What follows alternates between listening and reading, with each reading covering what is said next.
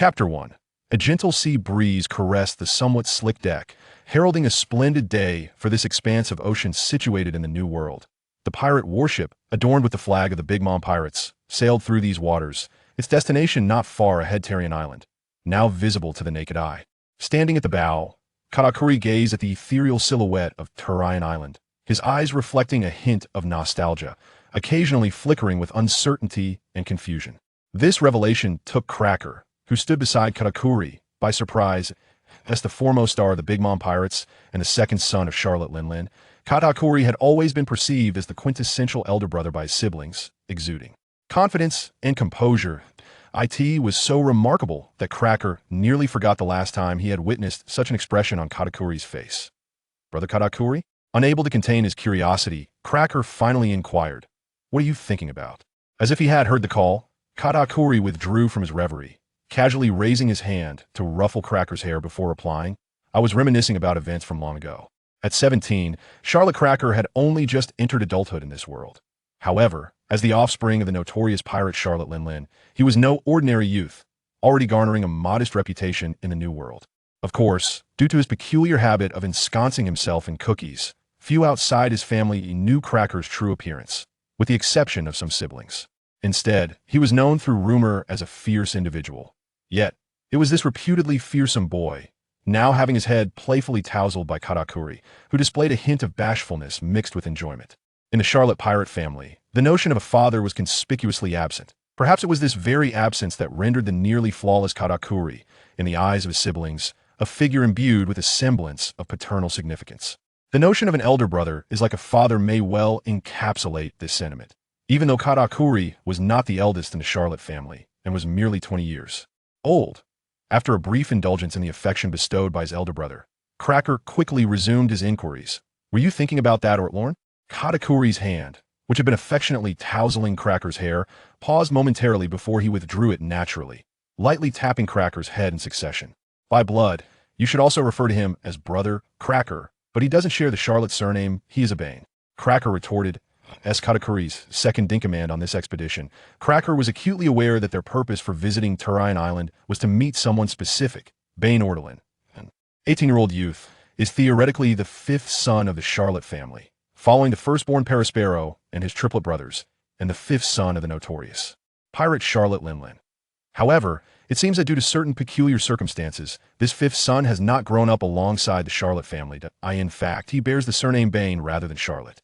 "Regardless of his surname, he is still our blood, Krija," Katakuri remarked, his gaze fixed intently on Krija's eyes, his tone turning serious. "He carries the bloodline of our mother, and that is indisputable." At this point, Katakuri's voice softened slightly, tinged with a hint of regret as he added, "And it is not his fault, it is ours." Observing Krija's lingering confusion and uncertainty, Katakuri chose not to elaborate further, but instead smiled, saying, "In the end, I believe that one day, he will willingly embrace the name Charlotte." Facing the gentle demeanor of his older brother Katakuri, Krija awkwardly shrugged and replied, "Regardless, I will not easily accept just anyone as my brother." Katakuri chuckled, opting not to continue the debate on this matter with Krija. Before long, embraced by the sea breeze, the pirate ship adorned with the Big Mom Pirates flag gently glided into the harbor of Tarian Island. As the ship docked, the wharf of Tarian Island became bustling with activity. "It's the donut ship, Lord Katakuri's flagship." The donut ship, the flagship of Katakuri's pirate fleet, appeared like a colossal donut floating upon the sea. Indeed, the various vessels of the Big Mom Pirates emanate a strangely endearing charm, akin to ships that have emerged from a fairy tale. Soon, the gangway was lowered, and Katakuri's towering figure emerged into the sight of the crowd at the harbor.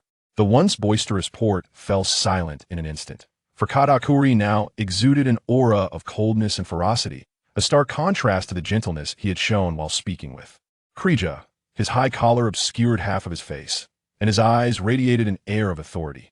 Katakuri descended the gangway with deliberate steps, followed closely by Krija, who was enveloped in biscuits, along with a throng of minion pirates from the Big Mom crew.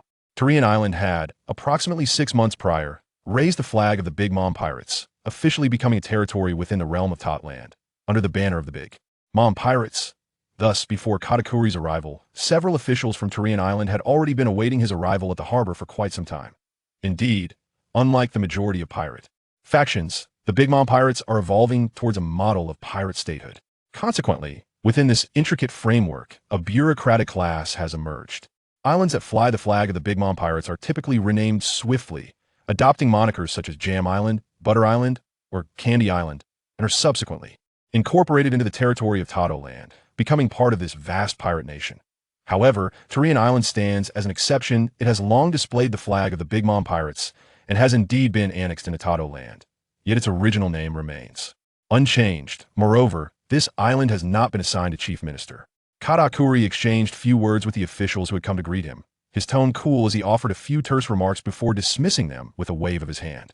He then surveyed the changes in the port town, and as though he had discovered a path forward, he led Cracker and the others in a specific direction, swiftly vanishing from the harbor docks that on the outskirts of the Tarian port town lies a quaint farmhouse.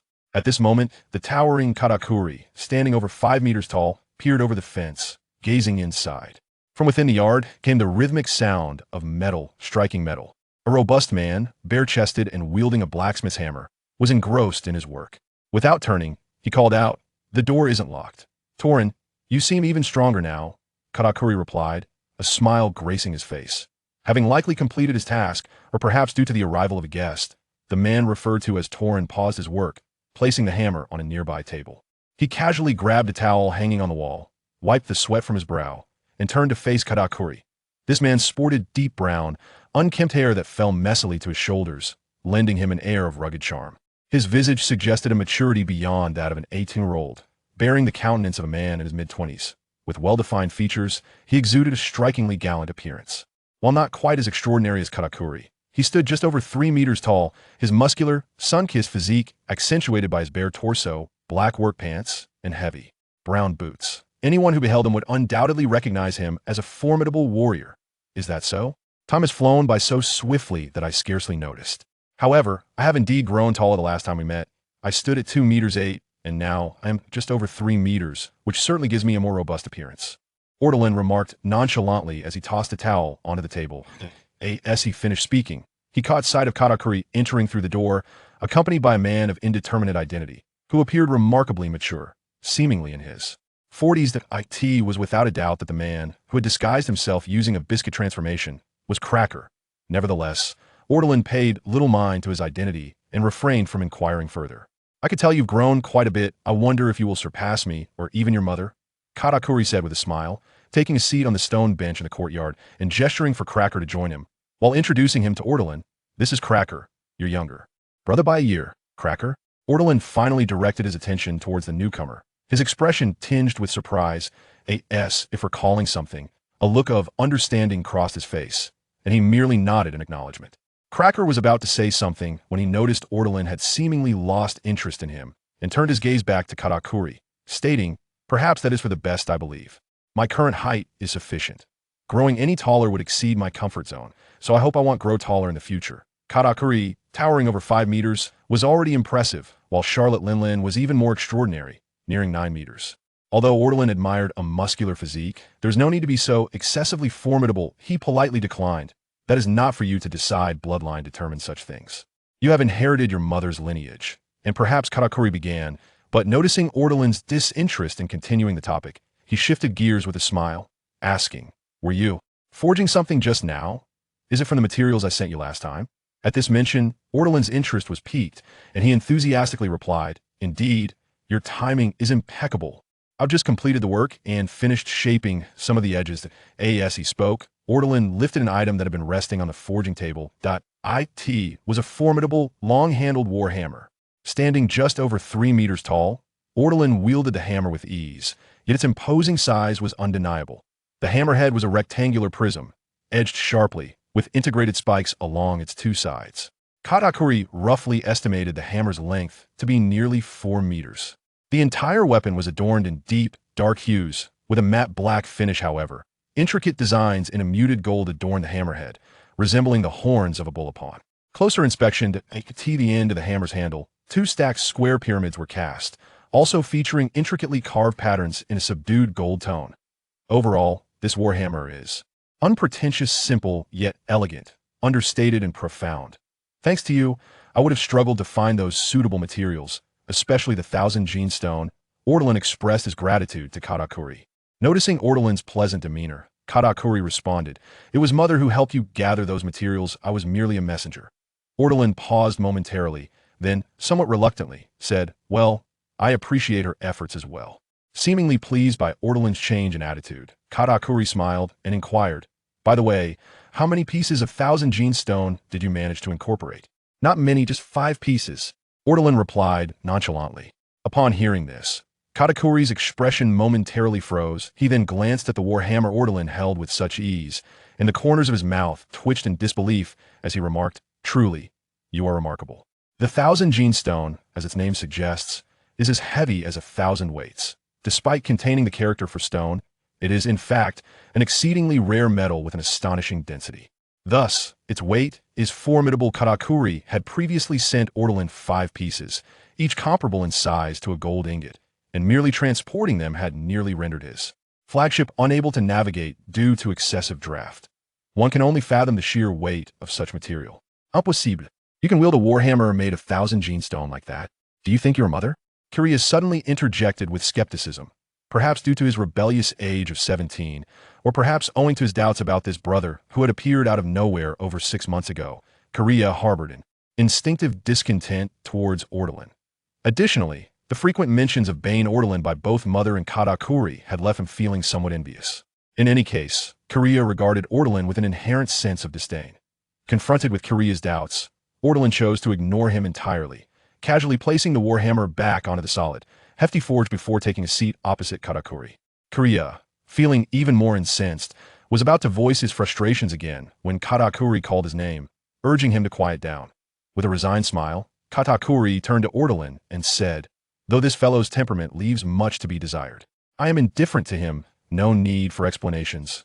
Ortolan waved his hand dismissively.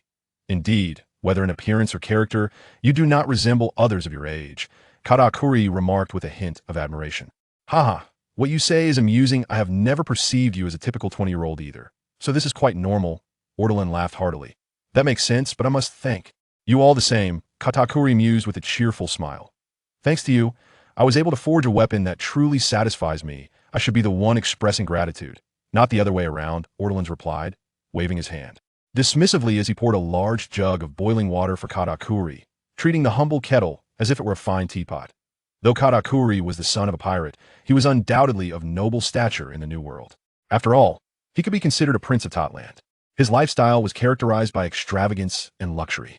Yet, in this moment, faced with Ortolan's generous offering of plain boiling water, he showed no disdain. Instead, he casually removed his scarf, revealing his fearsome mouth, and took a couple of sips. Continuing, Katakuri remarked, "I appreciate your temper this time, which is not as explosive as before, sparing Cracker from a beating before throwing him out. You must understand. The first encounter between me and Ortolan was far from harmonious." Upon hearing this, Ortolan let out a slightly exasperated sigh and shook his head. "With the full moon approaching, I find myself troubled, thus I have been consciously tempering my temperament. Consider it a form of spiritual training." "Oh, spiritual training, you say? Do you possess any invaluable secrets to share?" Katakuri inquired, intrigued. "As you know, I have a natural aptitude for observation hockey, and coincidentally, its cultivation requires." Ortolan hesitated, feeling slightly awkward. "Blacksmithing, fishing, and for the next phase, I wish to delve into literature." Listening to Ortolan's response, Katakuri was momentarily taken aback before chuckling, "Indeed. That answer is quite in line with your brutish style. Though simple and blunt, you did not inquire about its efficacy. After all, the mere fact that Cracker is still seated here speaks volumes. It is evident that Ortolan's temperament has been relatively stable during this time." Reflecting on this, Katakuri couldn't help but glance at the prominent horns adorning Ortolan's forehead, reminiscent of a formidable bull. Indeed, Ortolan was no pure-blood human, but a hybrid of Charlotte Linlin and the bull tribe. As the full moon neared, Ortolan, being a hybrid of the beast tribe, would transform into the moon lion on that day. For the beast tribe, this was merely an amplification of their bloodline power. While most of the beast tribe succumbed to this frenzy in their early years, losing their reason and going berserk, the majority managed to regain control after undergoing the moon lion transformation a few times. However, Ortolan was an exception, not due to his hybrid lineage. In truth, he was not the only hybrid in this world. Others of mixed blood could also master their inner strength after experiencing the moon lion transformation. The reason for Orlan's loss of control lay in the blood of the monster, that of Charlotte Linlin, coursing through his veins. For reasons unknown, upon entering the moon lion state, Orlan would, like Charlotte Linlin in a fit of voracious hunger, completely lose his sanity, transforming into a frenzied beast. Gazing upon the formidable horns, Katakuri's thoughts drifted once more to distant memories, recalling secrets from many years past. 18 years ago, when Orlan was born, Katakuri was merely 2 years old and, naturally, could not remember much of that time. These secrets were imparted to him by his mother over the years. 18 years ago, Charlotte Linlin was still associated with the Rocks pirates, yet it was only a few years later that the Battle of God Valley erupted, leading to the disbandment of the once dominant Rocks pirates.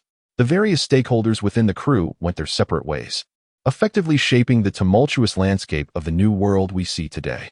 Thus, theoretically, the now 20-year-old Katakuri and his brothers, alongside the 22-year-old eldest son of the Charlotte family, Perispero, all shared the experience of having changed their diapers aboard Rock's ship.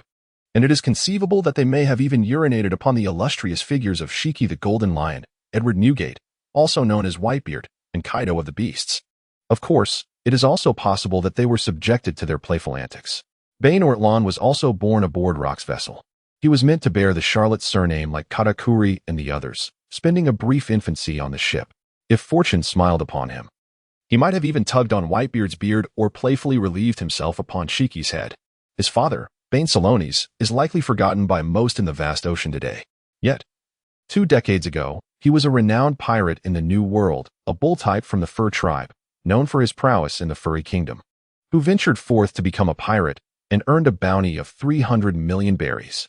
It is important to note that this was not during the 20 years following the onset of the Great Pirate Era, when bounties were rampant.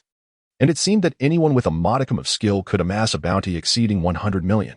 2 decades ago, the bounty was indeed substantial. A reward of 300 million berries was sufficient to earn the title of a formidable pirate. Then, one fateful day, this notorious pirate known as Ben Serones dared to challenge the Rocks pirates, only to be vanquished by the fearsome fighter Charlotte Linlin, who was aboard the ship at that time. During this period, Charlotte Linlin, despite being in her early 20s and at the pinnacle of her beauty, had already embarked on her Charlotte family initiative, successfully giving birth to 4 children. Indeed, Charlotte Linlin welcomed her first child, the eldest son of the Charlotte family, Perispero, when she was merely 18 years old. In summary, the defeated Ben Serones became, in essence, a trophy of Charlotte Linlin. At that time, she found herself in a phase of transition. As a member of the Fur tribe, Ben Serones, possessing considerable strength, naturally became the new husband for Charlotte Linlin to further the Charlotte lineage. In terms of beauty and prowess, Charlotte Linlin was undoubtedly one of the most formidable women of her time, and the initially resistant Ben Serones eventually succumbed to her will, becoming her devoted subordinate. In Orlan's memory, this unpredictable father maintained a profound affection for Charlotte Linlin until his demise, seemingly devoid of any resentment towards her. This illustrates that in her youth, Charlotte Linlin was indeed a captivating figure. Although Ben Serones loved Charlotte Linlin deeply, she regarded him merely as a means to an end. 18 years ago, when Orlan was born, Charlotte Linlin, experiencing motherhood for the first time, held great anticipation for the child's arrival. However, the outcome was rather embarrassing. Orlan appeared to be cursed by the bloodline of the Fur tribe. He bore only the tender horns on his forehead, a mere symbol of his impure lineage, while displaying no other traits associated with the Fur tribe, resembling a human instead. Yet, paradoxically, this human-like child exhibited no intellect. With murky eyes and behaviors akin to those of a beastly cub, and his frail physique showed no sign of inheriting Charlotte Linglin's monstrous bloodline, seemingly disconnected from the renowned combat prowess of the Fur tribe. Initially, Charlotte Linlin thought that Orlan might simply be too young to show his potential, patiently nurturing him for nearly half a year. Eventually, she confirmed that Orlan was indeed a flawed being, incapable of being considered a sentient life form.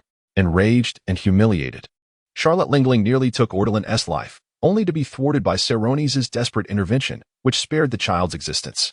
Subsequently, in her fury and embarrassment, Charlotte Linlin expelled both Orlan and Serones from the Charlotte family and the pirate ship, Rocks. Thus, Orlan was taken away by Ben Serones for upbringing, until he could see. And on the day he first faced the full moon, the bewildered Ortolan, akin to a wild beast, perished, allowing a soul from beyond the realm of pirates to be reborn within him. In the eyes of his father, Bane Saronis, after that fateful full moon, his pitiable son, Ortolan, seemed to have been bestowed with the grace of the moon god, awakening a profound wisdom. Simultaneously, his originally frail constitution underwent a terrifying transformation at an alarming pace. However, instead of seeking out Charlotte Lingling, he chose to retreat with his son to an inconspicuous island. It was not until Ortolan's 10th year that Bane could no longer suppress the emergence of Ortolan's moon lion during the full moon. That year, the island where they had lived in seclusion for a decade was ravaged overnight, transformed into a hellish tableau, with catastrophic casualties. Following this, they relocated to Terran Island. And every year, as the full moon approached, Saronis would escort Ortolan away from Terran Island to a nearby desolate isle, where Ortolan would unleash his destruction, awaiting the conclusion of the full moon to return to their tranquil existence. With the full moon occurring twice a year, they navigated their years on Terran Island without a single misstep. Yet, nearly a year ago, the aging Saronis, unlike the extraordinary talents such as Charlotte Lingling, who garnered fame at a young age, began to show his years. Having become a notorious pirate in his 40s, coupled with the lingering injuries from battles at sea, he found himself on the brink of his 62nd birthday. 3 days prior, beside the hearth and accompanied by Ortolan, he departed this world with a gentle smile, concluding his tumultuous life of transgressions. Although he spent the last years of his life in seclusion, having once been a formidable pirate, his existence can indeed be deemed sinful. After burying his aged father, Ortolan was on the verge of experiencing his first full moon alone. He meticulously prepared his vessel and set sail a few days before the full moon, heading towards the desolate island he had ravaged for years. On that fateful evening, he sat quietly beside a massive rock on the island, awaiting the moonlight to descend, to liberate himself and reward the forsaken land. However, at that dusk, the island was graced by the fleet flying the flag of the Big Mom pirates, seemingly intent on seizing Terran Island, a territory once under the command of the great pirate, Gold Lion Shiki, and incorporating it into Totland's dominion. Leading the charge was none other than Charlotte Katakuri, the pride of his mother, Charlotte Lingling. On that day, Katakuri aimed to use this barren isle as a forward base for his assault on Terran Island, seeking a final moment of respite. That day, the pinnacle of the Charlotte family, Charlotte Katakuri, encountered a ferocious beast on the island, nearly meeting his demise. Shortly thereafter, Bane Ortolan re-entered the gaze of his bloodline's matriarch, Charlotte Lingling, after many years. Though Katakuri was regarded as the family's finest creation, he approached life with a commendable steadiness and possessed remarkable talent, indeed a prodigy. Yet, at the core, he was merely 20 years of age, lacking any protagonist's aura or extraordinary advantages. Consequently, while his abilities were commendable, they could only be deemed satisfactory at best. Currently, the Big Mom pirates appeared invincible. However, they found themselves in a rather awkward predicament, with only Charlotte Lingling truly capable of bearing the weight of their banner. It was within this context that Katakuri encountered Ortolan. If Katakuri was a prodigy, then Ortolan was, in every sense, a genuine monster. As a hybrid of the Mink tribe and Charlotte Lingling, Ortolan inherited not only the powers of the Minks, enabling him to enter a frenzied state known as Moon Lion during the full moon, but he also bore the mad bloodline of Charlotte Lingling. The reason Ortolan's father, Bane Saronis, could no longer contain Ortolan's fury on the full moon of his 10th year was primarily due to the monstrous bloodline bestowed upon him by Charlotte Lingling. Indeed, it was on that year's full moon that Ortolan awakened his innate divine power and unyielding resilience. This strength emanates from Charlotte Lingling. It is widely acknowledged that at the tender age of 5, Charlotte Lingling vanquished the giant race, subsequently embarking on a life of piracy, fearlessly traversing the seas for many years, earning the moniker of a monster. The foundation of her formidable prowess lies in her innate divine strength and her sinewy, unyielding physique. Perhaps due to the presence of a half-breed fur tribe lineage within her, Ortolan may not have fully realized the potential of these two monstrous gifts. Nevertheless, his strength is sufficient to overpower the giants, enabling him to wield the heavy war hammer forged from 1,000 pounds of stone with apparent ease. As for his sinewy physique, Ortolan is unable to ascertain, based on his recollections, whether he has truly reached the level of Charlotte Lingling. After all, the term sinewy physique does not imply absolute invulnerability. Throughout Charlotte Lingling's numerous battles, she encountered formidable adversaries who could breach her defenses, causing her to bleed. Were she truly invincible, she would not have tasted defeat.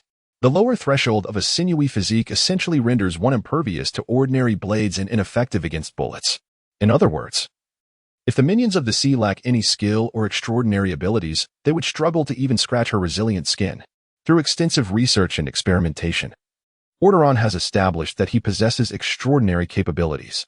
Ordinary blades and firearms are utterly incapable of breaching his defenses, even when he is completely unguarded in the depths of slumber. On the other hand, the formidable Serones could indeed shatter Orderon's ironclad physique. However, the crux of the matter lies in the fact that Serones, a daring pirate who once challenged Charlotte Linlin, retains impressive strength despite his advancing years, rendering any comparison to Orderon's resilience somewhat moot. After all, according to Serones himself, during his intense battles with Charlotte Linlin, he too had managed to break through her formidable defenses. What? Serones was unable to suppress Orderon's rage when he was merely 10 years old. How could he possibly be so powerful? The answer lies in the distinction between suppression and defeat. Serones is not a benevolent figure who would hesitate to inflict severe harm on his beloved son for the sake of preserving their island town. At that time, Orderon had succumbed entirely to madness, and to halt his rampage, he would have to be incapacitated to the point of no recovery, a feat Serones could not bring himself to achieve. Thus, upon realizing he could no longer restrain his son, he relinquished his efforts, allowing Orderon to unleash pure violence and express the terrifying power within him. Possessing an indomitable physique and innate strength, Orderon, in a full moon state, experienced an exponential surge in power, particularly when driven by the ferocity of the moon lion from the fur tribe. It was under such circumstances that the young Katakuri encountered Orderon, and the ensuing chaos was undoubtedly catastrophic. Recalling this painful experience, Katakuri snapped back to reality, instinctively placing a hand on his abdomen, as if the memory of Orderon's powerful blows still lingered. Simultaneously, he felt grateful that Orderon had lacked any suitable weapons at that time. "What are your plans for this full moon?" Katakuri inquired, shifting his gaze from Orderon's imposing horns to his eyes. Orderon replied nonchalantly, "What else could I do? The usual. Of course, once the time is right, I'll retreat to that deserted island for meditation." Katakuri nodded thoughtfully before continuing, "But you cannot continue this way indefinitely." "That is true," Orderon readily acknowledged with a smile. "Previously, it was due to my father's precarious health. After all, my life is a gift from him, and I cannot disregard the kindness he showed in raising me. Thus, I chose to stay by his side during his twilight years. Now that he has departed, and I have forged weapons to suit me, I intend to leave Terran after this full moon." To be honest, Orderon is a remarkably patient individual. Having traversed this world for over a decade, he has yet to explore it, primarily due to his deep-seated attachment to his aging father. Now, he finds himself free from all these constraints, and it is time to explore the world of pirates, to witness this beautiful yet brutal realm of violence. "Where do you intend to go?" Katakuri seemed to have something to express, yet he restrained himself and softly inquired. Ortlorn stroked his chin, pondering for a moment, then shook his head and replied, "To be honest, I have been engrossed in forging lately and haven't truly contemplated this matter. However, if I were to summarize, the world is vast, and I yearn to see it all. Wouldn't you agree? Would you like to see it all? Cake Island should certainly be included among those destinations. Right?" Katakuri's eyes brightened, and he said with a hint of anticipation, "Mother has always been mentioning you. If you have yet to decide on a place to go, why not accompany me back to Cake Island?"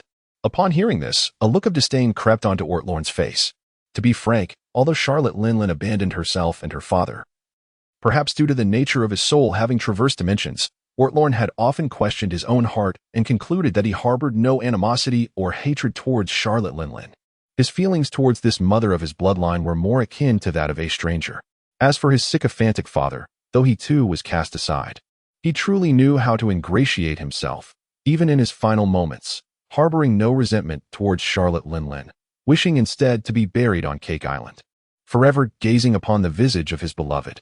Given the attitude of the parties involved, Ortlorn felt little inclination to meddle or impose any familial drama or grievances into the situation. His expression of disdain stemmed primarily from his belief that Cake Island and the Big Mom pirates did not align with his current aspirations. Although he had hardly ventured beyond the vicinity of Terran Island, he possessed a general awareness of the present circumstances in the New World. At this moment, a multitude of heroes are rising, vying for supremacy in the New World. Take Terran Island, for instance. It was once under the flag of the flying pirate crew led by Shiki the Golden Lion. Now, it has fallen to the Big Mom pirates, indicating that Charlotte Linlin and Shiki have already engaged in conflicts of interest. Moreover, it is not merely Shiki. Charlotte Linlin aspires to become the sovereign of the seas. Given her ambitions, every hero in this new world can be considered both a current and potential adversary. Thus, should one join the Big Mom pirates, the ensuing circumstances are predictable. They would undoubtedly find themselves ensnared in the ceaseless turmoil of war. Yet, at this moment, Ortlorn longs to witness the vastness of the world. As for the war, he feels little attachment to it, thus he is not averse to the notion. However, there ought to be a sense of order in such pursuits. Upon observing the disdainful expression on Ortlorn's face, Katakuri chuckled and remarked, "Mother recently took the initiative to venture out to sea in search of the cherished gift you desire." At this, Ortlorn's demeanor subtly shifted, revealing a contemplative expression. Subsequently, Katakuri continued, "Mother also mentioned that she may have a solution for your moon lion, which is destined to spiral out of control after this full moon." As the words fell, a spark ignited in Alteron's eyes, and he subsequently remarked, "Even if I go, I never claimed I would necessarily join the Big Mom pirates. Rest assured, Mother merely wishes to see you. If you wish to depart, you may leave at any time, I assure you," Katakuri stated with utmost sincerity. While Alteron dismissed Charlotte Linlin's reputation, he held a measure of trust in the steadfast character of Katakuri. Since she claimed to possess a solution for my predicament, there was no need to wait for another full moon. After some contemplation, Alteron expressed, "Originally, I intended to spend another full moon here before leaving. But if Charlotte Linlin believes she can remedy this ailment, perhaps we should head directly to Cake Island? We could experience a full moon there and validate her assertion." Of course, Alteron was not one to simply take Katakuri's words at face value.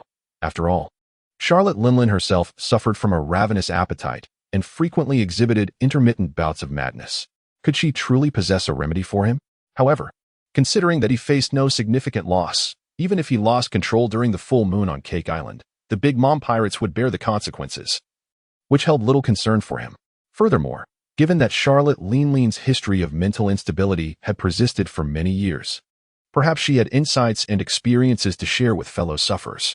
As the saying goes, prolonged illness breeds expertise, and while a healer may not cure themselves, she might be able to assist me. Alteron sought to find an excuse to absolve Charlotte Linlin, firmly denying any notions of coveting the gifts she had prepared for him. Reflecting back, he remembered when Katakuri first invited him to Cake Island. He had concocted a myriad of excuses to decline, presenting a plethora of implausible demands. Initially, Charlotte Linlin had procured a hefty stone for him. He now pondered what gift she had in store for him this time. The anticipation was indeed palpable. "All right, when shall we depart?" Katakuri inquired with excitement upon hearing Alteron's complete agreement. Alteron had no matters to delay him, and he emphatically declared, "Let us not tarry. If it is convenient for you, shall we leave today?"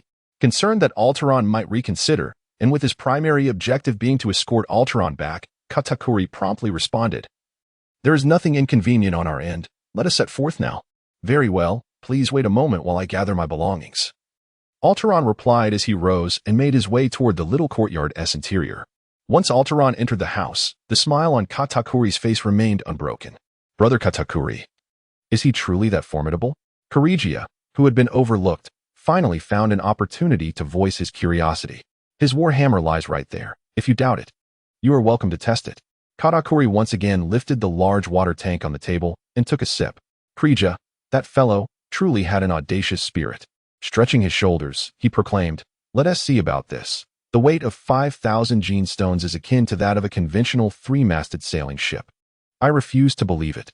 As soon as he finished speaking, Kirigia stood up and approached the forging platform, gripping the handle of the war hammer with determination. With a sudden, forceful tug, the war hammer shifted slightly, a testament to Kirigia's formidable strength as a descendant of Charlotte Linlin. Upon realizing that his initial effort failed to lift the hammer, Kirigia's expression darkened as he began to acknowledge the innate divine strength of Ortolan. No longer dismissive, he grasped the hammer's handle with both hands, his muscular arms bulging beneath the biscuit armor. Taking a deep breath, he exerted all his might in an earnest attempt to lift it. The heavy warhammer was indeed lifted and moved by him, albeit slightly. However, After merely 3 to 5 seconds, Kriege's face turned crimson, as if he were holding his breath with such intensity that it threatened to rupture the capillaries on his visage. Yet, in deference to his own pride and dignity, the lad refrained from discarding the warhammer carelessly. Instead, he bore the burden with determination, gingerly placing it back in its rightful position. Once he released the handle, Kriege finally exhaled a profound sigh of relief, pausing to catch his breath for a few moments. Turning his head, he noticed Katakuri watching him with an amused expression. This rendered Kriege, whose cheeks were already flushed, even more embarrassed, as he shyly yet petulantly complained, "Brother." It was only due to Ortolan's entrance that Kriege could adopt such a demeanor, for had he been seen by others, he would undoubtedly have received a couple of resounding slaps. However, Katakuri seemed quite accustomed to the innocent displays of his siblings, chuckling as he remarked, "Now do you understand? Just this power alone makes him sufficiently formidable. Moreover, he has inherited our mother's ironclad resilience." Hearing this, Kriege felt a twinge of admiration. The bloodline of the Charlotte family was indeed renowned for its robust strength. Yet, even the so-called greatest masterpiece, his brother Katakuri, had not truly inherited their mother's innate divine strength, a fact Kriege was acutely aware of. Moreover, the ironclad resilience of their mother had yet to be passed down to any of the Charlotte offspring. Only this non-Charlotte, Bane Ortolan, had received such a gift. The Charlotte clan, being a lineage of pirates, inherently revered the concept of strength. The reason Kakuri was so beloved by his siblings was partly due to his charismatic personality, but equally because of his undeniable power. At that moment, Kriege was oblivious to the fact that he had begun to recognize this previously unacquainted brother. Of course, Ortolan was unaware of this sentiment, but even if he were, it would matter little to him. What significance did Kriege's acceptance hold? As long as he did not provoke him, all would be well. Otherwise, should he incite Ortolan's ire, he might find himself forcibly conscripted as a dock worker. And if the ship were mishandled, his legs would surely face dire consequences. While Katakuri and Kriege engaged in their light-hearted conversation, Ortolan emerged from the house, wielding a long knife adorned with an exquisite sheath, seemingly carrying nothing else. Noticing Katakuri's slightly perplexed expression, Ortolan sheepishly explained, "Upon entering the house, I found it utterly bare, and it appeared there was nothing worth taking, so I brought only this knife, a keepsake from my father. Once we reach Cake Island, I shall present it to her as a greeting gift." During Ortolan's time living with his father, they had been entirely unproductive, for his father, a notorious pirate, could not possibly venture out to seek employment even in seclusion. With his father serving as a role model, Ortolan naturally did not aspire to be any better. He had once entertained notions of earning a living through labor at the docks. Yet, his father dismissed such ambitions, declaring that such aspirations lacked ambition. Insisting that a true man should rely on thievery, what merit was there in merely moving bricks? Ortolan sought to engage in a debate, proclaiming the glory of the working class, which nearly provoked Cyrones into a fit of coughing blood, rekindling old wounds. Unable to withstand his father's fervor, Ortolan ceased his arguments. The livelihood of the father and son duo on Tarian Island primarily relied on the tyrannical reign of Cyrones, who extorted protection fees at the port. With his passing some time ago, the family's savings had dwindled significantly, largely due to Ortolan's lack of financial prudence. Thus, it could be said that Ortolan was now left with nothing but empty walls. An introductory gift? Katakuri's heart leapt at this notion. For Ortolan's willingness to consider such a gesture indicated that his perception of their mother was perhaps not as dire as he had imagined. Little did he know, this matter was but a lingering wish of Ortolan's sycophantic father. As he lay on his deathbed, he grasped Ortolan's hand and expressed a hope that, should the opportunity arise, Ortolan would gift a certain knife to Charlotte Linlin. In this manner, he believed he could protect his goddess in a different light. Ortolan found little inclination to ponder his father's peculiar mindset. After years of enduring his absurdities, he had grown accustomed to such eccentricities, resigning himself to whatever whims arose. Since it was among his father's final wishes, he resolved to fulfill it without hesitation. Despite the outlandish appearance of Katakuri's ship, resembling a whimsical donut, its speed was astonishing, leaving Ortolan perplexed as to how such a bizarre vessel could achieve such swiftness. Nevertheless, he swiftly dismissed these thoughts, recognizing them as matters best left to shipwrights, having little bearing on his own concerns. The distance from Tarian Island to the Big Mom pirate stronghold, Cake Island, was not insurmountable. Thanks to the peculiar speed of Katakuri's ship, the Donut, they spotted the imposing castle of Cake Island merely 2 weeks later, rising majestically above the horizon. On the deck, Ortolan remained bare-chested, seemingly intent on showcasing his robust physique. This time, a distinctive shoulder strap crossed diagonally from his left shoulder to his lower back, securing a hefty war hammer that rested behind him. The sea breeze caressed his face, causing his wild brown hair to dance freely. "Is this your first venture afar?" Katakuri had approached Ortolan unbeknownst to him, a platter of donuts in hand. Upon noticing Ortolan's gaze, he exhibited a rare expression of reluctance, ultimately mustering the courage to lift the platter slightly, as if inquiring whether Ortolan might wish to partake. Ortolan could not help but roll his eyes. Throughout their journey together, he gained a deeper understanding of Katakuri, particularly regarding the latter's obsession with donuts. For breakfast, he indulged in milk-flavored donuts, for lunch, chocolate-flavored, and for dinner, green tea-flavored. Aside from his main meals, whenever he was not preoccupied with pressing matters, one could almost always find him with a donut in hand. This made Ortolan unable to suppress his suspicion. Was this fellow's blood infused with the essence of donuts? "I shan't partake, thank you," Ortolan remarked with a look of distaste. "You must understand, my willingness to share donuts with you is the highest honor I can bestow." Observing Ortolan's disdainful expression, Katakuri felt compelled to clarify. "I assure you, I am indeed a donut enthusiast." "I believe you, donut extraterrestrial," Ortolan retorted. "If such a planet truly exists, I must visit," Katakuri proclaimed without hesitation. Upon uttering these words, both of them found themselves laughing uncontrollably. After their laughter subsided, Ortolan added, "Well, this isn't my first time, is it?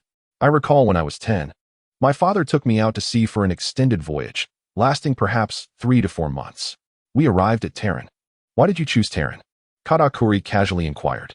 "My father never mentioned his reasons, but in retrospect, it may have been due to Terran's proximity to Cake Island," Ortolan mused, teasingly adding, "After all, his obsession with the goddess Lingling was quite profound." Katakuri chose not to delve further into the matter.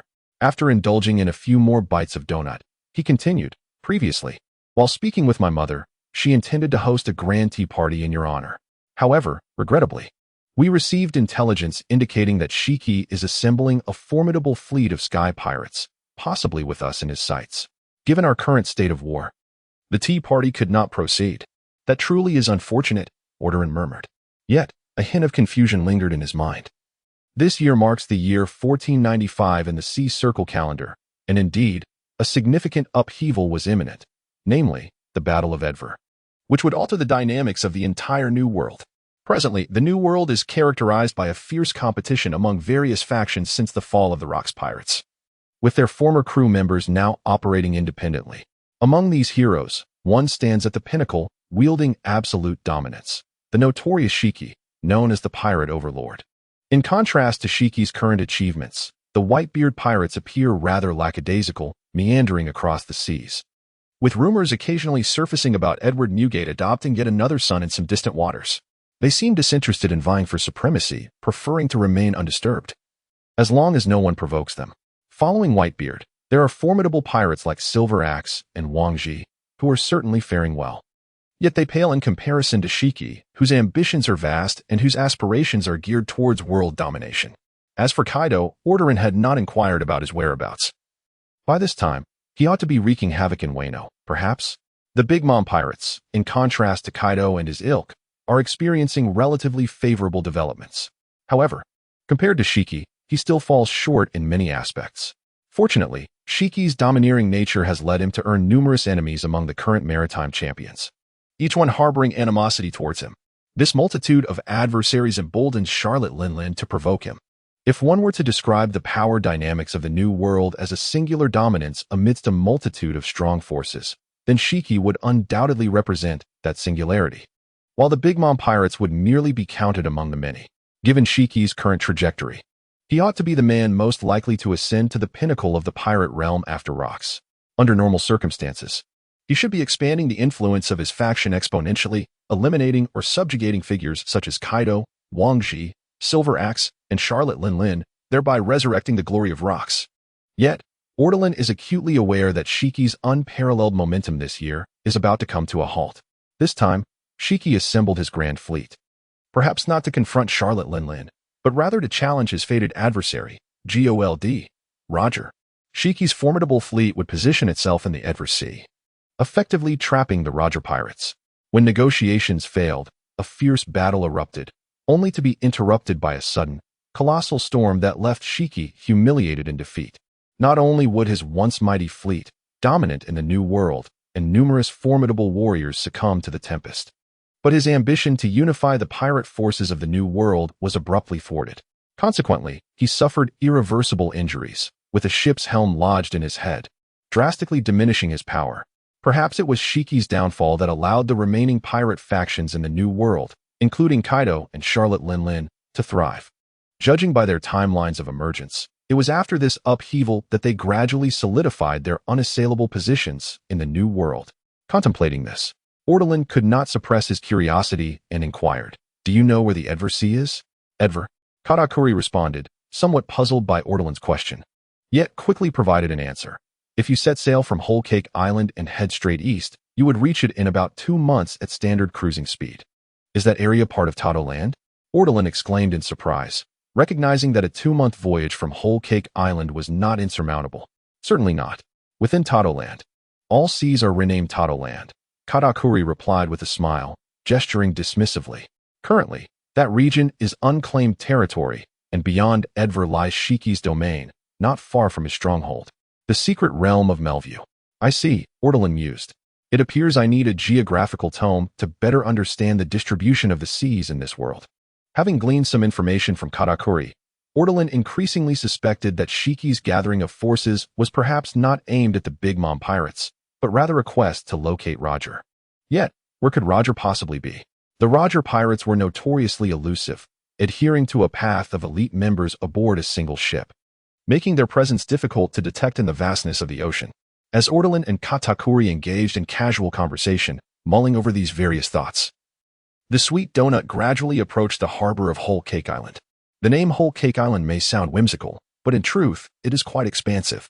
As the renowned stronghold of the Big Mom pirates, this island boasts an excellent geographical location and abundant resources.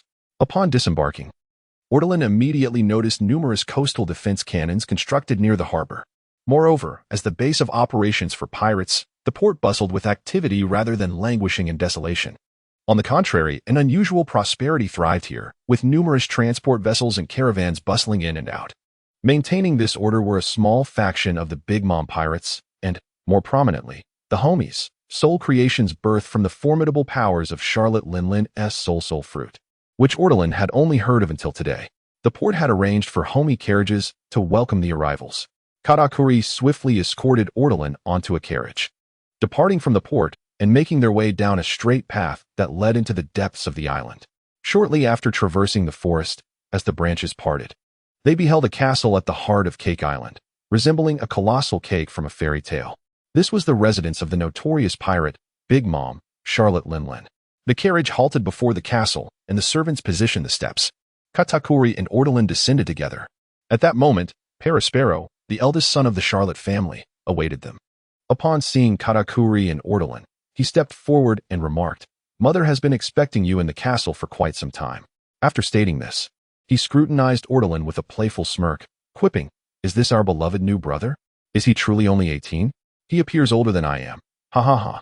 Though Perospero's tone bore an oddity, Ortolan sensed a semblance of goodwill entwined within his words.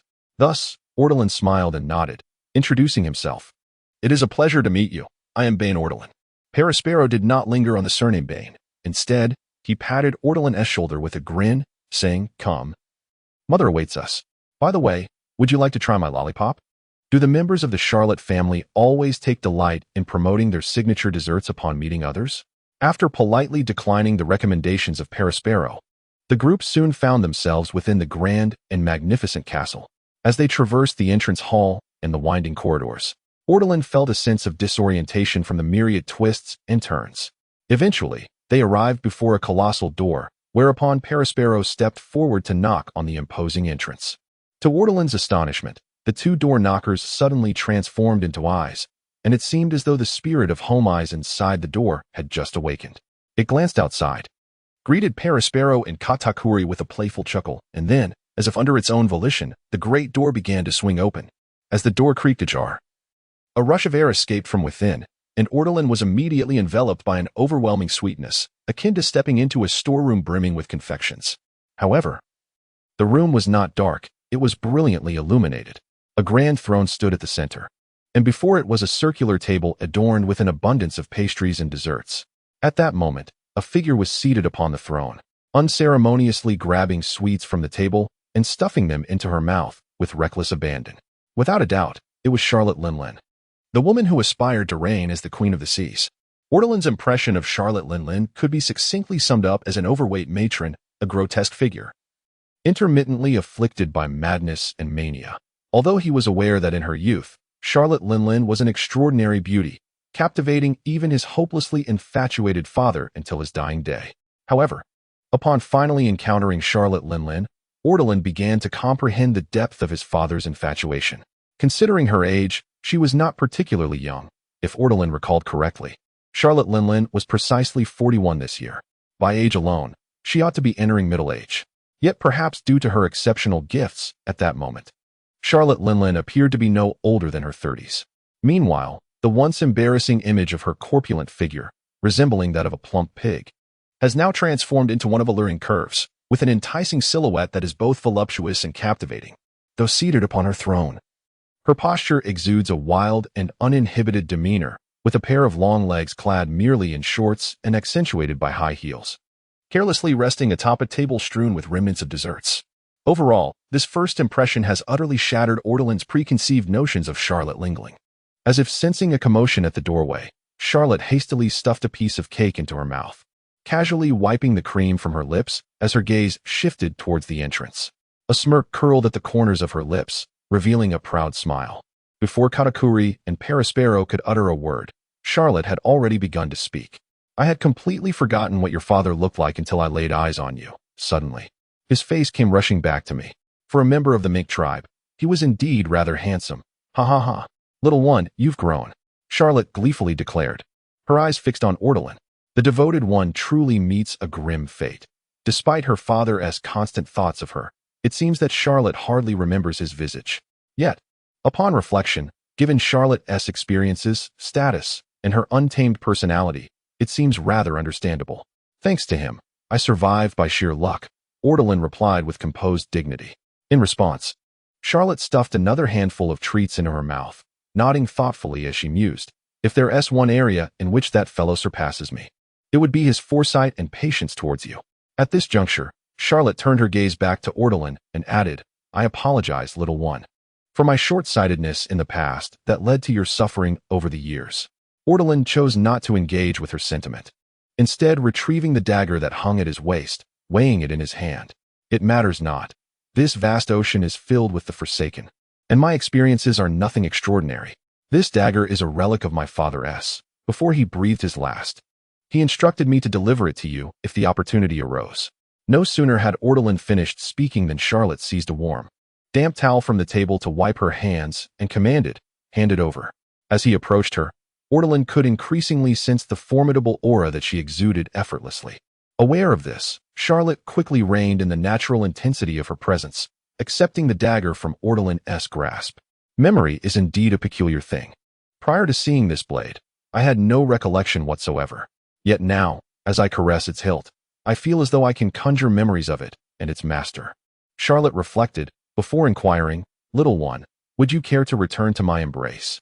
The essence of this passage merely inquires whether Ortolan is willing to once again embrace the identity of Charlotte and become a member of the Big Mom Pirates. Before Ortolan could respond, Charlotte Linlin boldly declared, As long as you agree, I shall immediately elevate you to the rank of the foremost star of the generals. Undoubtedly, the leader of the Big Mom Pirates is Charlotte Linlin herself. Following her, the high-ranking officers are referred to as the Sweet Generals, with no strict limit to their number, though typically there are 4, exclusively held by her blood relatives.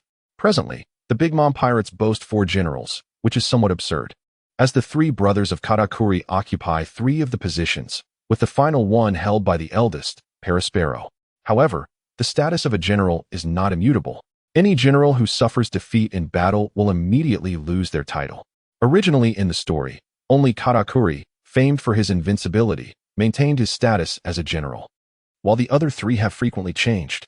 In Charlotte Linlin's eyes, Katakuri's earlier defeat to the deranged Ortolan does not constitute a loss, for Ortolan shares her blood as well.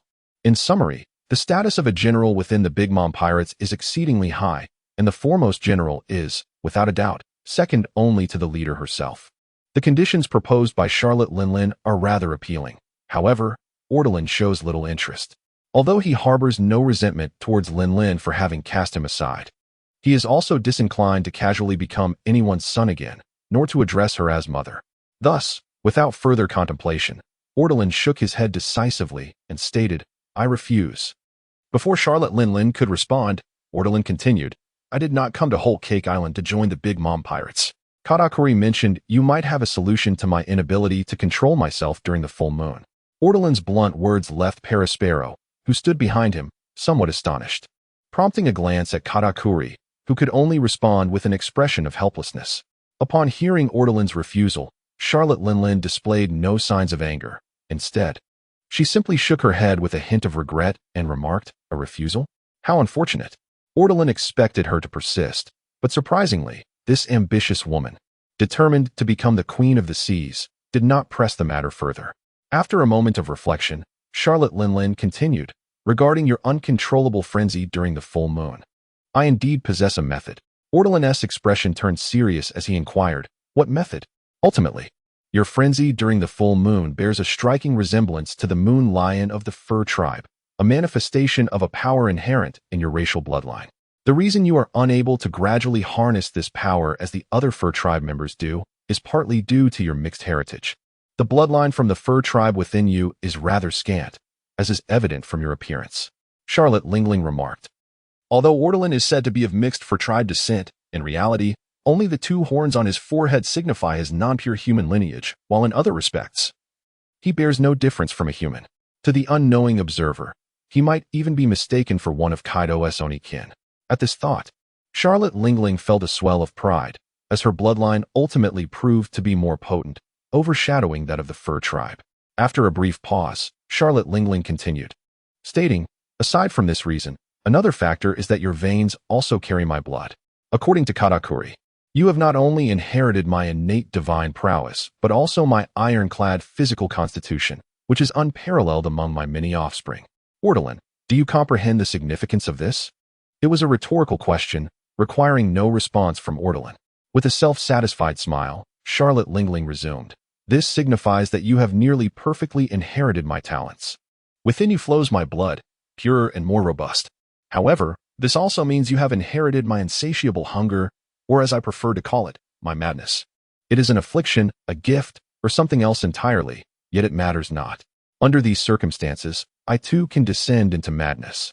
Therefore, I suspect your lack of control during the full moon is due to the fur tribe blood within you, which, on that night, intertwines with my blood.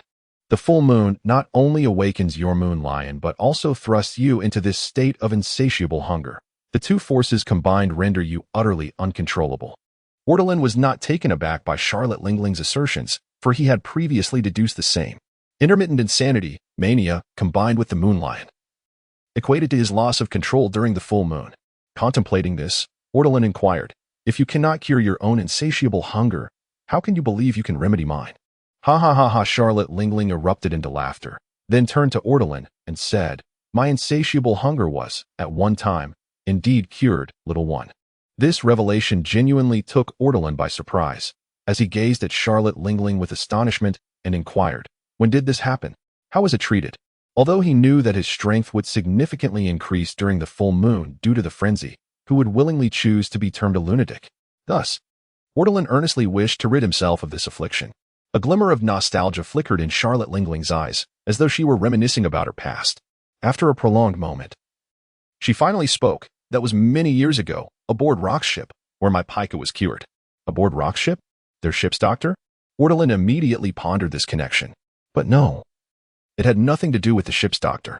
Charlotte Linlin chuckled heartily and waved her hand dismissively.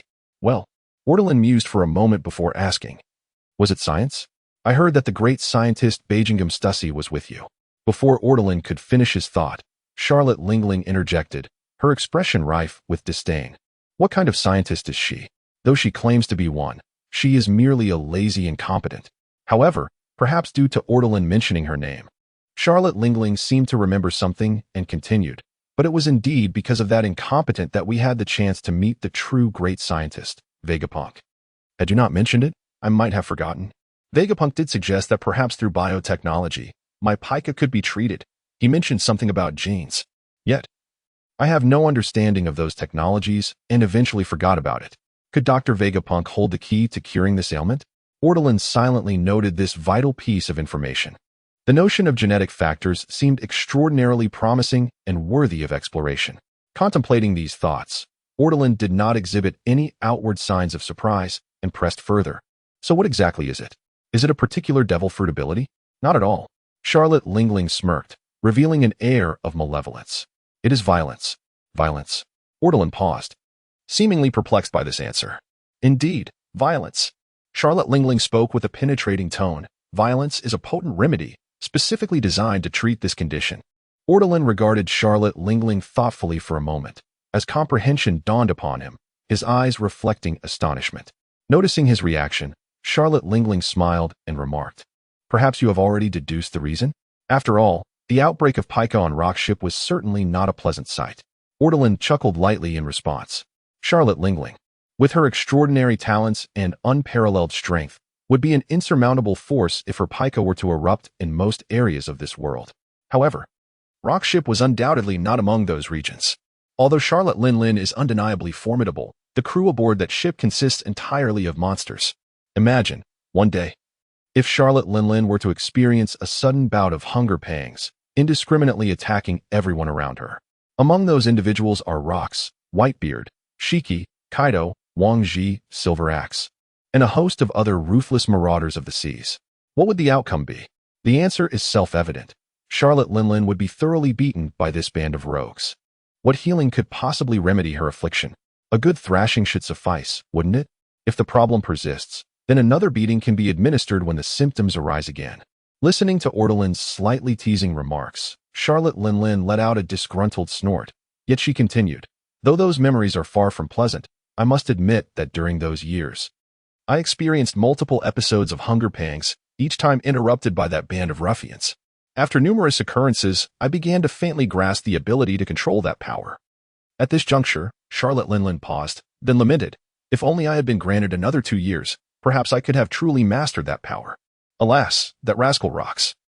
What she wished to convey was unmistakable. It was simply about how Rox had soared to great heights, only to ultimately capsize in the Valley of the Gods, leading to the dissolution of the Rox pirates and the subsequent flight of various stakeholders. Consequently, no one could forcibly cure Charlotte Linlin's hunger pangs as they once did aboard that ship, resulting in her failure to harness the strength inherent in that frenzied state, which may have even intensified due to the recurrence of her condition. Reflecting upon the era of Rox seemed to cast a shadow over Charlotte Linlin's mood. However, her ability to regulate her emotions appeared commendable. After indulging in 2 more pieces of cake, she returned to her usual demeanor. She remained silent, sipping her juice while observing Ortolan, who stood lost in contemplation. As if struck by an idea, Charlotte Linlin glanced toward Katakuri, waved her hand without uttering a word. Yet Katakuri instantly understood her intent, nodded, and swiftly departed from the scene. Perispero, on the other hand, seemed unfazed by the unfolding events. He appeared intrigued by the secrets being shared, simply standing by and listening to the idle chatter. After a while, Ortolan turned his attention back to Charlotte Linlin and inquired, "So, what you're suggesting is that if, during a full moon, I were to fall into that chaotic state, having someone capable of delivering absolute violence could potentially jolt me out of that condition. And through repeated occurrences, I might discover the key to gradually mastering this uncontrollable power?" Charlotte Linlin smiled and nodded in affirmation. "Precisely, that is my answer for you, young one." Upon reflection, it indeed seemed plausible. Recalling his past, Ortolan felt that before the age of 10, he had possessed the ability to further grasp the Moon Lion power, largely due to the dominance of his father. However, after turning 10, that sensation had vanished. On the contrary, he grew increasingly wild and irritable, the sensation of losing control becoming ever more pronounced. Could this be the retribution for indulgence? Ortolan mused to himself. Perhaps it was precisely due to his father's excessive pampering, his reluctance to inflict harm upon him, that had resulted in his condition deteriorating rather than improving over the years. Indeed, Ortolan's desire to swiftly remedy his affliction stemmed not only from the chaos that ensued during the full moon, but also from the relentless escalation of his malady over time. In recent years, he had sensed his temper becoming more volatile, a burgeoning urge to unleash his pent-up aggression. He was deeply concerned that his affliction might extend beyond the confines of the full moon. After all, Charlotte Lingling's explosive binge-eating disorder showed no regard for such cycles. If, in the future, he could not rein in his condition, would it not also devolve into the same pattern as Charlotte Lingling's? Even in the absence of a full moon, would he not, at times, inexplicably plunge into a state of utter madness? The thought was terrifying. During her episodes, Charlotte Lingling exhibited a complete lack of rationality, capable of inflicting harm even upon her own child, possibly even resorting to cannibalism. Should his own condition evolve in such a manner, it would be utterly horrifying to unwittingly harm those he cherished, perhaps even consuming them in his madness. During this period, Altolin has engaged in various activities such as foraging and fishing, seeking what is often referred to as spiritual cultivation. In truth, he hopes that through these endeavors, he can mitigate the further escalation of his tempestuous temper. Thus far, there has been some effect, yet a complete cure remains elusive. While Altolin pondered these matters, Charlotte Lingling set down her juice and, with a smile, remarked, "This world is perilous and merciless, Altolin." This marks the first instance since their meeting that she addresses Ortolan by name. Ortolan looked up at her, and Charlotte Lingling continued, "Perhaps you have felt a sense of pride from your victory over Katakuri, and it is undeniable that he is indeed formidable. However, in my view, both he and you remain but seedlings in this vast garden of strength." After their initial encounter, Ortolan indeed reveled in his triumph over Katakuri for a time. For after all, he was no mere pawn. Though it was in a frenzied state that he had unconsciously defeated Katakuri, Ortolan believed that even without that frenzy, his prowess would stand on par with Katakuri's. At 18, vanquishing Katakuri was certainly a cause for celebration. Yet, Ortolan found himself in agreement with Charlotte Lingling's current assessment. At 20, Katakuri, when faced with the peak of Charlotte Lingling's power, would likely find himself outmatched. As for Ortolan, when confronted with a top-tier powerhouse like Charlotte Lingling, he surmised he might only manage to endure a moment longer than Katakuri. Contemplating these thoughts, Charlotte Lingling continued, "You all must persist in your growth, continuously enhancing your strength, mastering greater powers to ensure your survival in this perilous world." At this juncture, Charlotte paused momentarily, her gaze reflecting an enigmatic quality as she softly added, "And you, my son Ortolan, the greater your strength, the rarer will be the violence that can rival or surpass you. The more scarce that violence becomes, the more challenging your turbulent affliction will be to cure." "What are you trying to say?" Ortolan interjected, interrupting Charlotte Lingling's insinuations. Charlotte smiled, unfazed by Ortolan's rudeness, and replied gently, "I wish to convey that I, Charlotte Lingling, possess the kind of power that can crush you. My strength is your remedy, Ortolan. There are many who can overpower me upon this vast ocean, and you are not the sole individual with such might. Indeed, there are numerous who are equally strong, if not stronger than you," Ortolan asserted. "The ocean is teeming with formidable individuals, and while Ortolan has gained some measure of strength, he acknowledges that many could easily defeat him. As for those akin to Charlotte Lingling in strength, they are not absent. Figures such as Shiki, Whitebeard, and Roger surpass her prowess. But can you trust them? Would you dare to place your life in their hands, relying on violence as your remedy?" Charlotte Lingling inquired calmly, her tone steady.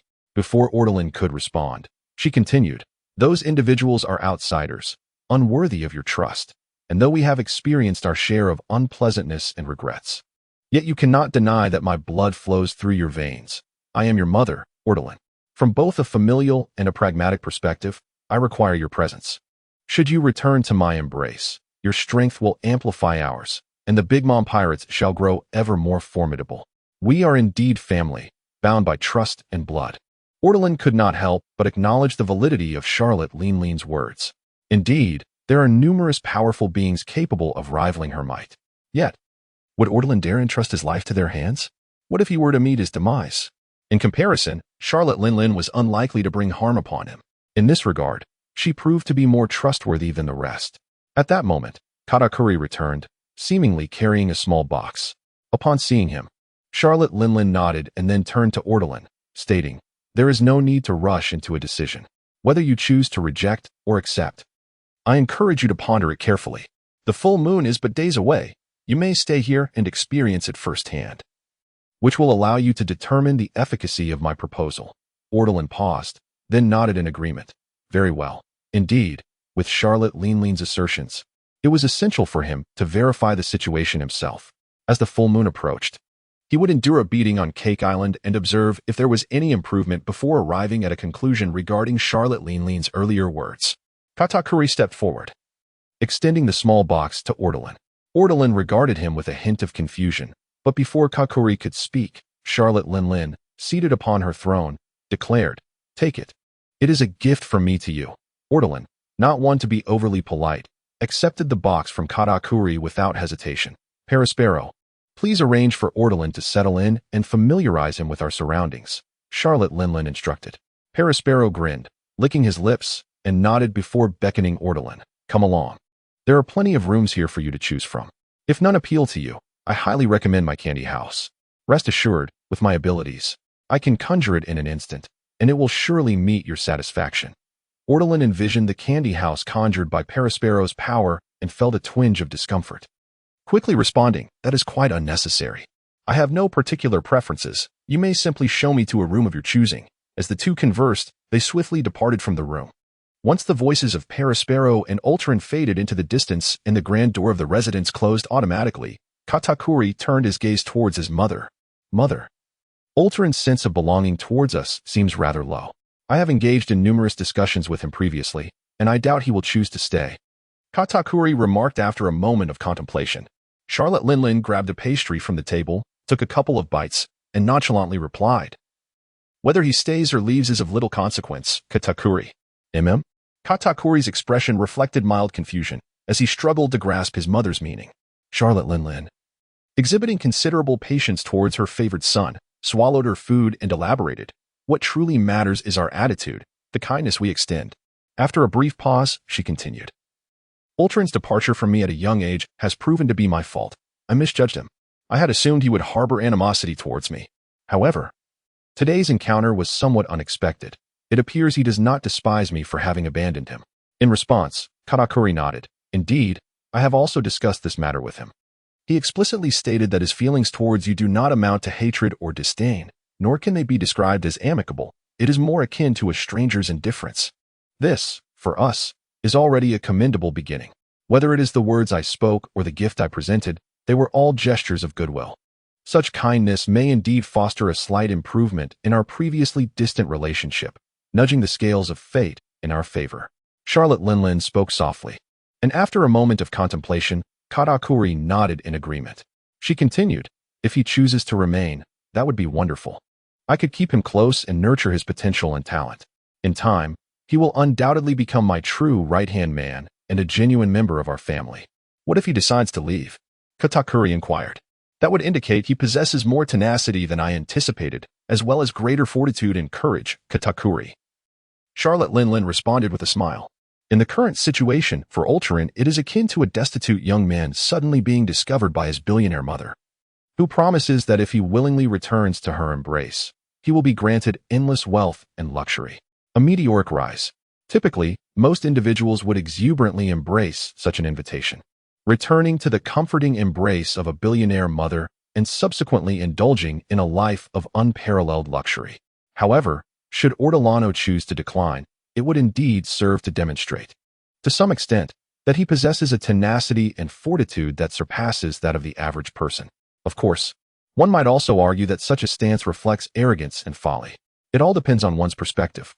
Stubbornness, integrity, and courage are elements that the sea holds dear, complemented by his remarkable talent and potential. Even if he chooses to refuse, I remain optimistic about his future. Should Katakuri decide to stay, he would benefit from the nurturing of our Big Mom pirates. However, if he opts to leave, he will be shaped by the tempest of this world. Garden flowers possess their own nobility and beauty, while wildflowers embody untamed passion and romance. Who can assert which is superior?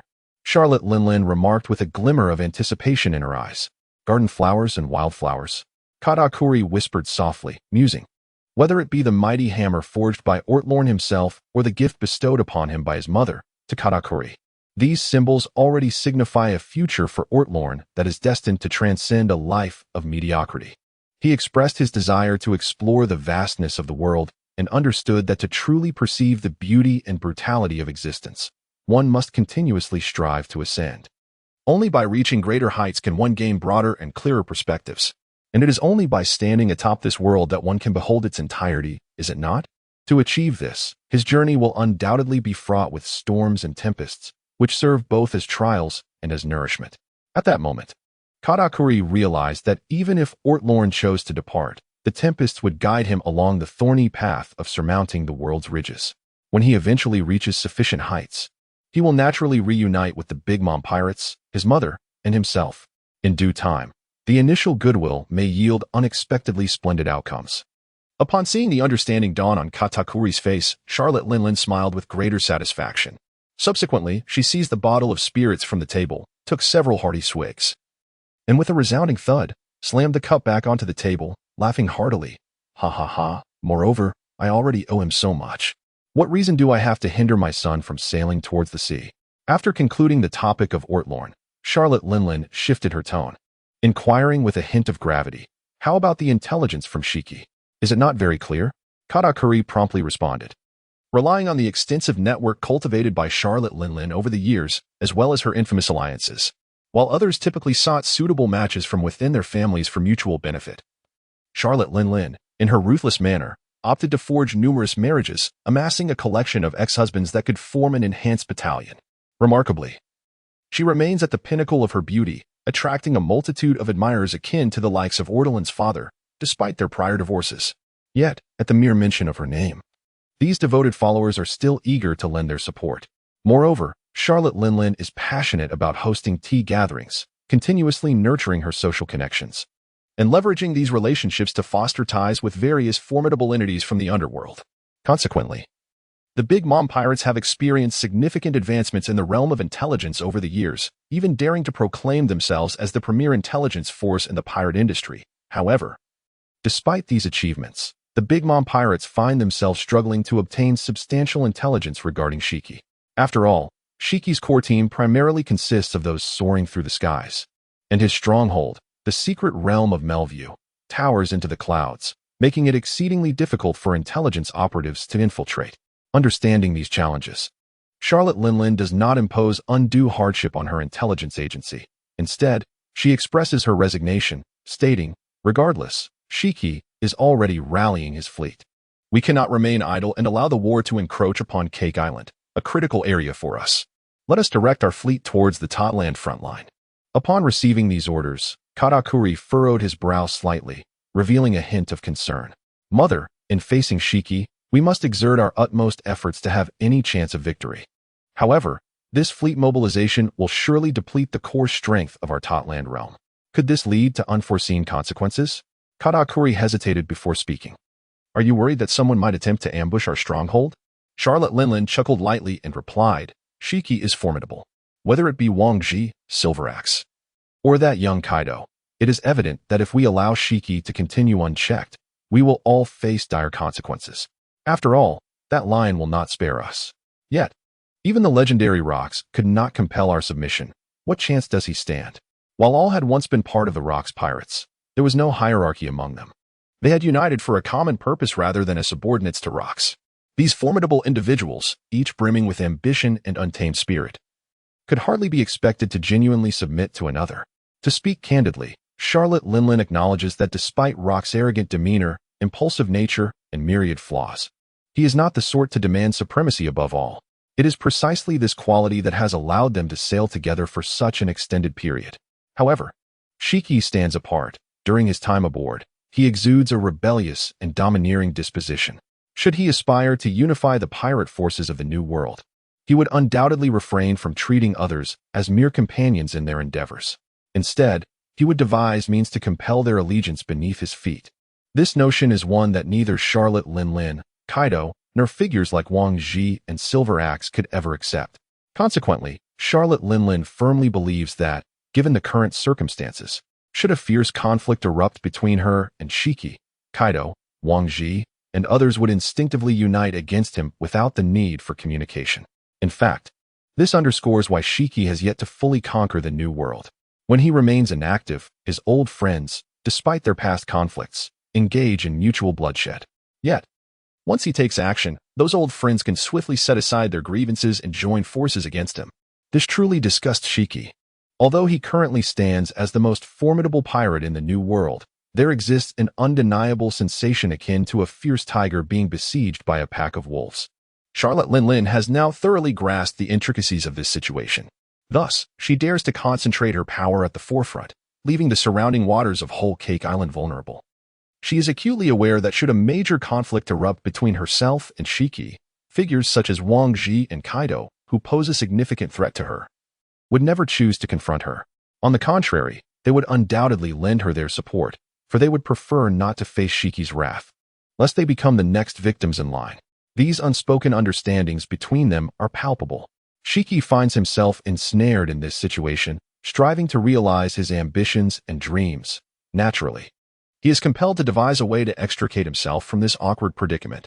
Indeed, he has conceived a solution: to ally with Roger.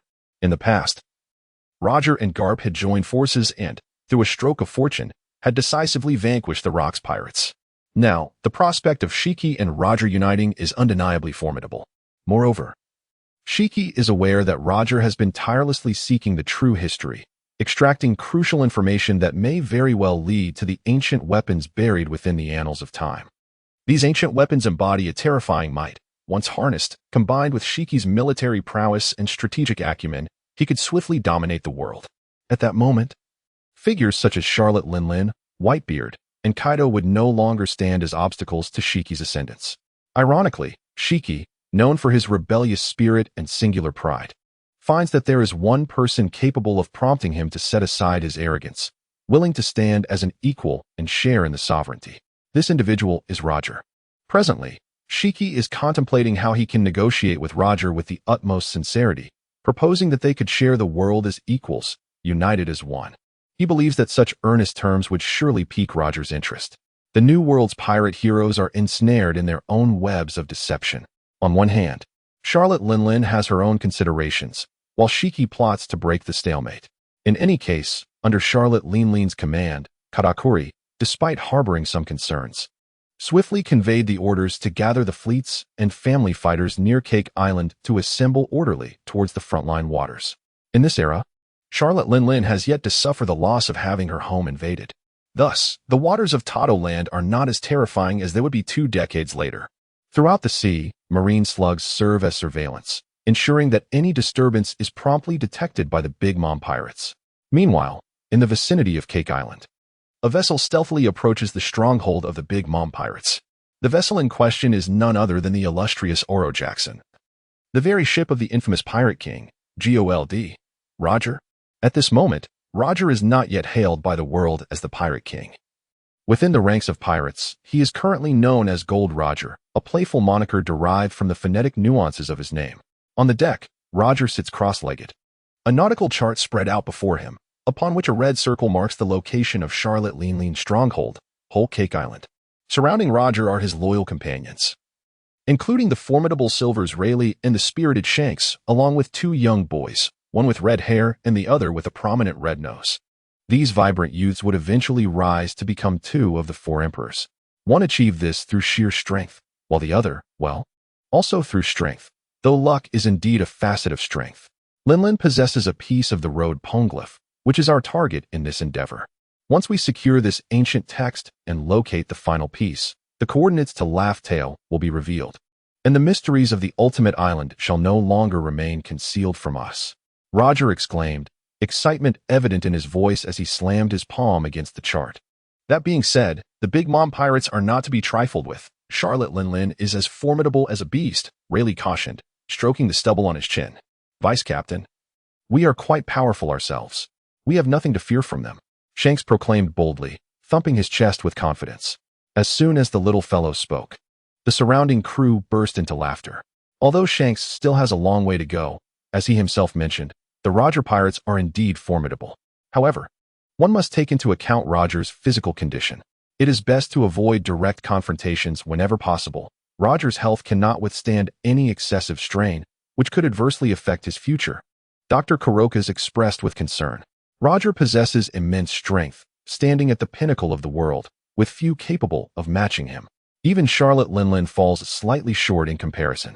The issue, however, lies in Roger's deteriorating health, as he suffers from an incurable illness. This ailment intermittently afflicts him, significantly hindering his abilities.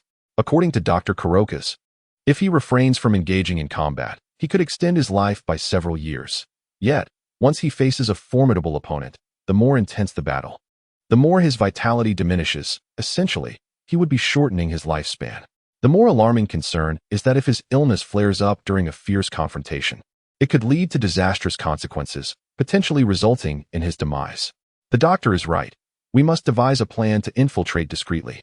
If we could manage to steal the historical texts, it would be ideal, Rayleigh stated promptly. Wouldn't that affect our image, first mate? Shanks inquired, looking somewhat troubled. This seems to suggest that the Roger pirates are seemingly intimidated by the Big Mom pirates. Rayleigh raised his hand and affectionately ruffled Shank's hair, laughing heartily. What image? We are pirates. What do pirates need an image for? Cunning and shamelessness are our trademarks. At the corner of the second floor of the Cake Island Castle, Perispero was pressing against the door, attempting to squeeze his head inside. Meanwhile, Ortolan stood inside, pushing against the door to thwart Perispero's efforts. Truth be told, if he applied more force, he could easily shut the door, but he feared it might crush Perispero's head. Are you really not inviting me in for a visit? I am your elder brother, after all. You haven't been blinded by Katakuri, have you? Perispero struggled to say, his peculiar long tongue nearly drooling. Are all you Big Mom pirates this enthusiastic? Ortolan retorted, recoiling from that tongue in disgust. I merely wish for you to join my faction. Perispero suddenly ceased his efforts to pry open the door and stated. Ortolan paused, taken aback by this revelation. Has the power struggle within the Charlotte family and the Big Mom pirates reached this stage? Undoubtedly, as the eldest son, Perispero, alongside Kakuri, the favored son of Charlotte Linlin. Both stand as significant contenders for inheriting Charlotte Linlin's legacy and influence. However, Ortolan recalled that, in over 20 years, Perispero's support would likely pale in comparison to Katakuri's. Has this firstborn already recognized his disadvantage?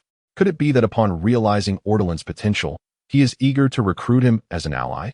Might there be benefits to this? Ortolan pondered these thoughts, easing his grip on the door. After all, a mere peasant from the countryside could hardly compare to these princes from diverse nations. Perhaps there truly are advantages to be gained. Although he held no particular interest in such matters, he wouldn't mind benefiting from them. What faction? Ortolan's tone grew somber, his expression serious. Perispero, noticing his demeanor, straightened his collar with both hands and replied earnestly, Of course, it is the Candy faction. Ortolan gazed at Perispero in bewilderment, then asked, Is this the name of your faction? What does it signify? Indeed, it is the name of our faction. As for its meaning, it aims to unite those who love candy to oppose the donut tyranny of Katakuri and his two brothers. Our goal is to make everyone fall in love with candy, Perispero declared with utmost seriousness. Ortolan's face twitched slightly, and he abruptly slammed the door shut, exclaiming, Demon! Perispero was utterly bewildered. He turned around, scanning his surroundings, and muttered in confusion, Where are the ghosts? Undeterred, he knocked on the door once more, only to be met with Ortolan's curses. Eventually, he left begrudgingly, feeling that Ortolan, the newcomer, had a rather unpleasant demeanor, treating his elder brother with disdain. The moment he mentioned donuts, Ortolan had closed the door. Could it be that he had been swayed by Katakuri? How infuriating! Perispero grumbled to himself as he descended the stairs. Meanwhile, inside the room, Ortolan sat on the sofa, gazing at the closed door, unable to shake the thought. Did the Charlotte family truly suffer from hereditary madness? That fellow Katakuri never slept lying down, claiming that resting one's back against the ground was a disgrace to men and brothers alike. Thus, he would only sleep standing or leaning against a wall. Once, while aboard the ship, Ortolan had been startled late at night when he ventured out for a breath of fresh sea air, only to find Katakuri snoring like a ghost in the corridor. Truthfully, Ortolan could never comprehend the connection between not lying on one's back and the bed itself. Wasn't he lying down when he indulged in donuts? That fellow, Cracker, always encased himself in cookies, resembling someone trapped in a shell. Adorned in gaudy attire, wasn't he that a sign of madness? The fear of revealing one's true self seemed a classic case of paranoia. As for Perispero, he too had his issues. On their first meeting, he incessantly babbled about the Candy faction. Did he not possess any sense of boundaries? Did he not feel embarrassed? With these unsettling thoughts sending a shiver down his spine, Ortolan hastily cleared his mind and turned his attention to the small box that had been placed on the table. Prior to this, Katakuri had mentioned that Charlotte Pudding had a gift for him. Now, it appeared to be true. However, what could possibly be contained within this box? Without indulging in futile speculation, Ortolan swiftly reached out and opened the small box, revealing a fruit adorned with bizarre patterns, a devil fruit. This is a remarkable specialty of a world themed around the ocean, possessing extraordinary effects that endow the consumer with a myriad of bizarre abilities, while simultaneously invoking a curse from the sea, rendering them unable to swim and causing them to sink upon contact with water.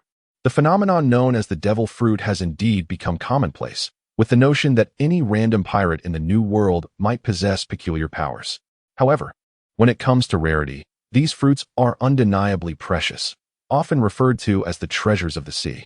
In the black market, regardless of the fruit's perceived worthlessness, any devil fruit commands a starting price in the hundreds of millions. Ortolan has spent a considerable amount of time in this world, over a decade, yet he has never encountered a single devil fruit.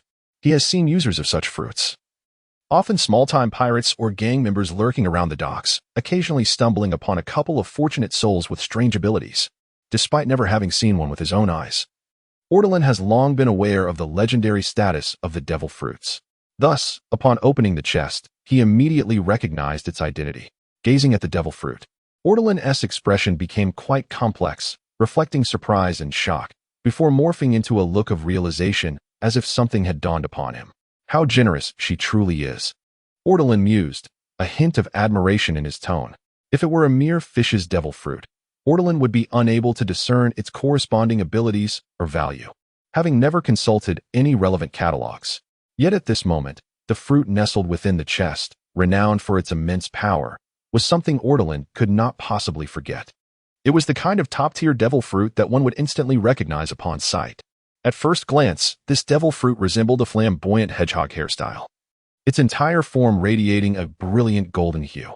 However, upon closer inspection, the hedgehog-like patterns bore an aesthetic reminiscent of lightning cleaving through the darkened clouds. Indeed, this devil fruit was renowned for its invincible abilities, the very plot device that had been the source of much frustration in the Tales of Yore. It was none other than the legendary nature-type thunder fruit. He vaguely recalled that after his first encounter with Katakuri, who sought to recruit him into the Big Mom pirate crew, Ortolan had shared his lineage and made a series of outrageous claims, including the existence of a mythical stone for crafting warhammers and the capabilities of the devil fruit. Ortolan had merely spoken in jest, referring to his father's dying words about a mythical sky island called Baika, situated above the clouds at an altitude of 10,000 meters, where the so-called invincible thunder fruit was said to reside. He had suggested that if there was any sincerity, it would be prudent to present the thunder fruit as a gift. While the mythical stone had indeed been delivered, Katakuri never mentioned the thunder fruit again, leading Ortolan to assume they had dismissed his claims. After all, who would truly believe such unfounded assertions and go to great lengths to procure a fruit for him? Even if one were to genuinely believe in such absurdities, would it truly be possible to present such gifts? Remarkably, Charlotte Lingling indeed possesses an extravagant spirit. Regardless of her actual belief at the time, she certainly ventured forth and successfully located the thunder fruit, which she now genuinely bestows upon Ortolan. Are you serious, Ailing? In an instant, Ortolan's admiration for Charlotte Lingling soared considerably. After observing the thunder fruit for a while, Ortolan returned it to its box and sealed it. He had no intention of consuming the thunder fruit immediately, primarily because he had yet to contemplate certain essential factors. For instance, should he become a devil fruit user? Undoubtedly. Acquiring the powers of the thunder fruit would significantly enhance his strength. However, it would also render him a drowned rat, which could prove quite inconvenient on the vast ocean. According to whispers, a majority of devil fruit users have met their demise at sea, while the veracity of this claim remains uncertain. The treacherous climate of the New World is indeed daunting. It is not uncommon for an iceberg to plummet from the sky while one is navigating the seas. How could that not be terrifying? Beyond the consideration of becoming a drowned rat, there lies the matter of the various versions of the devil fruits. It is widely acknowledged that initially, the Logia-type devil fruits were regarded as the ultimate answer, with their formidable elemental abilities rendering most individuals incapable of inflicting harm upon Logia users until a countermeasure was discovered. However, the emergence of Haki subsequently diminished this significant advantage of elemental transformation. Following that, with Whitebeard wielding the Tremor fruit, he commanded respect across the world, earning the title of the strongest man. Many presumed that the paramecia type would become the ultimate answer, especially considering that both the strongest man and the protagonist, Monkey D. Luffy, belong to this category. While following the strongest may lead one astray, surely aligning with the protagonist would pose no issues, right? Yet, trouble indeed arose with the arrival of Kaido, the beast of the sea, who elevated the status of the Zoan-type mythical beast to unparalleled heights. Even after so many years as the paramecia-type protagonist, he transformed into a mythical beast himself. Upon closer inspection, it is evident that the current version of the answer pertains predominantly to the animal-type mythical beasts. The once coveted natural type seems to have lost its allure, lagging behind by 2 versions. Of course, these comments are made in jest. From Ratoran's perspective, it is conceivable that there exists a certain hierarchy of strength among the major categories of devil fruits. Yet, the thunder fruit, as the pinnacle of natural type abilities, remains undeniably formidable across any version. The thunder fruit can be regarded as an exceptionally versatile devil fruit, its capabilities encompassing not only powerful lightning strikes, but also a significant enhancement to Kinbunchika Haki. It allows for rapid movement at lightning speed, achieving effects akin to teleportation, with an extensive range that does not require the refraction necessary for Borsalino's light fruit. Furthermore, it enables one to utilize electric currents for a degree of self-therapy, including but not limited to reviving the heartbeat and curing internet addiction. Ratoran believes that the potential for self-adjustment through electric therapy is perhaps the most terrifying aspect of the thunder fruit, potentially allowing for the evolution and enhancement of physical prowess, reaching the imagined level of lightning release, improvements in strength, speed, explosive power, offensive capability, range, and observation skills are all remarkably amplified. It is evident that the thunder fruit's ferocity far surpasses the conventional understanding of natural type abilities. And it is no wonder that it is widely regarded by the denizens of the sea as one of the invincible devil fruits. Hence, Ratoran harbors a deep admiration for the thunder fruit, should he decide to become a user of such abilities. He believes he would most likely not refuse the power of the thunder fruit. However, setting aside this aspect, the primary reason for not immediately consuming the thunder fruit hinges upon the impending full moon. To ingest a devil fruit now would merely exacerbate the situation for Charlotte Linlin, creating unnecessary complications for Cake Island and inviting trouble for himself. Given Charlotte Linlin's formidable strength, she would undoubtedly be able to withstand this level of intensity. However, should he begin to exhibit the erratic behavior associated with the powers of the thunder fruit, Cake Island would surely suffer dire consequences. Charlotte Linlin, having invited him over and showered him with gifts, has left Ratoran with a favorable impression of her. He feels compelled to maintain a semblance of respect towards her. Once the full moon has passed, if he decides to embrace the powers of a devil fruit user, he will consume the thunder fruit. In the meantime, he plans to ponder this decision thoroughly, as it is a matter that will impact his entire life. Ratoran smacked his lips, speaking to himself. After retracting his thoughts from the thunder fruit, Ratoran began to reconsider the words Charlotte Linlin had previously shared. Whether violence could serve as a remedy for his erratic symptoms remains to be seen. He will wait to assess the healing effects of the impending beating before drawing any conclusions. As for the decision of whether to join and return to the Big Mom Pirates and the Charlotte family, that requires careful deliberation. Prior to his arrival, Ratoran had little interest in this matter, even though he was well aware that the Big Mom Pirates, under the leadership of Charlotte Linlin, would gradually ascend to the pinnacle of power, ultimately becoming one of the formidable Yonko forces in the New World. He felt the allure of such an opportunity. This would position them as one of the most dominant pirate factions since the era of Gold Roger. The prospects were enticing, and should he agree to Charlotte Linlin's proposition, he would undoubtedly gain access to unparalleled training resources and methods, significantly enhancing his strength beyond his expectations. The advantages were plentiful. However, these seemingly free offerings were, in essence, of immense value. As the saying in The Queen of Hearts goes, she was too young then to realize that all gifts from fate had already been covertly priced. Altoran, though youthful, had lived 2 lives and understood a certain degree of this truth. Once he accepted Charlotte Linlin's invitation and indulged in the various privileges bestowed by the Charlotte family and the Big Mom Pirates, he would inevitably find himself bound to her ambitions and purposes, serving as a vanguard under her command, gallivanting across the seas to propagate the name of Charlotte, and establishing her throne among the heavens. Was this what he truly desired? Altoran softly questioned himself.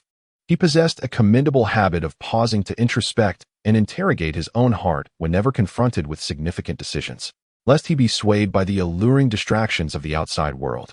No, this is not what I seek, at least not at this moment. Altarin swiftly arrived at a conclusion consistent with his previous reflections. He had not even fully contemplated whether he wanted to embrace the life of a pirate at all, let alone join Charlotte Linlin's ranks. The world is indeed vast, and the sea is exceptionally magnificent. To navigate through this tumultuous realm, one need not merely hoist the Jolly Roger. Becoming an exceptional adventurer is a noble pursuit, as is the life of a pirate hunter teetering on the edge of danger. There were even moments when Ortolan fancied himself joining the Navy, envisioning himself seated in the esteemed positions of an admiral or perhaps even a marshal. Yet, he pondered whether his background would withstand the scrutiny of a political review within the Navy. Reflecting on it now, if he were to truly become a naval officer, it might indeed be an exhilarating choice, making him a formidable figure capable of traversing both the realms of light and shadow. If he were to ascend to the rank of admiral while Charlotte Linlin unified the seas, becoming the sovereign of pirates or even the pirate king, who would dare to challenge them on these waters? When vexation arose and dissatisfaction with the world's affairs settled in, perhaps he could simply pound his fist and claim the so-called throne of void for himself? The thought ignited a spark in Ortolan's eyes, and he mused. Could it be that this notion is genuinely intriguing? I wonder if sharing this idea with my dear mother would pique her interest?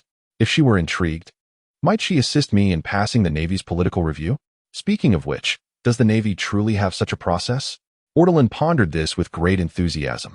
Is it that in the past, I had no choices, yet now I wish to be a virtuous person? In the following 2 or 3 days, Ortolan scarcely left Cake Island and did not encounter Charlotte Linlin again. In fact, he had not seen any of his other siblings from the bloodline. Apart from Perispero and Katakuri, it seemed as though Charlotte Linlin had no intention of introducing him to the rest, and from Katakuri's descriptions, it appeared that only a select few were aware of his identity. Ortolan felt no discontent regarding Charlotte Linlin's absence. After all, it appeared that the Big Mom pirates were quite busy dealing with the looming threat of war posed by Shiki. Unlike the brutish styles of most pirate crews, the Big Mom pirates were advancing towards a more nationalized approach. As the Queen of Tato Land, Charlotte Linlin had numerous responsibilities to attend to. Of course, Ortolan had no desire to meet with Charlotte Linlin. He was utterly engrossed in the grand library of the castle. His understanding of this world primarily stemmed from his previous life's knowledge and the anecdotes recounted by his father after his arrival in this realm, which he had previously taken lightly. However, after conversing several times with Katakuri along the journey, he realized that his understanding of the common knowledge in this realm was quite nebulous. For instance, he was aware that the seas of this world were roughly divided into 4 major regions: east, west, south, and north, accompanied by a great route, which is isolated by the equatorial calm belt. The initial segment of the Great Route is referred to as the Paradise, while the latter is known as the New World. Yet, his knowledge regarding the seas was limited to these generalities. Beyond that, he found himself in utter darkness. He recognized the names of certain islands and their respective seas, but the specifics of their locations eluded him. Thus, upon learning of the grand library within the castle, curated by Charlotte Linlin, which housed a plethora of knowledge, Ortolan chose to reside within its confines. Before one of the towering bookshelves in the grand library, Ortolan was seated cross-legged on the floor, surrounded by stacks of books, engrossed in the pages of a particular tome. Moreover, a small table was positioned before him, upon which lay a notebook. Whenever he encountered significant points worthy of attention, he would diligently jot them down. From a frontal view, one could discern that the title of the book in Ortolan's hands was majestic, From Introduction to Immersion. The title of this book is exceedingly unreliable, and its content is a mixed bag. It begins by discussing the fundamentals of hockey, progressing all the way to advanced techniques. Both the armament hockey and observation hockey, as well as the conqueror's hockey, are examined with unique insights. Under normal circumstances, this would be regarded as an exceptionally formidable text. However, it is interspersed with a plethora of topics that are entirely irrelevant to the book's main theme, including but not limited to the secret lover of Whitebeard, Kaido's likely romantic interest being Lingling, that rascal Shiki always wanting to ride on my shoulders. I speculate that John's treasure is probably buried somewhere. How to change Katakuri's diapers. Lingling's 4th husband having a bad temper, and is there a chance for me to become the son-in-law of Nine Snake Island? The reason for such a hodgepodge is that the author of this book is not a professional, but rather the infamous pirate, Rox DZ Beck. Indeed, it is the captain of the Rox Pirates who, this morning, Ordelin stumbled upon this book. And driven by curiosity about the enigmatic power of Rox and a pursuit of hockey, he opened its pages. Consequently, the image of Rox that had once been shrouded in mystery, strength, coldness, cruelty, and brutality underwent a dramatic transformation, given his penchant for gossip. In the leisure to pen these tales, it seems Rox may indeed be quite powerful. Yet, fundamentally, he may also be somewhat of a fool. Is there truly no normal individual among the D-Clan? After perusing the extensive explanation on how to change Katakuri's diapers, Ordelin couldn't help but mutter a remark. Once he turned past these chaotic descriptions, he soon encountered Rox addressing the main topic, offering some elucidation on hockey. In truth, Ordelin is not unfamiliar with the power of hockey. After all, he has had his share of exposure. He currently wields both armament and observation hockey. While his status regarding the Conqueror's hockey remains uncertain, as it has yet to awaken within him. This phenomenon is dictated by fate. If one possesses it, it is an innate gift, and the moment of awakening will arrive in due time. Conversely, if one lacks it, no amount of desire or cultivation can summon it forth. Ordelin wields two forms of hockey largely due to his father's illustrious past, a notorious pirate boasting a bounty exceeding 1 billion, who has thrived in the perilous waters of the New World. It is widely acknowledged that the power of hockey is relatively rare beyond the New World. Yet within its treacherous seas, nearly all who dare to navigate the ocean possess some degree of it. Even the lowly soldiers of the Navy in the New World can be considered as having mastered the basics of armament hockey. However, due to his father's modest education and lack of aptitude for teaching, coupled with his own not reaching the pinnacle of strength, the training Ordelin received in hockey was merely a step above the commonplace.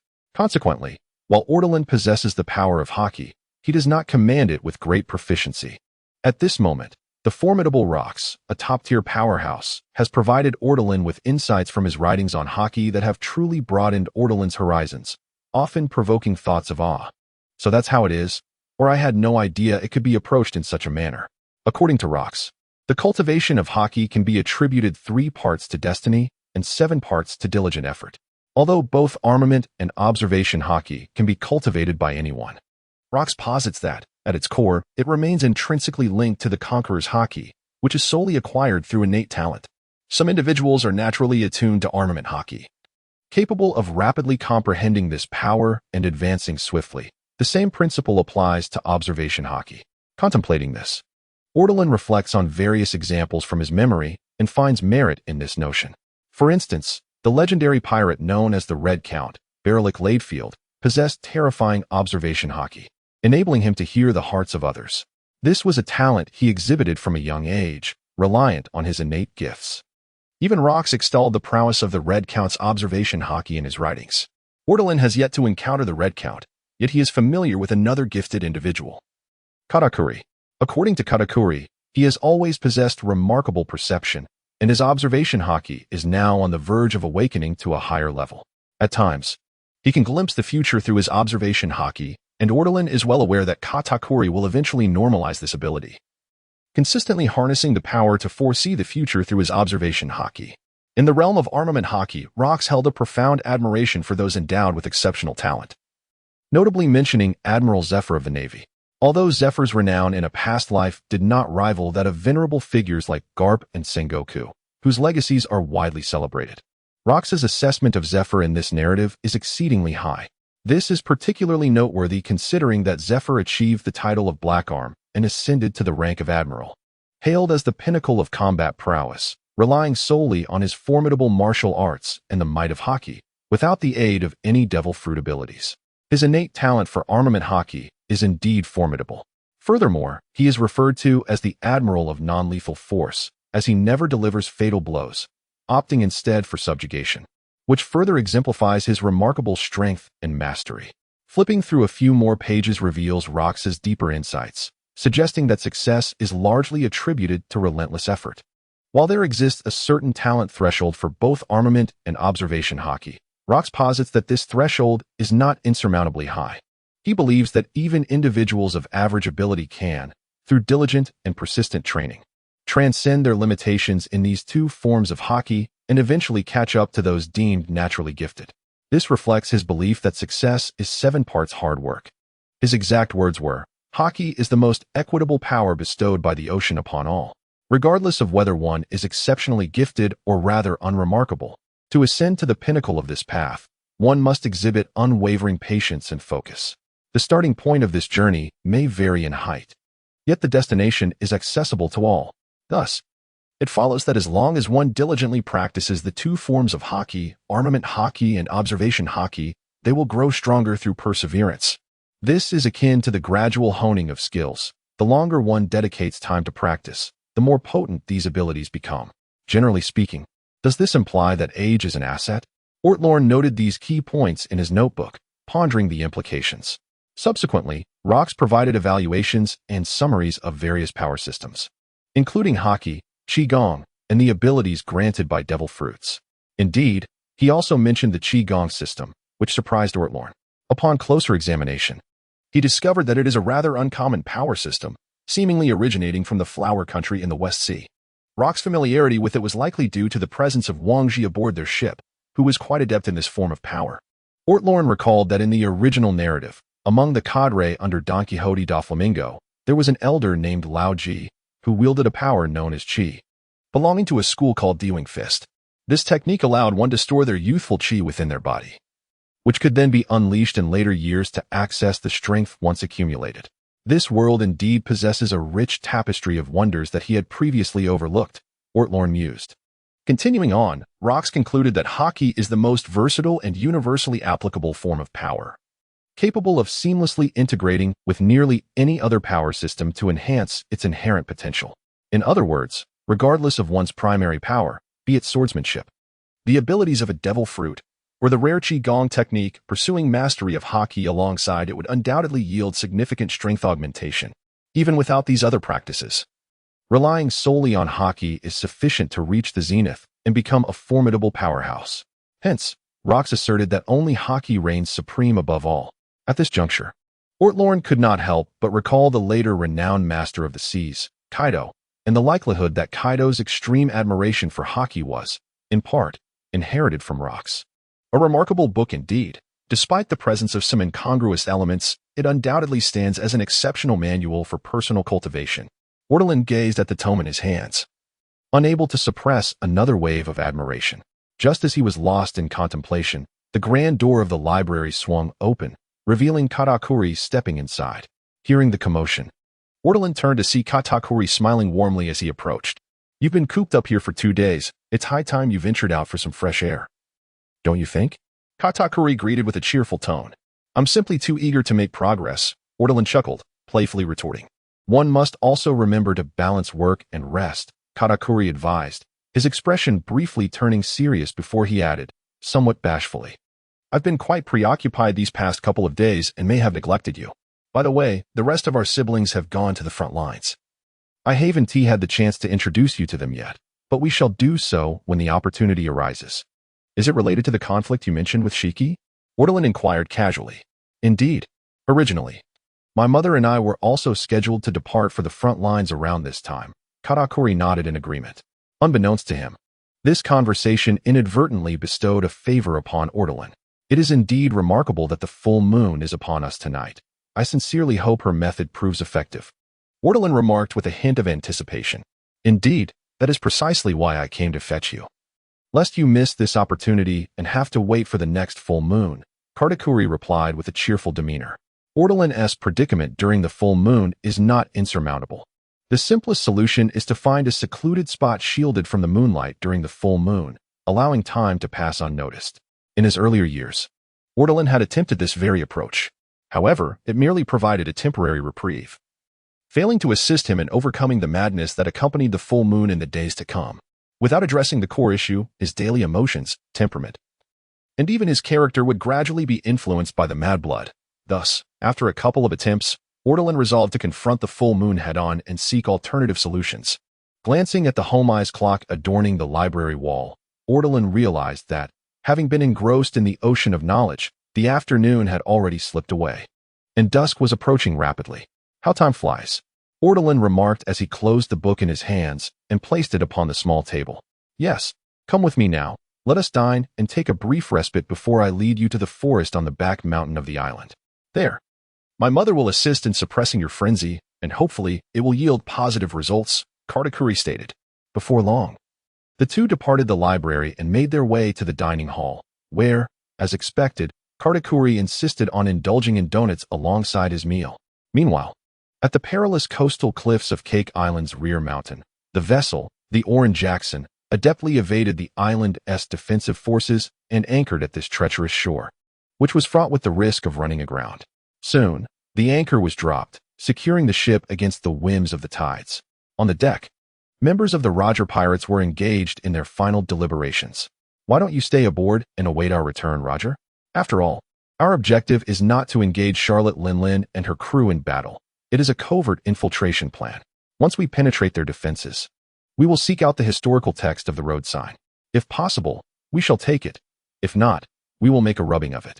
The fewer the number of us, the more discreet and secure our actions will be, suggested Sam Bell, the helmsman of the ship, who belonged to the Fishman race. As soon as he finished speaking, Spak Jabba, who wielded dual axes, nodded in agreement. However, the restless and adventure-loving Roger was not pleased with this suggestion. He immediately countered. Without me, who among you can accurately locate that historical text? Therefore, I must partake in this mission. Hearing this, Rayleigh hesitated slightly and said, Indeed, among us. Only Roger can accurately perceive the voice of the historical text, thereby discerning its concealed location. Indeed, Roger is a man of considerable insight and possesses the remarkable ability to hear the voices of all things. This audacity to devise a plan to infiltrate Cake Island and steal Charlotte Linlin's historical text stems from his ability to ascertain where she has hidden it through his acute listening. Their successful passage through the waters of Totland and arrival at Cake Island, evading all surveillance patrols, can be attributed to two factors. Firstly, the elite forces of the Big Mom Pirates have been dispatched to the front lines recently. Secondly, Roger's formidable talents and keen observation have enabled precise predictions. After a brief discussion, Roger, Rayleigh, Jabba, along with the two youngsters Shanks and Buggy, were selected as the operatives for this mission. This choice was primarily due to Roger's unparalleled ability to hear the voices of all, necessitating his presence, and secondly, because Rayleigh and Jabba possessed the greatest strength among the remaining members. Should any unforeseen circumstances arise, their capabilities would prove invaluable. As for Shanks and Buggy, their smaller physiques allow them to access spaces that larger adults cannot, such as dog doors or windows, enabling them to slip in first and open the way.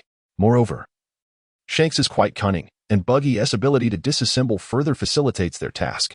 Once the team members and plan were finalized, the five of them promptly began their ascent of the steep cliffs at the back of Cake Island, preparing to stealthily navigate through the forest to reach the castle. As they climbed, Roger remarked, Linlin's abilities are rather peculiar. There is a strong possibility that this forest harbors homies she has created for surveillance. Therefore, you must stay close to me and avoid drawing attention. Traversing through the undeveloped primeval forest at the back of Cake Island, Roger suddenly halted, nearly causing Rayleigh, who was following closely behind, to collide with him. Noticing their captain's sudden stop, the others became acutely alert, scanning their surroundings. Rayleigh then cautiously inquired, What's wrong? Is something amiss, Roger? Roger raised a hand to rub the corner of his eye and replied, My eyelid has been twitching. I have a foreboding feeling that something is about to happen. Listening to Roger's unreliable response, Rayleigh's lips twitched slightly as he remarked, Enough with these antics.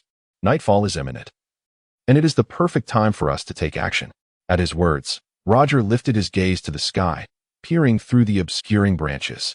Through a gap, he could discern a heavy cloud beginning to disperse, with moonlight subtly accompanying the last remnants of twilight. It might rain tomorrow. Roger chuckled lightly. By the way, today is indeed a full moon, Jabba added with a smile. Without further delay, the group swiftly resumed their navigation through the forest. The keen senses of the strong made them cautious. Thus, Roger and his companions refrained from extending their observation hockey too far, lest they inadvertently collide with Charlotte Linlin and alert her to their presence. They maintained their perception within a few hundred meters, relying more on Roger's innate ability to listen to the sounds of the world, continuously assessing their surroundings. Meanwhile, deep within the lush primordial forest, Charlotte Linlin stood with her arms crossed, leaning against a great tree, the last rays of the sun illuminating the tips of her pink hair. Today, She adorned a brown pirate captain's hat, with a blue scarf adorned with pale yellow spots wrapped around its brim. Dangling from her ears were cherry-shaped earrings. And her exquisite features, combined with her strikingly voluptuous figure, belied her age of over 40 and the fact that she had borne several children. It must be said that at this moment, Charlotte Linlin was indeed a rare paragon of strength and beauty upon the seas. Not far across from Charlotte Linlin, Ortolan sat cross-legged on the ground, his upper body bare, revealing his sturdy muscles and imposing physique. He wore black cargo pants and rugged leather boots, exuding a wild and commanding presence. A warhammer, its head resting on the ground, lay beside him.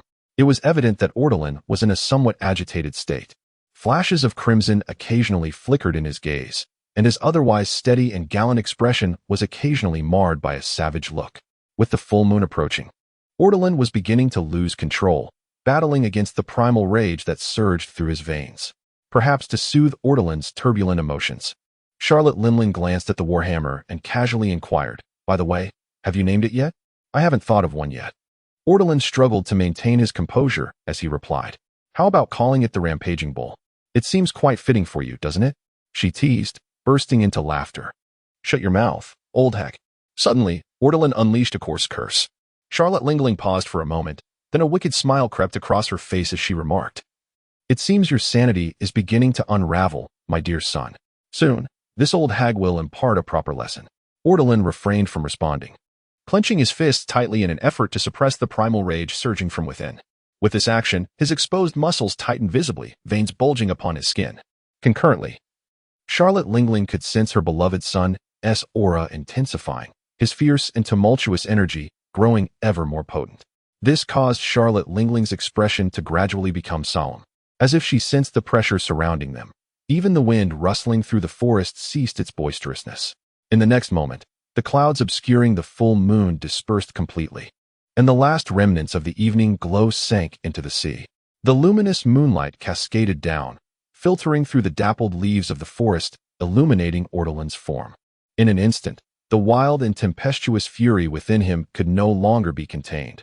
Ortolan's eyes transformed into a vivid crimson, imbued with the power of the full moon. As the bloodline of the Fur tribe surged forth, the moon lion had arrived. Almost instantaneously, Ortolan's previously deep brown hair turned white. It grew rapidly, transforming into a majestic mane reminiscent of a lion, cascading down to his lower back.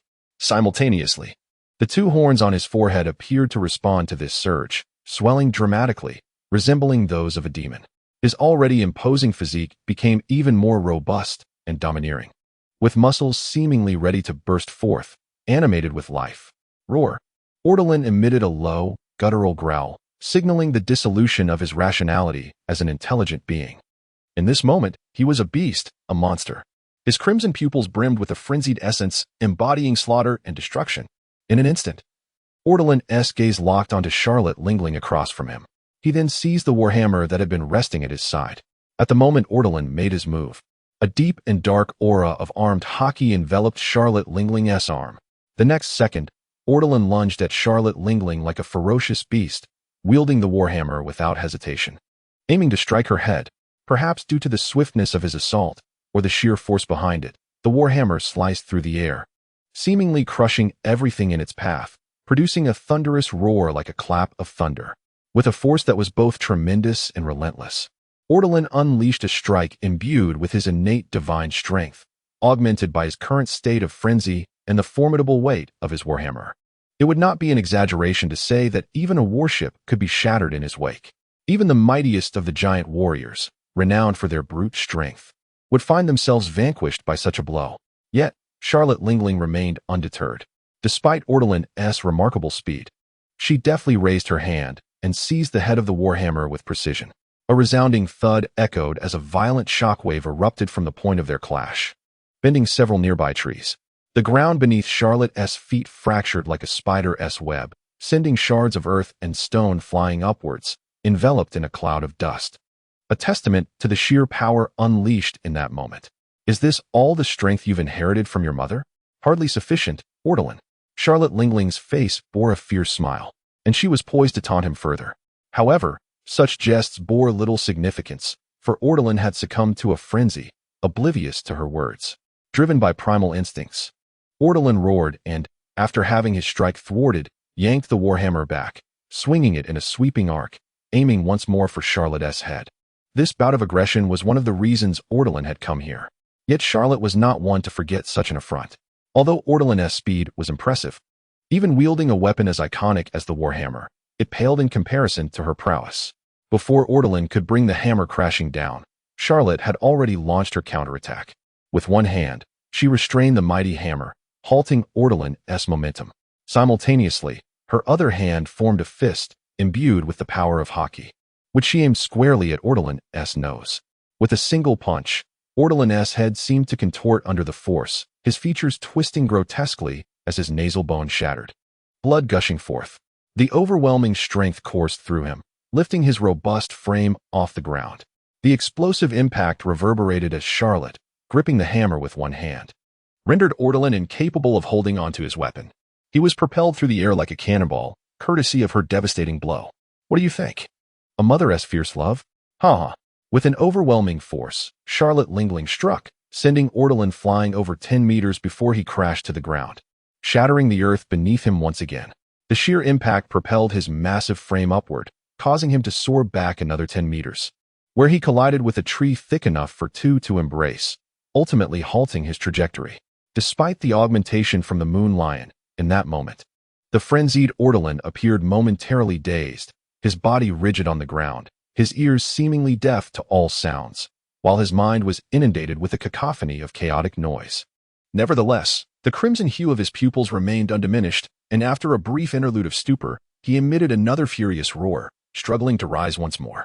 Yet, upon realizing that he showed no signs of regaining his composure, Charlotte Lingling seized the opportunity, propelling herself forward with remarkable agility to close the distance to Ortolan's position. At that moment, Ortolan rose to his feet, only to behold the formidable iron fist, still imbued with a fierce and commanding power, looming before him once more. However, unlike the previous strike, the angle of this punch had shifted. It was not intended to send Ortolan flying. As anticipated, the next instant, the fist came crashing down onto Ortolan's already bloodied nasal bridge.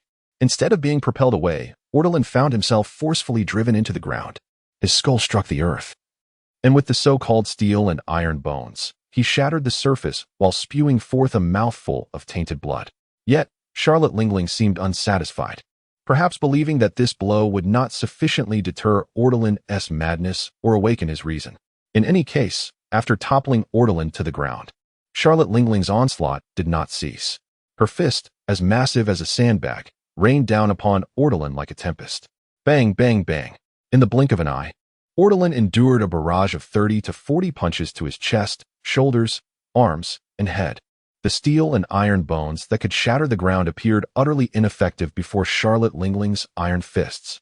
With 3 or 4 ferocious blows, Ortolan had broken 7 or 8 ribs, and his taut muscles were on the verge of being crushed. It was as though he sensed the imminent threat of life and death. His primal instincts surged forth once more.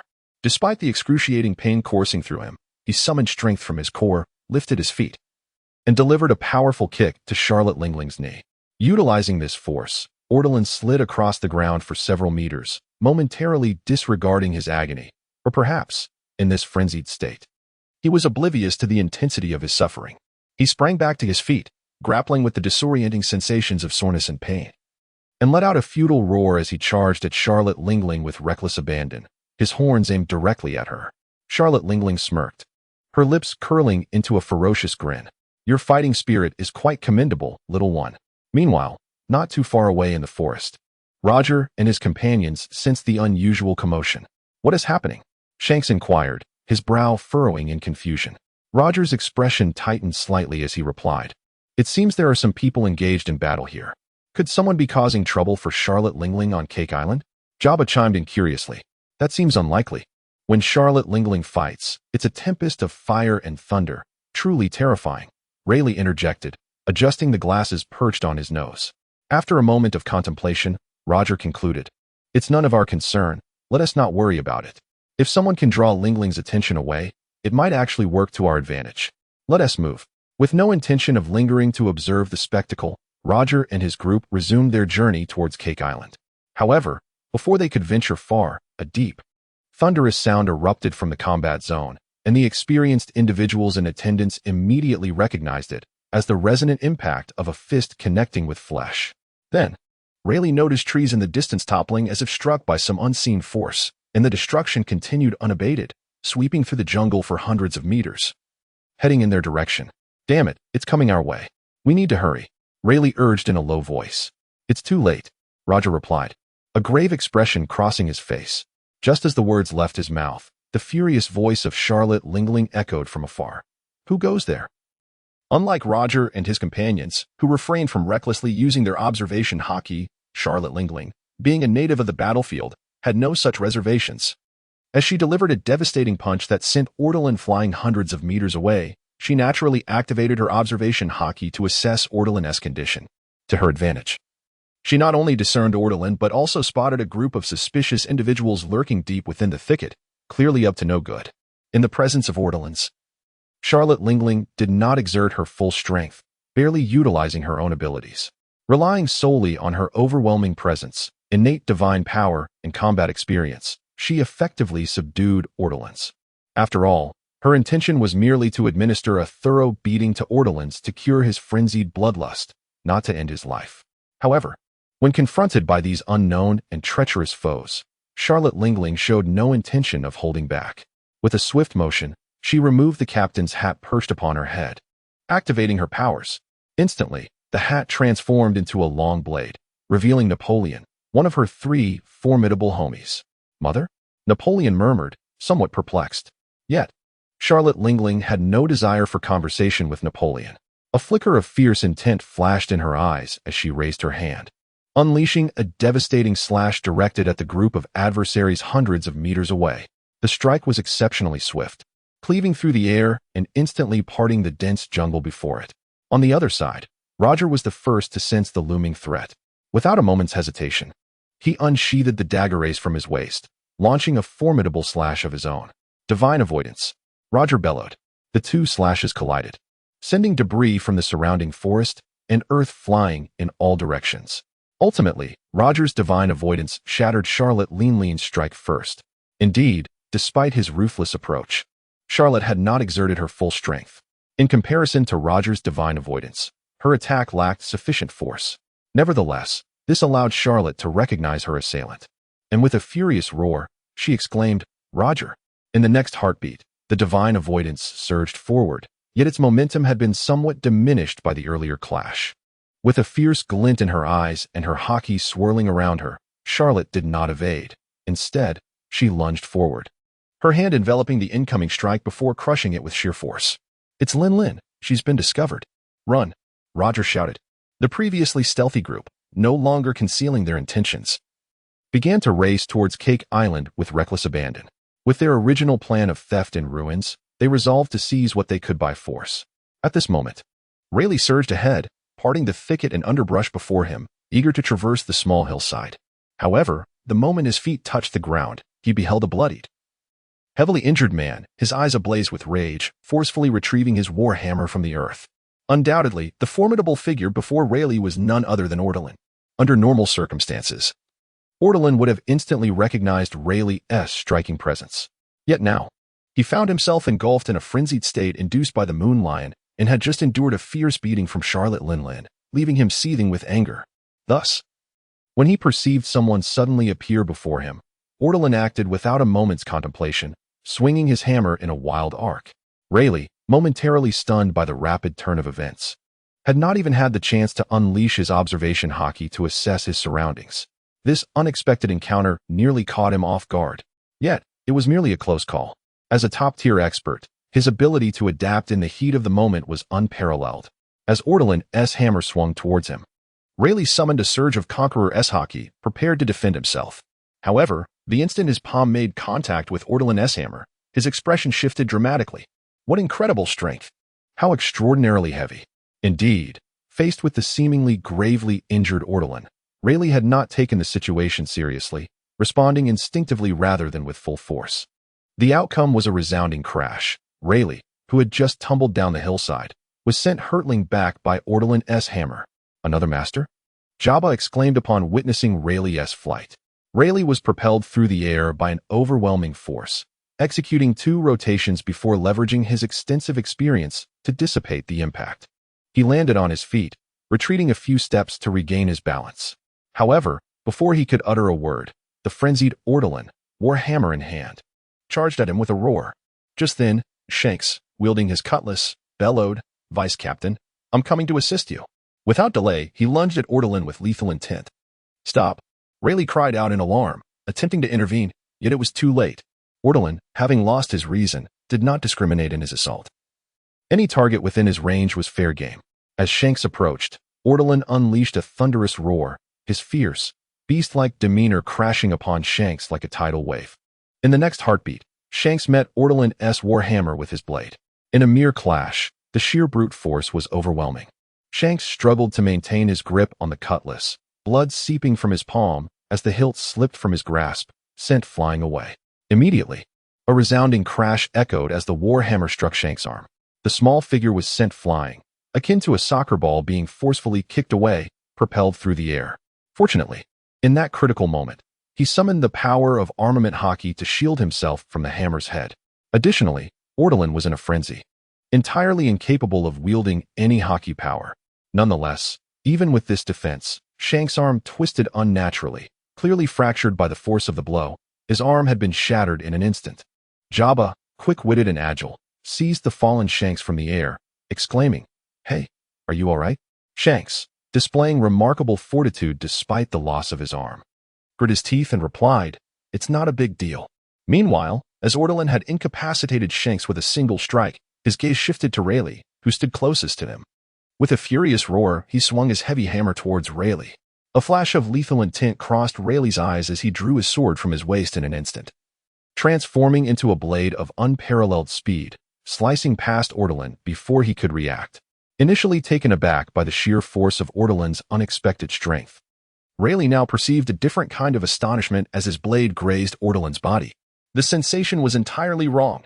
The man before him, seemingly deranged and wildly swinging his hammer in a fit of madness, was evidently not utilizing any hockey power. Thus, Rayleigh believed that this strike could potentially inflict severe damage on the frenzied man, perhaps even slaying him outright. However, when his blade struck, it felt akin to cleaving through steel or some impenetrable stone. Although his fierce assault had breached ortolan's defenses, the effect was not as devastating as Rayleigh had envisioned. Despite his current frenzy, ortolan's physical resilience remained formidable and relentless. At that moment, a wound, gaping and jagged from Rayleigh's blade, extended from his abdomen to the upper left side of his chest. While not trivial, the injury was not necessarily grave, yet it revealed exposed ribs, flesh torn and raw against the air. Strangely, ortolan appeared to have lost all sensation of pain. Rather than succumbing to despair, the injury seemed to fuel his fury, intensifying the crimson glow in his eyes. With the instincts of a beast, ortolan abruptly turned, swinging his warhammer downward toward Rayleigh's head. Rayleigh, however, would not be distracted by such trivial matters. He was already poised to counterattack at the moment ortolan struck. Yet, in that very instant, someone was quicker than him, Roger. As Roger ascended the small hill, he found himself aligned with Rayleigh and ortolan. It appeared he had no intention of confronting Charlotte Linlin, opting instead for a swift retreat. Upon cresting the summit, the moment he laid eyes on ortolan, he unleashed a powerful strike with his ace. "No time to waste, let's move," Roger shouted as he swung his blade. In the instant his words fell, the strike landed squarely on ortolan's shoulder, the formidable force and razor-sharp edge slicing through flesh to meet bone. Ortolan, unable to withstand the impact, was felled to the ground. Meanwhile, from the rear, the hillside erupted in chaos as Jabba emerged, clutching Shanks in one arm and dragging the wailing buggy with the other, bursting forth from the debris and swirling dust. "What is happening?" "She is coming," he yelled. Before anyone could respond, Charlotte Linlin charged through the haze, brandishing her flaming Napoleon, her eyes ablaze with a fierce menace. In an instant, Rayleigh made a decisive choice. "You all go on ahead. I will hold her off." With the current state of historical events still uncertain, Roger's radar could not afford to remain in place. Jabba, burdened with 2 flammable bottles, would undoubtedly be unable to withstand Charlotte Linlin's advance, leaving no option but for him to confront her himself. "This is quite acceptable, as long as we can ensnare Charlotte Linlin here," Roger and his companions will be able to expedite their actions.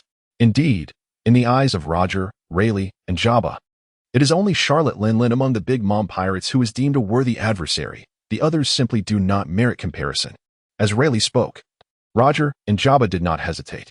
After all, they were comrades with whom they could entrust their lives, and they understood Rayleigh's intent in an instant. Thus, without further ado, Roger and Jabba prepared to make their escape. However, just as Roger was about to move his foot, he suddenly felt a grip around his ankle. Looking down, he saw the formidable man he had previously knocked to the ground, now struggling to rise, his hand firmly clutching Roger's ankle. This caused Roger to lag behind Charlotte Lingling, who seized the opportunity to catch up. With a fierce, blazing force emanating from her Napoleon, she struck at Roger's face with a swift blow. In response, Roger raised ace to block Charlotte Lingling's fierce attack. Simultaneously, an overwhelming aura erupted from him, Conqueror's Haki. However, this formidable aura was not directed at Charlotte Lingling, but rather aimed at the ground beneath him, where Ortolan stood. In that fleeting moment of struggle, Roger had sensed the terrifying strength in Ortolan's grasp, realizing that mere brute force would not suffice to free himself from the binds. Thus, without hesitation, he resolved to intimidate Ortolan with his Conqueror's Haki before making his escape. What transpired occurred in the blink of an eye, a mere instant since Rayleigh had issued his command. The overwhelming aura of Conqueror's Haki surged into Ortolan's mind. As a result of this powerful presence, Ortolan, who had been devoid of reason and in a state of madness, experienced a flash of pain in his eyes, and the intense crimson glow around him seemed to dim significantly. The grip he had maintained loosened, granting Roger the opportunity to break free. Utilizing the force of Charlotte Lingling's strike, he flipped backward for several dozen meters before landing and fleeing without a glance back. Charlotte Lingling aimed to pursue him, but Rayleigh had already engaged in battle, positioning himself to confront her. The fleeting onslaught of Conqueror's Haki couldn't restore Ortolan's sanity, yet in that moment of intimidation, the excruciating pain from his injury surged, nearly causing his head to explode. It was during this agony that his vision briefly cleared. Overwhelmed by the pervasive torment and the echoes of his previous madness, Ortolan found himself in a state of confusion. Who am I? Where am I? What am I doing? This is not what we agreed upon. Can anyone explain why I was simultaneously assaulted by Charlotte Lingling, Rayleigh, and Roger? Is this world not excessively violent? The fleeting clarity experienced by Ortolan did not endure for long. Once the intense pain subsided and his body adapted somewhat, the chaotic frenzy of his thoughts surged forth once more, and soon, a crimson glow emanated from his eyes. Rising from the ground, he seized the warhammer and, with a roar, charged towards the fierce battle between Rayleigh and Charlotte Lingling. He could not discern friend from foe. He would strike at anyone in his path. However, at that moment, Charlotte Lingling had no time to acknowledge her beloved son. As Ortolan rushed forward, he witnessed Charlotte Lingling unleash a devastating punch. Imbued with the power of Conqueror's Haki, landing squarely on his head. This strike was far more brutal than the previous gentle approach. It offered Ortolan no opportunity, as he was swiftly knocked to the ground by a single blow and plunged into unconsciousness. Ultimately, the disparity in strength between him and these elite experts was considerable. Charlotte Linlin was no mere figure like Rayleigh, who might have been oblivious to the circumstances. Her attacks were far more precise.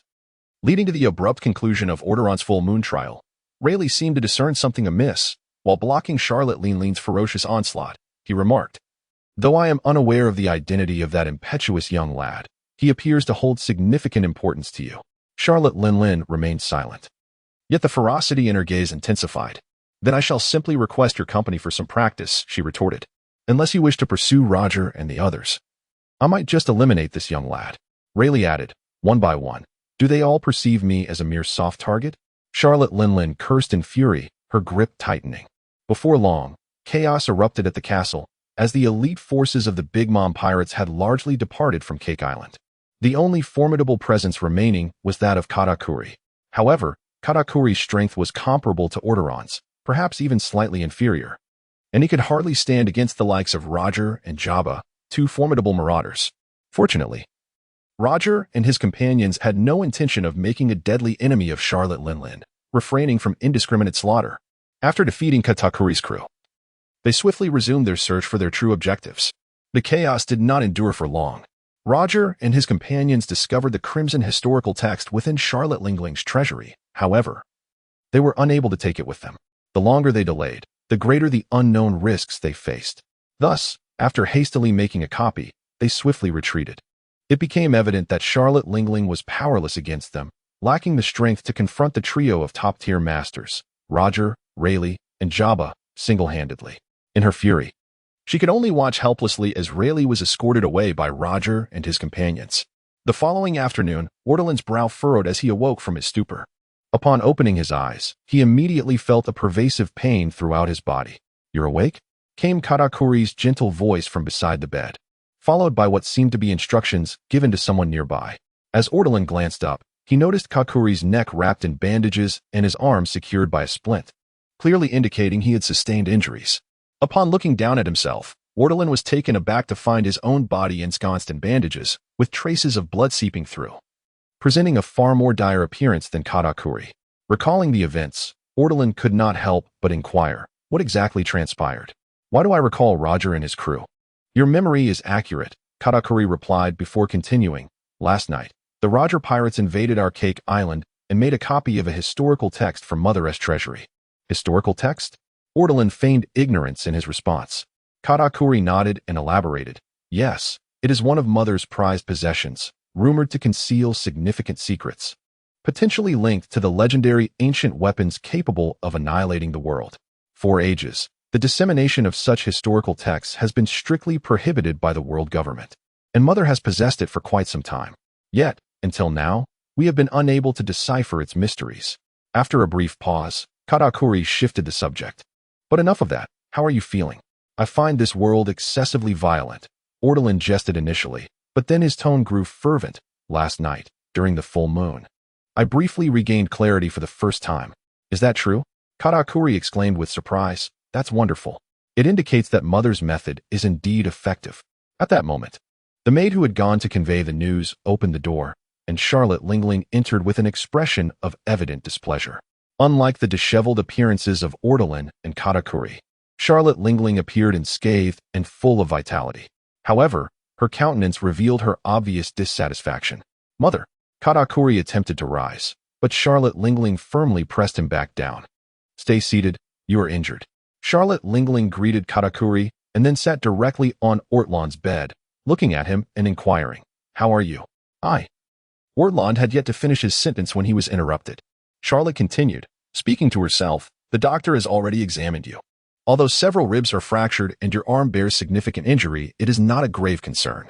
Your physical constitution has inherited my excellent lineage. Such minor wounds can be healed within 10 days to half a month. Ortolan nodded, but before he could speak, Charlotte persisted, there was an unexpected incident last night. That wretched scoundrel Roger must have taken some wrong medication. She then unleashed a torrent of crude language, passionately cursing Roger and his entire ancestry, wishing him a most unfortunate demise. Whether Roger's ancestors felt her wrath was uncertain, but it was clear that Charlotte's curses were bound to have an effect. After all, that fellow Roger had not many years left to live, and it could be said he was destined for an untimely end. This grievance, Charlotte vowed, she would eventually settle with him. After muttering a few more expletives, she shifted to the main topic, last night. It seemed you briefly regained consciousness from the state of the Moon Lion?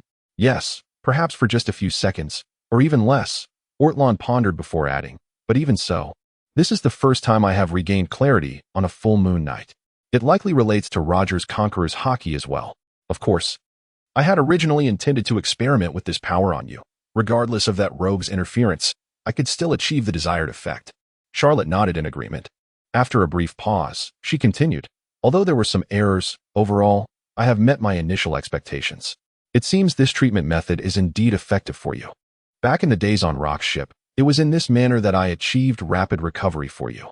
If you undergo this several more times, the results will become more pronounced until you can truly feel that wild and tempestuous transformation and gradually master this power.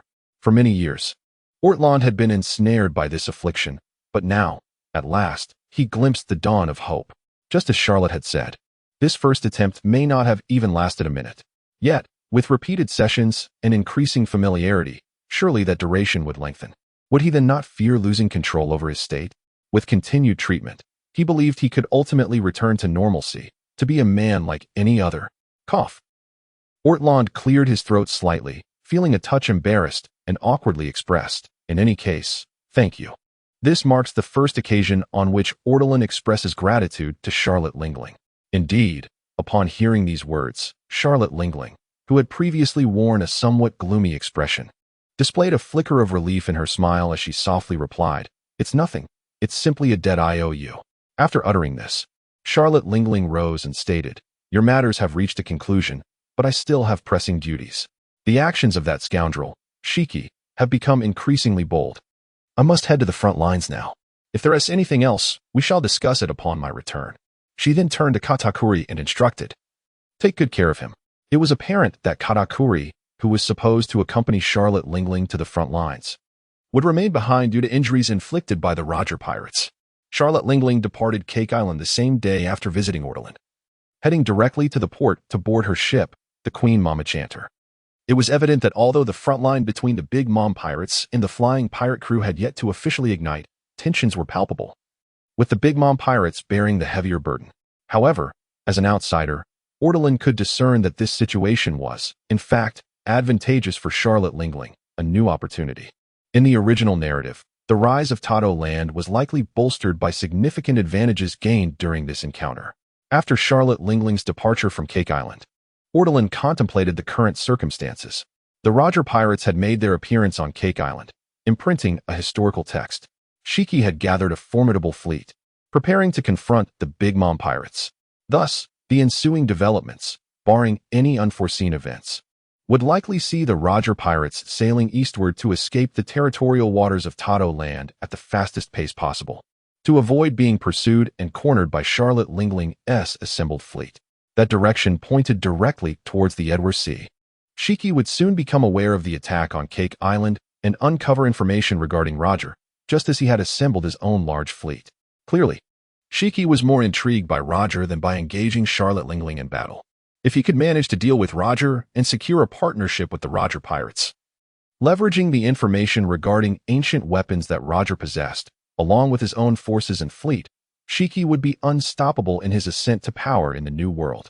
Once uniting the myriad of ruffians in the New World, Shiki would be more than capable of challenging the world government directly. Consequently, the ensuing events unfolded as Shiki directly cast aside Charlotte Lingling, gathering his fleet in the Edward Sea to blockade the Roger pirates attempting to traverse the waters. Soon after, the Battle of Edward erupted, a tempest that utterly dismantled Shiki's ambitions and the formidable fleet that roamed the New World. At this critical juncture, the only party prepared to confront Shiki was the Big Mom pirates, with Charlotte Lingling herself present at the front line. In such circumstances, as long as Charlotte Lingling was not foolish, she would undoubtedly seize the opportunity to be the first to take a bite of Shiki's bounty. This grand banquet, with Shiki as the pirate sovereign, his downfall could not be deemed complete.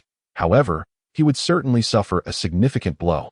This injury would inevitably lead to a reshuffling of powers in the New World, as various formidable factions would undoubtedly strive to further dismantle Shiki, preventing this ambitious individual from rising above them once more.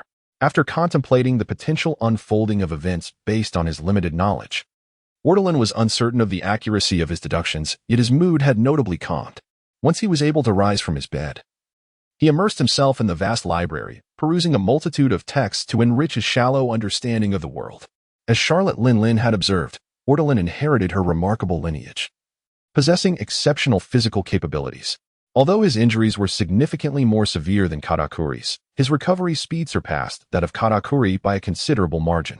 In just over a week, on the eve of Katakuri unwrapping his bandages, Ortolan had completely healed.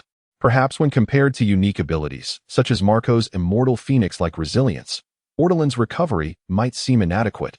Yet, in this oceanic expanse, such vitality was robust enough to evoke envy in Katakuri. In the hinterlands of Cake Island, beside a moderately elevated cliff, Ortolan was diligently honing his skills. With his upper body bare, he was drenched in sweat, his muscles rippling as he intermittently struck the rocky wall with his fists, leaving behind numerous imprints resembling honeycomb patterns. Indeed, Ortolan was refining his armament hockey powers in accordance with the techniques outlined in Rock's tome. Before long, footsteps echoed from the nearby thicket, and Katakuri emerged holding a plate of donuts. Perhaps due to the seclusion of the forest, he felt no need to uphold his image. loosening his scarf to reveal his fearsome visage, savoring the donuts with evident satisfaction. Upon noticing Ortolan, he made no attempt to intrude, casually standing behind him, munching while observing. After waiting for over half an hour, as Katakuri reluctantly popped the last morsel of donut into his mouth, Ortolan unleashed a mighty punch, empowering his fist with formidable haki, coupled with his brute strength, creating a massive crater in the cliffside. Casually picking up a towel resting on a nearby wooden stump, Ortolan wiped the perspiration from his brow and turned with a cheerful smile, saying, "I apologize for keeping you waiting." "Indeed," Katakuri remarked, scrutinizing Ortolan with a bemused expression. Ortolan, puzzled, inquired, "What do you mean by that? Have you not noticed? Before the full moon, your temperament was rather peculiar. Even when you consciously attempted to manage your volatile emotions, you remained quite aloof. However, since the full moon, it appears that you have alleviated the turmoil within you, resulting in a much more tranquil demeanor these past few days," Katakuri explained with a grin. "Is that so?" Ortolan pondered for a moment, yet did not delve deeper. Shrugging as he replied, "Perhaps. What did you summon me for? Speaking of which, what are your thoughts on our previous proposal?" Katakuri approached Ortolan, settling onto a stone nearby. Ortolan patted a small box resting beside the towel and stated, "I have made my decision. I wish to become a wielder of a devil fruit. Therefore, I intend to consume the thunder fruit. However, due to my lack of experience, I have heard rumors that the first consumption can lead to uncontrollable surges of power. I sought your guidance, as you possess considerable experience." Katakuri rolled his eyes at this, exclaiming in exasperation, "I wonder where you picked up such nonsense? The notion of a first-time consumption is absurd. Can one consume 2 fruits? As for the outburst of power you mentioned, it simply does not exist. However, one might experience minor lapses in control due to the sudden changes in their body. For instance, if you were to consume the flame fruit, you might inadvertently ignite yourself due to unfamiliarity with its power. But for you, already a manifestation of flames, there would be no danger." "I see," Ortolan mused. Stroking his chin, Ben smiled reassuringly. "That puts my mind at ease." Yet, he did not immediately consume the fruit. After tossing the towel onto the wooden stump, Ortolan continued, "Regarding your earlier proposal, I have also reached a conclusion." Clearly more invested in Ortholan's decision than the thunder fruit, Katakuri's expression turned serious as he asked, "So, will you stay?" "No, I intend to leave," Ortholan replied, shaking his head, his tone steady and resolute. Upon hearing this, a flicker of regret crossed Katakuri's eyes. "Is that so? What a pity. Nevertheless, this is ultimately your choice, and I shall support you." Quickly adjusting his demeanor, Katakuri donned a brotherly smile and inquired, "What do you plan to do after leaving Cake Island?" "Rest assured, no matter your pursuits, you are always welcome to return to Cake Island. Though you may disagree, I must insist that this place is your home. If I were to join the Navy, would I still be welcomed back?" Ortolan chuckled lightly and inquired. Katakuri, upon hearing this, burst into laughter as well, exclaiming, "You truly jest about becoming a Marine. Ha ha ha ha ha." However, as he observed Ortolan's expression, which appeared somewhat serious, he abruptly ceased his laughter, a look of astonishment crossing his face. "You cannot possibly be serious about joining the Marines, can you?" "Ahem." Ortolan, slightly embarrassed, coughed into his fist before continuing, "Well, I do have such an inclination, hence I sought your opinions on the matter." Katakuri, despite his family's notorious reputation for violence and misdeeds, found it hard to fathom that someone with such a malevolent lineage would aspire to become a beacon of justice. In the first half of the Grand Line, at Marine Headquarters, Marineford. At the pinnacle of the Justice Fortress in Marineford lies the office of the Marine Admiral, currently occupied by the formidable Steelbone Kong, who would later ascend to become the supreme commander of the world's military forces. At this moment, Admiral Steelbone sat at his desk, listening to a report from Rear Admiral Ahe. Just then, the office door swung open, and in strode Garp, Sengoku, and others. Noticing that apart from Rear Admiral Ahe, there were no other Marine members present, Garp and Sengoku felt quite at ease. "Steelbone, what is the matter?" Sengoku inquired first. Indeed, they were all veterans of the same era, having fought together on numerous battlefields, allowing for a casual familiarity in their private exchanges. "Rear Admiral Ahe has received new intelligence. You've arrived just in time to hear it." "Where's Zifa?" Steelbone casually remarked. "That guy isn't at headquarters." Garp replied nonchalantly before asking, "What new intelligence do we have?" Rear Admiral Ahe, with a calm demeanor, responded, "Previously, we discovered that Shiki was assembling his fleet. Intending to wage war against the Big Mom pirates, correct? Do we have any specifics? Sengoku inquired, from the direction of Shiki's fleet assembly in the Big Mom pirates' response. It is highly probable that they will clash near the Edward Sea. Edward, you say? Sengoku stroked his braided beard thoughtfully. Meanwhile, Garp directly questioned, what about those other rascals? No movements from Kaido or Wang Ji. Weren't they always banding together to confront Shiki whenever trouble arose? There are movements. We intercepted communications between Charlotte Linlin and Wang Ji. Although the signals are not entirely clear, it is confirmed that Wang Ji will cooperate with Charlotte Linlin's actions. And it is likely that Kaido and the others will follow suit, Rear Admiral Ahe stated, maintaining his calm tone. Hearing this, Garp waved his hand dismissively. So it's essentially the same as before, then? Shurji cannot be easily subdued. The warring states nodded in agreement, stating that in a direct comparison, Shurji is indeed the most formidable. However, his old adversaries are not to be underestimated. Recently, we intercepted new intelligence on Cake Island, declared Chief Strategist Ahe in a solemn tone. This time, her expression grew somewhat grave. Observing her demeanor, both Garp and Sengoku furrowed their brows and inquired, what intelligence do you possess? The Roger pirates, who had vanished after re-entering the New World from Fishman Island, had recently engaged in a conflict with the Big Mom pirates on Tato Land's Cake Island. The specifics remained unclear. However, Charlotte Linlin had failed to capture them, as reported by Chief Strategist Ahe. Upon hearing this, Garp could not suppress a derisive chuckle, remarking, Charlotte Linlin may be formidable, but she is certainly no match for that band of rascals known as the Roger Pirates. It would be astonishing if she were to capture them. That is not the crux of the matter. Chief Strategist Ahe shot a frustrated glance at Garp for interrupting her, and continued, after Roger and his crew fled Cake Island.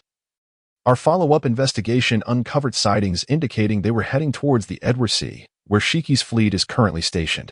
Do you comprehend the implications? What? Garp exclaimed. Does that mean they are on a collision course? Just as Garp's words fell, the office door was flung open with urgency, and a tall, strikingly beautiful female officer entered, adorned with the insignia of a rear admiral. Big sister, this is dire news. The latest intelligence indicates Shiki's fleet has shown unusual activity, seemingly advancing towards the Edward Sea. We intercepted a frontline communication, though it was somewhat unclear. However, it mentioned the Roger pirates, who are currently under close scrutiny. The beautiful officer reported with an anxious expression. Jiyuan, do you have any more specific information? Garp abruptly rose from the sofa, urgently inquiring. Indeed. The individual delivering this latest update was none other than the future Marine Admiral candidate, Peach Rabbit Jiyuan. Despite the significant age difference between her and Chief Strategist Ahe, Jiyuan had been personally mentored by Ahe since joining the Marines, fostering a bond so close that they referred to one another as sisters. Naturally, due to her close relationship with Chief Strategist Ahe, Jiyuan also maintained a cordial rapport with Garp, Sengoku, and even Fleet Admiral Steelbone. For instance, although Garp was considerably older, Jiyuan often affectionately referred to him as Little Garp. In the Marine hierarchy, advancement undoubtedly requires considerable strength. However, the relationships and connections among the upper echelons are equally paramount.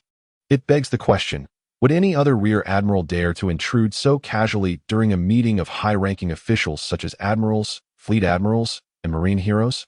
Nevertheless, it must be noted that without sufficient strength, talent, and aptitude, those high-ranking officials would hardly seek to form connections with you. Ultimately, it is one's own abilities that hold paramount importance. While more specific information remains elusive, we surmise that given Shiki's current war mobilization, once he locates Roger, it is highly probable that Jiyuan's expression also appeared somewhat anxious as she spoke. However, before she could finish her sentence, the communicator embedded on her person began to buzz. Without a moment's hesitation, she answered the device in public. Soon, the voice of an intelligence officer from the intelligence department crackled through, conveying urgency. Latest intelligence, latest intelligence. Surveillance ships have detected the movements of the Roger pirates. They seem unaware of the changes within the flying pirate crew and are advancing towards the Edward Sea in alignment with the course alteration of Shiki's Grand Fleet. It is anticipated that they will encounter each other very soon. The voice of the telephone bug had yet to finish its utterance when Garp interjected.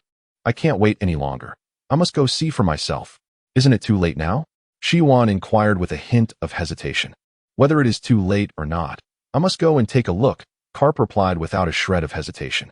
Hey Garp, Matters concerning Shiki have always been my responsibility. Sengoku stood up, speaking in a grave tone. At the same moment, Admiral Steelbone could no longer contain himself, saying, I summoned you for another matter as well. Sengoku firmly grasped Carp's shoulder and added, Did you not hear that the Admiral has more to discuss with you?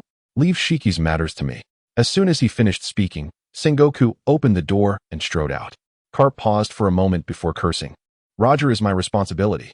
With that, he prepared to pursue, while Admiral Steelbone shouted, Hey Carp, I haven't finished my words regarding your promotion to Admiral. Without looking back, Carp stepped through the doorway, responding with an air of dominance. Though you have yet to finish, I have already heard enough. Ha ha ha. As his words echoed, Carp forcefully shut the door behind him. This caused Marshal Steelbone's countenance to twitch unnaturally, and he then turned his gaze towards Chief Advisor Ahe, saying, You should go as well, and earnestly persuade that rascal Carp. The position of Admiral has been vacant for too long, and it reflects poorly on us. If he could be swayed, this position wouldn't have remained unfilled for so many years. Frankly, we might as well consider others. I find Guion quite impressive. Chief Advisor Ahe quipped with a smile, rising from his seat and heading towards the exit.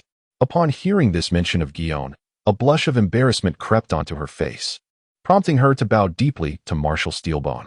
She quickly took a couple of steps to catch up with Chief Advisor Ahe, and together they departed the office. Once the office was empty, Marshal Steelbone lit a cigar, shaking his head with a bitter smile. That rascal.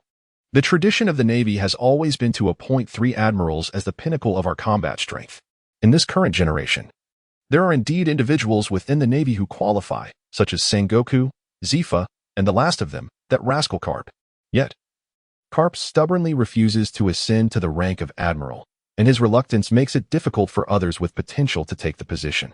To a certain extent, it is also true that, aside from these few, there are not many with the true strength and qualifications to occupy the admiral's seat. However, Marshal Steelbone remains unperturbed, for the Navy still holds great promise. Among the younger generation, numerous exceptional talents are emerging, all of whom possess the potential to become admirals. Guion, as mentioned by Ahe, is one such candidate, and there are even more outstanding individuals, such as Sakazuki, Borisolino, and Kazan. Thus, as long as the succession is orderly, the future combat capability of the Navy can be assured. In truth, Marshal Steelbone is neither anxious nor hurried at this moment. A flash of lightning streaked across the mountains behind Cake Island, followed by a towering column of thunderous light that shot into the sky. Yet, it soon dissipated, as if it had never existed. Meanwhile, in the mountains, Ortolan and Katakuri were situated, with arcs of crackling electricity intermittently flashing through the air. Ortolan sat cross-legged on the ground, with electric sparks occasionally dancing at the tips of his hair. Simultaneously, the small box that had been beside him was now open, and the thunderfruit within had vanished. As he sensed the thunderous power within him gradually settling, Ortolan slowly opened his eyes. His pupils, once black, had undergone a notable transformation, now a deep indigo, exuding a sense of mystery that slightly elevated Ortolan's presence and aura. You still claim there won't be any significant commotion? Ortolan casually remarked, and as he spoke, arcs of electricity unexpectedly erupted from his mouth, creating a rather comical spectacle. Not far away, Katakuri expressed his astonishment, exclaiming, I truly did not anticipate this. The commotion is quite significant. It seems the invincible thunder fruit lives up to its name. Just a moment ago, the fleeting flash of lightning was but a brief sensation for Katakuri. Yet, the latent power it contained was formidable enough to cause devastation. Had it occurred aboard a ship or within a building, that singular bolt could obliterate everything in its vicinity. However, Katakuri's curiosity soon prompted him to inquire, How does it feel? Well, Ortolan shifted his body, rising to his feet and bouncing lightly from side to side, his brow furrowed in confusion as he replied, I don't perceive any change. You should attempt to connect with the thunderous power within you. The sensation of becoming a devil fruit user is truly intriguing. Essentially, it is akin to acquiring an additional organ or suddenly awakening an innate instinct. You must contemplate it, dare to envision it, for only then can you harness it. Familiarize yourself with it and cultivate it. Katakuri, as a seasoned devil fruit user, imparted his wisdom to Ortolan. Upon hearing this, Ortolan nodded silently, then closed his eyes once more, immersing himself in the contemplation of his newfound power. Gradually, Katakuri observed a layer of electric luminescence enveloping Ortolan's body. with his form occasionally twisting in unnatural ways, a phenomenon unattainable by ordinary beings, showcasing the elemental movement of his body. Next, Ortolan, eyes still shut, raised his palm. Soon, a dense accumulation of electric energy converged in his hand. With a resounding crack, a shockwave of electricity burst forth, striking a nearby tree with tremendous force. It was as if nature's lightning had struck that tree, which exploded upon impact. The core of the tree ignited in flames that quickly extinguished, revealing a charred, blackened surface. At that moment, Ortolan opened his eyes, gazing at his palm and then at the tree that had been struck, muttering, "So this is how it is." This sensation indeed bears a striking resemblance to what Katakuri described. Upon becoming a wielder of the devil fruit, the enigmatic power is truly remarkable. It is akin to an ordinary person envisioning themselves as a superhero, unleashing terrifying heat rays from their very eyes. Although one would not genuinely emit such heat rays, a user of such abilities, within the realm of their powers, can instinctively channel the energy within their body to manifest such visions into reality. At this thought, a flash of lightning ignited in Ortolan's eyes, with faint patterns of thunder appearing on the skin around his eye sockets. Suddenly, his gaze emitted two solid beams of lightning, shooting forth like heat rays, directly toward the focal point of his sight, obliterating the tree that had just been struck. Witnessing this spectacle, Katakuri's eyes widened in astonishment as he could not help but exclaim, "You have only just consumed the thunder fruit, and you have already unlocked an offensive capability? Isn't this speed rather astonishing?" At this moment, Ortolan was also filled with excitement, his eyes scanning for suitable targets. Any rocks or clods of earth met their demise as they were shattered into fragments by the laser beams, coalesced from the power of thunder, he commanded. After several trials, Ortolan burst into laughter and remarked, "What is there to be surprised about? This method of attack is merely the simplest form of development, utterly crude and devoid of any technical finesse." What he had just accomplished was remarkably straightforward. It began with imagination, with a mental template already familiar to him. That step was effortlessly achieved. He then summoned the seemingly boundless power of thunder within him, concentrating it in his eyes, leveraging the essence of the thunder fruit. The speed of this process was astonishingly swift. Within the blink of an eye, Ortolan could complete the charging in his eye socket. Thereafter, no elaborate techniques were required. He merely focused his attention and unleashed the gathered energy from his eyes. This entire procedure bore no technical difficulty whatsoever. Furthermore, contemplating his ironclad physique, he mused, "I possess a body of steel. Super strength? I am inherently endowed with immense power. Super speed? As a wielder of the thunder fruit, instantaneous movement should pose no challenge. As for heat vision, I have already manifested that. Flight. It is a fundamental ability of the thunder fruit, easily attainable. Goodness, I am essentially a superhero. Perhaps that is a slight exaggeration, but claiming to be Eiju should not be a problem, right? Should I also say, I do not eat beef?" Clearing away those chaotic thoughts from his mind, Ortolan exchanged a few words with Katakuri and then turned to him with anticipation, saying, "Next, I would appreciate it if you could grant me the basic privileges of a natural type user." "Elementalization, is it?" Katakuri chuckled and replied, "That is not a privilege exclusive to your natural type. If anyone else had said this, it might have been dismissed as arrogance or boastfulness." However, Katakuri's assertion was entirely justified, given the uniqueness of his own abilities. He was the user of the mochi fruit, a special type of superhuman fruit that allowed him to freely alter his own form. Thus, he could produce effects akin to elementalization, much like a natural type user. Indeed, after Katakuri's teasing remark, his arm underwent a transformation, and a trident extruded from it. In terms of length, this trident surpassed his arm, yet it could astonishingly emerge from his limb, showcasing Katakuri's innovative development of his unique ability, creating an internal space akin to the natural type's swamp fruit for storage. This is something that Ortolan's thunder fruit cannot achieve, as it is determined by the inherent nature of the fruit's abilities. Ortolan harbors considerable doubt regarding Katakuri's development of such an ability, suspecting that the initial intent was likely to store a copious amount of donuts within himself, allowing for immediate enjoyment of his delectable treats. With a trident in hand, Katakuri, without uttering a word, thrust his weapon directly towards Ortolan's chest. The trident exuded a formidable aura, yet it lacked the concentrated force of dominance. Ortolan, of course, had no intention of evading. With a sharp sound, the trident wielded by Katakuri pierced through Ortolan's body. However, at the sight of the penetration, arcs of electricity crackled, and the flesh transformed into the element of thunder, showcasing the effect of elementalization. Due to this phenomenon, Katakuri's strike had no impact whatsoever on Ortolan. Nevertheless, Katakuri did not relent. Instead, he held the trident firmly and addressed Ortolan. "Imagine how you might extricate yourself from my blow." Ortolan nodded, inhaling deeply as if attuning to something. Then, a flash of electricity danced at the tips of his hair. In that fleeting moment, his ability activated, like a bolt of lightning appearing out of nowhere. Ortolan's form abruptly materialized at a distance. Instantaneous movement. Compared to his previous laser-like abilities, this one clearly exhibited a higher level of technical difficulty. When Ortolan's feet touched the ground, the sheer velocity caused his body to momentarily struggle with balance, resulting in a stumble that nearly led to a comical fall. However, Katakuri nodded in appreciation, stating, "Impressive.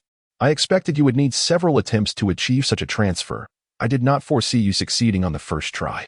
It seems you have a remarkable affinity for this thunder fruit." Once steadied, Ortolan smiled and replied, "You may find it hard to believe, but even before I obtained the thunder fruit, I had envisioned this power countless times. Thus, my mind likely possesses a comprehensive development strategy, making me quite experienced." Imagining experience?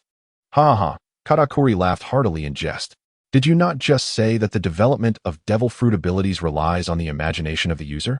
Isn't that akin to daydreaming?" Ortolan countered. As the treasured son of the formidable ability user Charlotte Linlin, Katakuri's words held merit. The power of devil fruits is indeed enigmatic, and its development significantly relies on the user's own imagination. It embodies a certain sense of what if.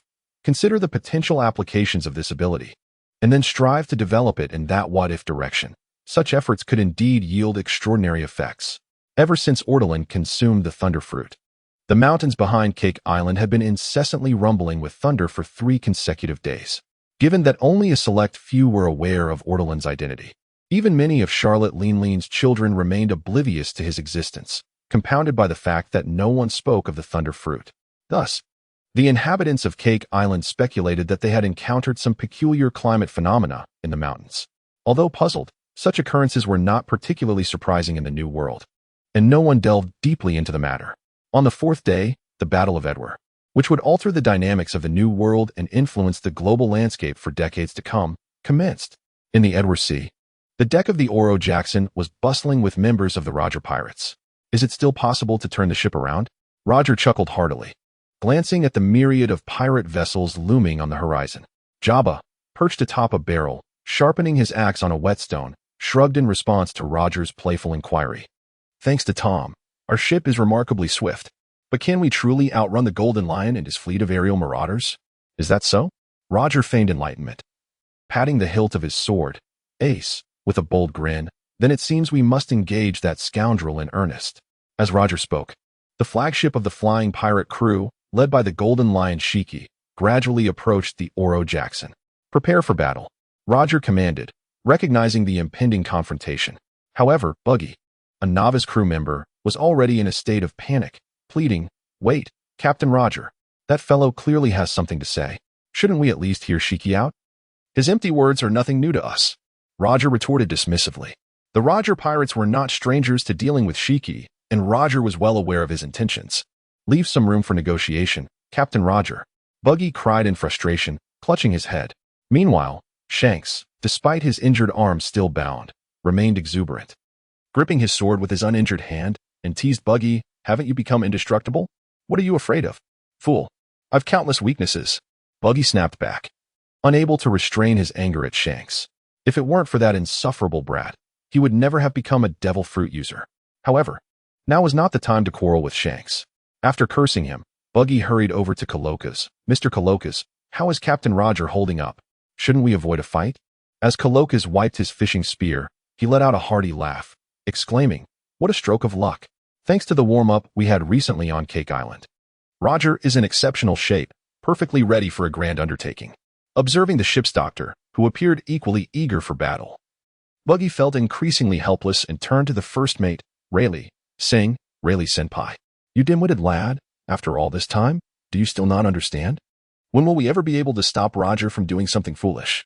Rayleigh, with his arms crossed and a calm smile gracing his face, replied to Buggy, but a fleeting seriousness crossed his eyes as he added, "Moreover, Let us trust in the ship Tom crafted for us.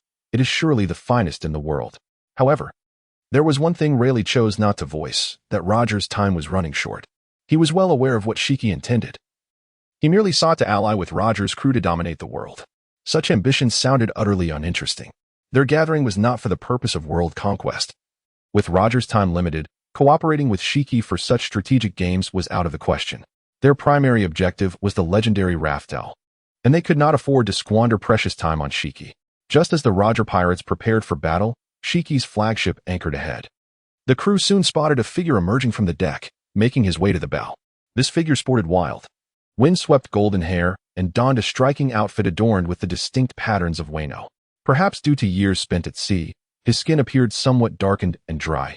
Yet, this did not detract from his imposing aura, rather it intensified the ferocity characteristic of a fearsome pirate. The man, with a half-burnt cigar clenched between his teeth, exuded an intense gaze that commanded attention, imposing a palpable pressure upon all present.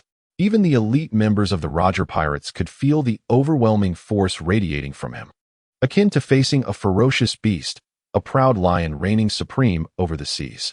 Undoubtedly, this man was none other than the infamous flying pirate, Golden Lion Shiki, who now stood at the pinnacle of pirate power. In Shiki's eyes, it seemed there was no one else. His gaze was fixated solely on Roger. After a brief moment of silence, a smirk graced Shiki's lips as he remarked, "Long time no see, Roger. I can't say I was eager to see you." Roger, unyielding, retorted, "Shiki, what are you doing blocking our path? I have no desire for nostalgic chatter. Step aside." Shiki's expression twitched slightly, unable to contain his irritation. "This bastard shows me no respect at all. After all, I am one of the foremost pirates in the New World." However, Shiki's tolerance for Roger was surprisingly high.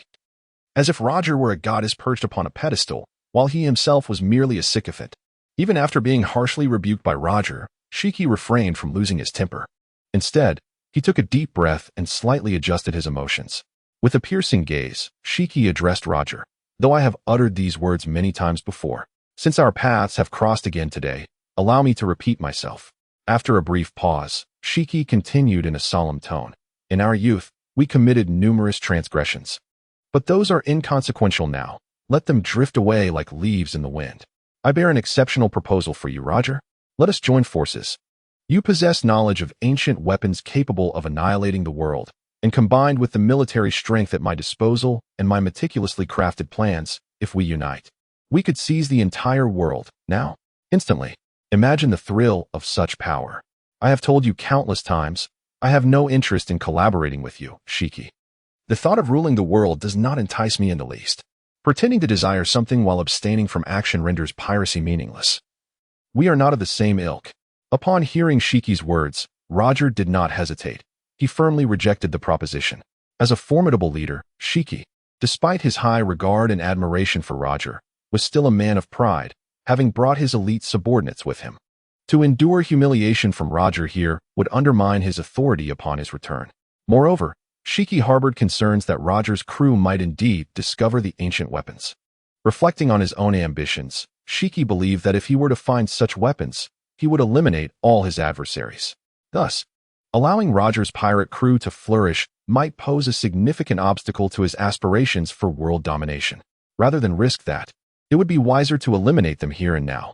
After all, the odds were favorable, with 800,000 against 600,000, advantageously in his favor. "So, your answer is for me to kill you here?" Shiki's gaze darkened, and his tone grew somber in response. To which Roger, with a confident smile spreading across his face, retorted, "Do not misunderstand, you scoundrel. My answer is to eradicate all of you here." No sooner had Roger spoken than Shanks ignited the ship's cannon, and the Oro Jackson let out a fierce roar, firing a shot towards Shiki's direction. This cannon blast signified the commencement of the Battle of Edward. Under normal circumstances, the Roger pirates would stand no chance against Shiki's formidable fleet in the Battle of Edward. The disparity was not merely in numbers. Shiki, as a pirate overlord, commanded a host of formidable subordinates. After all, what was it that allowed him to suppress ambitious figures like Kaido, Charlotte Linlin, Wang Ji, and Silver Axe single-handedly? Thus, whether in terms of military strength or the quality of its elite, Shiki undoubtedly holds the advantage. It is for this reason that he believes that the upper hand is his. However, This fellow Shiki is indeed unfortunate. During the Battle of Edver, he encountered any adversary, all of whom possessed valid reasons for victory. Even the Navy, renowned as the sovereign of the seas, was no exception. This is the source of his confidence. However, it notably does not encompass the Roger pirates among his adversaries. If one were to ponder the reason, it would likely be attributed to the overwhelming fortune of the Roger pirates. Not only is there the era's protagonist, the great pirate Gold, Roger, who bears the weight of ushering in the Age of Destiny, but there is also the illustrious Buggy, blessed with the most formidable conqueror's hockey across all seas. Had these two individuals not joined forces, perhaps victory could have been within reach. However, with the protagonist aligning with the most fortunate individual, how could defeat ever be conceivable?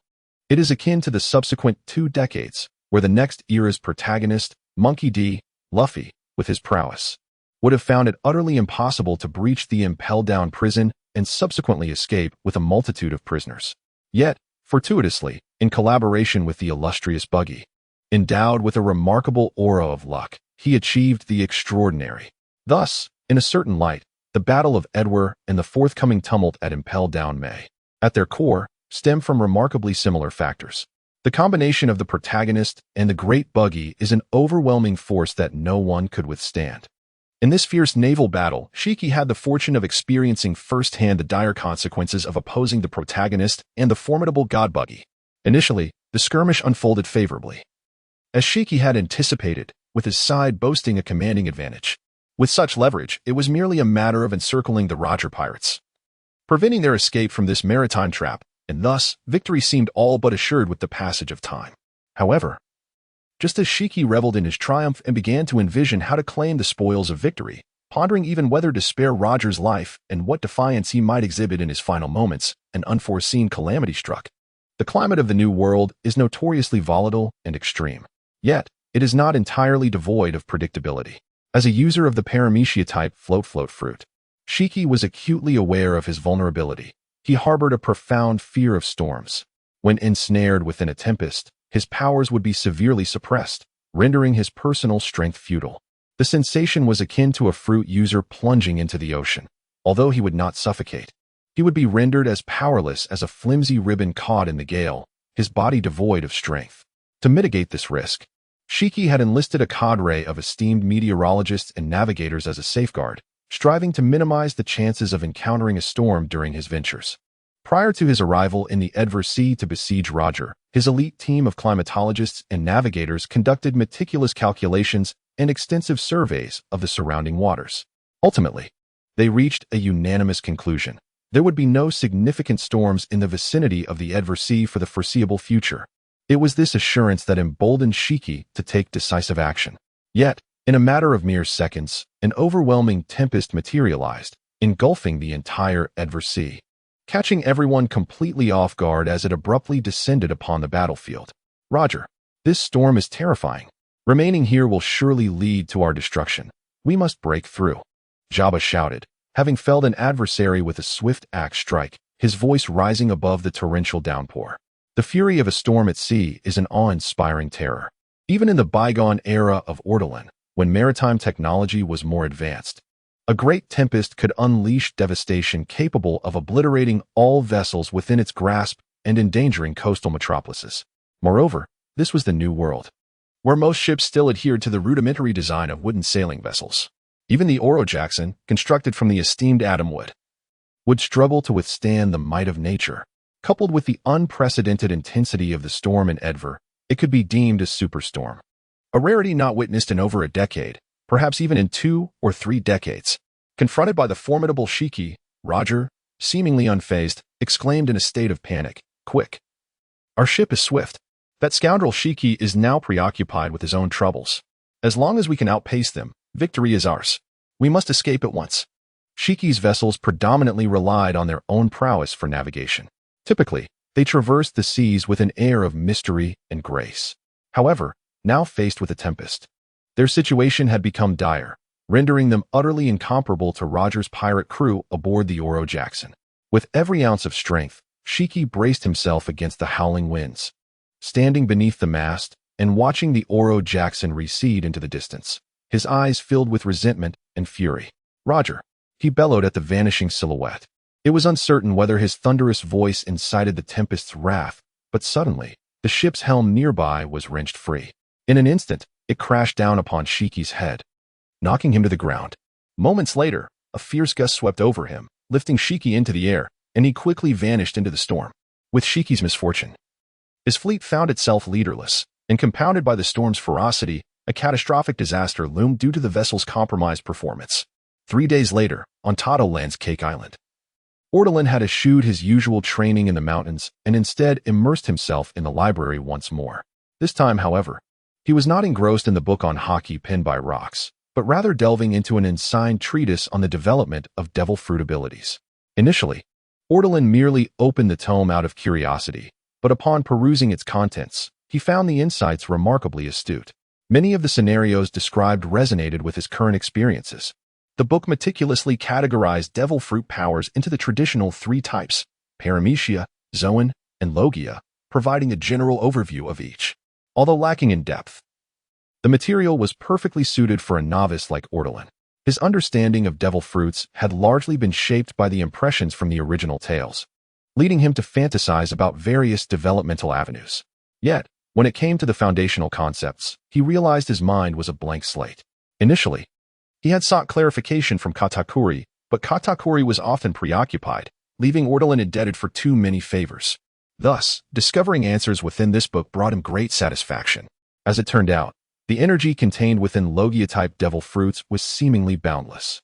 However, the extent to which the user could harness this energy depended on their personal capacity.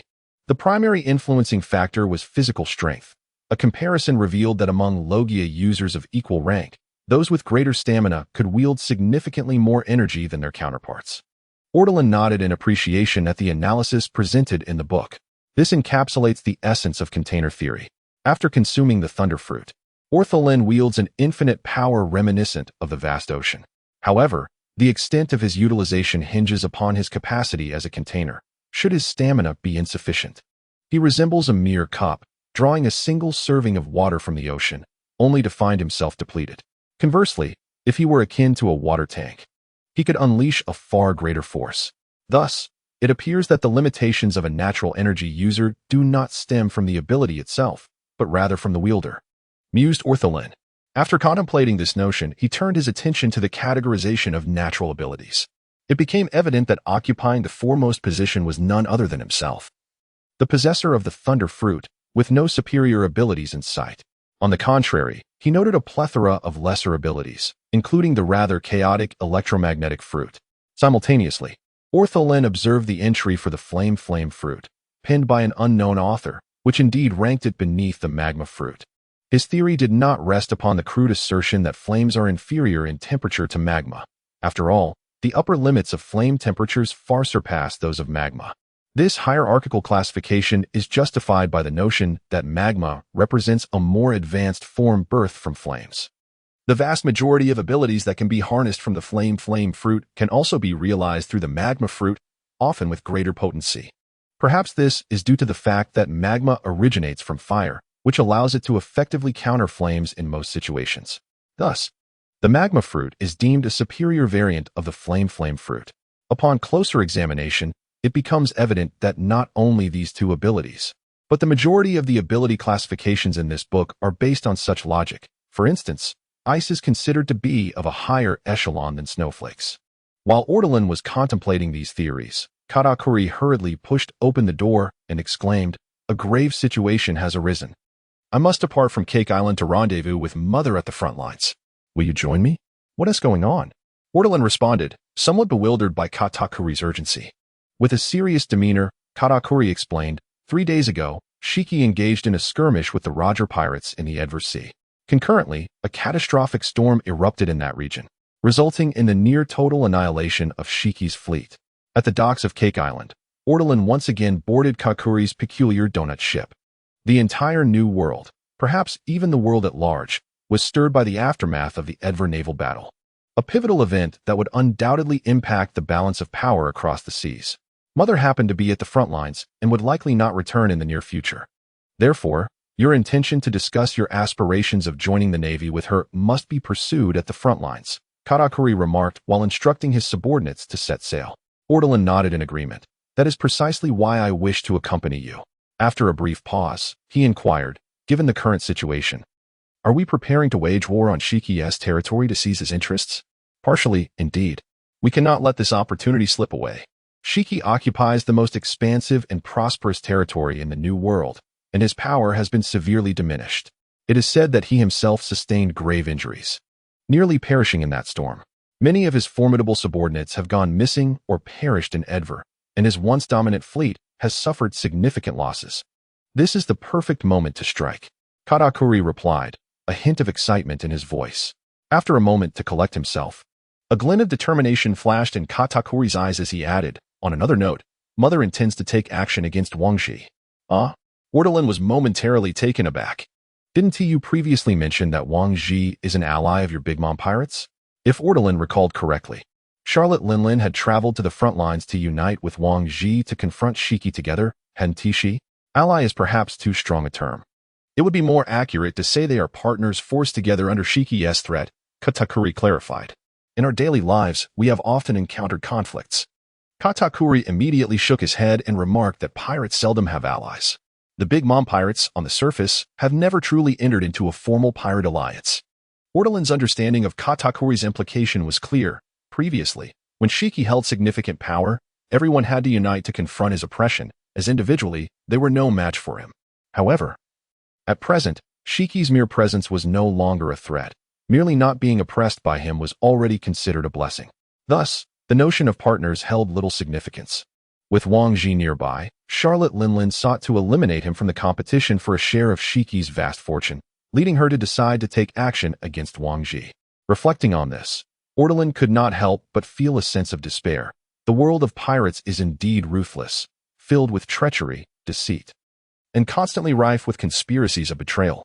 Nevertheless, Wangji, a notorious pirate with a long-standing reputation, previously a member of the Rock's crew, would undoubtedly be cautious. Ortolan remarked on this. That said, I have heard that Mother has plans to ally with Kaido. Katakuri added. Kaido? Ortolan raised an eyebrow and responded. Is that guy more trustworthy than Wangji? At least, for Mother, it appears so. Compared to Wangji, Silver Axe, and John, she places greater trust in Kaido, who was, at the time aboard the ship, the person closest to her. Katakuri explained that during their time on the Rock's ship, Charlotte Linlin took great care of Kaido, treating him like a little brother. Even during the incident at God's Valley, when she acquired the mythical Zoan-type fish fruit in its Azure Dragon form, she generously gifted it to Kaido upon the disbandment of the Rock's pirates. Based on some gossip recorded in Rock's book, Ortolan had reason to suspect that Kaido might have harbored a secret affection for Charlotte Linlin. Physically, they seemed well matched, and with a certain bond between them. Their age was also relatively suitable, complemented by their equivalent strength. However, it was evident that while Kaido might have intentions, Charlotte Linlin had not reciprocated. She is a woman determined to become the sovereign of the seas, and from her years of seeking various husbands, it appeared that she could only accept those weaker than herself, as she needed to maintain absolute dominance in such relationships. Kaido, though a fitting match, was too powerful and unwilling to subjugate himself, making a union between them improbable. Yet, setting aside these considerations, Kaido is indeed one of the few ambitious figures in the New World with whom Charlotte Linlin could establish a foundation of trust for deeper collaboration. Therefore, is she truly preparing to join forces with Kaido to partake in Shiki's grand bounty? Ortolan inquired further.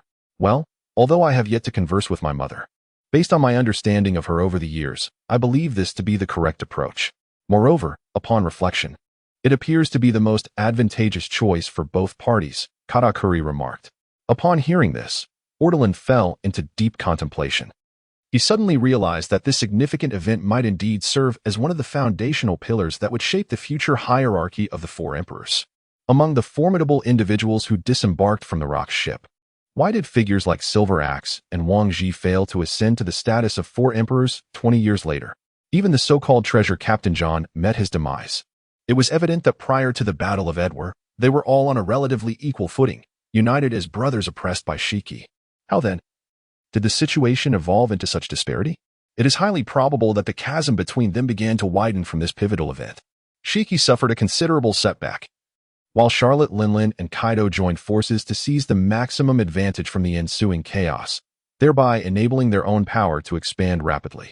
In contrast, both Wang Ji and Silver Axe likely reaped minimal benefits, if any at all, and may have even suffered losses in strength. Consequently, this led to Wang Ji's failure to become one of the four emperors, relegating him to a life of obscurity on High Violent, ultimately culminating in his downfall at the hands of that rascal Teach over 20 years later. Silver Axe's fate was likely not dissimilar. It seems that after this event, Kaido and Charlotte Linlin would emerge as the greatest victors. The influence of the Edward Sea, as it turned out, was indeed substantial. At the Marine headquarters in Marineford, Admiral Zifa, who had been away, returned just a couple of days ago. Presently, he was seated in the Marshal's office, discussing the current situation with Admiral Steelbone. Ultimately, we were too late, Admiral Steelbone reflected. Although they had set out a few days in advance, they had not anticipated the abrupt conclusion of the Battle of Edward, which took them by surprise. Within less than half a day, the outcome had already been determined. Based on prior estimates, given the combat prowess of Roger's crew, when engaging with Shiki's Grand Fleet, the Navy had speculated that they too would face defeat. However, could they truly have subdued Roger and his companions without enduring a fierce battle lasting at least 10 to 20 days? After all, they were all top-tier warriors, in their prime, and who among them had not engaged in protracted warfare? In this manner, the Navy may still have an opportunity to strike unexpectedly, arriving at the scene just in the nick of time. Seizing the moment when both sides are utterly exhausted, they could potentially eliminate both the Roger Pirates and the Flying Sky Pirates in one fell swoop. However, it is evident that such a splendid notion is merely a beautiful fantasy, as reality has not afforded the Navy this chance. Zephyr, holding a steaming cup of tea, chuckled softly, remarking, "It is perhaps for the best that we did not arrive. Otherwise, the magnitude of that storm would have inflicted severe losses on our vessels, despite their superior capabilities. Indeed, that wretched Shiki has had his fair share of misfortune. Yet, for us, this turn of events may be fortuitous. With his downfall, there will be no one left among the pirates of the New World to keep the remaining silver medalists in check. What follows will likely be a fierce internal conflict among those pirates." Marshal Steelbone lit a cigarette and stated, "Let us not forget Whitebeard. He possesses both the qualifications and the strength." After a moment of contemplation, Zephyr offered a reminder. "Whitebeard is undeniably formidable, yet he lacks the ambition of Shiki, Charlotte Linlin, or Kaido, which is significant in itself."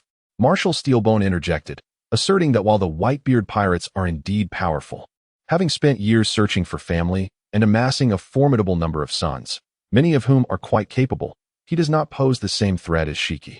The Navy does not regard Newgate with the same trepidation as it does Shiki. For over the years, they have concluded that Newgate is not an ambitious conqueror intent on seizing the world through violence. Essentially, as long as one does not provoke the Whitebeard pirates, they are unlikely to incite any cataclysmic events. Unlike Shiki, who frequently threatens to bombard others and boasts of plans to flatten the Navy headquarters, sweep through Mariowa, eliminate the celestial dragons, and make the Gorosei his pets. The atmosphere in the office reflects that the current situation arising from the Edward Sea battle is rather favorable for the Navy. Both Marshal Steelbone and Admiral Zephyr exchanged light-hearted banter, experiencing a sense of relief as if a great weight had been lifted from their hearts. After all, the downfall of Shiki, once deemed the greatest threat by the Navy, is a source of joy for them. Following a few moments of joviality, Zephyr took another sip of his hot tea and suddenly remarked, "With the issues surrounding Shiki seemingly resolved, we find ourselves in a less urgent position." Marshal Steelbone, upon hearing this, paused briefly before quickly regaining his composure. "You are not suggesting we revisit that matter, are you? I merely thought to discuss it with you once more." "After all, I am not getting any younger," Zephyr replied cheerfully. "If memory serves me correctly, you're only 50 this year." Marshal Steelbone interrupted with a feigned air of annoyance. 50 years old. What does that even signify? On the high seas, be it pirate or navy, that is the prime of life, the pinnacle of one's abilities. Clearing his throat awkwardly, Zephyr remarked, "However, as you are aware, Marshal, my health condition is rather precarious." Upon hearing this, Marshal Steelbone fell into a moment of contemplation. Indeed, Zephyr was not particularly old, yet he suffered from severe asthma, which sporadically plagued him with attacks, rendering his situation quite challenging. Furthermore, I never claimed to wish to depart from the Navy. Rather, I merely sought to step back from the front lines. In recent years, I have been dedicated to the training of our naval newcomers, and the results have been commendable, have they not? Thus, I contemplated stepping down from my position as a general to devote myself entirely to this endeavor. I have even prepared a comprehensive proposal. As Zephyr spoke, he retrieved a folder from his side and placed it before Steelbone. The marshal picked up the folder and opened it to discover a meticulously detailed plan within. He glanced up at Zephyr before, with a hint of resignation, delving into the contents of the proposal. In essence, Zephyr posited that the training of fresh talent within the Navy headquarters was fraught with deficiencies.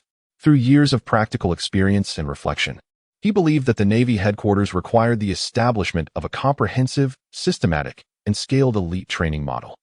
This would involve the selection of young individuals with talent and promise from within the Navy for structured development, propelling them directly towards military advancement.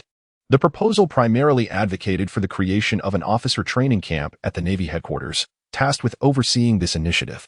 Naturally, Zephyr volunteered to spearhead the arrangement of this plan. Initially, he had envisioned launching a naval academy directly, yet he feared that such a bold step might backfire. Thus, he opted to propose this training camp plan as a preliminary test.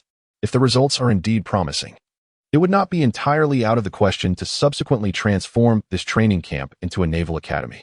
It is evident that Zephyr has prepared meticulously this time.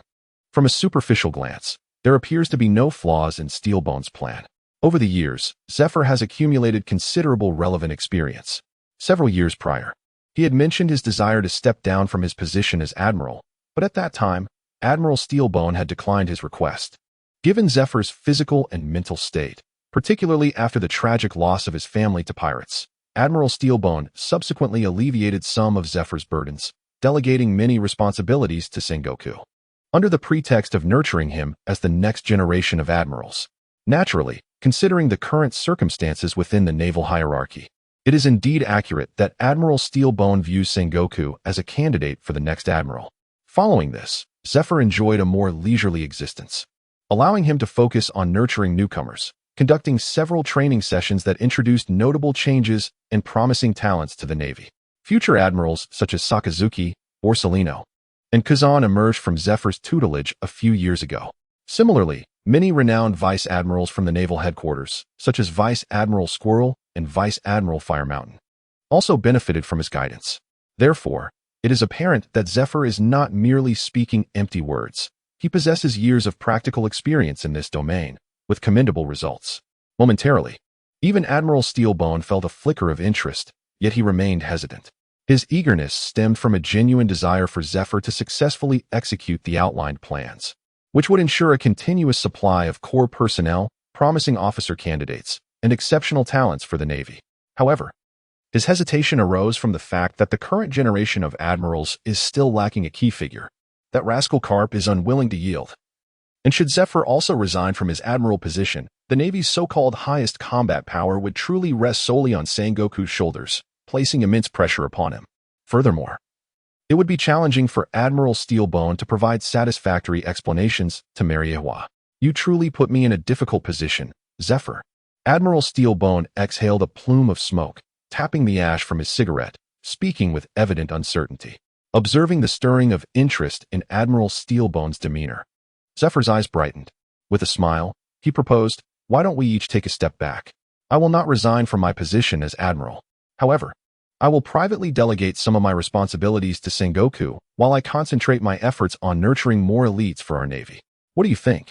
Zephyr understood the art of negotiation well. He initially raised his demands, knowing full well that Admiral Steelbone would not acquiesce. Yet, through the process of discussion, if he were to concede slightly, many matters would become far more amenable. "Are you playing mind games with me?" The Steelbone Marshal remarked humorously as he regarded Zephyr. He was no fool. How could he possibly be oblivious to Zephyr's stratagem? Zephyr chuckled heartily, displaying no embarrassment, and after sipping his tea, he said, "Given my current circumstances, it would be prudent to avoid the front lines. If I refrain from participating, I remain a capable general. After all, my reputation from a couple of years ago is not something those fellows would forget so swiftly. However, if I were to step into battle and my asthma were to act up, that would surely be a display of cowardice, Marshal." Zephyr's ailment, considering his position as an admiral, was undoubtedly classified information. In truth, only a select few high-ranking officials in the Navy were privy to the full extent of his condition, making it nearly impossible for the outside world to be aware. Thus, as Zephyr articulated, if he remained inactive, he would still embody the Navy's premier combat strength, exuding considerable deterrence. Should his illness inadvertently be revealed, his intimidating presence would undoubtedly diminish, which would not bode well for him personally or for the Navy as a whole. Therefore, it was wise for him to remain in the rear, focusing on training, while minimizing his presence at the front lines. Were anyone else to express such sentiments, Steelbone might question their courage. Yet, given Zephyr's illustrious track record and formidable prowess over the years, such doubt was unwarranted. Just as the Steelbone Marshal was about to speak, a sudden knock on the door interrupted him. After he acknowledged the sound, a naval major entered, presumably from the intelligence department. Report. The latest intelligence indicates that the Big Mom pirates and the Beast pirates have allied and are now engaged in battle with Wang Zhi's pirate crew. The naval major quickly relayed. The Steelbone Marshal was momentarily taken aback, then turned to Zephyr and remarked, "Indeed. We cannot afford to let our guard down against those ruffians in the New World. Look, trouble has arisen once more. Therefore, I shall seriously consider your earlier suggestion. But let us first navigate through this wave of chaos." Zephyr understood that it was not the right time to bring it up again, lest it seem inappropriate, and nodded in agreement, understood. After concluding his conversation with Zephyr, the Steelbone Marshal redirected his attention to the naval major and instructed, "Aren't Garp and Sengoku stationed at the front lines of the New World? Allow them to assess the situation and decide their course of action accordingly." With Shiki's fall, the New World had descended into utter turmoil, and the instigator, the Roger pirates, had vanished without a trace. Apart from them, virtually every formidable pirate crew in the New World was now embroiled in conflict. Even the Whitebeard pirates found themselves caught up in the fray, as battles erupted throughout the New World, no matter where they turned. When Alteron and Katakuri joined forces with the formidable fleet of the Big Mom pirates, Charlotte Linlin had already clashed with Wang Zhi. In terms of strength, Charlotte Linlin did not possess any significant advantage over Wang Zhi. Yet, fortune favored her this time, as the encounter was initially orchestrated in response to Shiki. Thus, Charlotte Linlin can be said to have exerted herself fully, bringing forth all the elite forces under her command. Conversely, Wang Zhi, being a reinforcement, could not possibly risk his entire resources to confront Shiki solely for Charlotte Linlin's sake. Consequently, in terms of fleet size, he was vastly inferior to the Big Mom pirates. As a result, during this initial confrontation, the Big Mom pirates held a significant advantage. Furthermore, it was rumored that behind Wang Zhi, a group of formidable warriors from the Beast pirates was making relentless advances, with the ruthless Kaido also appearing on that battlefield. This marked Ortolan's first venture aboard Charlotte Linlin's ship, the Queen Mama, which had been imbued with life by Charlotte Linlin's soul fruit. Thus, the vessel required minimal crew, as it could maneuver autonomously. Following Katakuri across the deck, Ortolan soon found himself in the ship's second-floor cabin, where he spotted Charlotte Linlin conversing with Perospero. It was uncertain whether his timing was unfortunate or if it was by Charlotte Linlin's design. Either way, Ortolan noticed the absence of his so-called bloodline brothers aboard. "Ensure that the surveillance ship from Ammon keeps a close watch. We must not allow Wang Zhi to escape," Charlotte Linlin commanded in a grave tone. Upon uttering this, she heard a commotion and turned her gaze towards Katakuri and Ortolan, inquiring, "Have you arrived?" "Mother," Katakuri greeted, while Ortolan nodded in acknowledgement. If Ortolan recalled correctly, Charlotte Ammon was theoretically his sister, being Charlotte Linlin's third daughter. Without further ado, Charlotte Linlin directed, "Maintain frequent communication with Kaido. Coordinate our positions to encircle that scoundrel Wang Zhi and trap him in this sea. If he returns to Hive Island, it will be much more troublesome to deal with him." It was evident that the cold-hearted Charlotte Linlin intended to seize this opportunity of Wang Zhi being isolated to eliminate him outright. Although Ortolan was unclear about what transpired subsequently, it was likely that they were unsuccessful, for Wang Zhi was not easily subdued, ultimately returning to Hive Island to reunite with his main forces. After waiting alongside Katakuri for several minutes, Charlotte Linlin concluded her conversation with Perospero, who was too preoccupied to engage in idle chatter with Ortolan, merely nodding and greeting before hastily departing. "I'm starving," Charlotte Linlin exclaimed after completing her affairs, seizing a pastry from the table and hastily stuffing it into her mouth. Regardless of the setting, Charlotte Linlin always ensured an array of pastries was at hand. Otherwise, Her cravings could lead to significant trouble. After scrutinizing Ortolan for a moment, Charlotte Linlin inquired, "Have you consumed that devil fruit?" Ortolan nodded and replied, "Thank you. But not yet. You are always so courteous, it makes us seem like outsiders." Charlotte Lingling raised her hand, directly interrupting Ortolan's words. Ortolan felt somewhat awkward, for it was indeed a challenging remark to respond to. Nevertheless, despite being aware of Charlotte Lingling's ruthless nature and her lack of compassion towards her offspring, he still appreciated the care and demeanor she had shown him during this period. Without intending to allow Ortolan to continue, Charlotte Lingling went on. "I heard from Katakuri that you are considering joining the Navy." Only then did Ortolan speak. "Yes, that is indeed a consideration." Charlotte Lingling gazed at Ortolan with a knowing look, remaining silent for a long while, before raising an eyebrow and asking, "What are your thoughts on this? Do you have any reasons?" As she spoke, she gestured for Ortolan and Katakuri to take a seat. Once settled on the sofa, Ortolan continued, "To be honest, at first, I had not thought about what I truly wanted to do. I even contemplated becoming a pirate. After all, you are all pirates." Charlotte Lingling understood that the UN question referred to herself and Ortolan's elderly father. Upon closer examination, Ortolan can indeed be regarded as a true heir in the realm of piracy. So why not pursue a life as a pirate? Charlotte Linlin inquired with a smile. "Initially, my contemplation stemmed from a lack of affinity towards you, the Big Mom pirates, and the so-called Charlotte family," Ortolan candidly confessed. Before arriving at Cake Island, he harbored little more than indifference towards Charlotte Linlin, perceiving her merely as a stranger. However, at this juncture, it can be said that for the solitary Ortolan, Katakuri has become a commendable friend, akin to a considerate elder brother.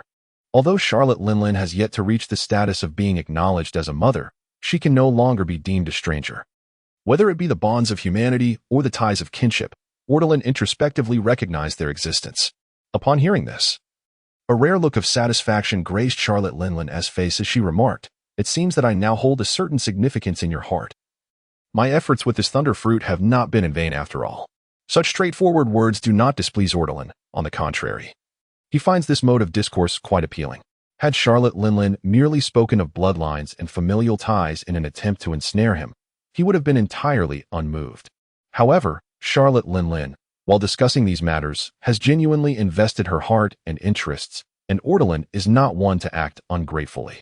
With a smile, Ortolan continued, "From my current perspective, should I immerse myself further into the pirate realm, the competition between us will only intensify as time progresses. Overall, this does not appear to be a wise choice. To be a pirate ultimately means striving to become the so-called pirate king or one of the four emperors. Yet, regardless of the position, it inherently entails a fierce rivalry with Charlotte Linlin, unless, of course, the two parties were to merge into one. However, one's position often dictates one's thoughts. If Ortolan were to join the Big Mom pirates now, it would hardly be a significant issue. Yet, should he ascend to the heights akin to Charlotte Linlin, the stature of an emperor, proposing a merger would not be a simple matter. Who would take the lead? Who would take a back seat? The opinions of their respective subordinates would also come into play, presenting a myriad of complications. Truly a troublesome affair. So, do you believe that the Navy is a promising direction for your development? You pursue a naval career while I venture as a pirate. Once I establish myself as the sovereign of the seas and you ascend to the rank of admiral or even fleet admiral, we would find not only a lack of rivalry, but an abundance of collaborative opportunities." A cunning smile graced Charlotte Linlin's face as she gazed at Ortolan. From this perspective, it indeed seems plausible, does it not? Ortolan, unreserved and composed, responded, "You are correct when viewed in this light. Your joining the Navy would certainly be the most advantageous choice for both of us." Charlotte Linlin nodded in agreement. Confident in her aspirations to become the sovereign of the seas, she firmly believed in her potential to achieve this lofty goal. In her view, she was the one destined to emerge victorious in this fierce contest among pirates. Frankly, this self-assuredness is a requisite trait for any formidable leader. Without such confidence in one's competitive spirit, it would be prudent to disband altogether.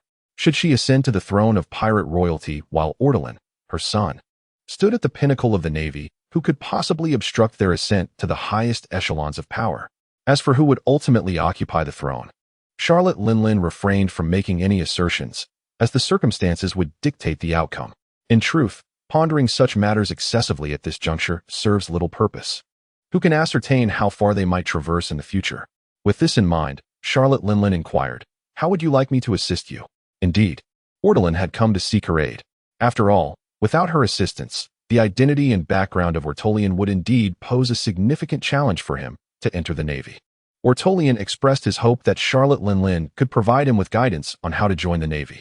After Charlotte Linlin agreed but stated that she needed to ponder the matter, she instructed Ortolian to take his leave and rest. As for Katakuri, he remained behind to discuss important matters with Charlotte Linlin. Once Ortolian had departed, Charlotte Linlin turned to Katakuri and inquired about his thoughts on Ortolian. From a perspective standpoint, Ortolian's considerations are indeed quite commendable, Katakuri replied without hesitation. Is that so? Charlotte Linlin mused for a moment before stating, "Then let us assist him. How should we proceed?"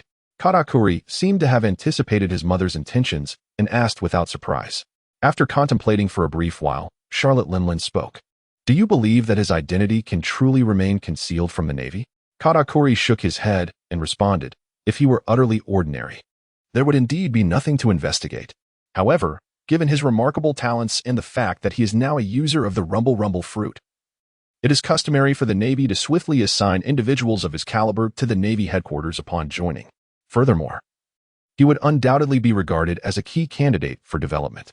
And how could the Navy possibly neglect to scrutinize the identity background of someone like him? If the Navy wished to investigate Ortolian's identity, with their intelligence capabilities, it would be impossible for them not to uncover the truth. They would certainly discover that he is of Charlotte Linlin's bloodline. This is indeed the crux of the matter. Alteron has taken this into consideration, which is why he seeks to explore whether Charlotte Linlin has any solutions. Indeed, how could one possibly uncover nothing? Charlotte Linlin murmured softly. What if we were to eliminate all those in the know? Even annihilate Tarian Island? A hint of ruthlessness flickered in Katakuri's eyes. His gentleness and thoughtfulness are reserved solely for his family. Fundamentally, the education and environment that Katakuri received from a tender age destined him not to be a benevolent individual. A harsh and cruel demeanor towards the outside world is, in fact, the norm. Such a plan is overly contrived and may not remain concealed. If it is destined to be discovered, it is better not to leave so many flaws. It would be more prudent to refrain from concealment from the very beginning. Charlotte Linlin shook her head and stated solemnly, "What then should we do?" Katakuri asked, somewhat perplexed. "Let the world government seek out Alteron themselves." Charlotte Linlin declared with gravity. "The world government will come themselves?" Katakuri inquired, a look of confusion crossing his face. "How is this to be implemented?" "Disseminate certain information. There is no need to obscure the relationship between Alteron and us. Clearly inform those at sea that he is my son, inheriting my bloodline and gifts." After contemplating for a moment, Charlotte Linlin added with a smile, "Fortunately, we have never had contact with Alteron before. The Navy, if they wish to investigate, can certainly uncover the truth themselves, leading them to firm convictions. Subsequently, we can spread the narrative that you fortuitously discovered he is my offspring, wanting to recruit him into our Big Mom pirates, yet failed in your endeavor. And then?" Katakuri pressed further. "Then, we must ensure that they understand Alteron cannot be integrated with us and that, due to his father's abandonment, he harbors resentment against us and seeks revenge." Charlotte Linlin remarked, "Is this scheme not too cliché? Will the Navy truly believe such a tale?" Katakuri questioned skeptically. The narrative of a pirate's child, abandoned due to a broken family, who subsequently despises their mother and resolves to become a righteous Navy officer to exact revenge, seems rather trite, does it not? The Navy is not composed of fools. Whether the Navy believes this narrative is inconsequential. Charlotte Linlin seemed to reminisce before continuing. "What truly matters is whether Alteron possesses sufficient talent and potential, and from what I can discern, he does." After a brief pause, Charlotte Linlin resumed with a solemn tone. "As long as Alteron proves to be exceptional, possessing even a seemingly cliché reason, the world government will not overlook him. This I know from experience. In her youth, Charlotte Linlin was nearly sold to the world government. Had it not been for those unforeseen circumstances, she might very well be an esteemed naval admiral today, or perhaps a key operative within the CP agency. It is not solely her story. Upon encountering Kaido aboard the Rock's ship, I discovered that he too had faced a similar fate. Originally the mightiest warrior of the Wak Kingdom, Kaido was forcibly traded by the world government, compelling the king of Wak to offer Kaido as a tribute to serve as a combatant. Kaido, having managed to escape at that time, might have also risen to become an exceptional naval officer had he not fled. This illustrates that the world government, in its relentless pursuit of combat prowess, places little emphasis on the willingness or the background of individuals, as long as their talents and capabilities are exceptionally remarkable and promising. What does this imply? It suggests that the world government possesses considerable confidence and assurance regarding such matters. They believe they possess sufficient means to control these unwillingly abducted potential individuals. Techniques such as ideological indoctrination, manipulation of weaknesses, and the bonds formed among peers can all be considered forms of shackles. Thus, from Charlotte Lingling's perspective, it is more pragmatic to directly engage with the world government rather than relying on the Navy's inability to uncover information about Ortolan's identity. The world government has specialized agencies dedicated to such affairs, capable of discreetly integrating Ortolan into their operations upon receiving the information. In this manner, the approach is undeniably straightforward and blunt, for it is the world government that orchestrates these matters, scrutinizing not the particulars, but rather assessing one's qualifications. Should Ortolan capture their attention, he would be seamlessly parachuted into the Navy headquarters, thus achieving success. However, while this method is simple and direct, it is fraught with considerable uncertainty.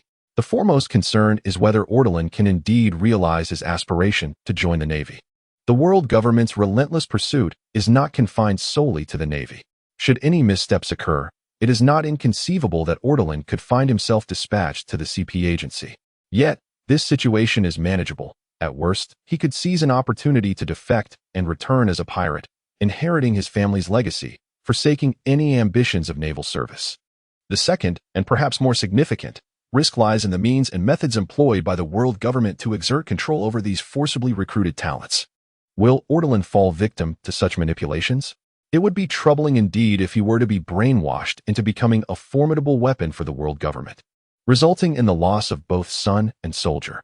Nevertheless, Charlotte Linglin reflects that in any endeavor, risks are inevitable. The higher the potential rewards, the greater the risks involved, a principle well understood by all who traverse the seas. One cannot expect to reap substantial benefits without embracing some degree of peril. In due course, she would elucidate these risks to Ortolan and ascertain whether he possesses the courage to take the plunge.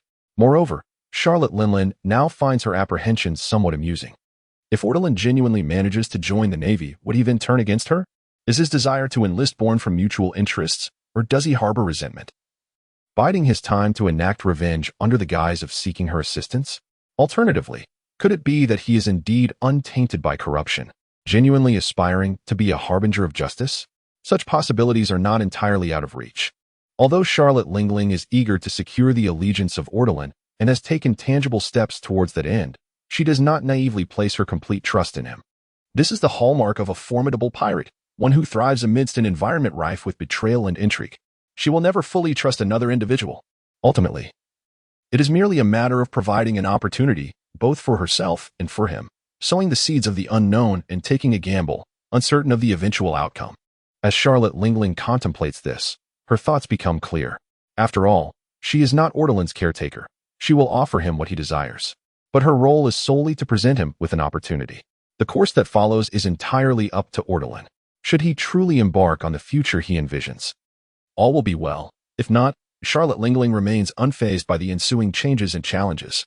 In the New World, on the island of Polris, this territory once belonged to Shiki, but recently, the remnants of Shiki Station here were eradicated by the Big Mom pirates. This island is now under the dominion of the Big Mom pirates. However, this is merely a temporary arrangement, until the Great War in the New World reaches its conclusion. It remains uncertain whether this island will be seized by other pirates, or if, due to the ongoing conflict, there may be no troops from the Big Mom pirates stationed here at all. At this moment, Ultron stood at the harbor of the island, having just disembarked from Katakuri's ship. "So, is this where we part ways?" Ultron inquired softly, smiling at Katakuri while shouldering his warhammer. A hint of reluctance flickered in Katakuri's eyes as he nodded in response. "Yes, we part here. After all, this is the path you have chosen. From now on, you must navigate on your own. Mother has already created some opportunities for you and has spread word of you in the underworld. Henceforth, as long as you seize the chance to showcase your strength and talent, relevant officials from the world government should come seeking you." "I understand," Ultron replied, nodding. I wish you smooth sailing on your future endeavors, Katakuri. I thought you might call me brother or something of that sort. Katakuri teased lightly. Apologies. I can be a bit sentimental. Perhaps if we meet again, I might be able to utter those words. Ultraman laughed heartily. Katakuri, unfazed, patted Ultraman on the shoulder and added, I have left you a ship, so you can go wherever you desire. With the new world engulfed in chaos, I believe you will have ample opportunities to display your prowess. After exchanging a few more words, Katakuri turned and boarded his ship, the Sweet Commander. Shortly thereafter, the vessel glided away from the harbor. Ultraman watched it depart for a moment before turning to leave. The inhabitants of the New World seemed to have grown accustomed to the turmoil of war. Just recently, this island had endured a pirate conflict, yet now, the towns and settlements have largely returned to their daily routines. Ultraman's first intention was to locate a tavern on the island, hoping to hear some intriguing news. Simultaneously savoring the first steps of his journey, Ortolan meandered through the town until he stumbled upon a tavern that was in full swing. Without hesitation, he approached and pushed open the door. The ambience of the tavern was rather dim, seemingly designed to evoke the hues of twilight even during the day, allowing patrons to lose track of time while indulging in libations. Initially, Ortolan anticipated that the tavern would be sparsely populated at this hour. However, upon entering, he found nearly every table occupied, save for one solitary table in the corner. Observing the clientele, he noted that they were predominantly burly men, each either armed with knives or firearms, exuding an air of ruggedness. Yet, this atmosphere felt unexpectedly familiar and comforting to Ortolan during his time on Tarian Island. The taverns were imbued with a similar spirit. These weapon-bearing giants were often seafarers, some were dockside ruffians, others fishermen, and some served as guards for merchant caravans. In the vast oceans of the New World, venturing out unarmed was tantamount to courting disaster. Moreover, without a robust physique, securing employment was a challenge. After all, the sea was fraught with perils, and those with superior physicality had a greater chance of survival. Naturally, some patrons noticed Ortolan as he entered, but his towering height of over 3 meters, coupled with the formidable warhammer slung across his back and his impressive musculature, rendered him an uninviting target for any form of disrespect. Consequently, most merely cast a glance his way before returning to their revelry. Ortolan settled at the vacant corner table, and the tavern attendant promptly approached him. A barrel of mulled ale and a selection of your house specialties to accompany it, along with the latest newspaper. If you have any intriguing tidbits of information, do feel free to share, Ortolan stated, as he retrieved a gold belly from his pocket and placed it on the table. Copper coins, silver coins, and gold coins were still in circulation here. Of course, based on the established system and credit of the world government over the past 8 centuries. The paper currency issued by the government also carried substantial credibility and purchasing power. The purchasing power of the gold belly was formidable. Ortolan could comfortably dine and drink for 3 to 4 days, as long as he didn't indulge excessively, with just a single gold belly sufficing for his expenses. The tavern attendant, visibly delighted, picked up the gold belly from the table and quickly replied, Certainly, esteemed guest, your requested drinks and meals will be served shortly, and I shall fetch the newspaper for you at once. Before long, the attendant returned from the bar with a newspaper in hand and presented it to Ortolan. Before long, he placed a barrel of wine beside Ortolan. Ortolan opened the newspaper and began to peruse its contents. The recent headlines continued to revolve around the naval battle at Edver, particularly the defeat of the pirate overlord Shiki, which was likely to dominate public discourse for some time. This newspaper was still engrossed in discussions about him. However, Ortolan had encountered more intriguing information regarding the matter within the Big Mom pirate crew. Thus he swiftly bypassed the details concerning Shiki, deeming them superfluous. The Silver Axe pirates had clashed with a naval fleet in the Nitol Sea, engaging in a fierce battle that lasted 2 days, ultimately resulting in their defeat. The notorious pirate known as Demon Ghost Cortez Lanedo, with a bounty of 264 million berries, was slain on the spot by Admiral Sengoku of the Navy headquarters. Additionally, the long-missing pirate Bloodhand Lion Raingar, who had a bounty of 320 million berries, resurfaced on Wallenic Island within the Edver Sea, previously under Shiki's command. Furthermore, the extraordinary Zo was sighted in the New World Esferoni Sea, making its way towards Polaris Island. Upon reading this information, Ortolan paused momentarily. Zo? Considering the image of Zo traversing the seas, it indeed qualified as a rare spectacle. If memory serves correctly, his father's homeland, the Furry Kingdom, was situated upon Zoe's back, which appeared to bear a signpost labeled historical text. Moreover, Polris Island was precisely where he currently resided. Would Zoe pass nearby? Ortolan pondered. Should he venture forth for a closer look? Speaking of the Navy, Ortolan felt that Charlotte Lean's method was utterly unreliable. It could only be described as a glimmer of hope to attempt it. Yet, during this period, he needed to devise a more pragmatic approach if possible. According to the newspaper, Admiral Sengoku appeared to be involved in the ongoing conflict. He wondered if any opportunities might arise from him. As Ortolan contemplated these matters, in the same Veroni Sea, the Roger pirates aboard the Oro Jackson had just sunk a naval warship. Hey, Roger. Didn't you say this morning that there was no news lately, and that you found it bothersome to read the newspaper? Jabba casually handed Roger a newspaper he had just retrieved from the warship. Roger, seated beneath the mast, was wiping the blood from his sword with a cloth when he opened the newspaper and glanced at it, his eyes lighting up with excitement. Hey. Zoe is right in our waters. Should we go take a look? Didn't you mention wanting to find the historical text? Rayleigh rolled his eyes, voicing his skepticism. Perhaps Zoe carries the historical text as well? Roger immediately retorted, then added, Moreover, although I have long heard tales of the Elephant Lord, I have yet to witness such a magnificent creature that roams freely in the seas of the New World. Surely, it must be even more breathtaking than the colossal sea kings. Shall we go and see for ourselves? After all, Polris Island is not far. We could wait there for a while and take a moment to recuperate. With enthusiasm, Roger expressed his eagerness. Meanwhile, at the G3 naval base in the New World, the dog-headed warship of Karp was stationed for rest. In the office of the base commander, Karp was enjoying tea with Rear Admiral Gumir. I've heard you're being reassigned to G2 as the commander after the new year? Karp casually inquired, his leg crossed in a relaxed manner. It was evident that he and Gumir shared a friendship.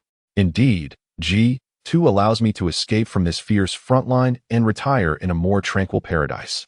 So I plan to serve there until my retirement. Gumir chuckled heartily.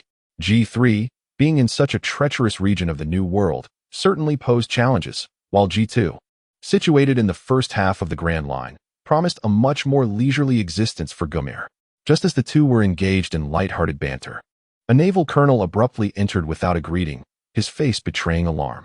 Admiral, the warship of Major General Hollins has encountered the Roger pirates near the waters of Polris Island and has been sunk. What? Karp exclaimed, rising abruptly. The Roger pirates? Are you certain it was them? In the following days, Ortolan remained on Polris Island, hoping to catch a glimpse of the Elephant Lord and witness the legendary spectacle.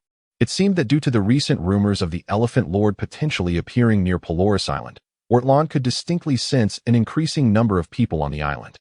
Considering the elusive nature of the Elephant Lord, despite its enormous size, it was but a mere speck in the vastness of the New World, making the chance of encountering it exceedingly rare. It was said that many renowned adventurers and notorious pirates had roamed the New World for years without ever laying eyes on the Elephant Lord. This time, after many years, the creature was observed by the world news reporters, and its whereabouts were published in the newspaper. Reflecting on this, it seems entirely reasonable that some individuals would wish to join the fray, and is not Ortolan one among them? As more visitors arrive on Polris Island, this town, once ravaged by the chaos of piracy, has begun to radiate a renewed brilliance, regaining a semblance of its former prosperity. Such is the nature of the New World. Those who manage to survive in these waters, whether they be individuals or towns, possess an unexpected vitality. Early in the morning, Ortolan sat in the hotel's dining area, enjoying breakfast, with a bun in his mouth. He was preparing to indulge in a cup of the local specialty milk tea when he suddenly overheard the conversations of patrons at nearby tables. Have you heard? The dojo of the 10C style received a challenge last night. The 10C style?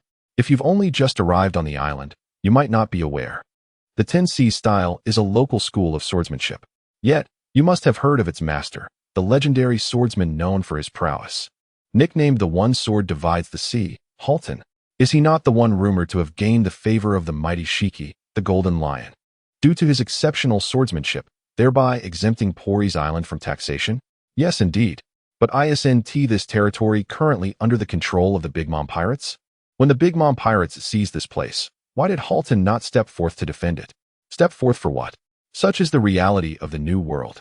Today this land belongs to Shiki, tomorrow to Big Mom, and in a few days, it may very well be under the dominion of Whitebeard. If he were to intervene every time, Halton would surely be overwhelmed. You make a valid point. By the way, who is challenging Halton? It seems to be a newly emerged swordsman, perhaps named Mihawk. He lacked notoriety until recently, but I've heard that from last year to this year, he has challenged 6 renowned swordsmen and triumphed over them all.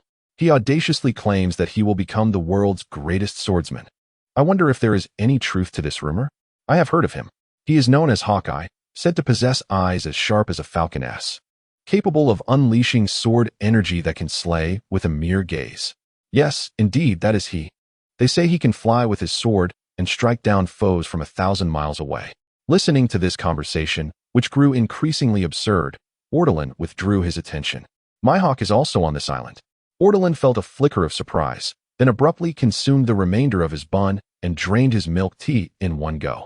Rising to exit the dining hall, he had previously passed by the dojo of the 10C style during his leisurely strolls on the island. However, lacking any particular interest in swordsmanship and preferring the heavy hammer he wielded, he had not paid it much mind. Little did he know, a renowned master resided on this island. Yet, it seemed unfortunate for Halton to encounter a figure such as Mihawk. Speaking of Mihawk, Ortolan found himself quite intrigued. After all, he is destined to become the greatest swordsman in the world. From the rumors circulating, it seems he only emerged in the past 2 years, honing his swordsmanship through relentless challenges against various masters, striving to ascend to the pinnacle of his art. I recall that this individual was later placed on the Navy's bounty list, labeled as a Navy hunter or something of that nature. In light of Mihawk's current actions, it is highly probable that he has frequently challenged the sword masters within the Navy, ultimately being branded as a troublesome pirate and pursued. The dojo of the Tenkaryu is not located in a remote area. In fact, it can be said to occupy a central position within the town. After all, the dojo's master is a renowned swordsman, and one must possess considerable wealth to establish such a place. Ortolan departed from the inn, intending to witness the unfolding events. As he traversed Market Street, he was suddenly met with a distant rumbling. With the advantage of his height, he gazed towards the towering structure of the Tenkaryu dojo, which had been cleaved in two by a single stroke, crashing into the dojo itself. Following this, a fierce slash ascended into the sky, sending the surrounding crowd into a frenzy of panic and screams as they fled. Ortolan even witnessed a few unfortunate souls being directly struck down by the lethal wave emanating from the dojo. In that moment, Ortolan began to comprehend how Mihawk, who spends his days on a solitary island, residing in a ghostly castle and keeping company with monkeys, has come to be perceived by the world and pirates alike as a villain. The duel between the swordsmen erupted with remarkable swiftness and concluded just as rapidly. Before Ortolan could approach, the entrance of the swordsmanship dojo was cleaved open by a single strike. Subsequently, a figure emerged, drenched in a copious amount of blood, seemingly missing an arm, and stumbled forth in a most disheveled manner. Following this, a young man with fierce black hair, a stern countenance, and eyes akin to those of a hawk stepped through the shattered doorway. As he walked, he shook off the blood from his massive black blade, Yuru, and, casting a glance at the one-armed swordsman in the distance, remarked with evident displeasure, "With such meager skills, how could Shiki ever take an interest in you?" Bastard Halton grimaced, clutching his severed arm, his face contorted with rage as he glared at Mihawk. However, Mihawk seemed to have lost interest in him, not sparing him another glance, and with no intent to finish him off, sheathed Yoru behind him and turned to leave. At that moment, his gaze fell upon Ortolan, who was standing nearby, seemingly caught up in the commotion. Another master? Mihawk's eyes brightened, though it was unclear how he discerned Ortolan's prowess. Nevertheless, he appeared intrigued. Ortolan paused for a moment, then laughed heartily. "I am no swordsman, mind you. Does it truly matter? Is the way of the sword so confining? My path can be honed with both sword and hammer." Mihawk promptly replied. At last, Ortolan comprehended why Mihawk, in the original tale, often found himself alone, with few companions. Save for that fellow Shanks, such a temperament surely led him to offend many in his youth. Just as Ortolan was about to voice his thoughts, a commotion arose from the opposite street. "Hurry, Buggy.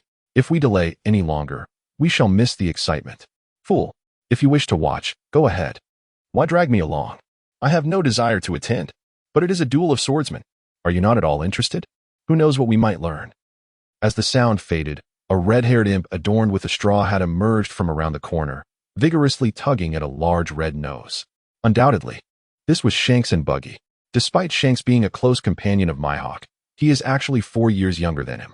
At this moment, Mihawk appeared to be a formidable young swordsman, exuding a fierce aura. In contrast, Shanks, whether due to his late maturation or otherwise, emanated an air of unreliability, reminiscent of a mischievous child. Observing this time frame, one might discern the early signs of Mihawk's future prowess as the world's greatest swordsman. Yet it was difficult to perceive any semblance of a Yonko in Shanks, capable of standing alongside Kaido, Charlotte Linlin, or Whitebeard. Ortolan spotted Shanks, who in turn noticed Ortolan, and they both froze in place. After 2 seconds, Shanks shouted, "It's that monster." Ortolan, incensed by these words and still bearing the grudge from the inexplicable beating he received on Cake Island, seized the hammer from his back and charged toward Shanks. Having previously clashed with Ortolan, Shanks was acutely aware of his own injuries, having only recently healed from a broken arm, and thus recognized that he was no match. He let out a frantic cry, pulling Buggy along as he attempted to flee. However, Ortolan was no longer the same. He had evolved into a formidable warrior and would not allow Shanks to escape. With a flash of electricity, Ortolan's figure appeared above Shanks, and without hesitation, he swung his hammer down towards Shanks' head. Although still an apprentice pirate, Shanks had traveled with the Roger Pirates and had encountered many formidable foes, allowing him to react with remarkable speed. Sensing the imminent threat, he enveloped himself in armament hockey, pushing Buggy aside and lunging forward in a desperate maneuver. Admittedly, his movement was not graceful, but it was effective, akin to an artful evasion.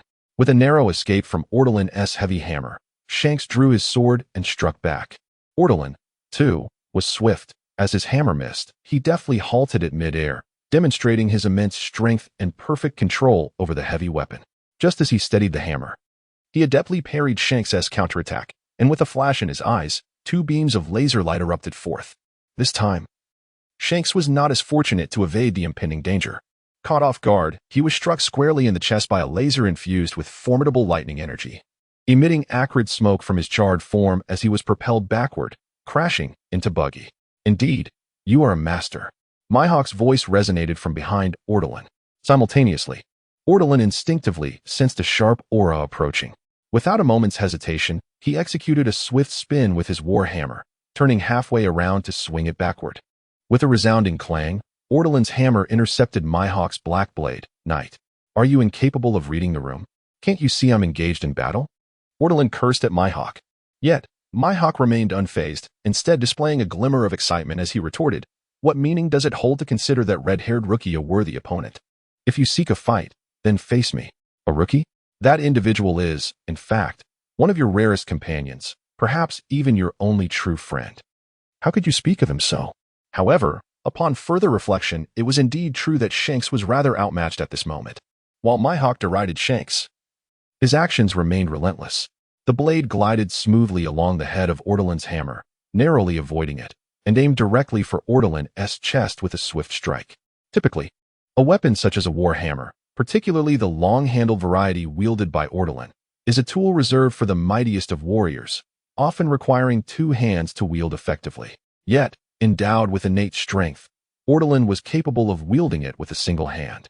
As Mihawk's blade descended, Ortolan released the hammer's grip with his left hand while simultaneously enveloping it in hockey, seizing Mihawk's blade with a fierce grip. Instantly, a tempestuous surge of lightning energy erupted from his hand, coursing through the blade and towards Mihawk. However, it appeared that Mihawk possessed considerable combat experience and adeptly wielded the power of hockey. With a firm application of his own hockey, he countered Ortolan's lightning force. At the same time, he retreated, forcefully stepping back to create distance between himself and Ortolan. In a swift motion, he retreated 3 to 4 meters. And with a flick of his black blade, a formidable slash was unleashed into the air. As the strike was executed, Mihawk continued, "I was just about to inquire. Are you perhaps the legendary user of the Thunderbolt fruit? Yet, it seems your mastery of this power is still somewhat lacking." In a flash of electricity, Ortolan vanished just as the slash approached, reappearing behind Mihawk in the next instant, gripping the hammer's handle tightly before bringing it down with force. With a single strike, the achievement of forcing the future world's greatest swordsman to perform the lazy donkey role was accomplished. One cannot help but marvel at how Mihawk and Shanks could later become such good friends, one a master of the feral dog pounce, the other adept at the lazy donkey role. Indeed, from the moment they clashed, Mihawk sensed the terrifying power of Orderin. Thus, he dared not directly confront Orderin's warhammer. When that blow came from behind, he immediately disregarded his poise, slipped, and executed the lazy donkey roll to evade the hammer. Meanwhile, Buggy hurriedly pulled the smoking Shanks from the ground, anxiously inquiring, "Hey, are you all right? Are you okay?" Shanks, exhaling black smoke, struggled to respond. "I nearly got fried. Do you think I'm fine? How did that guy suddenly become a devil fruit user?" Given that Shanks was still able to speak, it was evident that although the strike from the thunder fruit had injured him, it was not grievous. "While that guy is occupied, let's quickly rejoin the captain. Then we'll be safe," Buggy urged. Shanks agreed without objection, and they continued their flight. Orderin had no intention of engaging Mihawk here, as it served no purpose. There was no animosity between them. Therefore, as Shanks made his escape, Orderin feigned a strike with his warhammer to push Mihawk back while crackling with electricity. In the next moment, he swiftly pursued Shanks once again. Thus, Shanks and Buggy fled ahead, while Orderin dealt with the clingy Mihawk and chased after the red-haired captain and his crimson-nosed companion. The three parties created a tremendous uproar in the town, causing the surrounding crowd to scatter in panic, resulting in utter chaos. Just as Orderin seized an opportunity and struck Mihawk's sword with his hammer, leveraging that immense force to send Mihawk flying dozens of meters, he turned to deliver a fierce blow to Shanks. However, a far more formidable slash than Mihawk's at that moment came slicing through the air towards him. Hey, stop targeting the little ones on our ship." Orderin raised his warhammer before him and thrust it forward, successfully blocking the oncoming slash. However, the force was substantial. Despite Orderin's considerable strength, he was still pushed back 2 steps, shattering 2 blocks of the stone-paved ground before he could halt the onslaught. The assailant was none other than Silver's Rayleigh, the first mate of the Roger Pirates. Looking back, Shanks and Buggy had already taken refuge behind Rayleigh, their faces reflecting a sense of relief. In contrast to Orderin and Buggy, the reputation of Rayleigh resonated loudly. Even Mihawk recognized him and refrained from further aggression. Instead, he cast a bewildered gaze upon the current situation. "You bunch of scoundrels, I have yet to settle the score regarding the incident on Cake Island." Upon encountering Rayleigh, Ordelin unleashed a torrent of curses. Rayleigh, possessing a commendable temperament, was not angered by Ordelin's outburst. Instead, he responded with a smile, stating, "It was you who, in a state of confusion, initiated the confrontation. We merely acted in self-defense." "Self-defense? Do you pirates even adhere to the law?" Ordelin paused momentarily before retorting. "Then I must raise the banner of justice. Scoundrels like you pirates deserve to be eradicated." As he spoke, a flash of determination ignited in Ordelin's eyes. He sprang forward, transforming into a bolt of lightning, and appeared directly before Rayleigh, swinging his war hammer down with tremendous force. Although he understood that he could not possibly overpower Rayleigh, the presence of such a formidable opponent compelled him to confront the challenge. He yearned to measure the extent of the disparity between himself and these legendary masters of the seas. Rayleigh stood his ground, his sword enveloped in a dark hue of hockey, poised to defend himself. With a resounding clang, Ordelin's hammer struck Rayleigh's blade, unleashing a formidable force.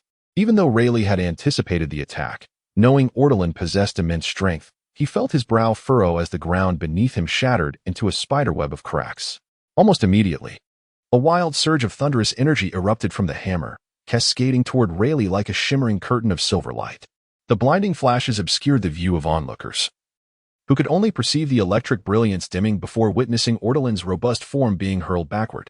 In that fleeting moment, Rayleigh had acted with remarkable speed, delivering a powerful kick to Ordelin's chest, sending him soaring through the air. At that instant, Mihawk made his move. This man was indeed a formidable predator. Having confronted a stronger Ordelin during his clash with Shanks, he now targeted the mightiest combatant present, Rayleigh. In essence, he sought out the strongest adversary available. As Ordelin regained his footing, Mihawk was already swinging his sword toward Rayleigh. Ordelin couldn't help but reflect on Mihawk's tenacity. Meanwhile, at the harbor, Karp's warship was slowly docking. He caught sight of the sporadic clashes and flashes of lightning erupting from the town center and pondered, "What is happening?" Initially perplexed, Karp was not particularly shocked given the chaos of the new world. Instead, he instructed the nearby navy, investigate the other exits and hidden ports of this island. Ascertain the whereabouts of the Oro Jackson.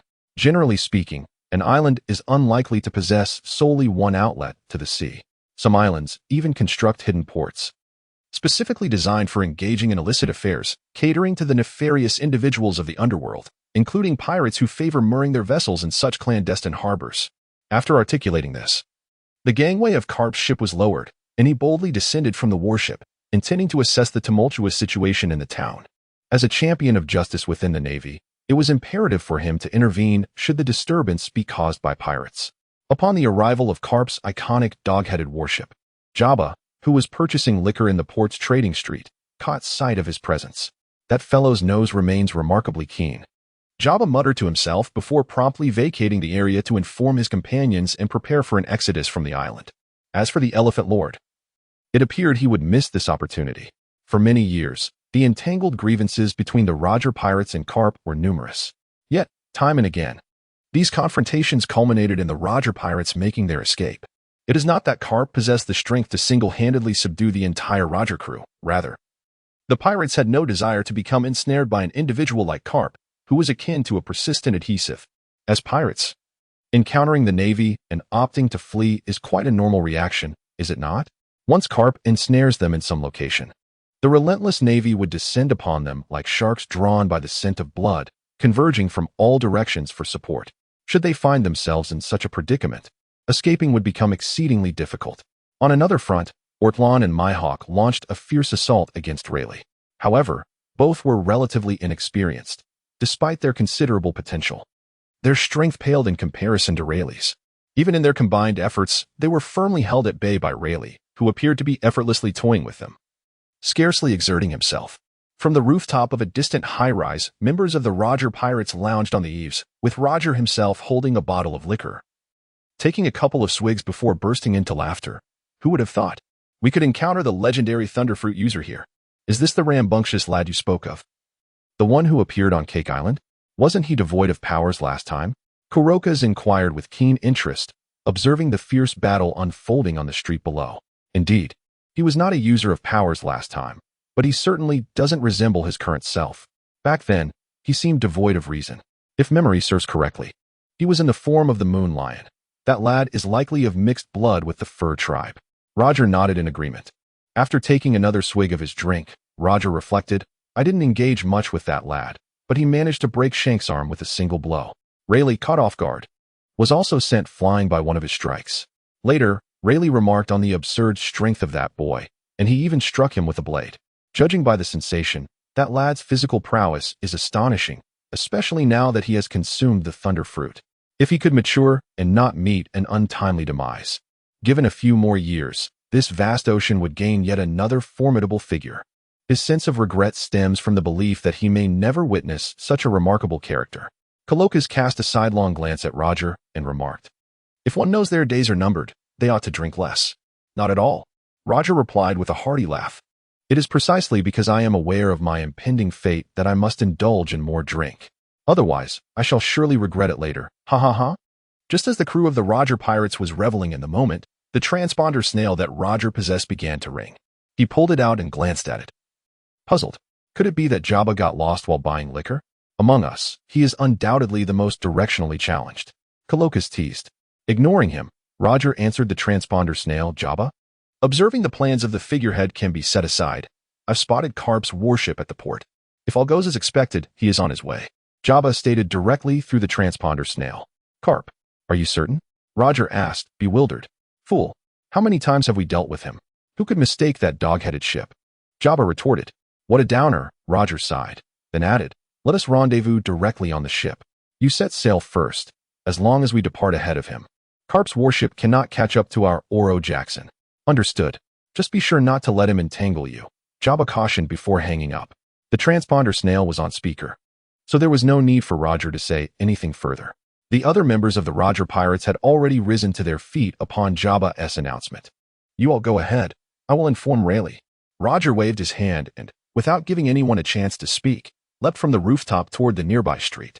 Kalokas and the others were already accustomed to such antics. With a wave, they swiftly vacated the rooftop and made their way toward the clandestine harbor on the opposite side of the island.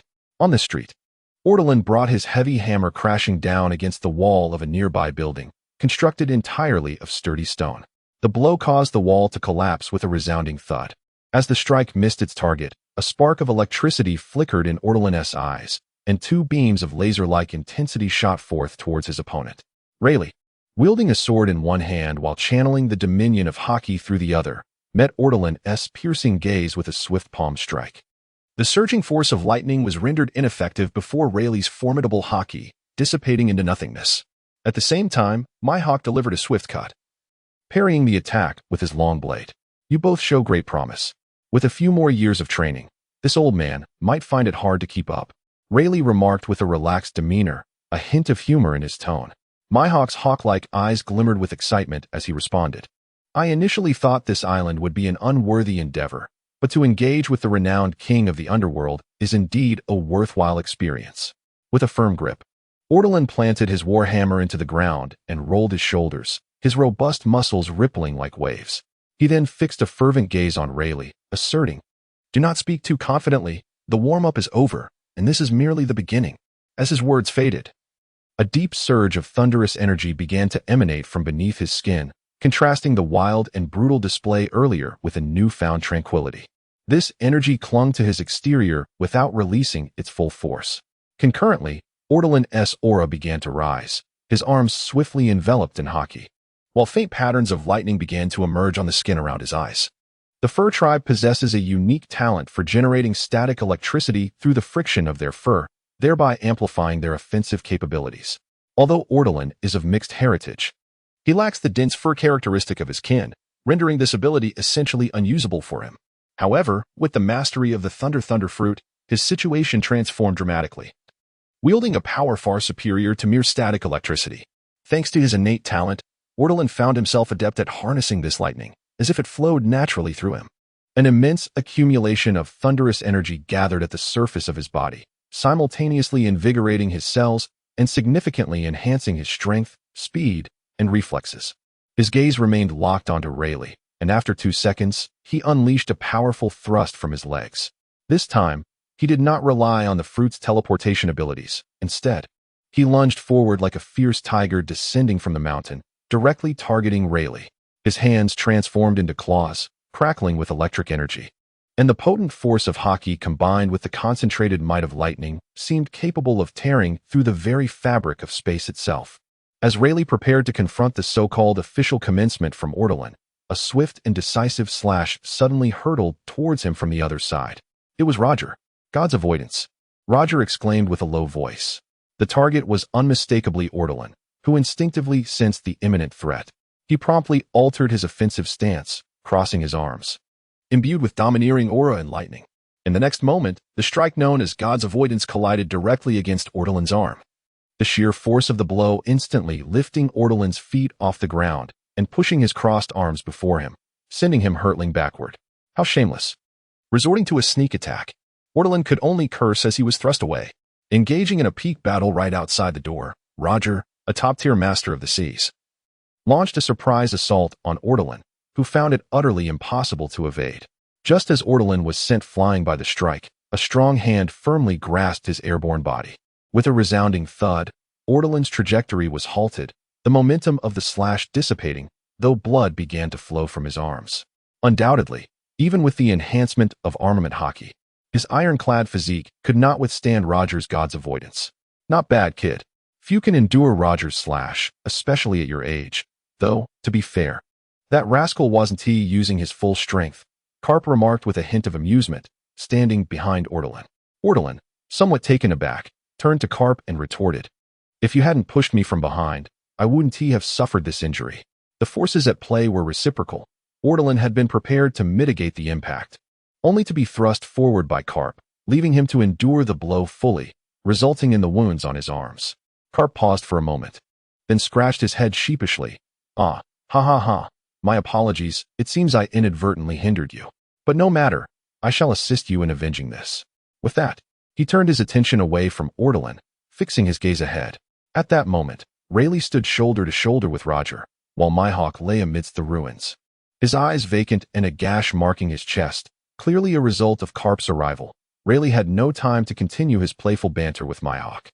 "Why is it that wherever I go, I encounter this troublesome fellow, Carp?" Roger said, wiping his prominent mustache with a hint of annoyance. Carp laughed heartily. Doesn't that just signify our fateful connection, Roger? Such a connection is better left untouched, Roger replied with a roll of his eyes. Thanks to you. That scoundrel Shiki suffered greatly, and our navy has been relieved of quite a burden. As a token of gratitude, I invite you to join me for tea at Marineford. Kapu suddenly tore off the Grand Justice cloak draped over his shoulders and casually tossed it into the hands of the bewildered Ortoran. Ortoran glanced at the majestic cloak adorned with the insignia of a vice admiral, then back at Kapu. Just as he was about to speak, an overwhelming force surged forth. Kapu, no longer exuding his usual carefree demeanor, exhibited an intensity in his gaze that sparkled with excitement. With a flick of his wrist, Kapu stomped his foot down, shattering the solid ground beneath him, and his robust figure shot forward like a meteor, charging directly at Roger and Rayleigh. Fist of the falling star, Kapu roared. Although the punch was aimed at Roger, Ortoran, standing still, could sense the immense pressure emanating from it. The very air before him felt thick and suffocating, and merely being enveloped by that overwhelming aura made it difficult for him to breathe. While he had long sensed that figures such as Charlotte Lingling, Rayleigh, and Roger had not been exerting their full strength against him at this moment. Ortoran finally grasped the vast chasm that lay between him and those true titans standing atop the ocean. Instinctively, he understood that had that punch been directed at him, it could very well have been fatal. Still so full of vigor, Kapu, Roger remarked, his eyes shimmering with excitement as he drew the sword ace from his waist. Ready to counter Kapu's punch. Divine avoidance, Roger declared with a low voice. The might of this technique was proportional to the seriousness with which Roger approached it, and it was evident that he held nothing back against his formidable old rival, Kapu, giving it his all. In that fleeting moment, Ortoran seemed to witness Roger's strike cleaving through space itself. The forceful aura of their confrontation manifested even before their attacks met, as if two invisible powers were locking them in place. Kapu's fist hung suspended in the air, unable to descend, while Roger's slash was halted, as though an immense barrier obstructed them. Yet, in truth, there was nothing but the clash of their formidable auras. Dark lightning erupted from the void where their powers collided, and the sound of cracking reverberated in Ortoran's ears. This time, it was no longer an illusion. Ortoran clearly perceived the central region of the fierce confrontation. The air, nay, the very fabric of space, seemed unable to withstand the overwhelming presence and pressure emanating from the two combatants, resulting in inky black fissures appearing. In the blink of an eye, from the moment Karp initiated his strike to the current clash, scarcely a breath had passed before Ortoran could further absorb the intensity. The collision of these two formidable auras unleashed a torrent of energy akin to a tsunami, radiating outward from the epicenter and instantly toppling the sturdy structures in the vicinity. Simultaneously, it swept up shattered debris and dust, coalescing into a shockwave that expanded outward in a circular pattern. A cloud of dust surged directly towards Ortoran, who, clutching Karp's justice cloak, flicked it forward to disperse the choking particles. At the same time, he anchored himself firmly to resist the overwhelming force of the aura that was spilling forth. Meanwhile, Karp swiftly altered his approach, evading Roger's divine evasion with a powerful punch. His feet firmly planted on the ground as his figure lunged forward. In the blink of an eye, he was at Roger's side, his large hand seizing Roger's shoulder. Down to the depths, Karp exclaimed, a triumphant smile gracing his features as he yanked Roger upwards with tremendous force. In the next moment, he aimed to slam Roger back to the ground with great ferocity. Yet, Roger's reflexes were equally swift, wielding ace with a fierce momentum. He swung the blade towards Karp's armpit, leveraging the grip on his shoulder to launch a counterattack. With this strike, if Karp did not relent, he would surely lose an arm, wouldn't he? Reluctantly, Karp had no choice but to alter his approach. Instead of smashing down Roger's arm, he retracted inward, utilizing the alignment of his ribcage and shoulder to firmly trap Roger's blade beneath his armpit. Simultaneously, Karp's other hand surged with potent haki, delivering a powerful punch aimed directly at Roger's head. At that moment, Roger wielded his sword with one hand while his other remained free. Swiftly, he seized Karp's wrist with precision, engaging in a contest of strength that halted Karp's fist. For an instant, their figures appeared locked in a stalemate. However, this impasse lasted but a fleeting moment. Shortly thereafter, both Karp and Roger launched their assaults simultaneously. Roger lifted his leg, driving his knee towards Karp's abdomen, while Karp mirrored the action, thrusting forward with his own knee. The two knees collided forcefully, producing a thunderous sound, and the shockwave from the impact dissipated the surrounding dust.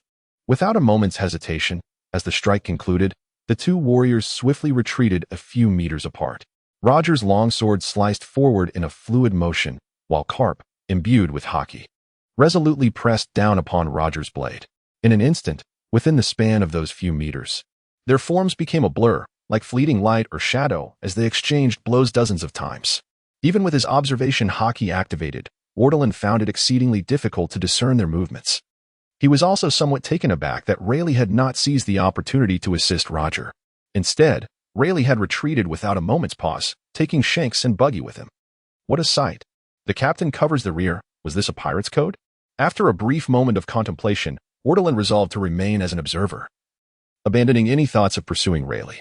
At this juncture, to chase after him would be rather unwise. Previously, without external pressure, Rayleigh harbored no murderous intent, and his actions had been rather casual, almost playful. However, if Ortolan were to obstruct his path now, Rayleigh would likely not be so lenient, and there was a genuine risk of being eliminated. Moreover, this was an authentic clash of top-tier masters, a rare spectacle indeed. Ortolan yearned for additional eyes to scrutinize the duel more closely, unwilling to squander this opportunity in pursuit of Rayleigh. Meanwhile, he noticed that a multitude of naval personnel were tirelessly assisting civilians in evacuating the area, and he surmised that in a matter of moments, the place would be entirely cleared. Given Carp's character, he presumed that he was still mindful of the surroundings and had not truly unleashed his full potential. As expected, once the last onlooker was evacuated, the Navy promptly launched a signal flare into the sky. Subsequently, Ortolan witnessed Carp soar upward from the ground, ascending to a height of several dozen meters. Fist of the Galaxy! Carp roared, delivering a fist that descended from the heavens with tremendous force. With a single punch unleashed, the Ortolans were rendered speechless, as I had yet to board the vehicle, nor had I made my retreat. In an instant, the overwhelming might emanating from Carp's fist spread across the sky like a galaxy, descending with relentless force. This force was not directed at Alteron, yet he undeniably found himself within its grasp. Without a moment's hesitation, a vibrant surge of electric light emanated from Alteron, as he sought to utilize the powers of the Thunderfruit to swiftly escape this perilous zone. However, as he focused his thoughts on the act of elemental transformation, he encountered a grave dilemma. The overwhelming potency of the haki wielded by Carp and Roger was insurmountable. In this space, an overwhelming aura of dominance permeated the atmosphere, rendering Ortolan incapable of even elemental transformation. His figure twisted visibly, electric sparks crackling around him as he struggled to achieve an elemental state, yet was unable to succeed. Attempting to summon his own formidable will to resist, he discovered it bore some effect. His innate power could, to a certain extent, fend off the oppressive force surrounding him. However, regrettably, his strength paled in comparison to the two monstrous figures present.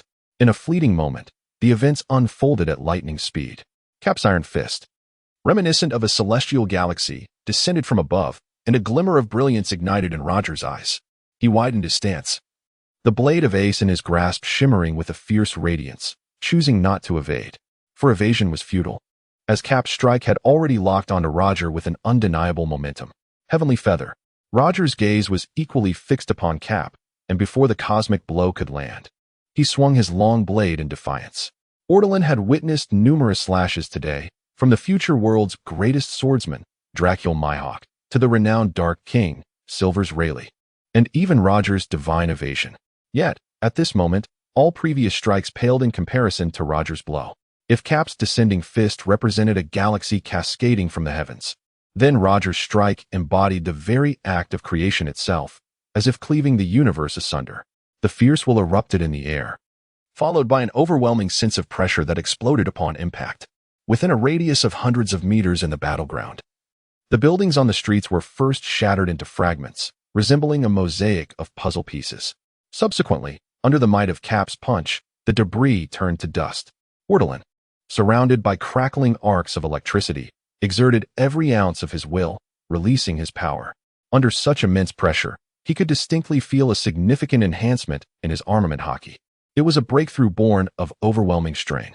However, it proved futile. After only a few breaths, Ortolan's power dissipated entirely, followed closely by the retreat of his thunderous energy back into his being. The formidable shockwave surged into his body from all directions, leaving no refuge. Ugh! Ortolan roared in agony, struggling against the onslaught. Then, darkness enveloped him, and he lost consciousness. His robust frame teetered forward, seemingly on the brink of collapse. Yet in the next moment, he stumbled but managed to regain his footing. At that juncture, Ortolan's eyes remained rolled back, giving him the appearance of being in a faint state. Yet he was able to withstand the clash of these two formidable forces, standing there as steadfast as a mountain. At this moment, neither Carp nor Roger noticed the anomaly. Their fists and blades collided with tremendous force. Instantly, the heavens and the earth shattered, and the wild gusts of wind could no longer be contained, sweeping across the entire island. In an instant, it felt as though the entire land was enveloped by the raging storm, causing even the massive warships in the harbor to sway precariously.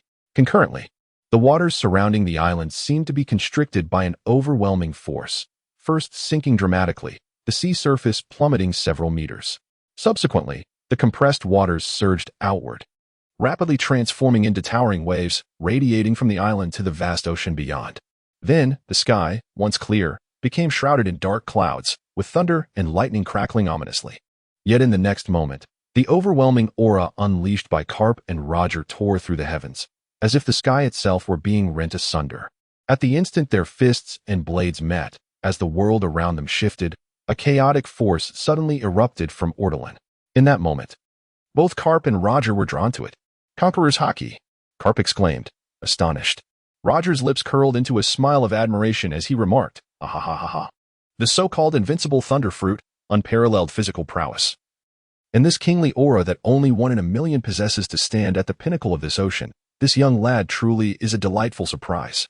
Indeed, what erupted from Ortolan was the rarest manifestation of Conqueror's Haki. As the auras of Roger and Carp clashed under immense pressure, Ortolan's consciousness may have been clouded, yet his body, instinct, and soul unleashed the Conqueror's Haki, seemingly roaring defiantly at Carp and Roger. After a moment of shared astonishment, the two exchanged glances, and it was Roger who reacted first. With a swift movement, he retracted his aura, no longer concerning himself with Carp, dodging the incoming punch, and propelled himself at incredible speed toward Ortolan. This extraordinary young lad is truly one in a million, possessing not only remarkable physical prowess but also exceptional fruit abilities, complemented by the rare Conqueror's Haki that one might find only among countless individuals. Once he matures, he is destined to become a formidable powerhouse. Roger, recognizing this talent, yearns to have him by his side during the twilight of his life, hoping to nurture his potential and unveil the truths of this world. Likewise, Carp shares this sentiment. How could such a prodigy be allowed to fall into the hands of pirates, especially those as perilous as Roger's crew? If this young man were to be cultivated by the Roger pirates, it would undoubtedly pose a significant challenge for the Navy. In contrast, should he be guided onto the righteous path and brought into the Navy, there lies a tremendous possibility of gaining a top-tier combatant, one of the caliber of an admiral. The disparity between the entrance and the exit was indeed a twofold difference. "You scoundrel, don't even think about taking him away," Carp shouted angrily, pursuing Roger and throwing a punch. Roger retaliated with his sword, and the two engaged in a fierce struggle, neither able to approach Ortolan. Moments later, on the opposite side of the island, a firework exploded in the sky. Roger cast a glance towards it, then reluctantly looked back at Ortolan, murmuring with a hint of frustration, "Damn, Carp, you're lucky this time." With that, Roger deflected Carp's iron fist with a swift motion and fled towards the direction of the fireworks. Having clashed with Roger numerous times, Carp was well aware that it signaled the departure of Roger's crew. Those rascals had set sail. If he wished to retain Roger, he had to prevent him from boarding. Otherwise, with the speed of his dog-headed warship, he would never catch up with the top-tier Oro Jackson. However, Carp also realized that stopping Roger was a formidable task. He had never succeeded in the past. Furthermore, Ortolan was still present. After a fleeting moment of hesitation, Carp took a couple of steps forward, but then quickly turned back to Ortolan. At that moment, it seemed Ortolan's Conqueror's Haki was waning, his imposing aura dissipating rapidly. In the blink of an eye, he returned to normal and, in his unconscious state, began to topple forward. Just before he crashed to the ground, Carp caught him. The more Carp observed Ortolan, the more delight sparkled in his eyes. Unable to contain his joy, he exclaimed, "It was worth coming here. I've stumbled upon a treasure." Ahaha. The dog-headed warship remained docked at the port, with numerous naval officers assisting the island's residents with basic reconstruction efforts while also tending to the injured. Yet, The Navy could do little more than that. As a violent organization, they were accustomed to causing harm rather than providing care, particularly since this island did not fall under the jurisdiction of the world government. Within the ship's cabin, Karp held a transponder snail, conversing with Chief Advisor Ahi. Yes, Bain Ortolan, whether that is his real name or an alias, I learned it from the owner of the inn where he stayed. He appears to be around 23 or 24 years old. Specifics are unclear, but he stands at a towering height of 3 meters and 24 centimeters. He possesses the rare ability of the Thunder Fruit. Please look into his information as soon as possible and ascertain the situation. Karp spoke casually, chuckling. Understood. Although I suspect I know the answer, I will still ask. What about Roger? Chief Advisor Ahi inquired through the transponder snail. If you've already guessed. Why ask again? Grant me a modicum of dignity. I assent that a touch of decorum on your part? Really, you lack a lady's grace, shall he? Karp replied boisterously. How can one speak of decorum with a boorish fellow like you? Chief Ahe first expressed his disdain, then continued. The Marshal has concluded discussions with the higher-ups regarding the upcoming operation in the New World. The specific directives have been established, and it will be that scoundrel Sengoku who oversees it. If you have no pressing matters, I suggest you refrain from lingering in the New World and return promptly. Is that so? Has it been decided so swiftly? What are the particulars? Karp inquired with curiosity. To completely seize and secure the gateway waters of the New World, thereby further constricting the living space of the pirates in that region. As for the remaining matters, let them engage in their own internal strife, Chief Ahe replied. The so-called gateway waters of the New World refers to a certain expanse of sea extending from the Red Line, with the Holy Land Mariewa as a reference point. Facing towards the New World, this maritime region, for an extended period, has been referred to by the Navy as the Gateway Sea, akin to the entrance of Mariewa. Originally, this expanse of water was under the long-term control of the Navy and the world governments. However, during the era of rocks, the Navy lost a portion of its dominion over this area. By the time of Shiki's era, in a bid to bolster his prestige among the pirate factions, Shiki further intruded upon these waters, seizing numerous islands and significantly constricting the Navy's sphere of influence. Prior to the Battle of Edver, the Navy had plans for a counteroffensive in the Gateway Sea of the New World. However, with Shiki's recent blunder, such an endeavor has become unnecessary, sparing the Navy from the need to instigate a large-scale conflict. Indeed, there seems to be a lack of ambition. Should we not seize this opportunity to deliver a blow to those rascally pirates of the New World? Karp mused casually. According to Sengoku's analysis, it is by easing the pressure on them that they can continue their internal strife. Conversely, if we present an overly aggressive stance, it may compel these pirates to set aside their disputes and unite against the Navy, added Admiral Ake. After a brief pause, Admiral Ake continued, moreover, you are aware that we presently lack sufficient forces and combat capability. This brings us to the promising talent I have recently encountered. If we can recruit him into our Navy and nurture his potential, he could rival the likes of Sakazuki, Kazan, and Polysolino in strength. Karp remarked with a hint of delight. We must first ascertain his true worth. Admiral Ake replied with a slight nod, then stated, I shall commence an investigation. You should return promptly. Understood, understood. Karp responded twice before ending the call. Subsequently, Karp resumed his position at his desk, poring over the strategic maritime charts concerning the New World, which were marked with the latest intelligence and speculations regarding potential pirate movements, as well as the Navy's arrangements and deployments. As he maneuvered several strategic pieces across the board, he contemplated the current situation. Big Mom and Kaido? If left unchecked, these two may emerge as the ultimate beneficiaries of this incident. After Shiki's downfall, could the leading pirates of the New World coalesce into a structure comprising the Big Mom Pirates, the Beast Pirates, and the Whitebeard Pirates? After maneuvering several chess pieces, Garp pondered that, given the current circumstances, the Whitebeard Pirates maintained an undeniable dominance, followed closely by Charlotte Lin, while Kaido ranked as the weakest. Just as Garp was lost in thought, the door swung open, revealing a Navy officer clad in a hat, his aide-de-camp, Bogard. Bogard was exceptionally skilled. He had once fought alongside Garp in the Battle of Goddess Valley, demonstrating remarkable prowess amidst a battlefield teeming with formidable opponents, ultimately emerging unscathed. In essence, he possessed the caliber to compete at the highest levels. Ordinarily, with his strength and experience, attaining the rank of Rear Admiral within the Navy would pose no challenge. However, it seemed he was somewhat influenced by Garp's character and ideology. Consequently, Bogard remained remarkably unassuming within the Navy, to the extent that many younger naval officers were unaware of his true capabilities.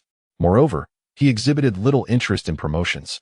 Having steadfastly served alongside Garp for many years in the capacity of a Commodore, repeatedly declining offers for advancement. Given their close familiarity, Bogard eschewed formalities.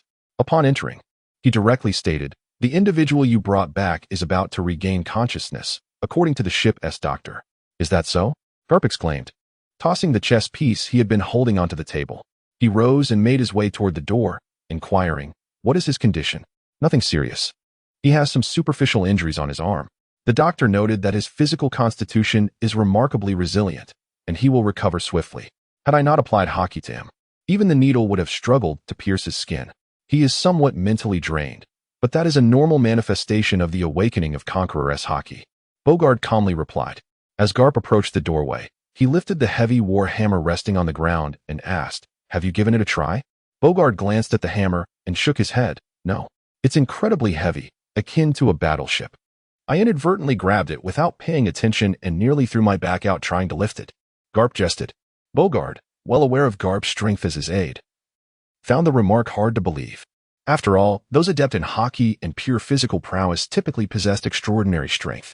After all, how could one claim to be a martial arts master without the strength to deliver a punch?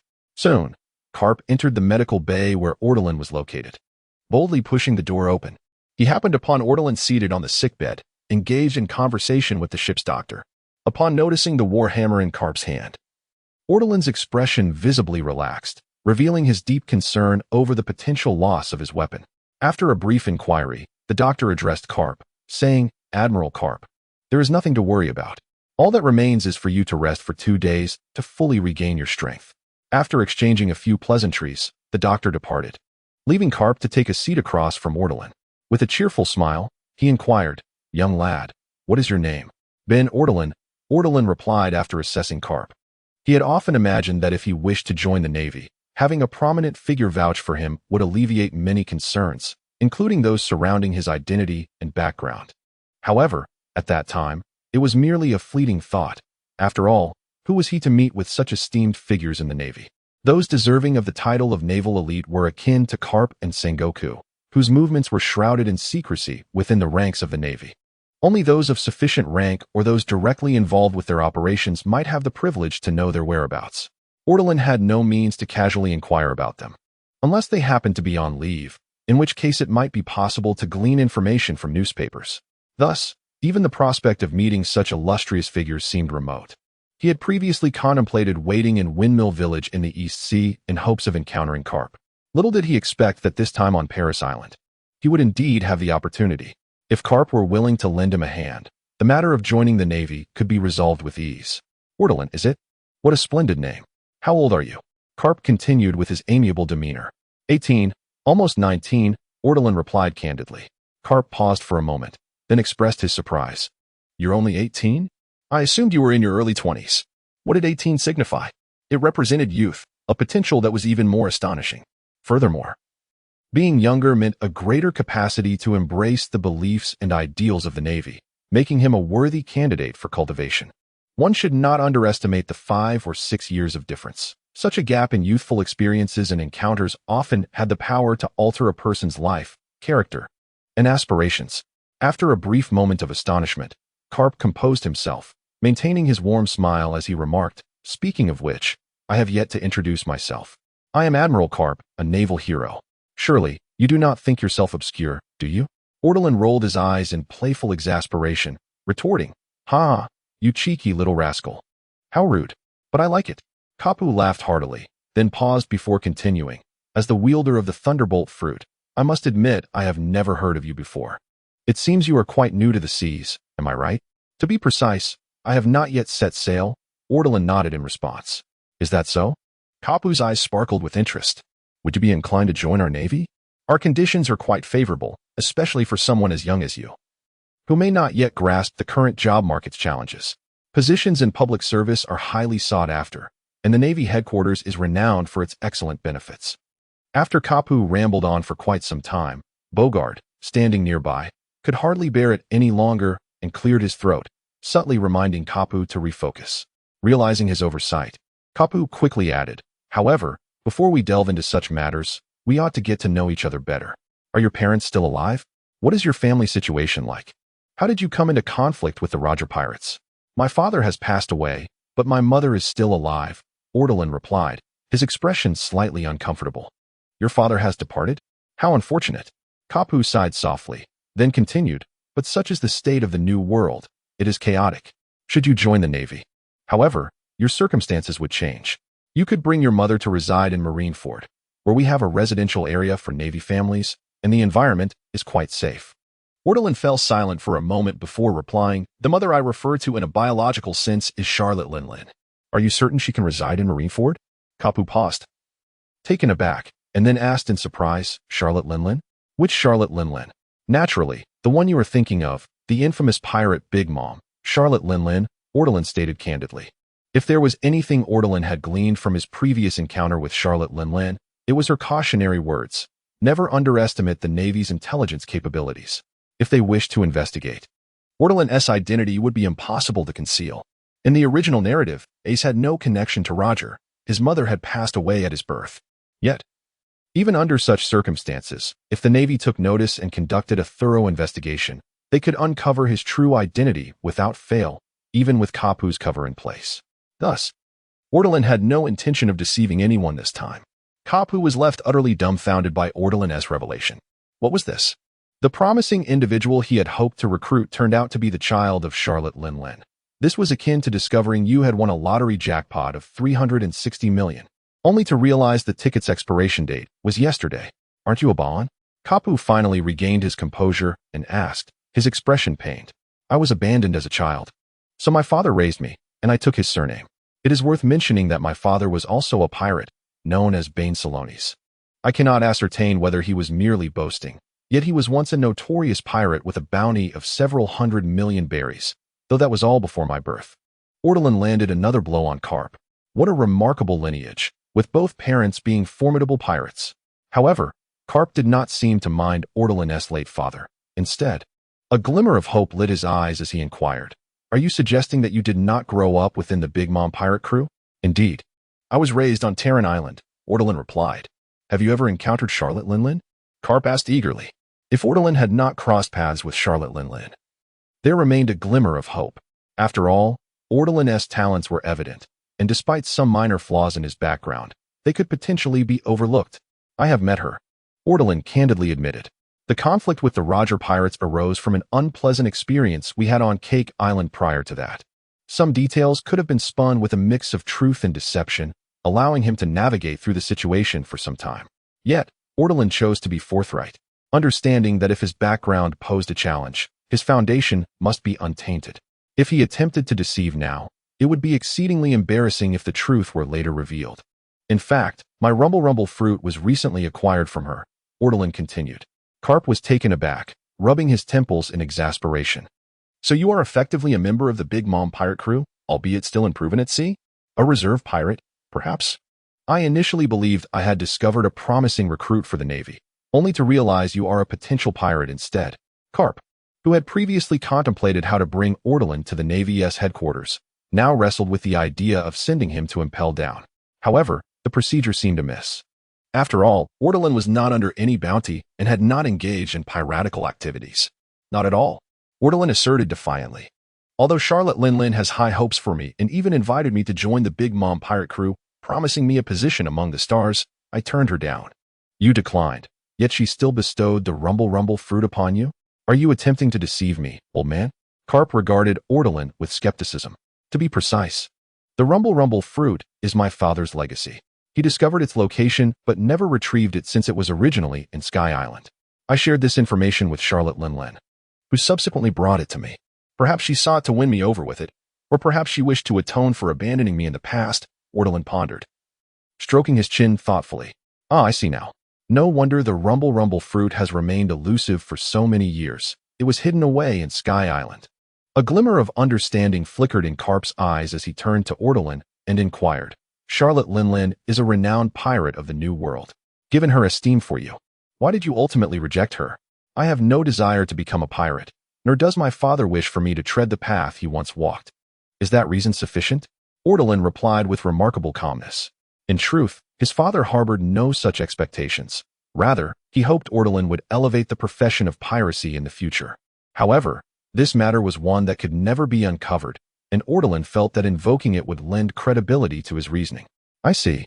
Karp crossed his arms, a look of conflict and helplessness crossing his features. After a brief pause, he could not resist asking, "What are your feelings toward Charlotte Linlin? Do you harbor animosity toward her for abandoning you?" "Not at all," Ortolan asserted decisively, shaking his head. "I have only met her twice. Before that, while I was aware she was my biological mother, I felt no particular connection. If I had to describe it, I would say it was akin to encountering a stranger. However, during those 2 meetings, she was quite attentive, assisting me with my ailments and even granting me the thunder fruit. In truth, I would say my impression of her leans more towards the positive rather than hatred. Such unverifiable matters allow you to weave pretty words to deceive an old man." Karp rolled his eyes. "There is no need for that. To speak plainly, I am indeed inclined to join the Navy. To prevent future complications, it is best to clarify certain matters from the outset, lest we all find ourselves in difficult positions later." Ortolan sighed slightly. "You wish to join the Navy?" Karp exclaimed in surprise. "I thought your previous statements were meant to dissuade me. Given your background, I find it astonishing that you harbor such thoughts." Ortolan fixed Karp with an irritated gaze and questioned sternly, "So, as a hero of the Navy, do you also support the notion of bloodline superiority? That the noble are born noble, and the children of pirates can only become pirates?" Confronted with this retort, Karp stood there, momentarily taken aback. After a considerable pause, the uncertainty and hesitation etched on his face gradually faded, replaced by a resolute gaze. "No, I firmly believe that good and evil, nobility and baseness, are not predetermined at birth but rather choices made by individuals." After declaring this, Karp rose to his feet. "You should rest well. Since you aspire to become a just member of the Navy, I cannot turn a blind eye to that. It is my duty as a senior officer." At Karp's words, Ortolan remained silent, yet a smile crept onto his face. Karp turned to leave with Bogard, and just as he placed his hand on the doorknob, he paused and, without looking back, asked, "By the way, what do you consider to be justice?" After a moment of silence, Ortolan replied, "I don't know." "Is that so?"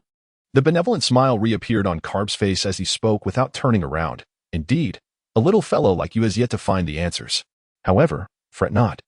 Such answers can be sought in due time." With that, he opened the door and stepped outside. Ortolan felt a lingering haze in his mind.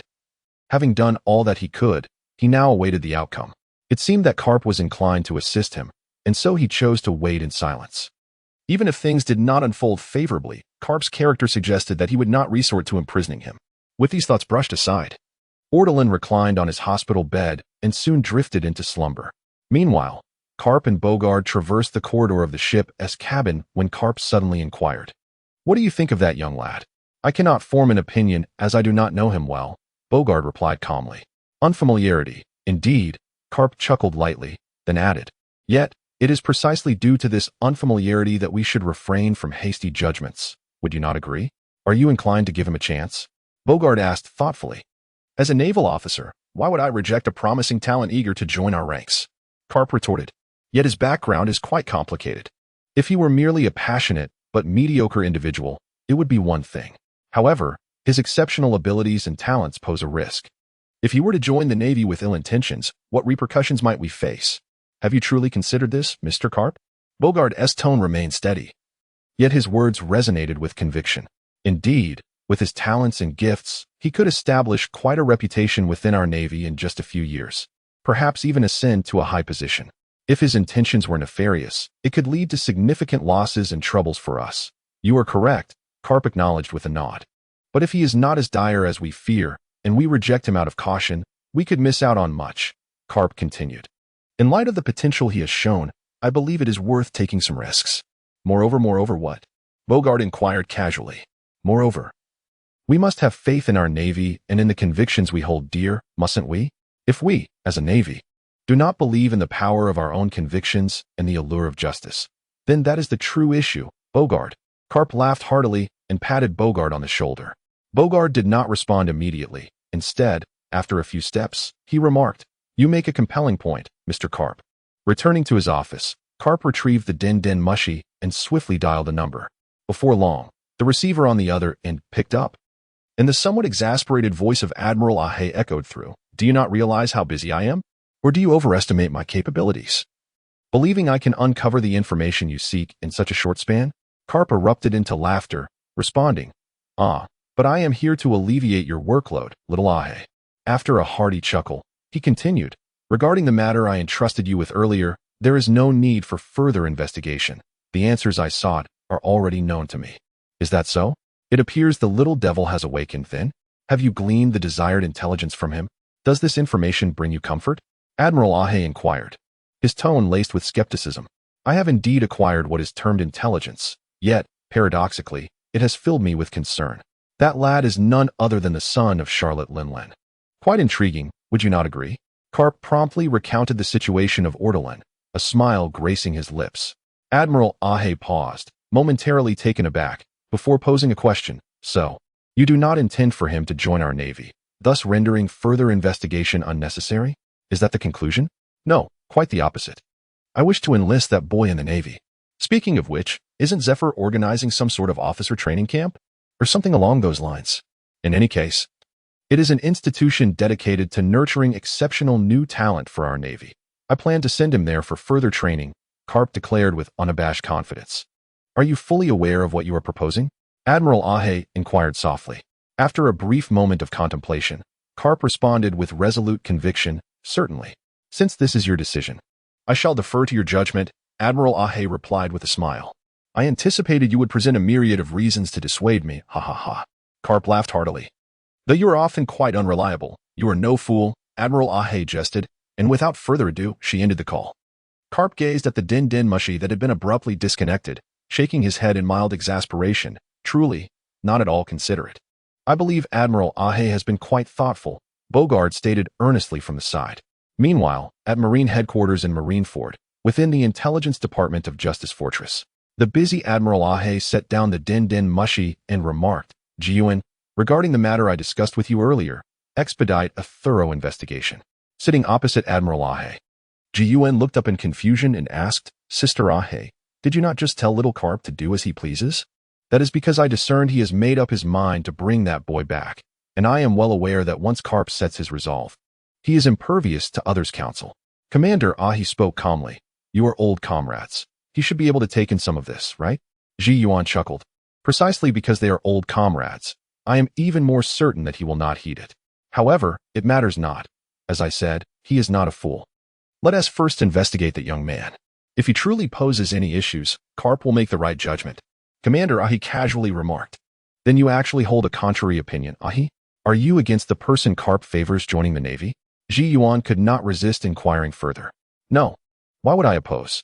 Regardless of whether he is Whitebeard's son or Charlotte Linlen's son, as long as he genuinely wishes to join the Navy and become a comrade with shared ideals, such matters are inconsequential. On the contrary, I welcome it. If Karp has elevated that young man to such heights, then if even half of it is true, he would indeed be a rare talent, enhancing our naval strength, which I wholeheartedly support and welcome. Commander Ahe continued in a remarkably composed tone. Is there still a need for investigation? Ji-Yuan shrugged. It is precisely because I welcome and support him that we must investigate thoroughly and meticulously. This is our responsibility to the Navy, to our intelligence department, to myself, to Karp, and to that young man. Only with clarity can everyone be at ease. Otherwise, there will inevitably be misunderstandings and conflicts in the future. Commander Ahe smiled as she explained to Ji-Yuan. After pondering for a moment, Ji-Yuan replied, Indeed, compared to young Karp, you, Ahe, are far more meticulous and thoughtful. Ji-Yuan grasped Commander Ahe's intent. If they were to simply heed Karp without further investigation, any future issues would rest solely upon Karp's shoulders for his stubborn insistence on this matter. However, should the Intelligence Department conduct a thorough investigation now, any problems discovered would naturally prevent the matter from progressing, while if no issues arise, it would align with Karp's wishes. The nature of the situation would differ. Should any troubles emerge later, the Intelligence Department would also bear some responsibility. Although it seemed unchanged now, it would alleviate the pressure and accountability Karp would face later on. Perhaps this is the bond shared among old comrades, identifying gaps and quietly ensuring all matters are handled. Is this not the restraint and thoughtfulness of a mature woman? Truly captivating. Ahi. Ji Yuan silently commended Commander Ahi in his heart. It is uncertain whether it is the imposing presence of Captain Karp's warship or the sheer fortune of their journey, but for an extended period, they traversed the waters without encountering any troubles. Notably, on the third day after departing from Polris Island, Ortolan remembered to inquire about Mihawk's situation. However, Karp was entirely oblivious to Mihawk and his circumstances, suggesting that all was well. It was likely that Mihawk continued to challenge the world's greatest swordsman as always. Within the training room of the warship, Ortolan was currently enveloping his fists with haki, forcefully striking the training post before him. Typically, training posts are made of wood, padded with cotton and fur for protection. Yet, this post was evidently constructed from metal. Ortolan was unaware of the specific metal, but it was certainly not ordinary steel, as he could not even leave a mark with his punches. Moreover, this was Karp's training post. Indeed, to significantly advance one's haki, one must consistently push beyond their limits, striking objects that are harder and more resilient than their own haki. Karp watched Ortolan's punches with satisfaction, occasionally offering guidance. Mr. Karp, how did you cultivate your haki to such an impressive level? Ortolan inquired after delivering a series of punches, wiping the swelling flesh on his knuckles with a towel soaked in medicinal ointment. Year after year, through diligent practice. If there is any crucial insight, it would be belief. Karp replied thoughtfully, generously sharing his wisdom with Ortolan. Belief? Ortolan's eyes reflected a hint of confusion. Indeed, belief. While it may sound somewhat mystical, a punch imbued with conviction possesses a power that is worlds apart from a hollow, careless strike. However, belief cannot be taught. One must discover it for themselves. Yet, fret not, for the vastness of the sea holds the answers you seek. Karp chuckled heartily, patting Ortolan on the shoulder. I understand, Ortolan responded, before resuming his assault on the training post. After observing for a while, Karp casually pulled up a chair and sat down, retrieving a package of snacks from his pocket. Upon closer inspection, it appeared to be rice crackers. A large bag of rice crackers, sufficient for a lengthy snack session. Yet, in Karp's hands, it was devoured with the voracity of a pig, and before Ortolan had completed 50 punches, Karp had already finished the entire bag. Nearby, naval soldiers were diligently on duty. It seems as though they had long since become accustomed to Karp's behavior. As soon as Karp began to boast, they promptly rolled out a cart of rice crackers and brewed a pot of green tea, placing it deftly beside him. Subsequently, Ortolan observed Karp indulging like a glutton, devouring one package after another. After throwing 100 punches, Ortolan paused, wiping his hands with a medicinal cloth, and could not help but inquire, Mr. Karp, do you know my mother, Charlotte Linlin? With his mouth full of rice crackers, Karp mumbled a vague response, then swallowed forcefully before saying, Of course I know her. I even fought her when you were a child. Oh, wait, you had already been abandoned by her, so you wouldn't have seen it. I mean, aside from that adversarial relationship, Ortolan attempted to clarify. After pondering for a moment, Karp shook his head, not really. However, I have heard that her tea parties feature delightful snacks. I have always wanted to try them, but she has never invited me. The reputation of Charlotte Linlin's tea parties was widely known. If one received an invitation, it was imperative to attend, lest they face the wrath of the Big Mom pirates. As Charlotte Linlin's stature on the seas rose, her tea parties gradually became legendary. Yet, there was a clear logic to it. Invitations to her tea parties were never extended to figures like Whitebeard, Kaido, or Shanks. The reason was simple. Should they decline? Would Charlotte Linlin retaliate or not? To refrain from retaliation would tarnish her reputation, while to retaliate would be a daunting task. Hence, Karp's assertion that Charlotte Linlin had never invited him for tea was entirely understandable to Ortolan. Even if one were not part of the Navy, it was likely they would not receive an invitation. After murmuring a few words of regret, Karp curiously asked, Why did you suddenly bring up these matters? It's nothing, really. Watching you enjoy those rice crackers reminded me of an old acquaintance, Ortolan sighed. Who? Karp inquired, intrigued. My elder brother, Charlotte Katakuri. When I was developing the Thunderfruit on Cake Island, he resembled you now, though he was indulging in donuts, Ortolan chuckled. Were it not for Karp's age being somewhat mismatched, Ortolan might have doubted whether Karp bore the blood of the Charlotte family simply by observing his manner of boasting about the rice crackers. From your tone, it seems you share a good relationship with Katakuri? Karp asked casually while chewing on a rice cracker. Well, if we speak of relationships, I don't have many friends. He is probably my only friend at present, Ortolan reflected after a moment. A friend, you say? Carp contemplated for a moment, then chuckled. You mustn't share these words with others. You are destined to become one of our naval elites. Do you truly not mind? Ortolan retorted. I possess a rather open-minded perspective, and I have my share of pirate acquaintances. Carp replied with a carefree demeanor. Is it Roger? Ortolan inquired with a smile. Carp did not shy away from the intricate relationship he shared with Roger, nodding candidly, roughly so, but should the opportunity arise, I shall certainly capture him and deliver him to impel down for his penance. After indulging in a light-hearted conversation, Carp suddenly recalled something and asked, by the way, if I remember correctly, you mentioned that Charlotte Linlin assisted you with an ailment, did you not? What affliction do you suffer from? I have a hereditary mental illness. Ortolan replied, striking a nearby pillar with a fist, his tone turning serious. Carp raised an eyebrow, taking a sip of green tea before addressing Ortolan. If you don't mind, feel free to elaborate. Speaking of which, I haven't yet introduced myself. I am not a pure-blood human, Ortolan stated. I discerned as much. You belong to the Oni clan, much like that Kaido fellow, Carp confidently asserted. Long before Ortolan lost consciousness, Carp had verified that the horns atop his head were not mere embellishments, but genuine natural growths. Hence, Carp had always regarded Ortolan as one of the Oni. Given Charlotte Linlin's peculiar tastes and ideologies, this was entirely plausible. In fact, had Ortolan not mentioned his father's name, Saronis, Carp might have suspected he was a hybrid of Kaido and Charlotte Linlin. Incorrect. I am of the Bulkin tribe. Ortolan shattered Carp's confidence outright. Carp looked at Ortolan in bewilderment, finding it hard to believe, but you don't seem to have any fur? Ortolan chose not to explain, continuing instead. It may be due to her peculiar condition.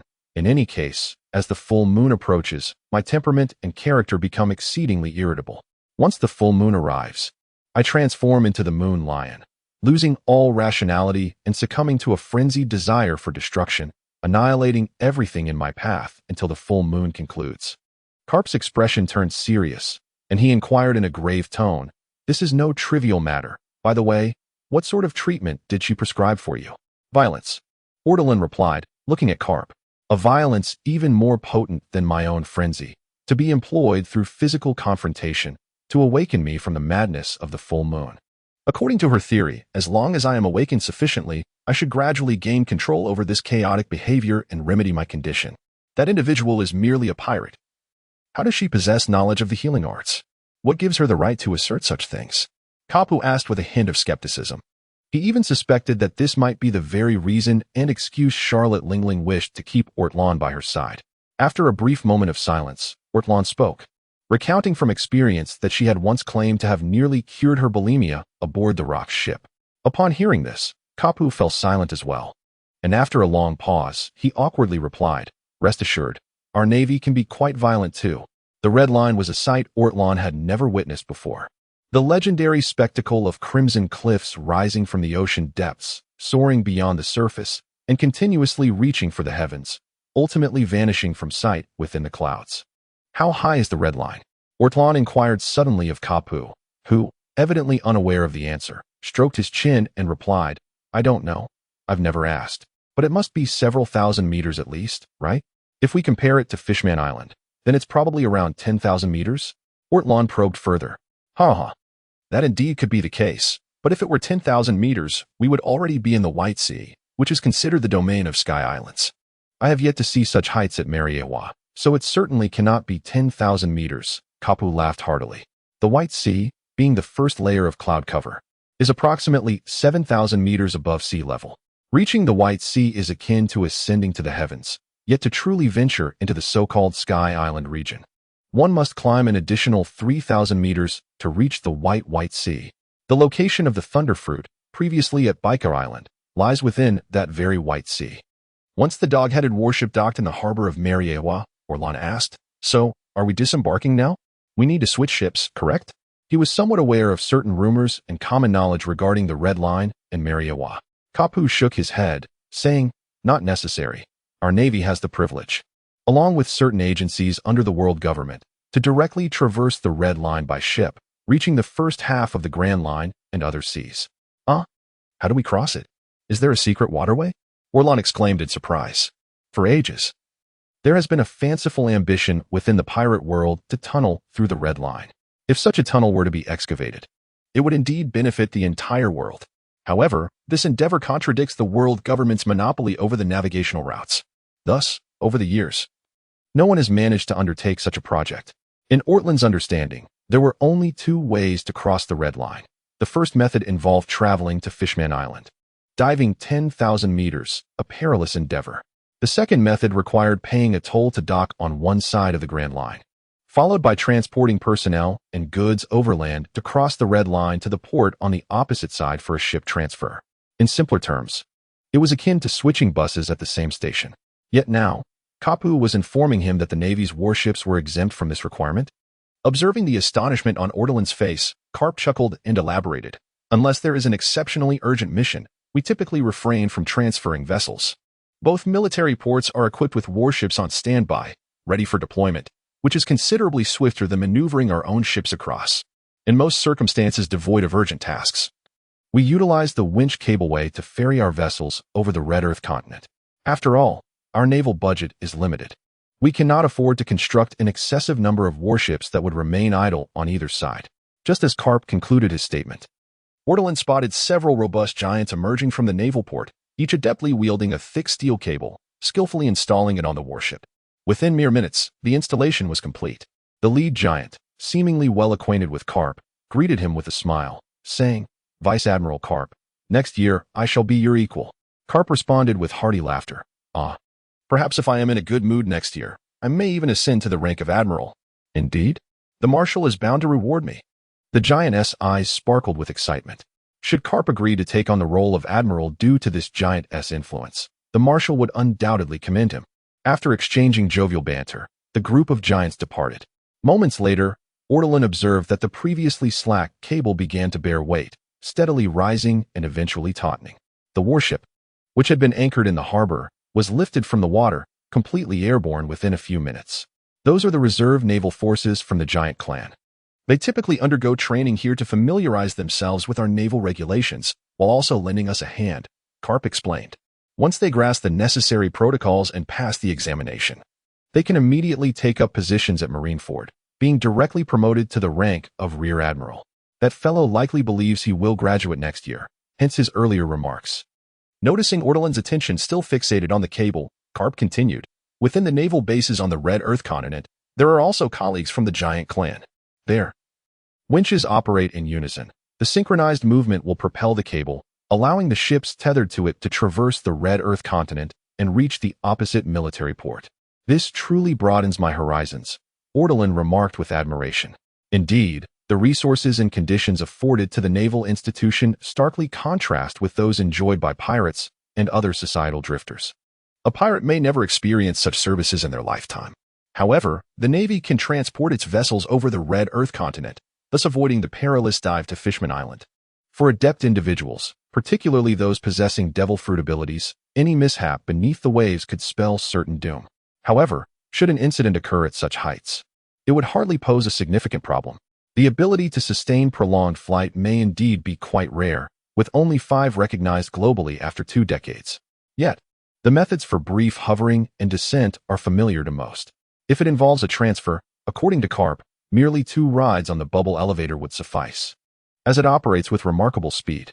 Conversely, this winch ascent consumed over 3 hours before Karp's canine-headed battleship finally descended into the waters of paradise.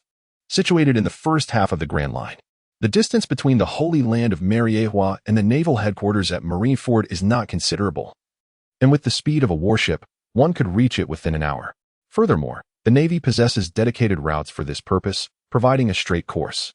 As Karp's battleship navigated through these waters, it frequently encountered the naval escort patrol fleets, which, according to Karp, were established to ensure the seamless passage between Marineford and Mariewa. Although the journey is approximately an hour, after about 30 minutes on the deck of the warship, one could already behold the imposing naval headquarters at Marineford on the horizon.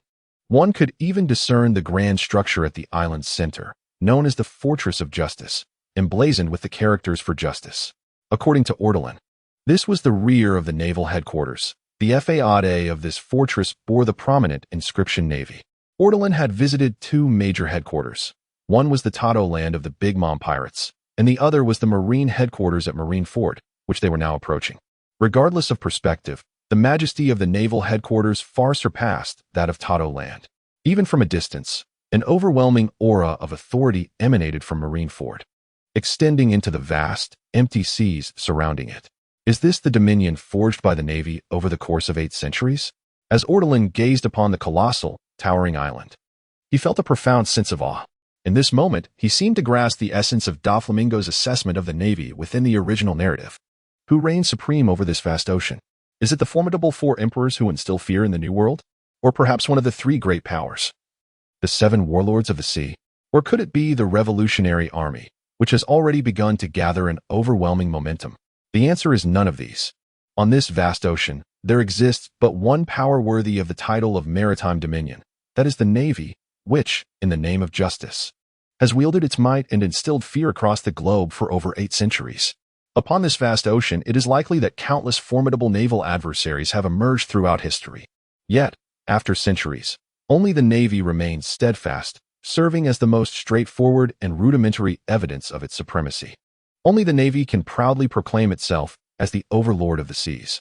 Even the once unbridled Shiki dared not boast so brazenly, merely claiming the title of King of Pirates. What is it? Have you been intimidated by our Navy's formidable presence? Carp inquired with a jovial smile, observing the contemplative Ortolan. Indeed, Ortolan replied, his eyes gleaming with ambition. If I could ascend to the rank of Admiral or even Fleet Admiral, would that not place me at the pinnacle of this island? Ah. And you are already dreaming of such heights before even officially joining our Navy? Carp chuckled heartily, patting Ortolan on the shoulder, but then his expression turned serious as he continued. Standing at the zenith of this island is not reserved for admirals or fleet admirals, but for justice itself. Justice? Ortolan mused, stroking his chin, then breaking into a grin. You are quite right, Mr. Carp. It must surely be justice. However, if justice were to have an embodiment, I would gladly take on that mantle. At Marine Headquarters, Marineford, atop the Justice Fortress, in the office of the Fleet Admiral, Steelbone stood gazing out at the Justice Harbor at the island's edge, remarking, Carp's ship has docked. Within the room were 2 esteemed naval figures, Rear Admiral Ahe and Admiral Zephyr. Zephyr held a folder freshly handed to him by the Fleet Admiral, filled with meticulous intelligence regarding Bane Ortolan. Clearly, this intelligence document bore the hallmark of the Rear Admiral's handiwork. Overall, it bore little difference from what he had relayed to Carp. He had not concealed anything from him. Imagine being the child of a pirate, yet aspiring to join the Navy. When faced with Carp's inquiries, would you choose to conceal your lineage? Steelbone posed, his tone sharpened. Zephyr hesitated slightly, his gaze towards Steelbone becoming uncertain. Indeed, a mere 18-year-old lad, fully aware of his pirate heritage, yet wishing to join the Navy. Would it not be excessively rational to openly confess this truth? To speak candidly is commendable, yet could such forthrightness not seem somewhat contrived? At that moment, Rear Admiral Ahe set down his teacup and remarked, when one harbors suspicions towards another, everything that person does appears erroneous. Conversely, when one extends trust, every action can be justified. This is the essence of arrogance and prejudice, Fleet Admiral. Steelbone chuckled softly, his formerly sharp demeanor softening as he nodded in agreement. As expected of you, Ahe. Is it a prerequisite for those in intelligence to possess such wisdom? Beside him, Zephyr seemed to have disowned something, chuckling. You're right. Viewed from a skeptical perspective, he appears excessively rational, giving off a somewhat calculating impression. Yet, from the standpoint of trust, could it not be that he genuinely desires to join our Navy with a clear conscience? Thus, he has contemplated these matters multiple times, lending an air of thoughtful consideration. The terms calculating and thoughtful refer to essentially the same essence, yet a mere alteration in wording transforms the entire narrative. Language is akin to this, and are we not the same? He continued. If I were to elaborate further, it would cast me, the Admiral, in a rather petty and intolerant light. However, I must impart some words of caution, especially to you, Zephyr. As an instructor, ensure you diligently guide these fledgling sailors. Should they falter in the future, it will be a regret you carry for a lifetime. Admiral Steelbone admonished. Rest assured, Chief Admiral, Zephyr waved his hand confidently. Even if they are indeed flawed seedlings, they are merely 18-year-olds. And this military camp is the perfect crucible for their development. The furnace, Chief of Staff Ahi added with a hint of mirth in his eyes. Indeed, the furnace. Even if impurities exist, they will surely be melted away after a few years, so there is no need for concern. Zephyr replied. casting a satisfied glance at Chief of Staff Ahi. Admiral Steelbone observed Karp leading an unfamiliar figure to the foot of the Justice Fortress and remarked, "They are coming up. You all may carry on with your tasks." The Admiral, too, had his own affairs to attend to.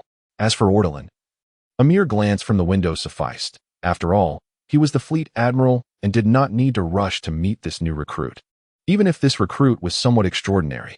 However, given Karp's esteem for him and his intention to introduce him as a disciple to Zephyr, it seemed likely there would be ample opportunity to encounter this newcomer in the future. Zephyr rose and declared, "I must see for myself whether this seedling, favored by that fellow Karp, truly possesses such prowess." Chief of Staff Ahi remarked, "I still have some matters to attend to, so I will take my leave." Before long, as Zephyr stepped out of the office, the telephone snail from Karp had already rung. "Hello? Is this Zephyr? Are you in the office? I've returned to Marineford, and as I mentioned earlier, I've brought the person for you to meet in person," Karp boisterously announced. Zephyr smiled at Chief of Staff Ahi, then spoke into the telephone snail. "I just left the Admiral's office and was about to head back. You can come directly to my office." "Understood," Karp replied before promptly hanging up. Shortly thereafter, Karp entered the Justice Fortress accompanied by Ortolan. The Navy headquarters serves as the nucleus of the entire naval system, and the Justice Fortress can be regarded as the heart of that nucleus. Those who can freely enter and exit here are all officer ranks. Even those stationed at the entrance, standing sentinel, bear at least the rank of major. The numerous naval officers bustling through the hall, clutching documents and hurrying along, are predominantly of colonel rank and above, with brigadiers and major generals in abundance. Occasionally, one might even spot a lieutenant general addressing a gathering of naval officers. Karp enjoys considerable standing. As he enters with Ortolan, few dare to question him. The naval personnel they encounter show him profound respect, greeting him politely before continuing on their way. This demonstrates that, despite the prevailing perception of Karp among the naval elite as a troublesome figure, often deemed a rough and unrefined character, the title of hero holds undeniable prestige within the broader naval atmosphere. The entire Justice Fortress comprises 9 levels, with the lower 3 bustling with activity. The public offices forming the core of the naval structure, such as the Liaison Department, Logistics Department, Support Department, and Security Department, are predominantly located on these lower levels.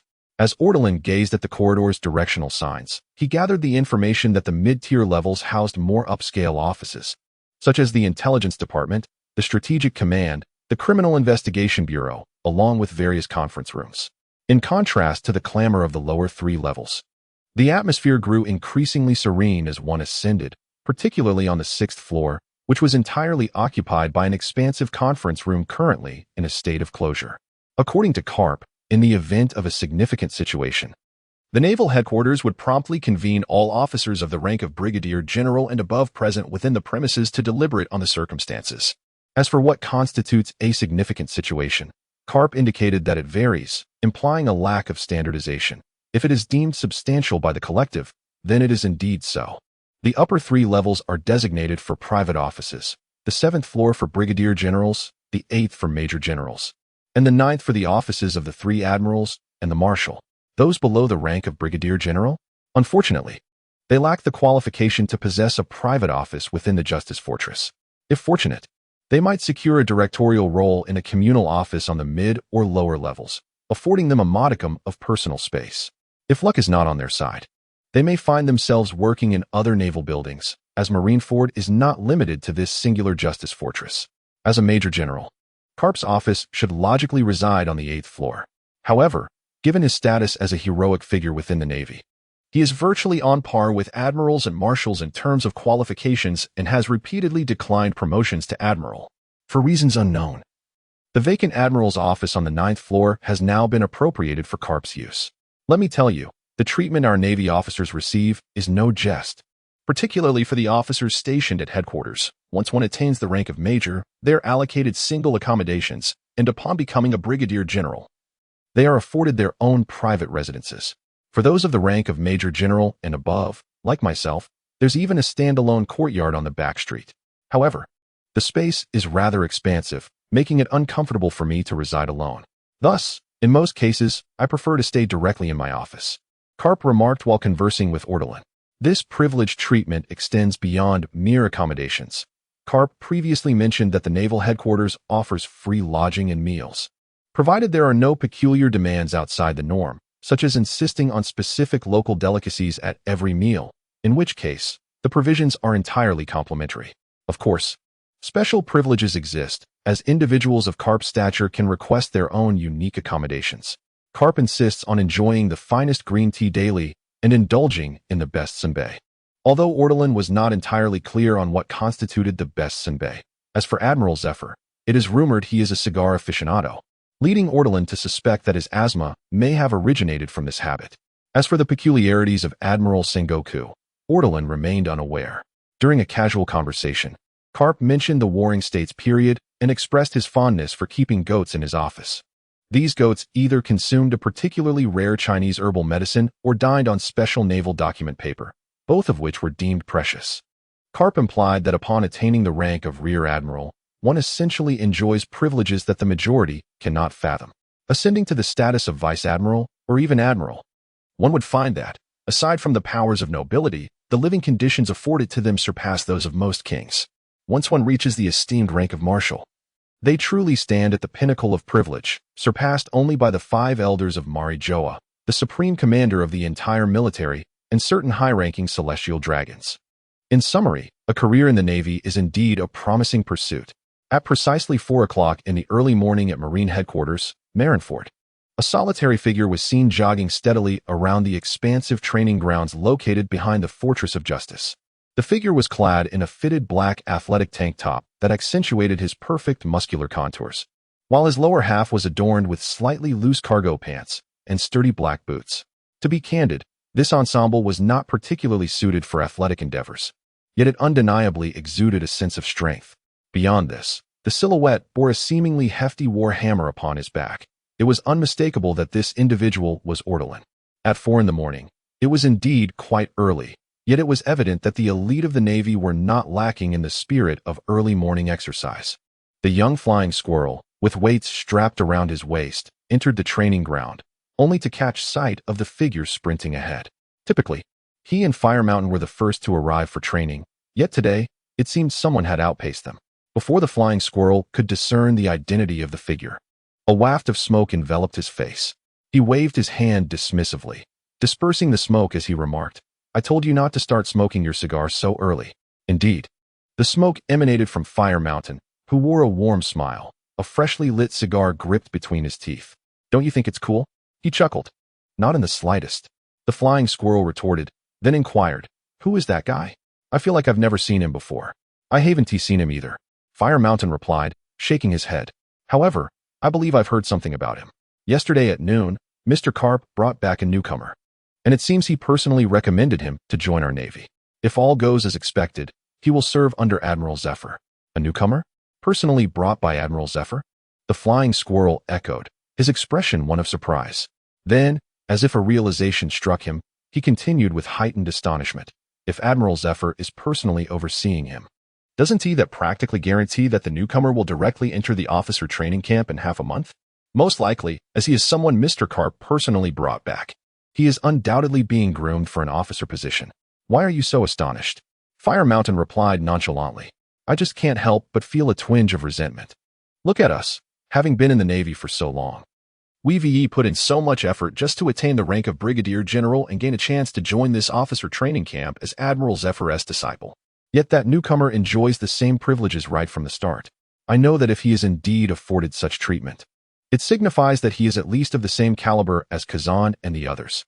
Still, I can't help but feel envious, Fire Mountain," the flying squirrel confessed, a look of admiration on his face. "While you are here envying him, consider this from another perspective. How many others might be envious of us? Being part of the first batch of officer training camp members, having the opportunity to become Admiral Zephyr's disciple, there are countless brigadier generals at Navy headquarters. Yet how many have the chance to enter?" Fire Mountain reassured him. "Indeed, it is a truth that, although individuals such as the Weasel and Fire Mountain may not possess the strength or qualifications to become admirals in the Navy, they are undoubtedly well suited for the esteemed rank of Rear Admiral. This position signifies that they form the essential backbone of the Navy, apart from the elite ranks of Kazan, Sakazuki, Borisolino, Gion, and Kaji. These individuals are poised to play significant roles in various circumstances, their active presence felt in numerous monumental events. Given the size of the Navy, their caliber surpasses the rarest of talents, marking them as true elites. As the Weasel and Fire Mountain observed Ortolan with curiosity, Ortolan, in turn, noticed them. Soon, after completing a considerable lap, Ortolan gradually reduced his speed until he reached the vicinity of the Weasel and Fire Mountain, coming to a halt and cheerfully waving at them as a greeting. While they felt a tinge of envy towards Ortolan for his advantageous beginnings, it was merely a normal envy. Both the Weasel and Fire Mountain are known for their upright and kind-hearted nature, and would not resort to underhanded tactics or display any hostility towards Ortolan for the reasons previously mentioned. Upon witnessing Ortolan's gesture of greeting, the Weasel raised his hand and waved back, then took the initiative to introduce himself. "I am the Weasel, and this is Fire Mountain. We are both brigadier generals from the naval headquarters. We haven't had the pleasure of meeting you before, but I heard yesterday that Mr. Carp brought back a newcomer. Is that you?" Ortolan removed the towel draped around his neck, wiping the sweat from his brow as he replied, "Indeed, that is correct. My name is Ortolan, Bane Ortolan. I am 18 years old, and, yes, I am a newcomer. However, technically, I have yet to officially join the Navy. I must wait for a fortnight." "Just as I thought." The Weasel interjected, his expression one of admiration. "You are indeed a prodigy summoned by special invitation, much like Kazan and Sakazuki. You will be joining the officer training camp established by Admiral Zifa in half a month. One to you? Graduating directly with the rank of Brigadier General? How infuriating." "I am consumed with jealousy." Ortolan recalled that the Weasel's demeanor later in life was rather aloof, so he was surprised to see him exhibit such enthusiasm in his youth. However, he felt it inappropriate to respond directly to the Weasel's exuberance, thus offering a kind smile in acknowledgement. Indeed, yesterday he had accompanied Carp to pay a visit to the esteemed Admiral Zifa, where it was evident that Zifa and Carp shared a close relationship. At that moment, Zifa appeared to be preparing to establish a military academy, assuming the role of principal. Without hesitation, Carp had spoken, and Zifa had readily agreed to arrange for Ortolan to enter the officer training camp, set to commence in half a month at Marineford.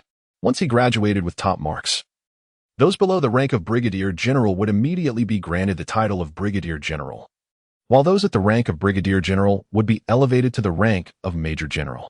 As for ranks above Brigadier General, there is, however, a temporary exclusion from this project for those above the rank of Brigadier General, at least for the inaugural session. The squirrel chattered incessantly, and just as the opportunity arose amidst the commotion, Fire Mountain interjected with a cheerful tone. "Waking up this early indicates a person of remarkable talent and diligence. I hope we can progress together in the future." Ortolan smiled and nodded at Fire Mountain, then remarked, "Actually, it's primarily a matter of time zone differences. I rushed back from the New World with Mr. Carp, and I haven't quite adjusted yet. As a result, I found myself wide awake around 3 o'clock. "Oh, so you've only recently begun your laps?" Squirrel inquired curiously, and without waiting for Ortolan's response, added, "But why are you drenched in sweat? That fellow Sakazuki might run for 2 hours before he considers it a warm-up. Is it because of my weight?" Ortolan pondered aloud, stroking his chin. Squirrel burst into laughter, patting the metal weights strapped around his waist, and jovially exclaimed, "Don't be absurd. It's merely a warhammer. Behold this. It's made of an alloy with rare Qianjun stone powder mixed in, each piece weighing 200 kilograms. I have 4 of these attached. Now that's what I call weight." One cannot deny that the individuals in this pirate world are formidable beings, and in any other realm, Squirrel's strength would be unparalleled. However, Ortolan, with a hint of shyness, smiled and removed his warhammer, gently placing it before Squirrel, gesturing for him to give it a try. Squirrel, ever straightforward, grasped the hammer's handle with both hands, exerting considerable effort, yet failed to lift it. Once, having inherited the bloodline of Charlotte Linlin, though not possessing innate divine strength, he still boasted formidable power akin to Cracker, and yet he found himself unable to raise this object. "What is this? You haven't imbued it with devil fruit powers, have you? How could it possibly be this heavy?" Squirrel gazed incredulously at Ortolan. 5 pieces of Qianjun stone." Ortolan replied with a calm demeanor. Fire Mountain, recalling Squirrel's earlier boast about the mix of Qianjun stone powder, couldn't help but laugh aloud. Squirrel's cheeks flushed slightly, but he quickly patted Ortolan's arm, saying, "I am truly impressed. Based solely on this, I fully endorse your special recruitment status. Indeed, only monsters are chosen for such distinctions." As for the Navy, due to his lack of citizenship, Ortolan had not yet been assigned accommodation. Fortunately, he had Carp to guide him. allowing him to reside in the courtyard-level residence enjoyed by the naval hero, Vice Admiral Carp. After all, an empty space serves no purpose, and even Carp, who had been sleeping in his office, remarkably moved back to his home. Upon learning this news, Squirrel was filled with envy. Damn those nature types. The flying squirrel, in a fit of vexation, uttered a remark steeped in jealousy. Ortolan's understanding of the Navy was rather superficial, predominantly shaped by preconceived notions, leaving him largely ignorant of the intricate nuances within. Thus, upon encountering the flying squirrel and Fire Mountain, he deliberately sought to forge connections and cultivate goodwill. In turn, the flying squirrel and Fire Mountain were equally eager to establish rapport with Ortolan, a peculiar individual specially recruited into their ranks. After all, it was evident that Ortolan would likely ascend to a higher echelon than they in the foreseeable future, with mutual affection burgeoning. The brief training session that morning rapidly drew the parties closer together, at least on the surface. Through their interactions, the flying squirrel and Fire Mountain discovered that Ortolan was, in fact, a renowned wielder of the invincible natural system, the Thunder Fruit, while the previous special recruitment had merely stirred jealousy in the flying squirrel. This newfound power nearly rendered him speechless with awe. What does possessing a natural system ability signify? Although the top-tier warriors may not regard the natural system as overwhelmingly powerful, there have been numerous formidable adept practitioners of the Paramecia and Zoan systems that rival or even surpass the natural system. Yet, within the prevailing maritime ethos, the natural system is often synonymous with formidable strength, ranking among the elite. This trend has become increasingly pronounced in the Navy in recent years, largely due to the emergence of three formidable figures within the natural system: Kazan with the ice fruit, Borsalino with the glint fruit, and Sakazuki with the magma fruit. Although the consensus in the Navy acknowledges that these three are not deemed monsters solely due to their natural system abilities, but rather, their inherent monstrous capabilities have been augmented by their mastery of the natural system, thus rendering them exceptionally formidable. It is crucial not to confuse the cause and effect. Nevertheless, the reverence for the natural system remains fervent, with many imagining whether they too would wield similar prowess, had they consumed such potent abilities. In summary, the Navy's internal hierarchy currently holds the natural system in high esteem. Against this backdrop, the emergence of Ortolan, the Thunder Fruit user, is nothing short of extraordinary. It is easy to fathom the mindset of the flying squirrel and his companions upon learning of Ortolan's exceptional power. Presently, Ortolan finds himself in the Navy as a non-commissioned member, awaiting formal enrollment in half a month. Consequently, his days are largely devoid of obligations. While the flying squirrel and Fire Mountain, both holding the rank of Rear Admiral, are typically immersed in their demanding duties. Based on their conversations throughout the morning, it can be concluded that Rear Admirals serve as the backbone of maritime stability, tasked with numerous intricate responsibilities as the true officers of the Navy, namely those of the rank of Commodore and above, have little time to attend to such minutiae. However, the colonels and lower-ranking officers exhibit certain deficiencies in experience and qualifications. Consequently, the Brigadier General, caught in the awkward position between the ranks of General and Colonel, has become the primary figure in the Navy for addressing these matters. The Weasel frequently laments that his duties largely consist of patrolling a designated maritime area. During these patrols, any trivial incidents encountered by the dispersed fleet are often funneled to him for screening, with only the more significant issues escalated to the lower-ranking Major General. Should the Major General find them unmanageable, they are further elevated to the middle-ranking Lieutenant General, ultimately landing in the hands of the higher-ranking General. Through the experiences of the Weasel and Fire Mountain, Ortolan gradually came to comprehend the entire operational framework of the Navy. Fortunately, these two individuals have been confirmed to join the officer training camp in a fortnight, thereby liberating themselves from the daily grind and enjoying a paid leave of half a month before commencing their studies. This allowed for a leisurely morning of idle chatter with Ortolan. Typically, they would struggle to make it to the 4 o'clock training sessions and would head straight to their tasks instead. Since they rose early, the dining hall was still closed at that hour. However, after their morning exercise, they perfectly timed their arrival at the restaurant for breakfast. Soon enough, Squirrel and Fire Mountain led Ortolan to the dining area. The Marineford boasts numerous public dining halls, with nearly every building housing one. Yet, the daily meals were largely similar. So Squirrel and his companions casually entered whichever was closest at the time. "Just sit here and save us a spot, Fire Mountain, and I will fetch the food," Squirrel instructed, firmly seating Ortolan at a table. It must be said, this fellow was indeed warm-hearted, and Ortolan appreciated the gesture. After all, he lacked a meal card. That careless fellow Garp seemed oblivious to such trivialities. As a high-ranking officer in the Navy, he typically had others deliver exquisite meals to him. It was unlikely he would ever come to the cafeteria to compete for food unless he was in the mood. While Ortolan waited for Squirrel and Fire Mountain, a voice tinged with playful banter emerged from behind him. "Ah, my dear young man, would you mind if I took a seat here?"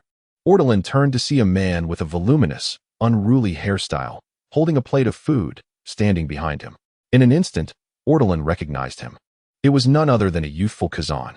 With a grin, Ortolan replied, "Major Kazan, please have a seat." "Ah, thank you." Kazan placed his plate down and chuckled.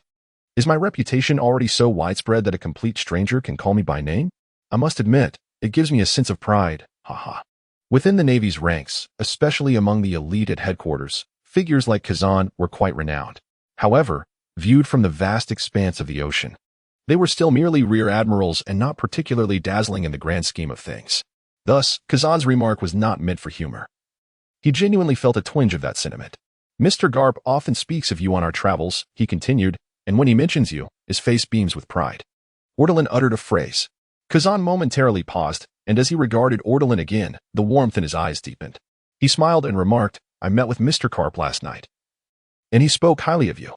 A user of the thunder fruit from the natural system, along with your impressive physical prowess, and..." At this point, Kazan leaned in slightly closer to Ortolan and whispered, "Conqueror's Haki. In summary, he claimed you are the most gifted individual he has encountered over the years." Just hearing this made me feel a tinge of envy. After a brief pause, Kazan continued, "I initially assumed, given your many accolades, that you would be quite the domineering character.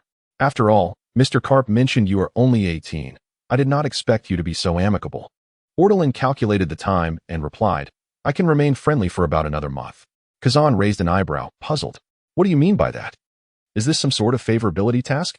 In response to Kazan's bewildered expression, Ortolan elaborated, "I suffer from certain psychological ailments, so after a month, I am likely to enter a volatile phase. During that time, my temperament will be rather unpleasant, so I ask for your understanding." Kazan's face twitched slightly, and he replied, "Mr. Karp did not mention any of this to me. I will be mindful of that period and avoid provoking you." At that moment, Kazan felt a surge of anxiety. What should he do? His colleague seemed to have intermittent mental health issues. The critical point was, this individual possessed immense potential. If he were to become powerful and then experience an episode, would the weaker colleagues like himself not tremble under his wrath? However, Kazan soon contemplated a more serious issue.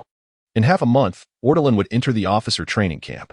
If he began to exhibit erratic behavior shortly thereafter, would that not transition directly into a phase of campus violence? Moreover, according to Mr. Karp, although Ortolan had yet to undergo systematic training, his strength was commendable. Once he entered the training camp alongside the more distinguished and capable individuals, such as the likes of the Weasel, would they truly be able to manage Ortolan? The officer training camp was situated in a modest area, housed within a low building adjacent to the sports field. Originally, this three-story structure served as accommodation for the Navy, but had fallen into disrepair and remained unoccupied for some time. Eventually, Admiral Zephyr selected it for his desired educational facility, and a series of renovations had recently been completed. After a fortnight of anticipation, Ortolan finally realized his aspiration to join the Navy Headquarters Officer Training Camp, becoming one of its inaugural students. On the very day he established his academic record there, he automatically acquired the rank of colonel within the Navy headquarters. Once he has fulfilled the required credits and received the approval of Admiral Zephyr for graduation, he will be immediately promoted to the rank of Rear Admiral within the Navy headquarters, thus becoming a naval officer on par with the likes of Weasel and others. However, by that time, it is likely that Weasel and Fire Mountain will have already ascended to the rank of Rear Admiral themselves. Nevertheless, Ortolan is indifferent to these developments. He originally joined the Navy midway through his journey, and attaining such a prestigious starting position is already quite remarkable, thanks to the leniency shown by both Garp and Zephyr regarding his background. Currently, there are not many within the Navy who are aware of his true identity. It seems to be limited to a select few high-ranking officials. A few days ago, during a conversation with Kazan, Ortolan subtly broached the subject, and judging by Kazan's reaction, he too appears to be unaware of Ortolan's identity, indicating that the confidentiality surrounding it is quite effective. As one of the diligent trio, Ortolan rose early once again today to engage in exercise, after meeting up with Weasel and Fire Mountain. The three of them concluded their workout and promptly made their way to the dining hall. Following their meal, they hurried to the school. The inaugural officer training camp consists of only one class, and Admiral Zephyr believes that, should it prove suitable, future sessions of the training camp will only admit one class of members, until it is officially sanctioned as a higher military academy under the Navy headquarters. The classroom is modest in size, merely a combination of 3 dormitories. When Ortolan and his companions arrived, the classroom was empty. Is there anyone else who intends to join this training camp? Are we not aware of this? Ortolan casually inquired of Weasel, who was at that moment adjusting his suit, hoping to make a favorable impression on Admiral Zephyr. Upon hearing Ortolan's question, he replied, I know a bit. I've heard that alongside Fire Mountain and myself, the Rear Admirals Ghost Spider, Dalmesia, and Doberman are also students in this inaugural class. However, our relationships with them are not particularly amicable, so we aren't well acquainted. Additionally, I've heard there might be some promising candidates selected from outside the headquarters, though I do not know them personally. Within the headquarters, it seems there are a few others below the rank of Rear Admiral, such as Colonel Strollabelli and who else? At this point, Weasel glanced at Fire Mountain, who was leisurely rolling a cigar. Noticing Weasel's gaze, Fire Mountain slowly remarked, There's also Colonel Steel Ray and Colonel Kesha. Beyond that, I am unaware. By the way, why are you rolling a cigar here? It might negatively impact Admiral Zephyr's first impression of you. Weasel chided, somewhat exasperated. I've heard that Admiral Zephyr is quite fond of cigars. Perhaps he would actually appreciate my taste. Fire Mountain responded with a hearty laugh. Observing the familiar bickering between Weasel and Fire Mountain, Ortolan could only shake his head, accustomed to their antics. Though they often bicker, their relationship remains strong. However, from the words of the Flying Squirrel, it is evident that the two of them currently possess limited familiarity with their contemporaries, who are also Rear Admirals within the Navy headquarters. The lack of interaction is not surprising to Ortolan. After all, most of their peers are either brigadiers or captains, a rank abundant within the Navy headquarters. Particularly within the offices of Justice Fortress, one can find numerous individuals of such ranks. It is only as one ascends to the ranks of true flag officers, such as Rear Admirals, that connections deepen. Once everyone attains the rank of Vice Admiral, while not necessarily considered Titans, they become part of the true upper echelons of the Navy, a limited number of them who will naturally become more acquainted with one another. Ortolan even senses the pride shared by the Flying Squirrel and Fire Mountain. Their amiable relationship with Ortolan stems from his ability to match, if not surpass, their caliber. Those who cannot keep pace are unlikely to merit their time for camaraderie. Noticing that the Flying Squirrel and Fire Mountain had ceased their debate, Ortolan inquired, You mentioned earlier that your relations with certain brigadiers are not particularly harmonious. What do you mean? Is there discord among you? The Flying Squirrel's attention was once again captured by Ortolan's question. He shook his head and replied, There is no discord per se, merely differing thoughts and perspectives that occasionally lead to friction during meetings. Is it a matter of factions? Ortolan chuckled lightly. The Flying Squirrel paused momentarily before nodding. One could say that. Speaking of which, you seem to be aware of the factions within our Navy. It appears Mr. Karp has shared some insights with you. Karp had not spoken to Ortolan about such matters, likely dismissing them as trivial, yet Ortolan refrained from exposing this. Instead, he expressed genuine interest. Please, elaborate further, Mr. Karp is not inclined to discuss such topics. The Flying Squirrel, being quite loquacious, especially in his youth, immediately perked up at Ortolan's interest and enthusiastically began. Our Navy can broadly be divided into 3 factions, the Hawks, the Doves, and the Neutrals, each representing distinct ideologies. The Hawks hold strong, uncompromising views, advocating for violent retribution and absolute justice. This faction tends to be rather cold-blooded and is not particularly amiable towards lower-ranking naval personnel. In contrast, the Doves, opposing the Hawks' rigid stance, advocate for a more peaceful approach, seeking to resolve issues through nonviolent means. They support timely justice, opting for moderation rather than radicalism. Lastly, we have the Neutrals, who essentially aim to maintain a semblance of balance, though one might crudely characterize them as muddling through. From the Flying Squirrel's description, Ortolan could discern that the individual harbored his own biases and subjective views. He was most likely a prot-G of the Dove faction. Who are the prominent figures in these 3 factions? Ortolan inquired softly. The Flying Squirrel, cautious about such a sensitive topic, glanced around before continuing. the scale of the three major factions is rather limited. Only officers holding the rank of Major General or above can genuinely engage with and join these factions. The rest of us, like Brigadier Generals, merely have a superficial understanding, which aids us in making informed choices in the future. As for the upper echelons, the information I share is purely hearsay, so take it lightly. Ortolan nodded, indicating his understanding, and the Flying Squirrel added, "It is said that the Hawkish faction currently lacks a true leader. However, prior to his appointment as Marshal, Steelbone was a significant figure within the Hawks. As Marshal, he cannot exhibit any bias, so he relinquished his leadership role in the Hawkish faction. Consequently, the faction has yet to find a genuine leader. Nevertheless, it continues to thrive, bolstered by Steelbone's formidable reputation." Ortolan took note of this information and then asked, "What about the Dove faction?" The Dove faction was once quite powerful, with Admiral Zephyr and Mr. Carp as its leaders. However, several years ago, Admiral Zephyr underwent some changes in perspective due to unforeseen circumstances and has since become the leader of the neutral faction. He has lost interest in factional disputes. And while he is nominally one of the leaders of the neutral faction, he does not actively participate in any factional struggles, replied the Flying Squirrel. "So, the neutral faction is currently the most formidable?" Ortolan exclaimed in surprise. "Indeed, the Marshal's stance is certainly aligned with the neutral faction, and Admiral Sengoku seems to have always been a pivotal force within it. Now, with Admiral Zephyr's esteemed reputation backing him, many believe that Sengoku is destined to become the next Marshal, which further solidifies the strength of the neutral faction," the Flying Squirrel affirmed. "In any political group of significant size, it is impossible for there to be complete uniformity. Various opinions and factional distinctions are entirely normal. The Navy, though a military organization, undoubtedly functions as a political entity. Given its vast scale and over 8 centuries of development, it is improbable that there would be no factional conflicts." Today, Ortolan gleaned first-hand information about the factions within the Navy from the Flying Squirrel. He had intended to ask more questions, but just then, the door swung open, and several naval officers entered, presumably the new classmates. Initially, when the Flying Squirrel mentioned classes, Ortolan subconsciously imagined there would be dozens of individuals involved. However, when all the students had finally gathered and Admiral Zephyr stood at the podium, Ortolan suddenly realized that the class he had envisioned was entirely different from the class that the Weasel and the others had described. The class referred to by the Weasel consisted of merely a dozen individuals. Furthermore, Ortolan recognized most of them. There was no need to mention his trio.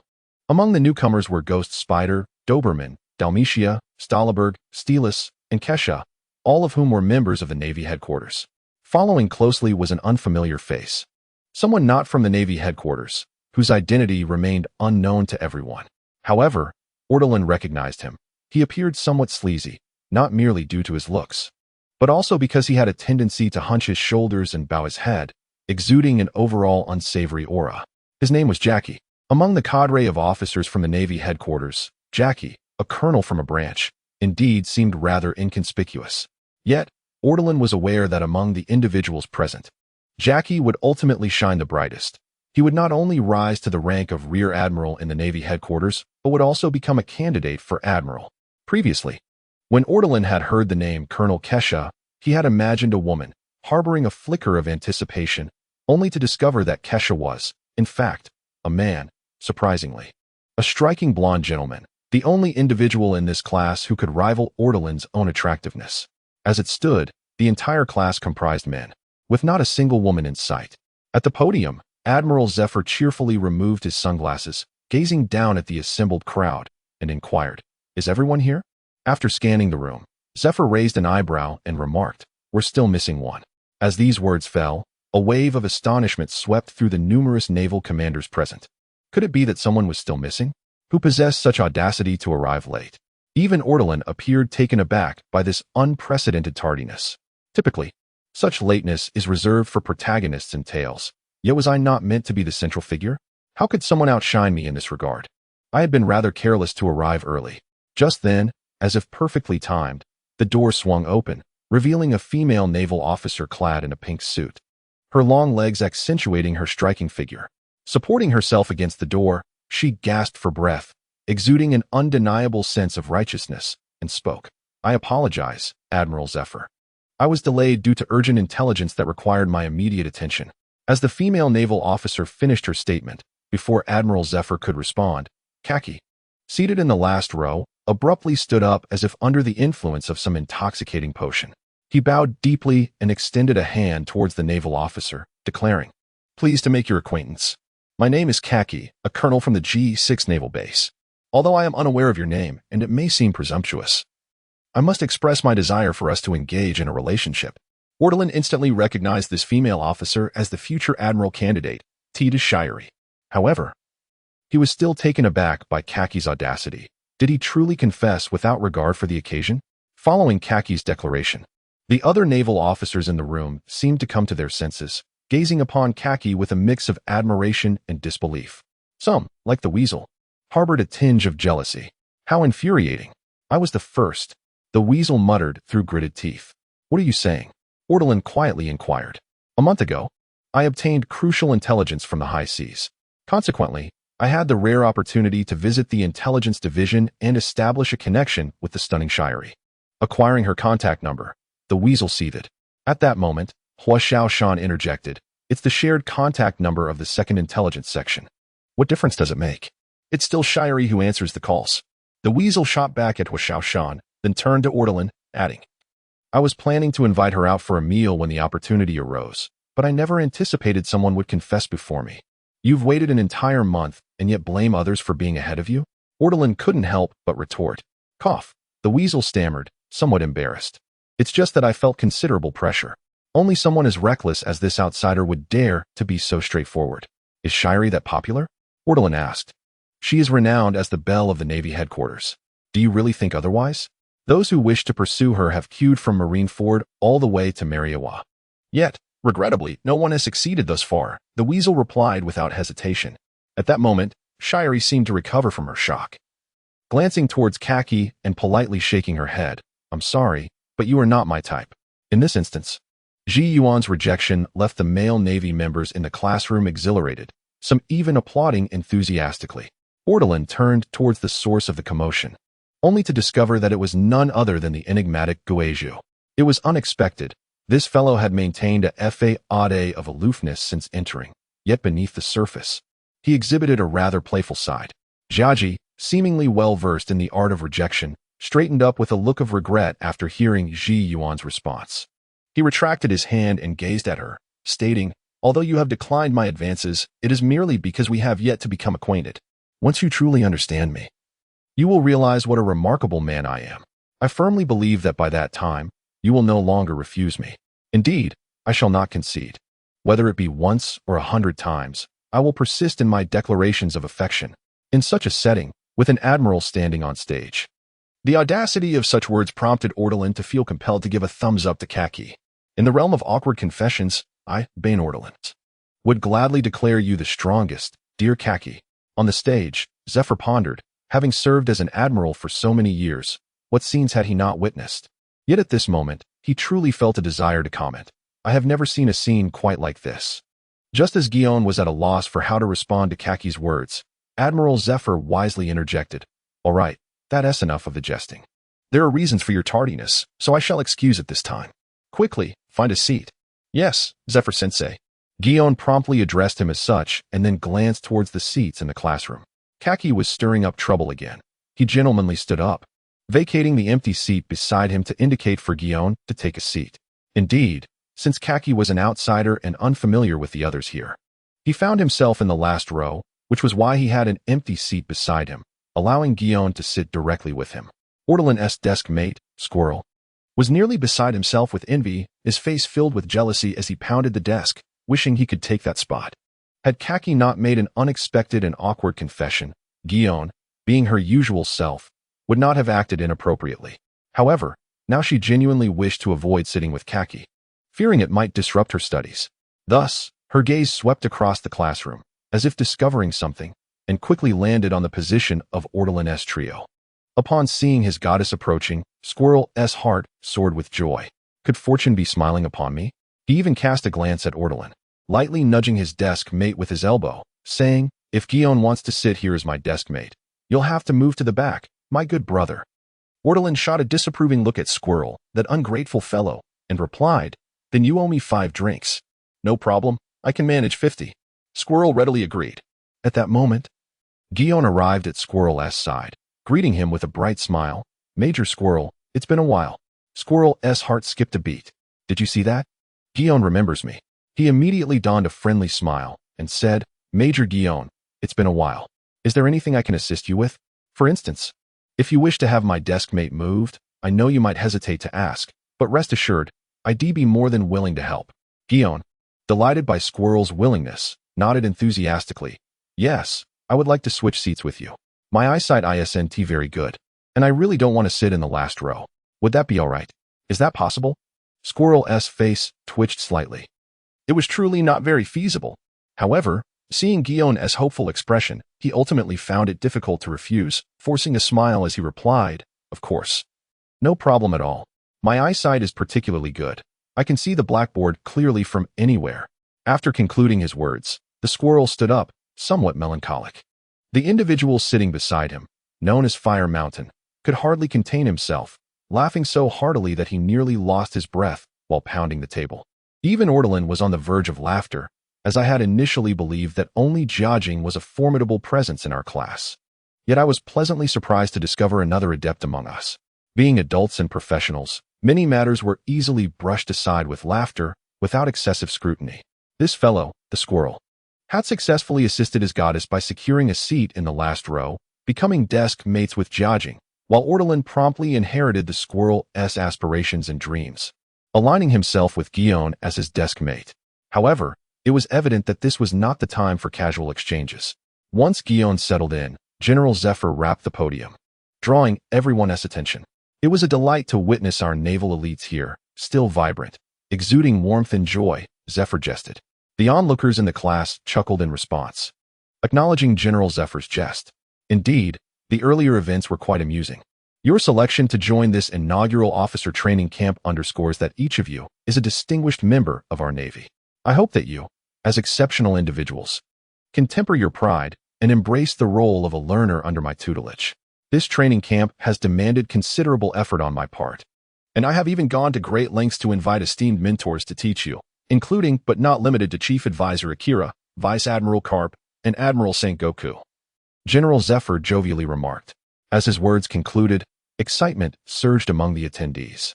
Although these officers were among the elite of the Navy, their ranks were still relatively modest, comprising school officers and brigadiers. Only those like Guion, with connections to Chief Advisor Akira, had the opportunity to interact with titans like Sengoku and Karp, gleaning invaluable insights. The rest, including Ortolan, were mere foot soldiers. It was a rarity for them to even catch a glimpse of such high-ranking officials, let alone learn from them. This clearly illustrates the formidable value of this training camp. Even General Zephyr himself, along with the instructors he mentioned, are not merely notable within the Navy, but are indeed among the finest in the world. Zephyr continued to outline some regulations which were largely akin to those of the Navy, and there were no inquiries from the attendees. Ortolan grasped the situation and raised no objections. Subsequently, General Zephyr began to discuss the core curriculum. What essential elements must one master to become an exceptional naval leader? Teacher Zephyr gazed at the students present and inquired, Strength, immense strength.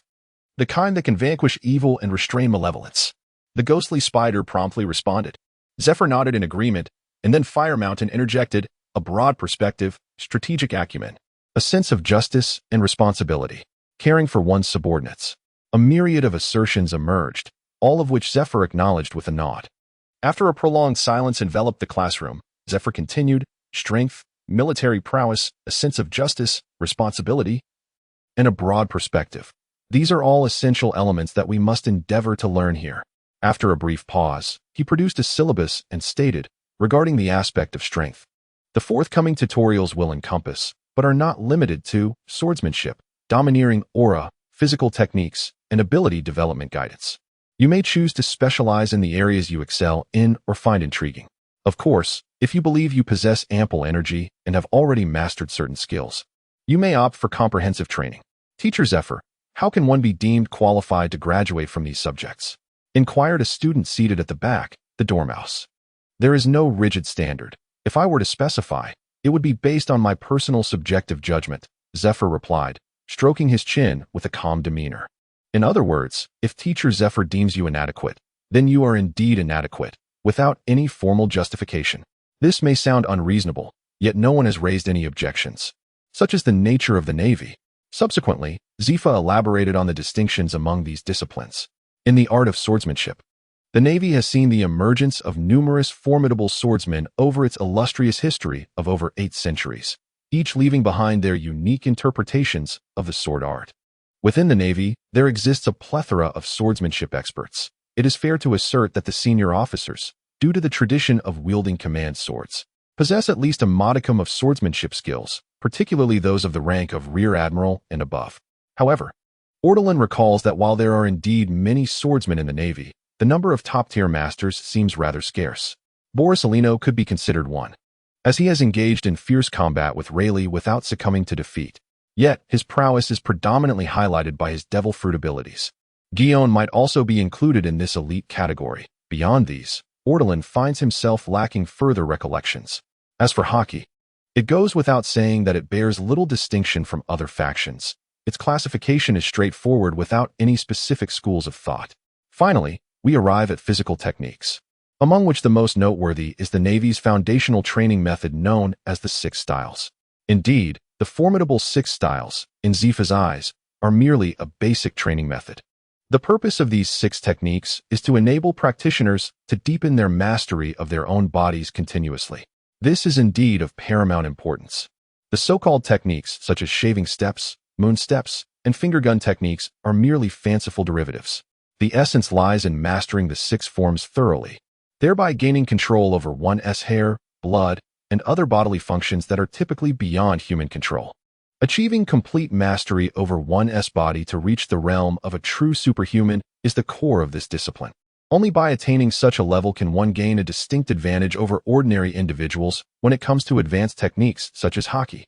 The 6 forms of the Navy serve as foundational teachings, resulting in their widespread prevalence and relatively low confidentiality.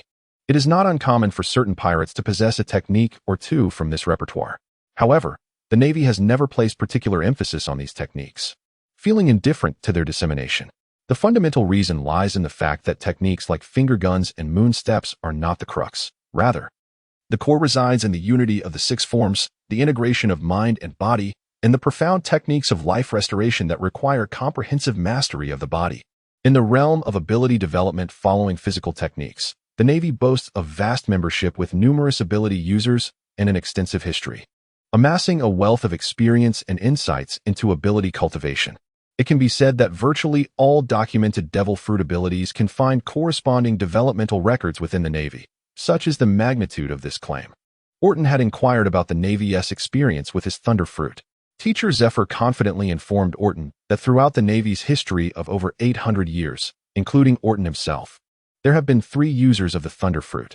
The first 2 had left behind relevant cultivation notes, while the most recent was the strongest at sea 2 centuries ago and had even held the rank of admiral, known as the White Yasha.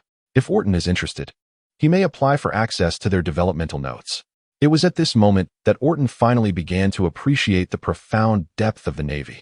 This is simply beyond the comparison of any conventional force. Whether it be the notorious crew of Captain Shiki or the formidable Big Mom pirates, even the Whitebeard pirates, later recognized for subduing an entire era of the New World, cannot rival the Navy in terms of foundational strength. Ortolan's aspiration to acquire the development manual and notes of the Thunderfruit from them is utterly unattainable. This signifies the disparity in their foundational strength. While power is undoubtedly significant, we do not solely focus on it. Each discipline possesses its own fixed score, supplemented by tactical acumen, strategic insight, military literacy, navigational knowledge, and other cultural subjects. In fact, as long as you accumulate the requisite scores for graduation that I permit, even if you lack the capability to crush a mere chicken in terms of strength, I can still authorize your graduation, bestow upon you the corresponding military rank, and recommend you to suitable departments. Zephyr reiterated. The graduation process here is based on a credit system rather than a time limit. As long as one accumulates sufficient credits, one can graduate swiftly, without any compulsory credit requirements, such as achieving a specific score in a particular subject. Even if one is a novice, possessing extensive knowledge of astronomy and geography, along with high military acumen and strategic insight, graduation is attainable. Conversely, even an illiterate individual, albeit a Navi one, can still graduate through sheer strength, provided they fulfill the credit requirements through their prowess.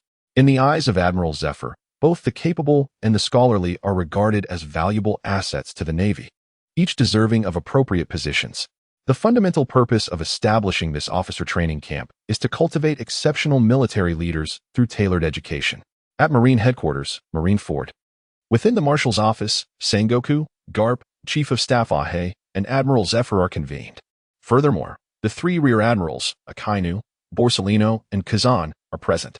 Typically, Rear Admirals do not participate in such significant Navy meetings, yet these three are no ordinary Rear Admirals. They share notable connections with the high-ranking officers of the Navy. For instance, Kazan, while not Garp's aide, has been considered a close companion and half-disciple, often accompanying Garp on missions and training exercises. Borsellino, in turn, serves directly as Sengoku's aide, mirroring the deep bond shared between Bogard and Garp. Akainu, on the other hand, has ties to Admiral Steelbone, and as a staunch member of the hawkish faction within the Navy, he is highly regarded by the former leaders of this faction. As they review the intelligence regarding the clash between the Roger Pirates and the Whitebeard Pirates, Ahe distributes the documents, highlighting numerous astonishing elements. Garp, ever intrigued by matters involving Roger, quickly peruses the information. It is reported that they battled on that deserted island for 3 days and nights, ultimately resulting in Roger's crew abducting the 2nd Division commander of Whitebeard. This is unfathomable. Whitebeard would never allow his comrades to be taken so lightly, Garp exclaimed, having been the first to finish reading, astonished by the revelation. Indeed, the incredibility lies in the fact that Roger managed to take a crew member from Newgate. And even more perplexing is that, up to this point, the Whitebeard pirates have remained silent on the matter, seemingly ignoring it, implying some form of agreement with Roger's crew. Yet without dismissing the 2nd Division commander from his post, Ahe remarked, "This individual named Kazuki Oden is the son of the Wano country's shogun, correct? Does that not imply some connection to Kaido?" Admiral Zephyr inquired. Wano country is a web of intrigue. It has long been isolated from the world and is now under the dominion of the Beast Pirates. What transpires within remains shrouded in mystery. It remains uncertain whether their general is still alive. However, it is indeed known that Kazuki Oden was the son of a general from that region. We have conducted investigations into the relevant intelligence, revealing that the Kazuki clan is, in fact, a family of stone masons who crafted the historical texts. Vice Admiral Akainu spoke in a solemn tone. Historical texts? Garp suddenly realized something and remarked, "Speaking of which, Alteron once mentioned to me that the reason Roger and his crew ventured into Whole Cake Island was to pilfer the historical texts held by Charlotte Linlin.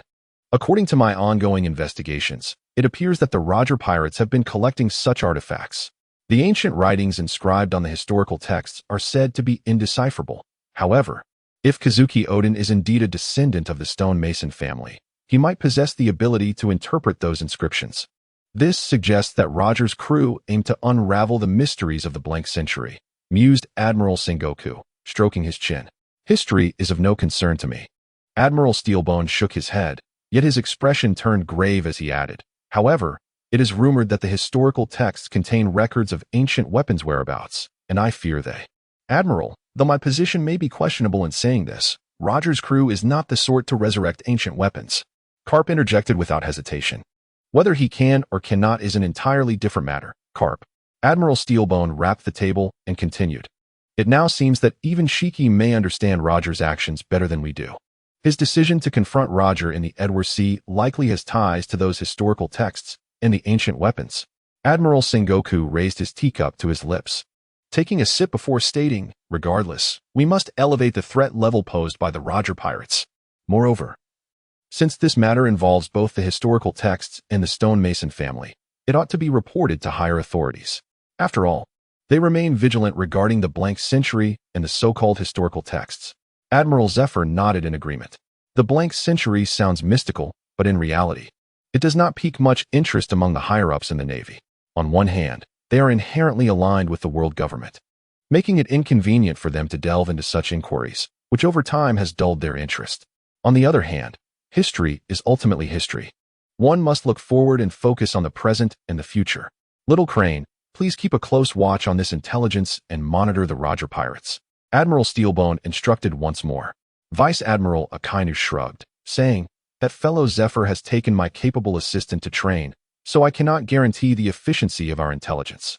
Upon hearing this, everyone erupted into laughter, while Zephyr, somewhat helpless, remarked, "When she returns, her assistance will only be of greater benefit to you, little Crane." At that moment, Sengoku inquired with curiosity, "Speaking of which, when I was absent, wasn't it mentioned that Carp brought back a remarkable young lad? What has become of that boy?"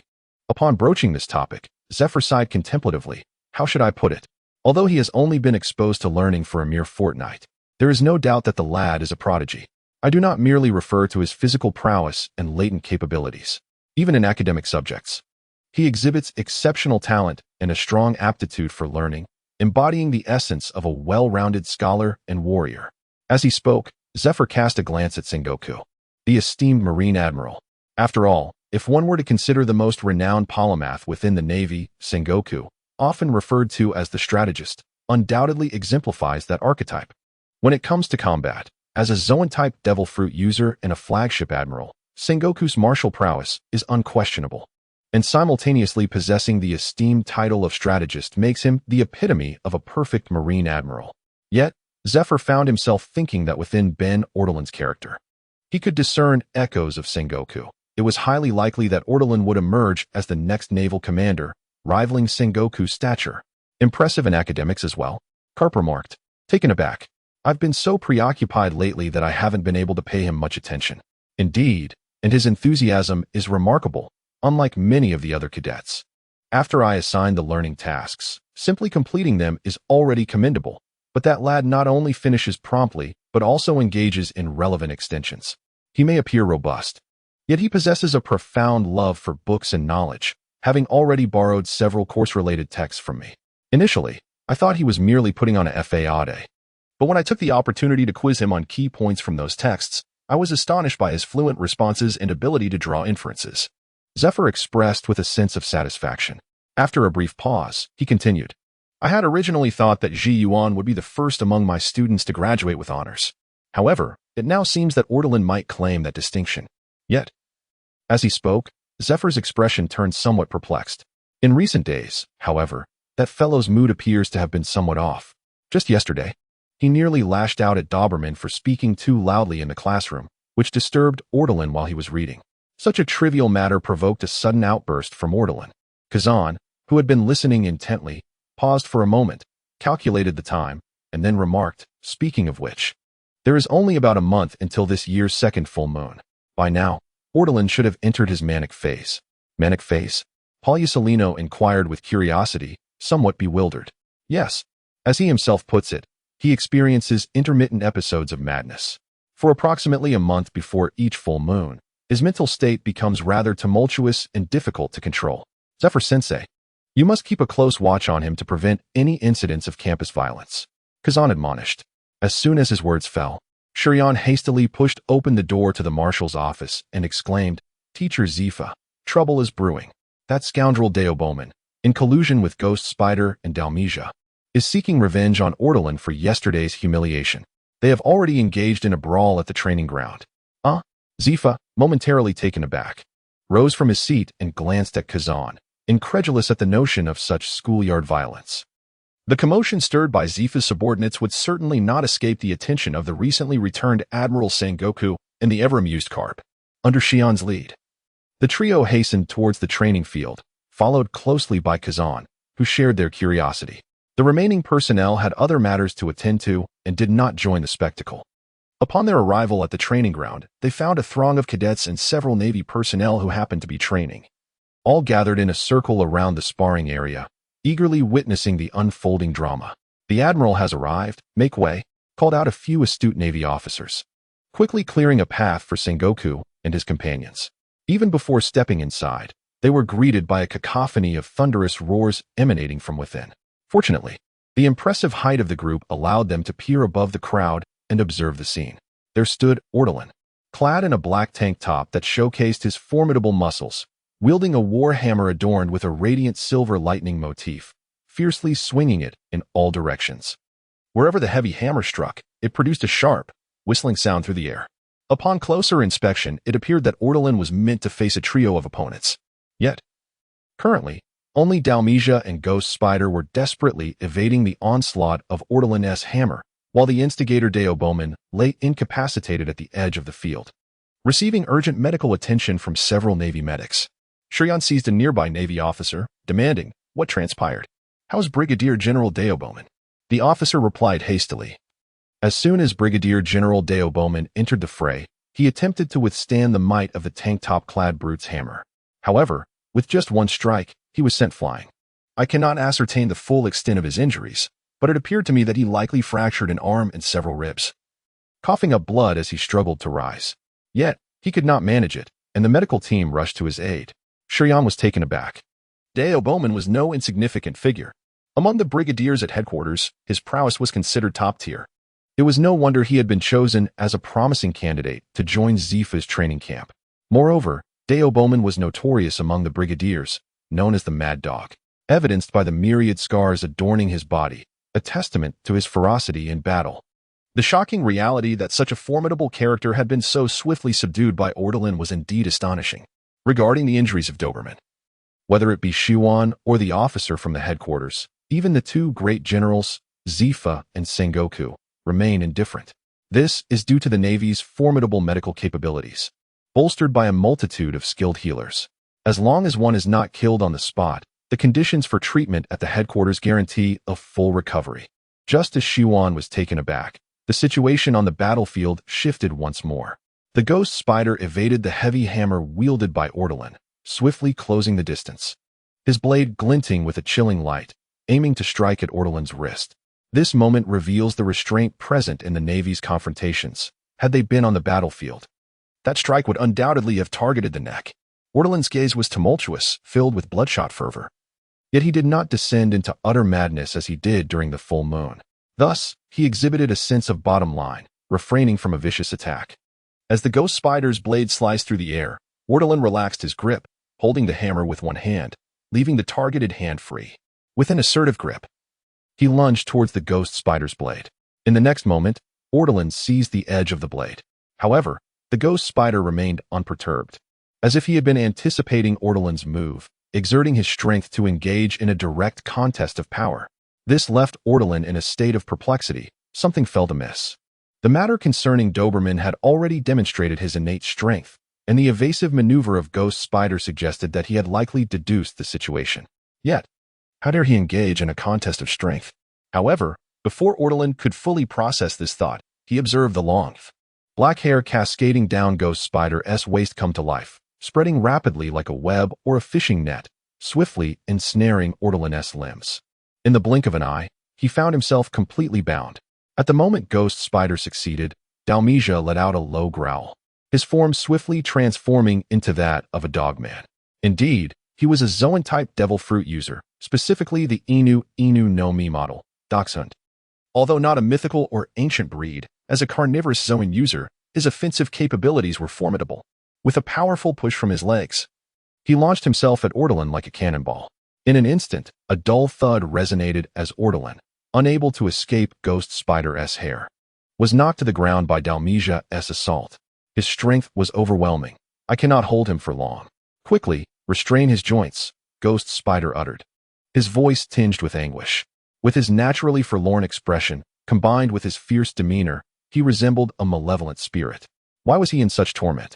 It was because he sensed the terrifying force emanating from Ortolan, continuously expanding, striving to break free from his hair's bindings, almost tearing at his scalp. Joint techniques, to a certain extent, can indeed allow the weaker to overcome the stronger, and Dalmesia was of the same belief. Despite your apparent innate strength, I too am a Zoan user, renowned for my power. Coupled with joint techniques and Ghost Spider's hair, I should be able to subdue you. Yet, before Dalmesia could execute his next move, the sky suddenly darkened ominously. The onlooking Navy personnel raised their heads in astonishment. An instant later, the sky above the training ground was shrouded in thick clouds, resembling a black bowl inverted over the area. "What is happening?" Guillaume exclaimed with a hint of surprise. "Thunder burial." Ortolan's roar echoed through the arena. In the next moment, the ominous clouds were violently torn apart by a blinding bolt of lightning, approximately 10 meters in diameter, crashing down into the center of the training ground, engulfing Ghost Spider, Dalmesia, and ortolan in its wake. Though they did not directly experience the might of the lightning, the Navy personnel present, being elite members of the headquarters, possessed keen observational skills. They could already see that, upon impact, the ground was beginning to melt under the force of the lightning. As for those within, the situation was even more dire.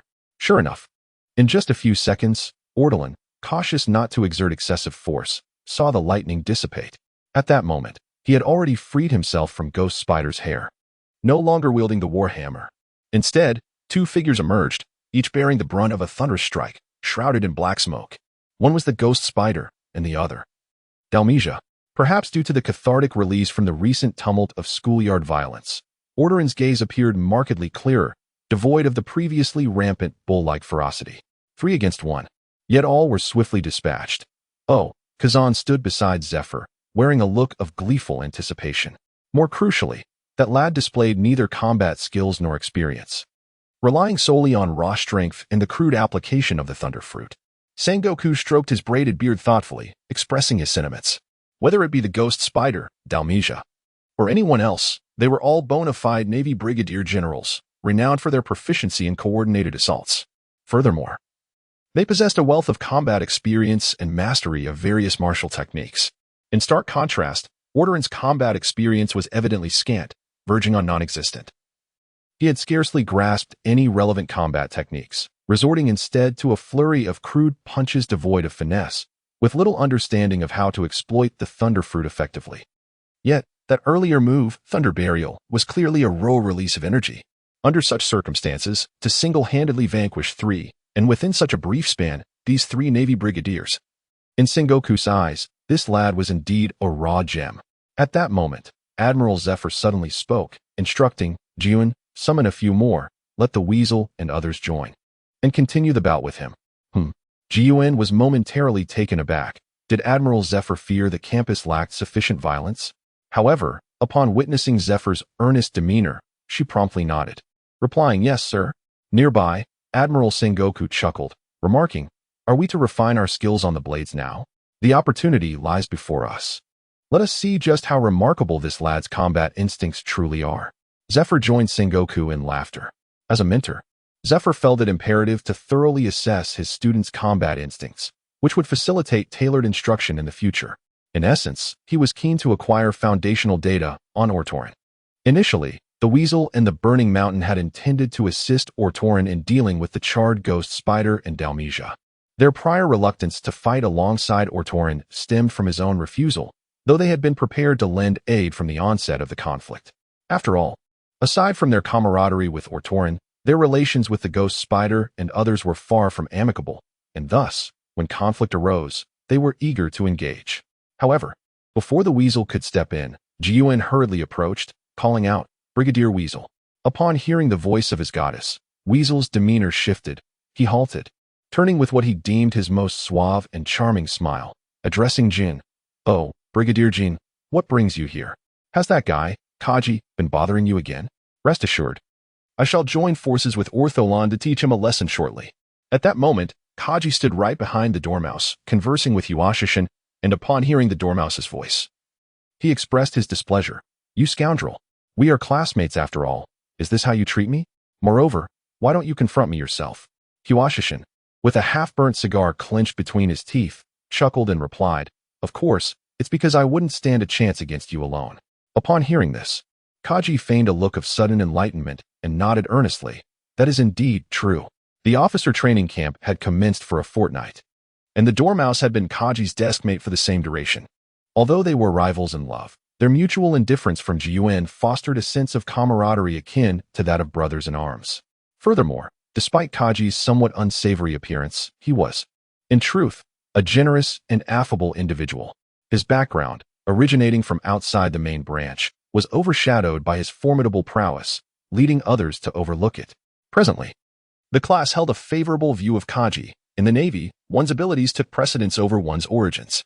In summary, the trio of Ortholan, the Dormouse, and Yuashishin shared a close friendship with Kaji, rendering their light-hearted banter harmless. Jiun, however, disregarded their jest and stated earnestly, Teacher Zifa has commanded us to engage Ortholan and test the limits of his strength. The Dormouse paused, glancing at the charred ghost spider and Dalmesia in the distance, as well as the Doberman receiving treatment from the medical personnel. He then remarked, "I don't see the necessity for that." On the contrary, Kaji, upon hearing this, squinted his eyes, which widened slightly as he exclaimed, "Alone, I wouldn't dare claim to be Ortholon's match. However, if we all join forces, I would be quite interested." Huashishin rested one hand on the hilt of his sword and patted the dormouse on the shoulder, saying, "If you're afraid, just hide behind me." Given that Jiyuan was present, the dormouse could hardly admit to fear. Thus, he straightened his back and declared, "What nonsense are you spouting? I meant that with so many skilled fighters, I fear Ortholon may not withstand our combined efforts." Meanwhile, Ortholon, adhering to the principle of gentle handling, placed the ghost spider and Dalmesia before the medical personnel and awkwardly stated, "I appreciate your assistance." Before the medical team could respond, Ortholon suddenly sensed a wave of impending danger. Instinctively, his body reacted faster than his mind could process. A flash of electricity illuminated his form, creating sparks in the air as he vanished from sight. Upon a closer glance, it became apparent that Kaji, adorned in a general's majestic cloak and donning wooden clocks, wielded a formidable claw-like hand enveloped in a powerful hue of armed might, had struck at the very spot where Ortolon had just been, only to find it vacant. Was it the swift reflexes of the user of the thunder fruit, or was your own reaction simply extraordinary? Kaji, having missed his target, remarked with a hint of regret. This was indeed a sneak attack, and it was executed at a moment when Orton was most at ease. At this moment, Orton reappeared on the training grounds. His brow furrowed as he glared at Kaji and exclaimed, "You scoundrel, what do you intend to do?" "I am not in the mood to be trifled with, Kaji." Although the recent episode of campus violence had allowed Orton to release a significant amount of his pent-up anger, there remained a strong possibility that he could become exceedingly ferocious once more. Kaji, deliberately adopting a provocative stance, taunted, "If you claim to be fierce, then let me see that ferocity, Orton. I find you to be rather exaggerated. You always say that when your temper flares, you become quite violent. But where is it? I see no signs of your wrath. If you truly feel ferocious, then cease this idle chatter and come at me." Such commonplace taunts, at this moment, served as a genuine provocation for Ortolon. One could observe his eyes, which had previously shown signs of recovery, now becoming engorged with blood once more. The intricate web of crimson veins rendering his gaze exceedingly fearsome. Coupled with his pair of horns, he resembled a frenzied bull. As Ortolon's demeanor grew increasingly volatile, Jiaji found himself swallowing hard, yet he still managed to make a defiant gesture and declared, "Come forth, tempestuous little bull." Once these words were spoken, Ortolon's attention was entirely captivated by Jiaki. This was precisely the effect Jiaki desired. With a furious roar, Ortolon unleashed a tempest of electric energy, preparing to charge at Jiaki. Simultaneously, Wushu and Huashishin appeared in an instant on either side of Ortolon. "You go high, I'll go low," Wushu called out. In truth, Wushu need not say another word. Huashishin and Wushu were seasoned comrades in battle, their coordination exceptionally refined. Huashishin, harnessing a formidable force, seized Ortolon's horns with both hands and yanked them sharply to the left and right. Meanwhile, Wushu swiftly ensnared Ortolon's ankles with a chain forged from sea stone. For those endowed with abilities, sea stone is a perilous substance. At that moment, Ortolon, having first encountered sea stone since acquiring his powers, immediately felt his strength wane. Simultaneously, the electric energy that coiled around him like a silver serpent vanished in an instant, as though Ortolon had completely lost the powers of the thunder fruit. This demonstrates that Wushu and his companions understood Ortolon far better. They were well prepared for battle, even employing the sea stone chain, unlike the ghost spider trio, who recklessly charged in and were swiftly overwhelmed. This is what one might call targeted strategy. According to the collaboration between the flying squirrel and the fiery mountain, their plan was that the flying squirrel would position the sea tower stone for Ortolon, while the fiery mountain would strike from behind, bringing Ortolon crashing to the ground. Once this fellow was down, it would be a matter of a decisive kick, leaving him with no further opportunities. The fiery mountain was indeed intent on executing this. Gripping Ortolon's horns and pulling back with great force, convinced that the effects of the sea tower stone would render Ortolon incapable of withstanding his might. But what does it mean to possess innate strength? Normally, when a power user makes contact with the sea tower stone, they become weak and powerless. However, through rigorous training in this aspect, one can develop a certain degree of resistance, although their abilities may be lost. The bodily weakness induced by the sea tower stone can be mitigated, preventing them from becoming as limp as a puddle of mud. In the original tale, the Straw Hat Lad and that fellow kid attended such a practical lesson in Kaido's training class, successfully overcoming the debilitating effects of the sea tower stone. Ortolan had not taken this lesson, yet his physical prowess far exceeded that of ordinary individuals. After being weakened by the sea tower stone, he remained immensely strong. At this moment, he exerted force through his legs, anchoring himself to the ground, while his head tilted backward due to the fiery mountain's influence. Nevertheless, his torso engaged in a fierce struggle, steadfastly resisting the pull of the fiery mountain. The movement appeared deceptively simple, yet it demanded an extraordinary level of physical prowess and strength, even evoking a hint of astonishment in Zephyr's eyes as he observed. At that very moment, Ortolan swiftly extended his left hand downward, gripping the nape of the flying squirrel, while his right hand reached behind to seize the arm of Fire Mountain. Their failure to anticipate Ortolan's resilience led to their lack of evasion, resulting in palpable panic etched across their faces. Just as the flying squirrel was about to utter a word, he felt an overwhelming force at his neck, yanking him from the ground.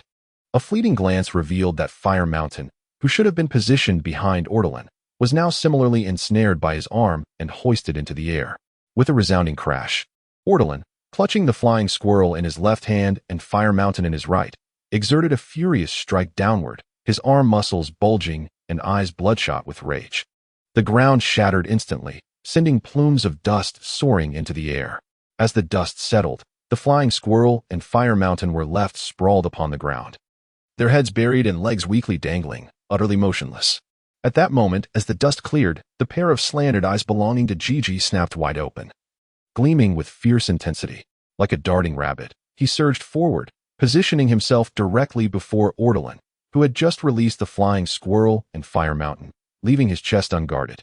Seizing this opportune moment, Gigi transformed his hand into a claw and struck forcefully beneath Ortolan's left ribcage.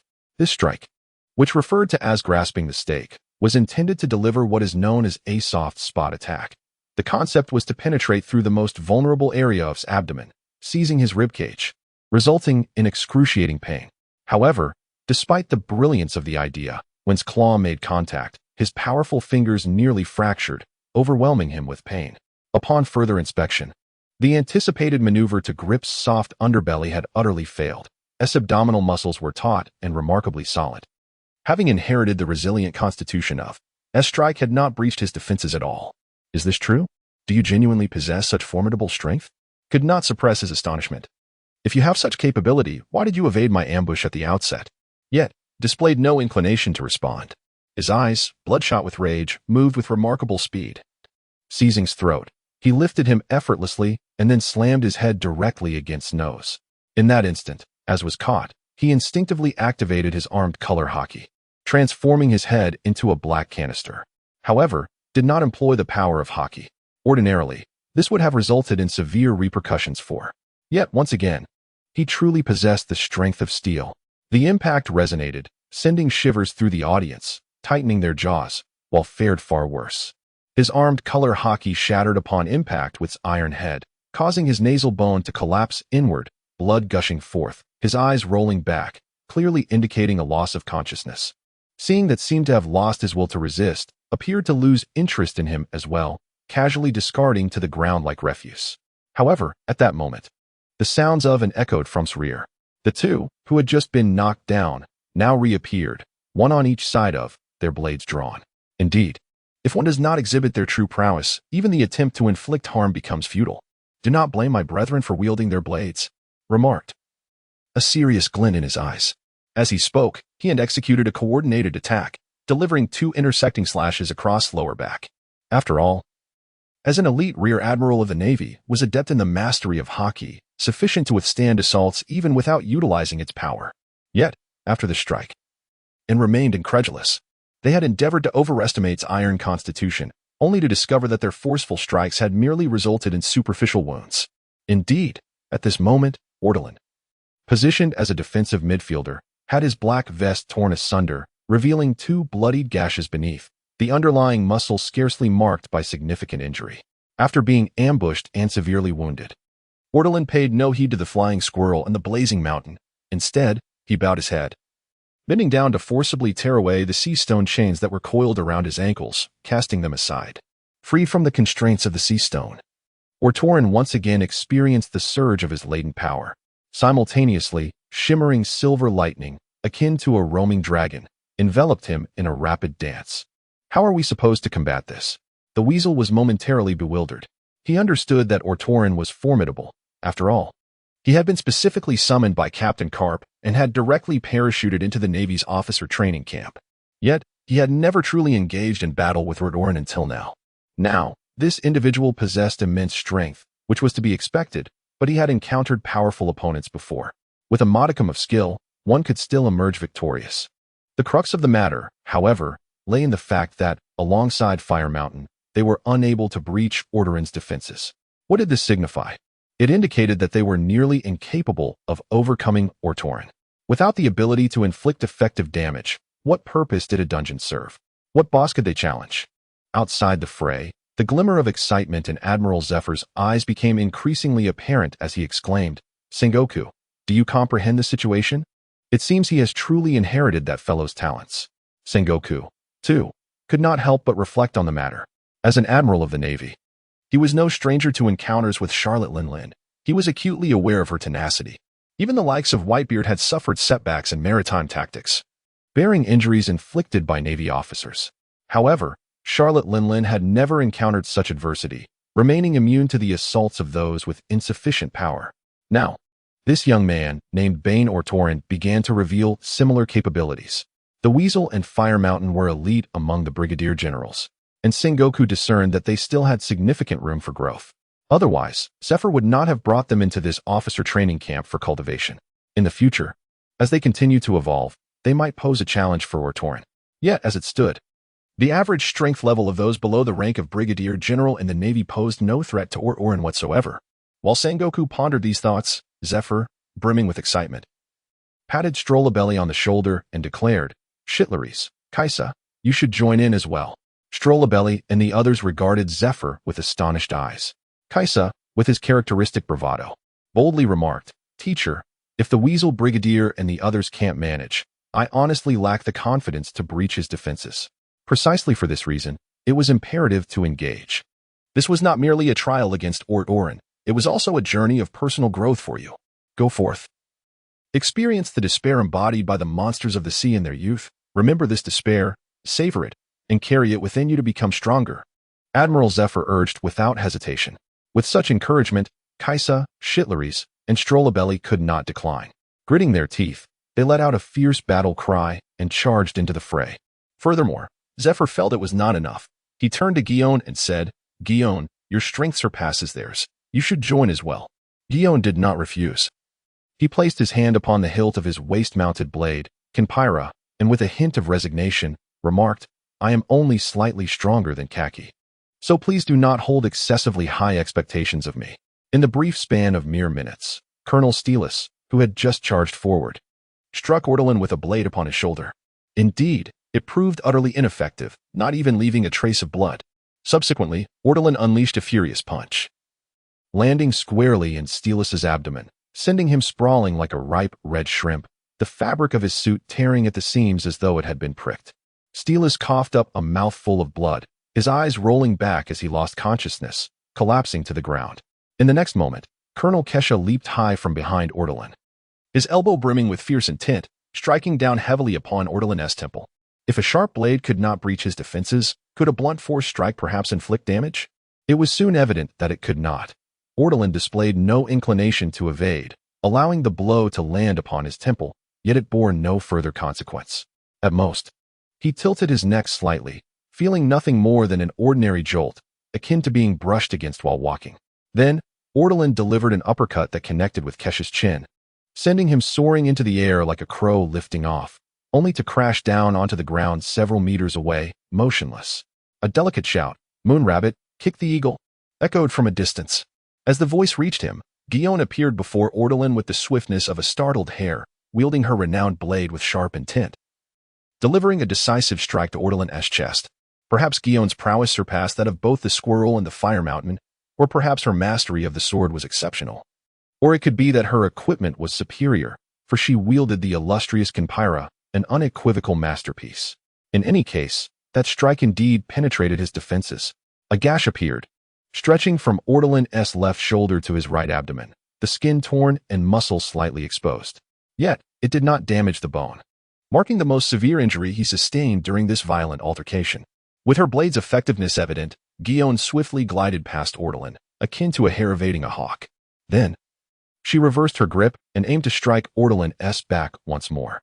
However, just as she raised her blade, a flash of lightning enveloped Ortolan, and he vanished without a trace, leaving Guillaume's strike to fall futilely into the void. Her keen senses were sharply attuned, allowing her to detect the imminent danger approaching from behind. Indeed, it was Ortolan. In an instant, Shigeyama executed a swift maneuver, drawing her weapon, Kenpyra, to unleash a slicing strike in the air, yet it proved futile. The flash of lightning pierced her gaze, as Ortolan had already closed the distance, delivering a powerful punch aimed at her heart. The immense malevolence at her left side nearly succumbed to the force of that blow, while the righteous aura emanating from her back was forcefully expelled. Her delicate visage contorted in agony as a mouthful of tainted blood erupted forth. Her figure propelled like a cannonball, hurtling several meters before crashing to the ground, raising a cloud of dust. Ah, dear teacher, may I inquire about your perspective on the Navy's future? Given that a single incident of school violence could lead to the complete demise of the entire fleet, it appears that tomorrow, only Ortolan may be able to attend school, Kazan cheerfully inquired of Zephyr from the sidelines. Zephyr shot a piercing glance at Kazan before retorting. What are you laughing about? You should join in. Huh? Kazan looked bewildered at Zephyr.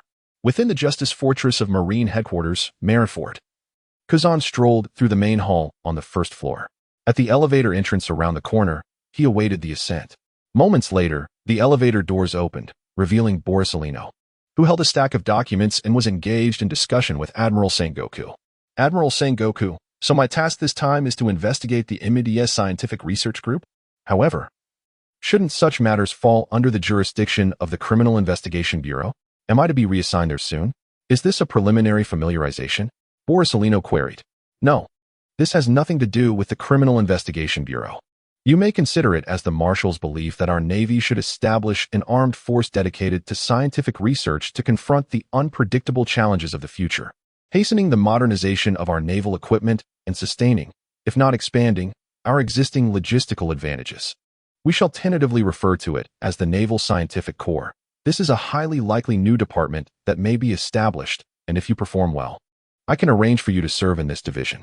As for the MADS Research Group, it comprises several formidable scientists.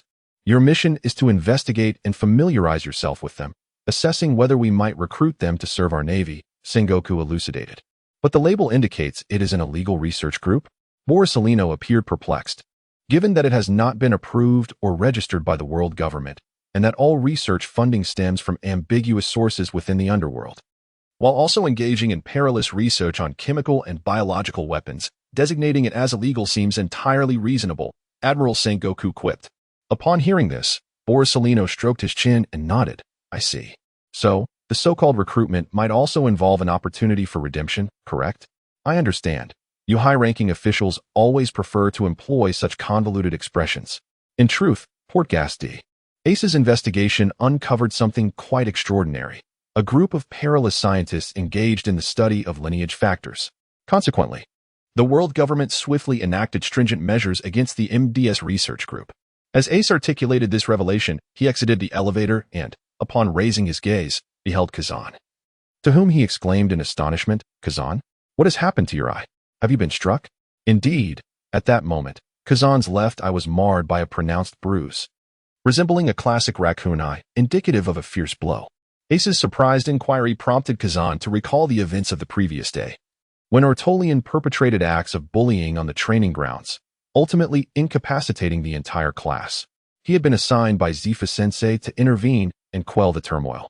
It became evident that, as a fellow user of natural abilities and having spent several more years within the Navy's ranks than Ortolian, Kazan was indeed far superior at that juncture. His timely intervention effectively restored order. However, Kazan did not emerge unscathed. In the final moments, having perhaps grown complacent, he was dealt a harsh blow to the eye by Ortolian, resulting in his current state. Truth be told, had it not been for Kazan's formidable physical constitution, that punch could have easily felled him, leading to a most embarrassing predicament. This incident further illustrated that it was not merely the ice fruit that rendered Kazan formidable, but rather that he himself possessed monstrous capabilities, harmoniously complementing the powers bestowed by the fruit. Ah, I have a penchant for sleeping with a sleep mask. Last night, while groggy from a midnight trip to the restroom, I forgot to remove it and inadvertently collided with the doorframe. It's really nothing to fuss over, Kazan remarked, as he lowered his head, attempting to evade further scrutiny from Ace while entering the elevator.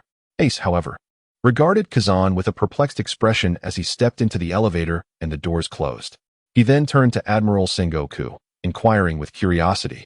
If my memory serves me correctly, during our previous missions together, Kazan would freeze himself into an ice block at night, even if he had pressing needs, only to be disposed of in the morning. When I questioned him about such odd behavior, he merely claimed it was due to his laziness in getting out of bed. Has he recently decided to pursue romance, and thus seek to amend these peculiar habits? Sengoku was momentarily taken aback, seemingly stumbling upon an unexpected revelation. Was Kazan truly that careless? But how do you manage when you need to get up in the night? Sengoku couldn't help but inquire. Yet, as soon as the words left his mouth, he realized the impropriety of such a personal question. To his surprise, Ace boldly replied, I typically open the window and fly out into the moonlight, and you dare to criticize others' flaws? Sengoku silently nodded, reflecting that once he had completed his current responsibilities, it would be prudent to focus on fostering a culture of civility within the Navy. Otherwise, the future generations of these officers might all possess peculiar and eccentric habits, leading to a rather dismal atmosphere in Marineford. On several occasions, after returning home from his night shift, he noticed the air felt somewhat humid, even though it was not raining. Yet, for some inexplicable reason, Sengoku found himself unable to suppress thoughts of how Sakazuki might resolve this dilemma. Images of Sakazuki bellowing great eruption flashed through his mind. For the sake of his mental well-being, Sengoku felt compelled to expunge these errant thoughts from his mind and remarked, Kazan was struck by that ortolan yesterday, which explains his current state. Enough of this nonsense, let us proceed.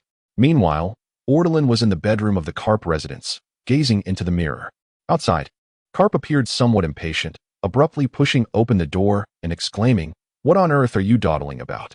Did we not agree to visit your classmates at the hospital? Upon entering, Karp was momentarily taken aback, exclaiming, What is this spectacle? His astonishment stemmed from Ortolan meticulously selecting from a collection of seemingly newly purchased spectacles to adorn his face. Today, Ortolan had eschewed his typically aggressive black tank top, opting instead for a crisp white shirt and tailored trousers, complemented by a pair of gold-rimmed glasses. It was undeniably a rather incongruous sight, especially given his towering stature of over 3 meters, his muscles nearly bursting the seams of his shirt. Elegant shoes on his feet only added to the disarray. Mr. Karp, you have arrived just in time. Do you think these glasses suit me? Ortolan adjusted the gold-rimmed frames perched on his nose and inquired. Karp's face twitched slightly before he retorted, You now resemble a dockside thug attempting to masquerade as a refined gentleman. Parading around like this would severely tarnish our naval image. What on earth were you thinking with these ostentatious adornments? Ahem. Ortolan cleared his throat, slightly embarrassed, and replied, I was concerned that yesterday's events might strain our relationships with classmates and colleagues, so I wish to showcase a more cultured side today. And please, do not always judge people through a colored lens. Even teacher Zephyr remarked on my advantages in cultural studies, suggesting that I could one day embody a wise and valiant scholar general like Mr. Sengoku. Thus, as a potential scholar general, it is entirely reasonable for me to don a pair of gold-rimmed spectacles, is it not? Although he voiced such sentiments, Ortolan couldn't help but feel a pang of regret as he removed the glasses, finding them exceedingly unattractive. He then glanced at the pile of glasses on the table and turned to Karp, asking, Is it possible to return these? What do you think? Certainly not. Karp replied with a mocking grin. If I were to claim that I have Vice Admiral Karp backing me, that shopkeeper would surely think twice before offending me. Ortolan spoke with utmost seriousness. Karp was momentarily taken aback and exclaimed in anger, Do not dare to tarnish my reputation by engaging in such nonsense under my name. It will affect my image. After a brief silence, Ortolan pointedly replied, Mr. Karp, while I hold you in high regard, I must candidly say that anyone who has known you for more than 7 days would hardly consider you to possess a commendable image. Don't think that just because you wear glasses, I won't dare to confront you. Karp retorted, cursing under his breath. After scolding Ortolan a couple of times, Karp? sensing his own shortcomings, approached Ortolan and asked, "Then enlighten me. How can I enhance my public image?" Ortolan stroked his chin and suggested, "Allow me to teach you a phrase. Once you master it, others will surely regard and appreciate you more." "What is it?" Karp inquired with interest. "In the future, when someone praises you as a naval hero, saying you are impressive and remarkable, you should kindly pat them on the shoulder, give them a thumbs up, and with a beaming smile, tell them, 'I am no hero. It is you, my friend, who is the true hero.'" Ortolan stated earnestly. Karp paused, envisioning this scenario, and surprisingly found that it opened up a new perspective. "I see," Karp responded, appearing enlightened. "The Navy, as an institution of maritime force, inherently suffers from a high casualty rate. It is well known that new recruits are the most readily available resource. In these vast seas, many go hungry, and as long as they are offered a meal in slightly better conditions, countless individuals are willing to join the Navy as fresh cannon fodder. In contrast, seasoned veterans who have endured the trials of warfare are invaluable resources. The Navy's medical system serves a significant purpose to ensure that these battle-hardened veterans survive and recover, thus becoming experienced and competent soldiers. Particularly at Marineford, the Navy's medical infrastructure is exceptionally advanced. Those assigned to the headquarters are typically not fresh recruits.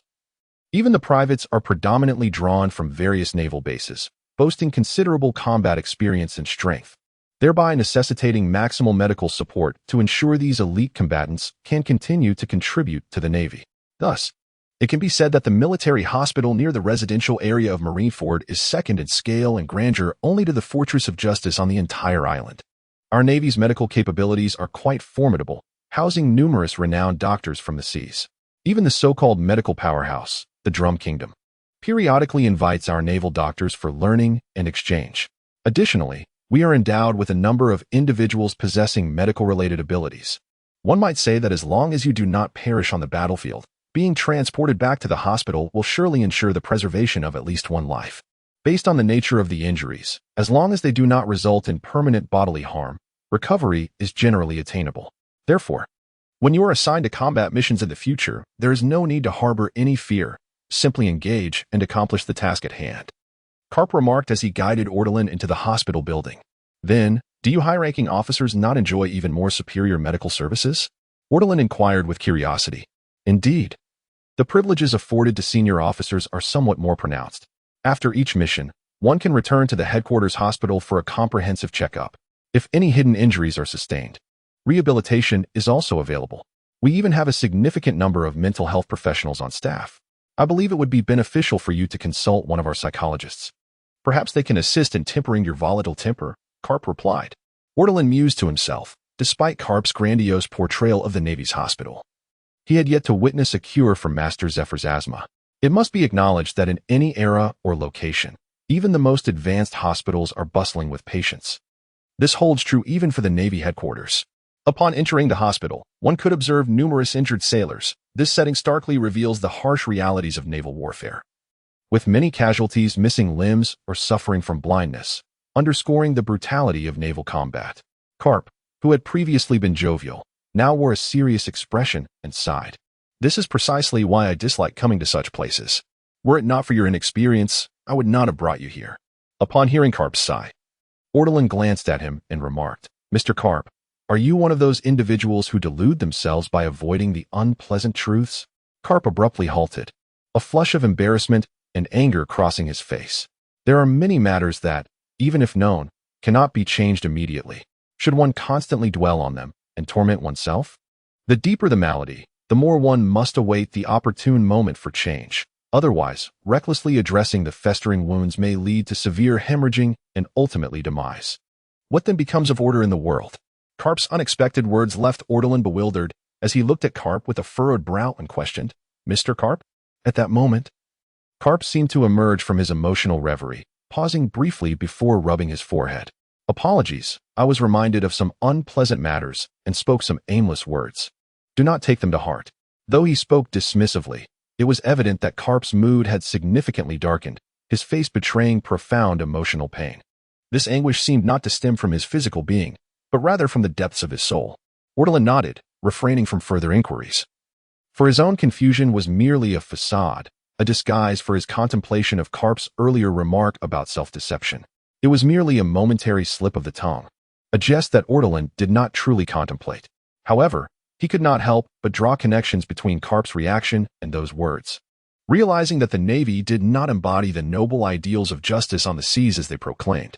In Ortolan's perspective, the lower ranks of the Navy might possess a more genuine sense of justice, albeit occasionally marred by corruption, an all too common issue within any political faction, and one that could be deemed understandable. Therefore, he remained indifferent to such matters.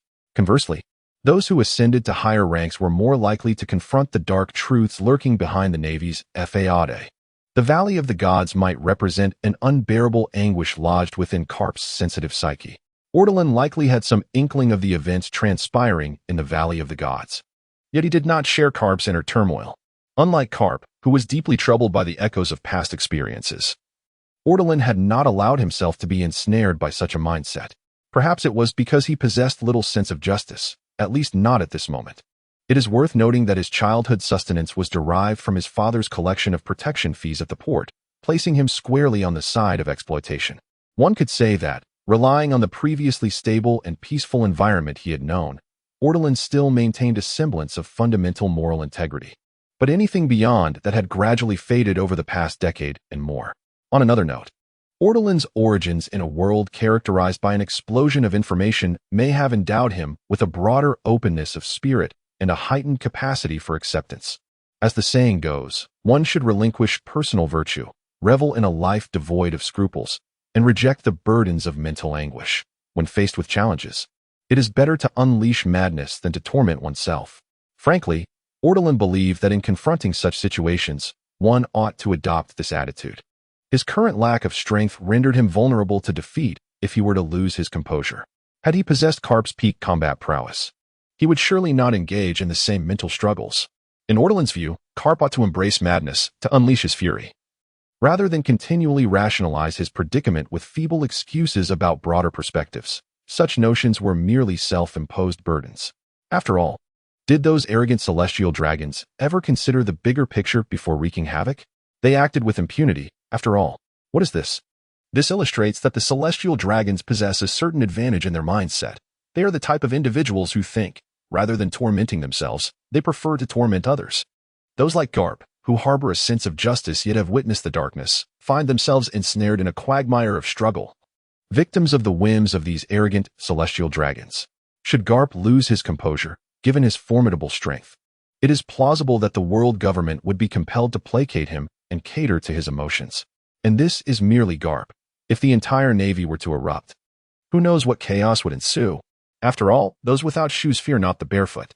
Would it be the ranks of the soldiers who fear for their livelihoods, or the aristocrats of Mariejois who dread the same? Ultimately, it is because the noble exploit the honorable. The ruling class of Mariejois, fully aware of this principle, has, through centuries of subtle manipulation, shackled the Navy with ideologies of big-picture thinking, order, and bearing humiliation, successfully taming the Navy into their instrument of violence. Even the very concept of justice, bestowed upon the Navy by the world government, carries profound significance. Is it not a form of bondage? It subjects one to pain, to turmoil, to discomfort, perpetually through psychological and emotional torment, as well as the weighty realities of life, thus continually subduing one's spirit and retreating one's boundaries. Often, once an individual becomes accustomed to retreating, they cease to move forward. In this regard, Ortolan held a greater admiration for Dorak, as he may have perceived the path of endurance he witnessed in his father as devoid of prospects. Faced with darkness, he chose to abandon restraint, declaring that he would no longer serve in the Navy. Rather than subjecting himself to hardship, he resolved to establish a revolutionary army to challenge the world government. What a delightful prospect! Ortolan shared this mentality. Once he had amassed sufficient strength, he would not fear retribution. Encountering such trivial matters, he too would erupt in madness. After all, he had a history of mental illness as a person with such a condition. It was entirely reasonable for him to be overwhelmed by the absurdities of the world and succumb to insanity. As long as he occasionally exhibited such madness, the world government, wishing to retain his formidable combat prowess, would have to placate him and accommodate his whims. How splendid!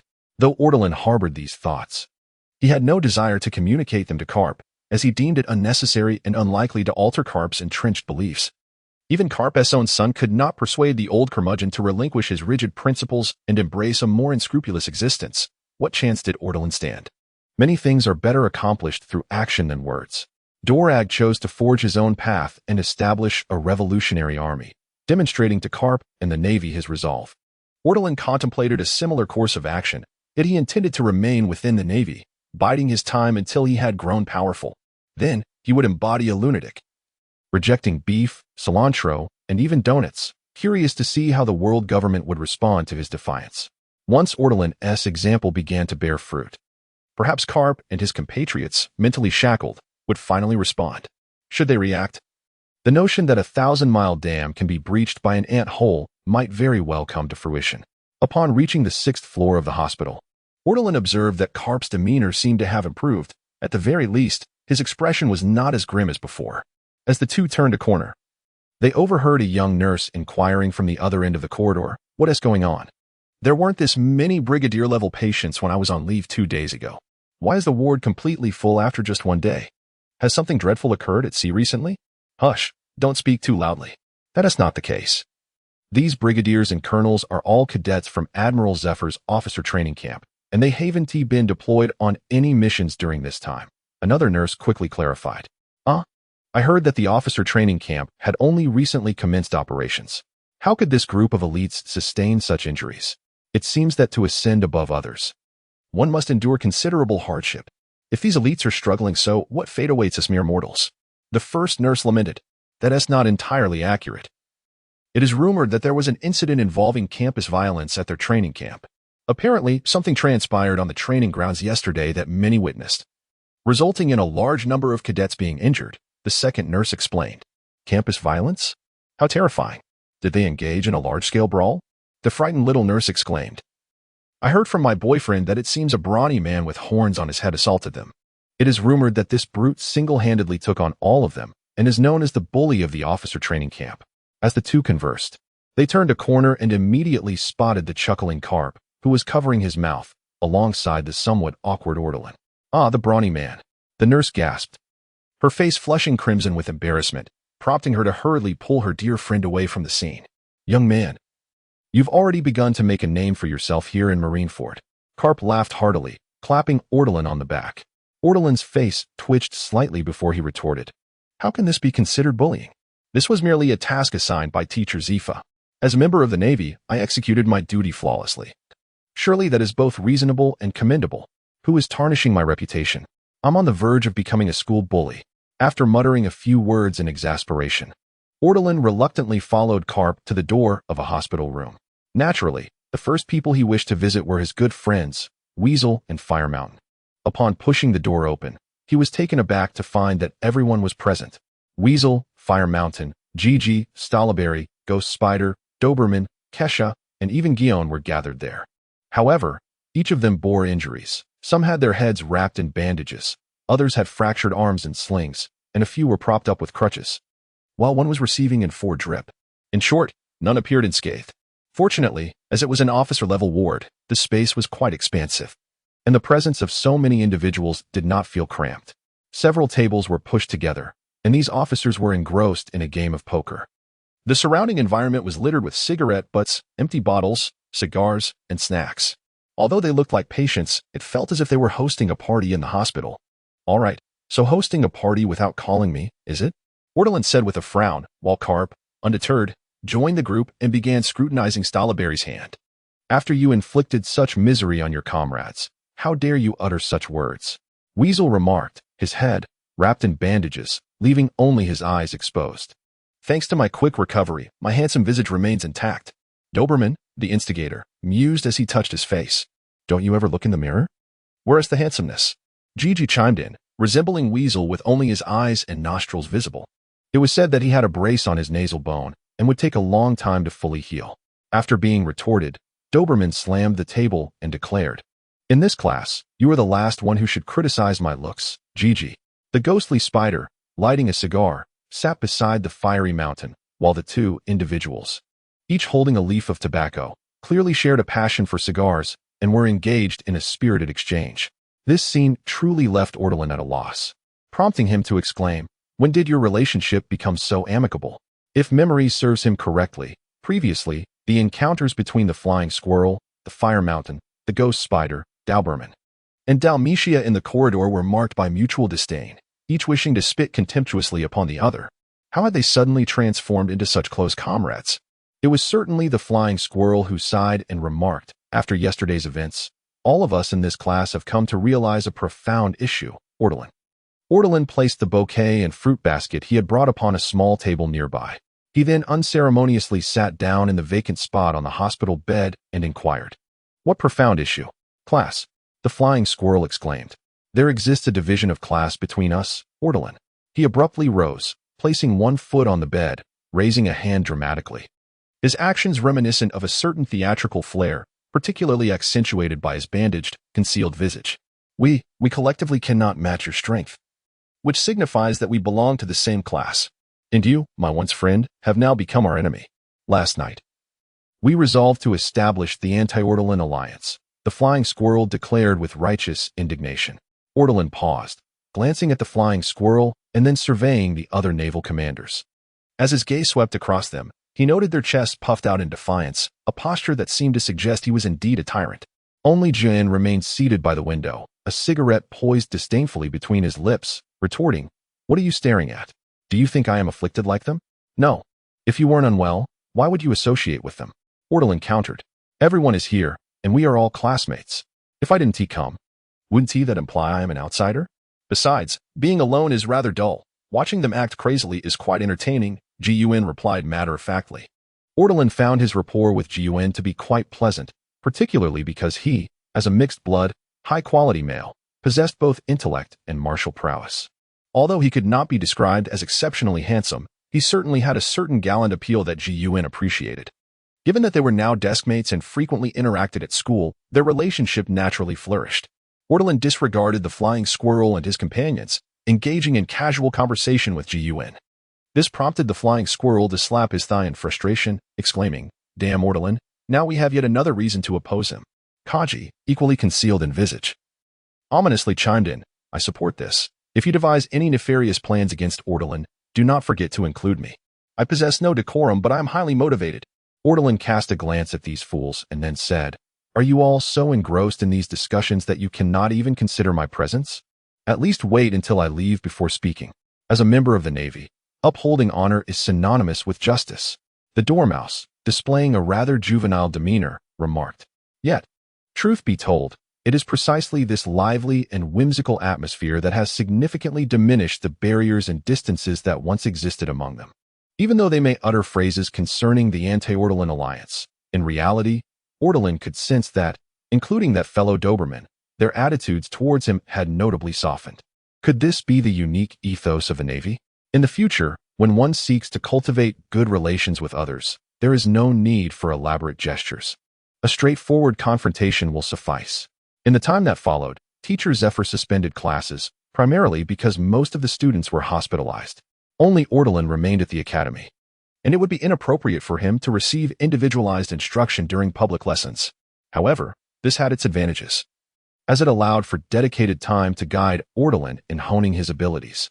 Before long, the arrival of the full moon brought concern that Ortolan, in a frenzy, might wreak havoc upon Marineford using the powers of the Thunderfruit. Consequently, on that fateful night, Ortolan was regrettably shackled with sea-stone chains and subjected to a vigorous beating by that rascal Carp, who repeatedly awakened him from his frenzied state throughout the night. The following day, Ortolan joyfully joined his companions in the Navy's military hospital. His spirits had noticeably improved. Anyone observing his jubilant demeanor might mistake his hospitalization for a celebration of marriage. A few days later, all students at the officer training camp resumed their previous curriculum. This time, the atmosphere within the academy was far more harmonious than before, and Ortolan finally began to integrate into the Navy structure. Time, in an enriching learning environment, seemed to pass swiftly, and thus the year 1495 in the sea circle unfolded in a tranquil and fulfilling manner for Ortolan. For an extended period thereafter, Ortolan continued to lead this serene and agreeable life. Aside from being subjected to another beating during the full moon, he engaged in no other extraordinary activities. Nevertheless, his skills and knowledge steadily improved throughout this period of study. Firstly, his academic performance saw significant advancement. Previously, he hardly understood nautical charts. Yet he had now become familiar with the locations of various islands across the major sea regions that had been explored and documented. Simultaneously, he endeavored to comprehend the distinct differences among these regions, including their customs and traditions. His understanding of the vast structure of the Navy became clearer. He became knowledgeable about the locations of various naval bases, the current leaders, the primary functions conducted therein, and the intricate workings of the Navy's internal systems. In simple terms, if he were to be left alone at the Navy headquarters, he would no longer feel lost or bewildered. He would know whom to consult for any inquiries. He also reaffirmed and deepened his understanding of the world government system. It must be acknowledged that the world government is indeed an enormous ruling entity, maintaining between 170 to 200 member nations at any given time. Each year, certain nations join the ranks of the world government through the payment of celestial gold, while others may be expelled from membership due to an inability to meet this financial obligation. Whether it is the world government orchestrating events from behind the scenes or whether various malevolent factions, ambitious individuals, and pirates are inherently astute remains uncertain. In summary, nations that have been stripped of their membership often undergo significant turmoil in the subsequent 1 to 2 years, suffering devastating losses and, in some cases, even facing the dire fate of annihilation. In this discourse, Ortolan contemplates through the lens of conspiracy theories, consistently sensing that the world government is deliberately fostering a perilous environmental awareness, as if to convey to the member nations that disobedience would bear dire consequences. Beyond this, Ortolan's prowess is steadily on the rise. Within merely a month, he has grasped the fundamentals of the 6 styles of the Navy, subsequently advancing at an astonishing pace. It took the likes of Mongoose and others nearly 3 to 4 years to fully master the 6 styles and acquire advanced techniques, such as life return, whereas Ortolan achieved this remarkable stage in just 6 months. Consequently, through his exceptional talent and relentless effort, he has garnered the recognition of numerous peers at the Academy, spreading his reputation among the elite of the Navy, who possess their own networks. Ortolan's renown has transcended into the Navy as a non-bully, likened to the likes of Kazan, Sakazuki, and Borisolino, and as a fellow user of a natural type ability, he, alongside Sakazuki and others, is privately referred to as one of the 4 titans of the natural system within the Navy. In April of the year 1496 of the Sea Circle calendar, Ortolan stumbled upon an intriguing article in the newspaper regarding the former Rear Admiral Monkey D. Dragon, who, after his departure from the Navy, established the Revolutionary Army. Due to unauthorized attacks on the affiliated nations of the world government, this day marked the official designation of the Revolutionary Army as a dangerous organization. With an open demand for Dragon to apologize on behalf of the army and to disband the illegal armed faction, subsequently facing trial at Judicial Island for his transgressions. Given that the Revolutionary Army is still relatively small in scale and Dragon retains a degree of prestige, the world government has yet to escalate to outright hostility against him. Ortolan speculates that should Dragon acquiesce to the world government's demands, even if he were to surrender at Judicial Island, he would likely not face severe charges, perhaps a brief imprisonment followed by a stint in the Navy for ideological re-education. Once the storm has passed, if Dragon is willing to serve the world government once more, he could very well emerge as a valuable asset to the Navy. However, it is evident that Dragon is decidedly unyielding towards the world government, publicly challenging them in the world news.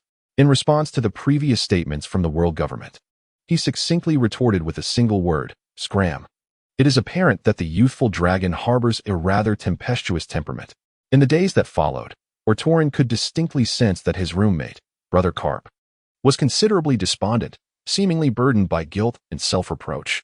Yet, in rare moments, a flicker of solace could be discerned in his vacant gaze. It appeared that Brother Carp held a profoundly complex perspective on the matter of Drago. However, it was not appropriate for Ortolan to delve too deeply into the father-son dynamics at play.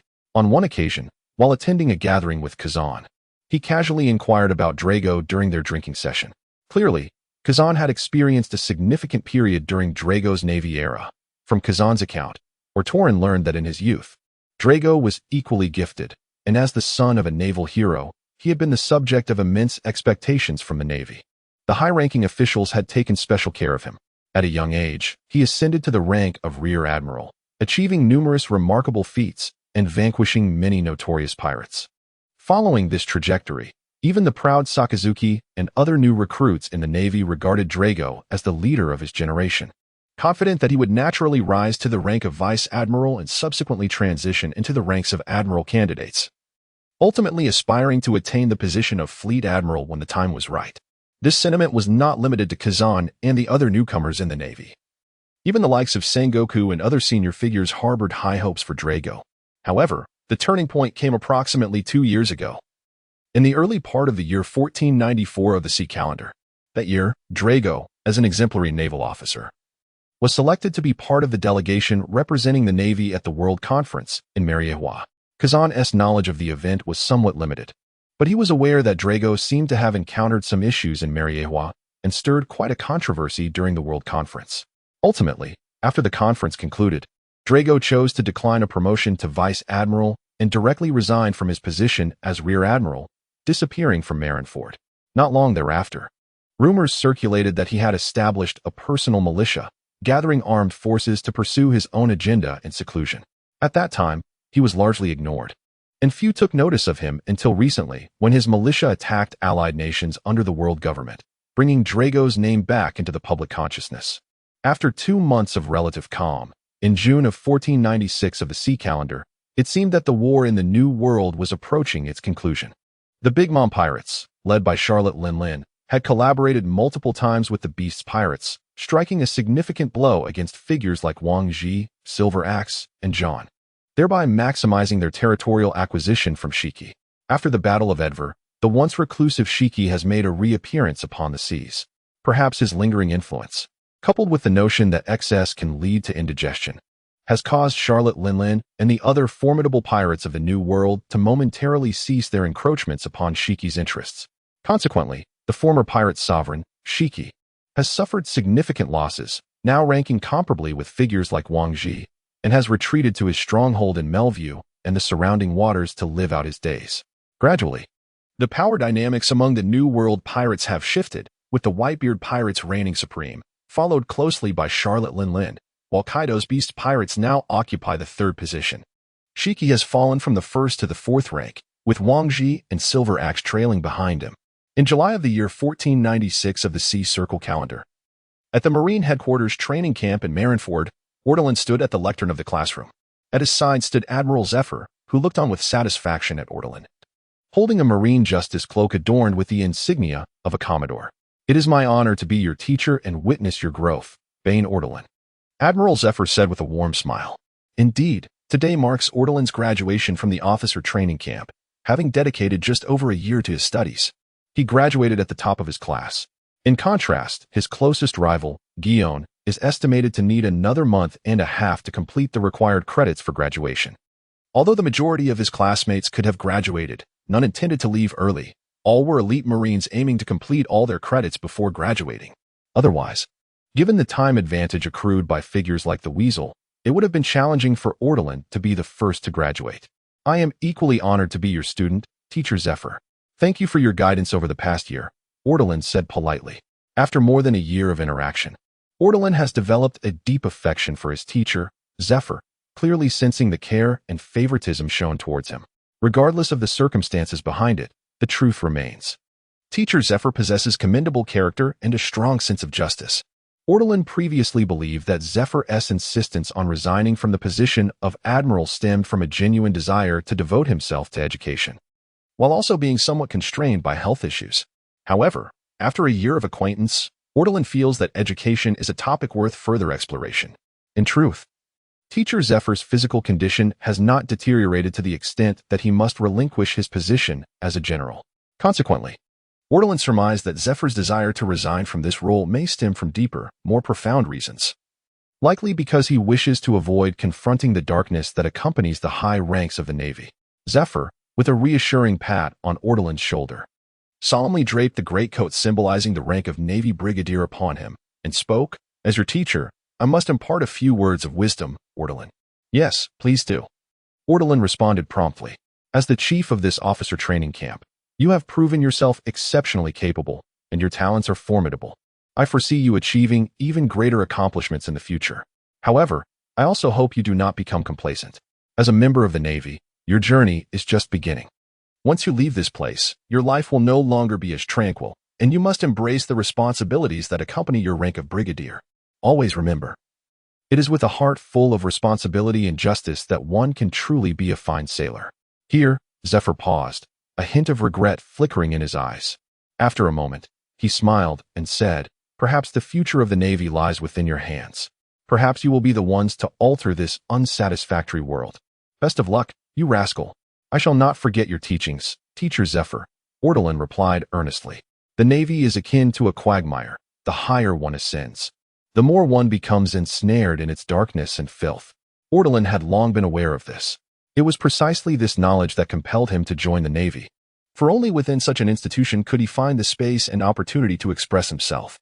If the Navy were truly as just and virtuous as it purports to be, he would have little chance to wield his pen and paint his narrative.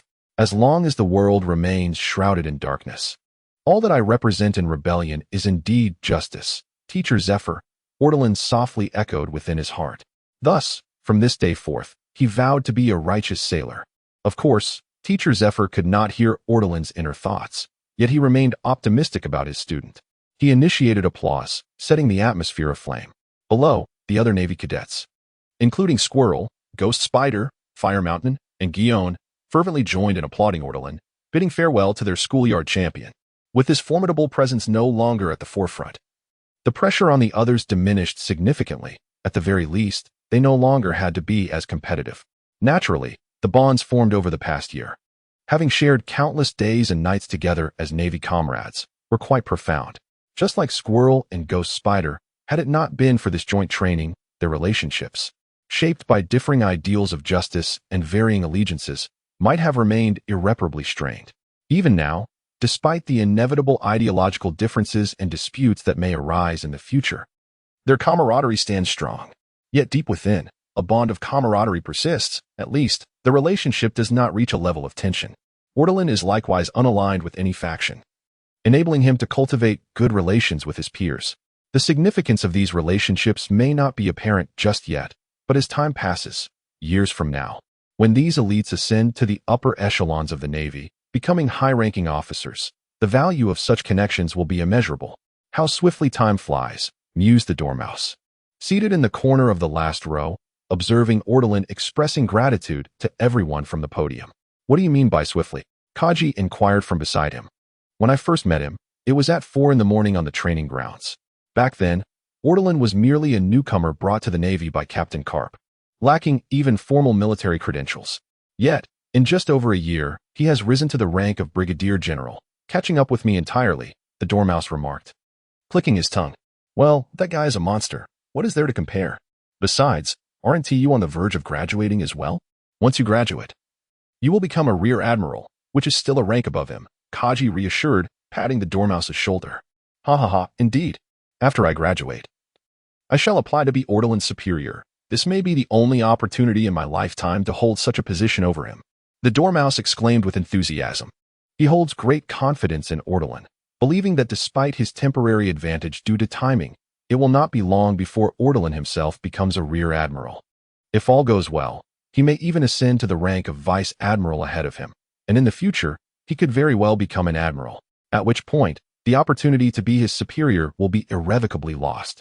Though this graduation is from an elite program, it ultimately amounts to a mere Brigadier General-S rank, which hardly stirs any significant waves within the Navy headquarters, apart from Captain Karp, who is already waiting outside. The other prominent figures in the Navy may be unaware that today marks Ortolan's departure from the officer training camp. Upon bidding farewell to his classmates and Teacher Zephyr, Ortolan exited the classroom and found Karp leaning against the corridor wall, happily munching on sunbae. "Oh, you've finally completed your tasks." Karp laughed heartily, clapping Ortolan on the shoulder. Feigning arrogance, Ortolan replied, "Do not slap me so carelessly. Your hands are covered in sunbae crumbs. What will happen to my Brigadier General insignia? You little rascal. I am a hero of the Navy. This is merely encouragement from a senior. Accept it with humility." Karp jested. After exchanging a few more playful words, Karp and Ortolan made their way out of the building, with Karp remarking, "Graduating as the top student from Zephyr is indeed an impressive achievement. As a novice in the Navy, you have yet to fully grasp the intricacies of this world. I have already made arrangements with the personnel department, and soon you shall serve as my aide, accompanying me on missions. Be sure to express your gratitude to me. It is essential to recognize that many within the headquarters aspire to be my subordinate, yet find themselves without such an opportunity. Remarkably, the aspirations of Ortolan to become the subordinate of Karp have been unexpectedly thwarted. Ortolan harbors no objections to serving under Karp. Rather, he anticipates it with enthusiasm. In the Navy, relationships hold significant weight. Having recently departed from the officer training camp, Ortolan understands that without guidance, his chances of engaging with prominent figures like Zifa may dwindle as time passes, unless he ascends the ranks. However, if his superior is also a figure of stature, the situation transforms entirely. Karp could introduce Ortolan to various prestigious gatherings, thereby facilitating his connections with influential personalities beyond just Zifa, such as the esteemed Chief of Staff Ahe and Admiral Sengoku. Previously, Ortolan could only catch glimpses of such distinguished individuals during public lectures at intervals. Thank you, Mr. Karp, for your generous support, Ortolan replied with a smile. There is no need for excessive expressions of gratitude. For over a year, he has resided within Karp's estate. And aside from Karp's missions, they have seen each other almost daily, developing a robust camaraderie. Surprisingly, Karp seems quite leisurely, leading to Ortolan, just a week after graduation, having little to occupy his time aside from receiving some benefits. I should have anticipated this. In the Marineford residential area, within the tavern known as the Navy Club, Ortolan found himself seated before Kazan, unable to restrain his frustrations. Whenever I return from school, Karp is either basking in the sun or indulging in a slumber, appearing utterly idle. Being his subordinate, it seems there is little to occupy my time. At this rate, my aspirations of attaining the rank of Rear Admiral seem distant. Is there any possibility of transferring my personnel status? I have heard that Admiral Sengoku is quite busy, and I yearn to contribute to the cause of justice. Kazan, pouring himself a drink, replied with a chuckle, Do you suppose this laziness is a mere coincidence? However, as someone who has walked this path, let me offer you some advice. Do not rush. While it may appear that Mr. Karp has little to do, rest assured that when significant matters arise, he will undoubtedly be at the forefront. As a high-ranking Vice Admiral of the Navy headquarters, Karp is expected to be exceedingly busy. After all, the vast structure of the Navy stands resolutely, while Teacher Zephyr busies himself with educational endeavors. The remarkable Admiral Sengoku bears an immense burden. However, according to Kazan, when Teacher Zephyr initially relinquished his responsibilities, Admiral Sengoku frequently summoned the erratic Karp for assistance. Unfortunately, Karp's unpredictable manner often compounded Sengoku's challenges. What should have been straightforward tasks inexplicably morphed into absurdities under Karp's influence, resulting in the Admiral not only failing to alleviate his burdens but also frequently intensifying them. Consequently, unless the matter is urgent, Sengoku no longer grants Karp any opportunities. Karp, a notorious slacker, remains unrepentant.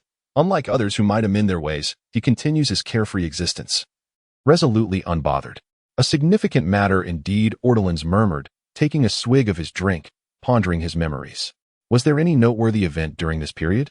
Yet, as he ruminated, he could not recall any significant occurrences at sea recently. The last major event that came to mind was likely the saga of the Roger Pirates, which would unfold the following year, 1497, when they would successfully locate the legendary final island, Raftel, subsequently ascending to the pinnacle of piracy and becoming the first ever pirate king. However, this monumental event seemed to bear little relevance to Karp. I must be losing my touch, Ortolan mused, shaking his head in resignation. What could be so terrible? Receiving a salary, enjoying benefits, and yet not needing to work. How many times had Borsalino expressed his desire to serve under Karp without success? Kazan chuckled, teasing him. Ortolan envisioned the disastrous prospect of Karp and Borsalino collaborating. It would be a disgrace to the Navy. I cannot be compared to seasoned veterans like you. I set sail with grand ambitions, yet after all this time, I find myself merely attending classes at Marineford, accomplishing nothing. It is utterly frustrating. Do you understand justice? Justice cannot wait.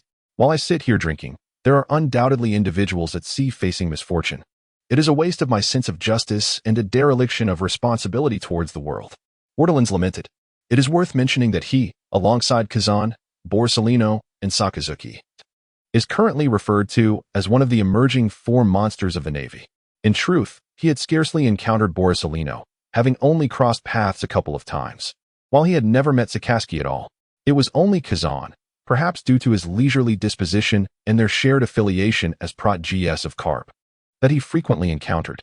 Their camaraderie allowed them to occasionally indulge in drinks together. It was during one such occasion, as Ortorin and Kazan were enjoying their libations, that the tavern door swung open and Bogard strode in. His gaze swept across the room, and upon spotting Ortorin and Kazan, he beckoned them with a wave. "Cease your drinking. We have a mission," he declared. Bogard held the rank of brigadier general, on par with Ortorin, while Kazan, as a major general, held a superior title.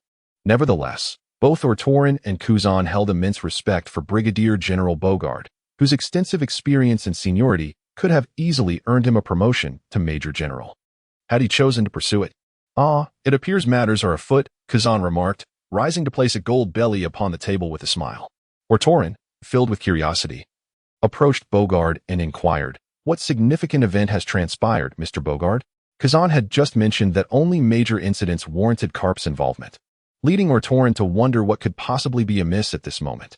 "It is not a grave matter," Bogard replied in a calm tone. "Merely that the Marshal intends to conduct an inspection at the G1 naval base in the New World to assess the situation there.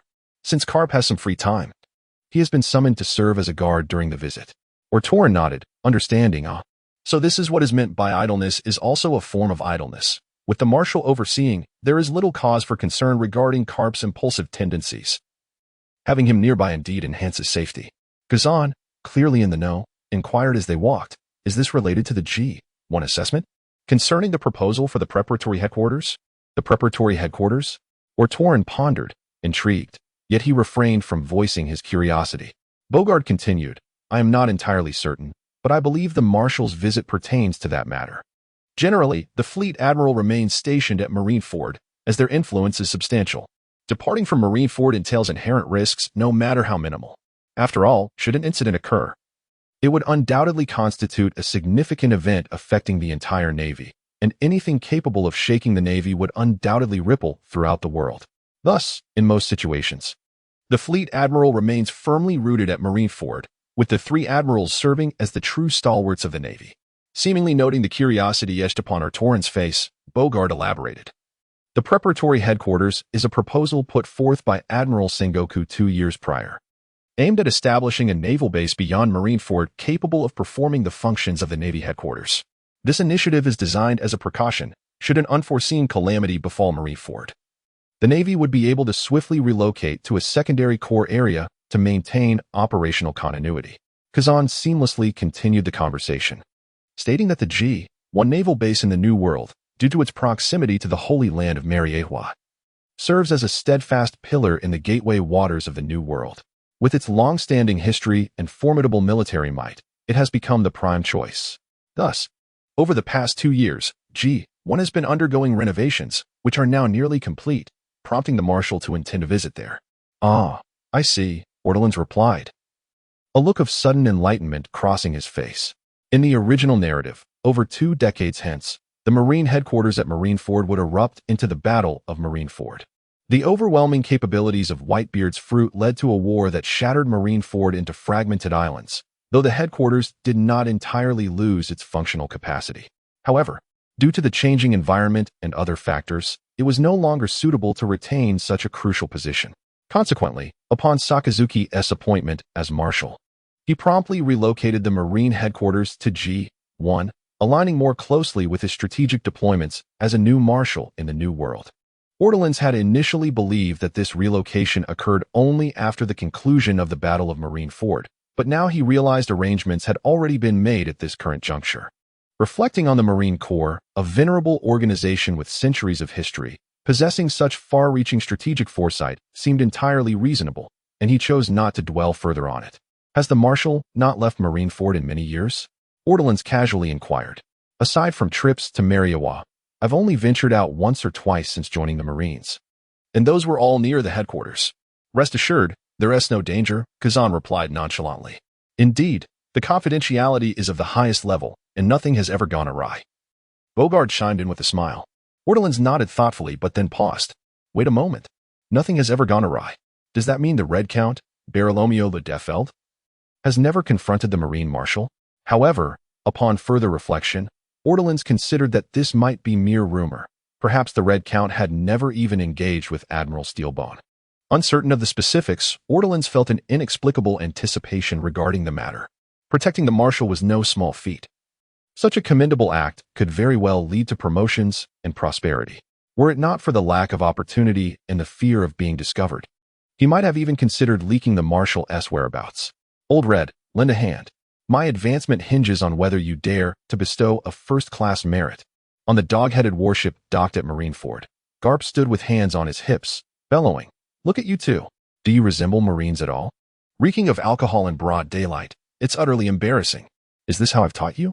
In truth, Ortolans and Kazan had not consumed much. They had only just settled down, and the alcohol content was minimal. For the physical prowess of the two, it was as inconsequential as plain water. Observing the Justice cloak draped over Karp, along with the flamboyant beach shirt and baggy shorts he wore underneath, Ortolan harbored doubts that Karp had just been joyously frolicking on the beach with a water gun, having had no time to change. His preemptive action was likely motivated by a fear of being ridiculed by himself and Kazan, indeed a cunning old man. Noticing the peculiar glances exchanged between Kazan and Ortolan, Karp seemed somewhat embarrassed, letting out a light huff before calmly concluding, "All right, I shall forgive you this time. Be more mindful next time. Bogard, prepare the ship." Bogard was taken aback, expressing his surprise. "Isn't the Admiral's ship still stationary? Why should we linger in the harbor? What if he decides to board my vessel later?" Karp waved his hand dismissively, speaking without hesitation. "Ortolan, what kind of reasoning is this? Mr. Karp, don't we need to meet with the Admiral? Were we not just discussing the mission of escorting the Admiral?" Ortolan quickly inquired. No, there are other warships available. I have no desire to share a ship with the Admiral. That would surely drive me mad," Karp firmly replied, shaking his head. Ortolan found himself bewildered, while Kazan chuckled softly, remarking, "Each time the Admiral meets with Mr. Karp alone, he incessantly imparts grand philosophies upon him, such as the current lack of a Vice Admiral in our Navy. Hence Mr. Karp is quite averse to private meetings with the Admiral." In that moment, Ortolan felt the malice of society weighing upon him, as a youth eager for advancement within the Navy. He was stuck with a middle-aged man who was adamantly resistant to any progress in their ranks, leaving Ortolan with no opportunity to forge a connection with the highest echelons of the Navy. If you do not maintain good relations with your superiors, how can you expect to advance? Ortolan mused, stroking his chin with a hint of resignation. Perhaps Mr. Karp is my lifelong adversary in my professional journey. What are you muttering about, you rascal? Karp, unbeknownst to them, had already produced some rice crackers from who knows where, flaunting them. Ortolan cast a disparaging glance at the ineffectual old man and retorted, "I was pondering whether there are any acquaintances in the personnel department who might assist me in facilitating some connections." Facilitating connections? Karp paused momentarily before suddenly realizing, and with a string of curses, he exclaimed, "You little rascal don't want to serve under me anymore, do you?" Thus, amidst the commotion, Karp's dog-headed battleship gradually departed the harbor. Meanwhile, on the dock, the Steel-Bone Admiral, who was engaged in discussions with Admiral Sengoku, looked bewildered as he noticed a vessel departing from his fleet. "Wait, I haven't boarded yet. What? Am I not worthy of sitting on the flagship?" Upon realizing it was Karp's ship, he relaxed, muttering, It's just Karp's vessel. No matter, he is nothing but a rogue." Observing the stiff expression on Marshal Steelbone's face, Sengoku couldn't help but chuckle, remarking, "I told you not to bring him along, didn't I? Sooner or later, he will worry himself into illness." Marshal Steelbone managed a forced smile and replied, "It's nothing to fret about. There will be plenty of opportunities on the journey.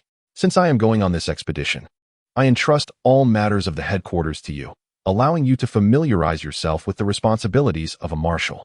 Those acquainted with Marshal Steelbone understood his character well. Otherwise, in any other circumstance, Sengoku might have pondered whether his superior was hinting at something regarding him. After all, where in the world could one find a general of 60 years? But wait, I have not served as a general for that long either. Soon enough, Marshal Steelbone boarded his warship, and the entire fleet commenced its movement, gradually departing from the naval port of Marineford. Although Marshal Steelbone's fleet had set sail, Sengoku remained on the dock, awaiting further developments. After a span of over 10 minutes, a military vessel docked at the port, and Borsalino, appearing somewhat disheveled, disembarked. It had been over 4 months since Sengoku last laid eyes on Borsalino, and a year had passed since he assigned Borsalino the task of investigating the MADS research group.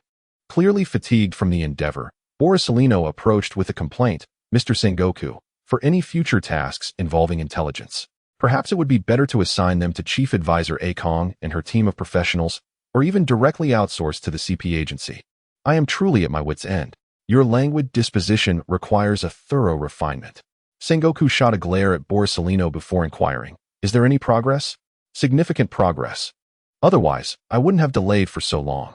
Borsalino perked up, continuing, the MADS research group has recently made a breakthrough. I invested considerable effort to decipher this intelligence. As he spoke, Borsalino handed over a prepared document to General Sengoku.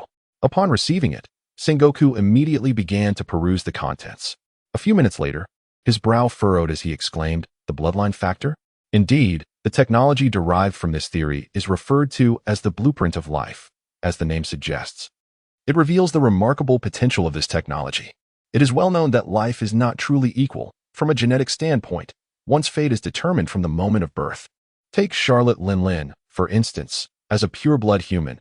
Her physical prowess is monstrous compared to the average person, Borsalino explained with a grave expression. Sengoku's eyes widened in astonishment as he queried, are you implying that once this technology is fully mastered, one could mass-produce beings like Charlotte Linlin, endowed with extraordinarily terrifying talents? In theory, yes. However, they have merely begun to explore this technology, and whether it can be successfully realized remains uncertain. However, as far as I am aware, they have achieved remarkable breakthroughs, particularly in the realm of cloning and accelerated growth technology. The concept of cloning requires no further elucidation, rather.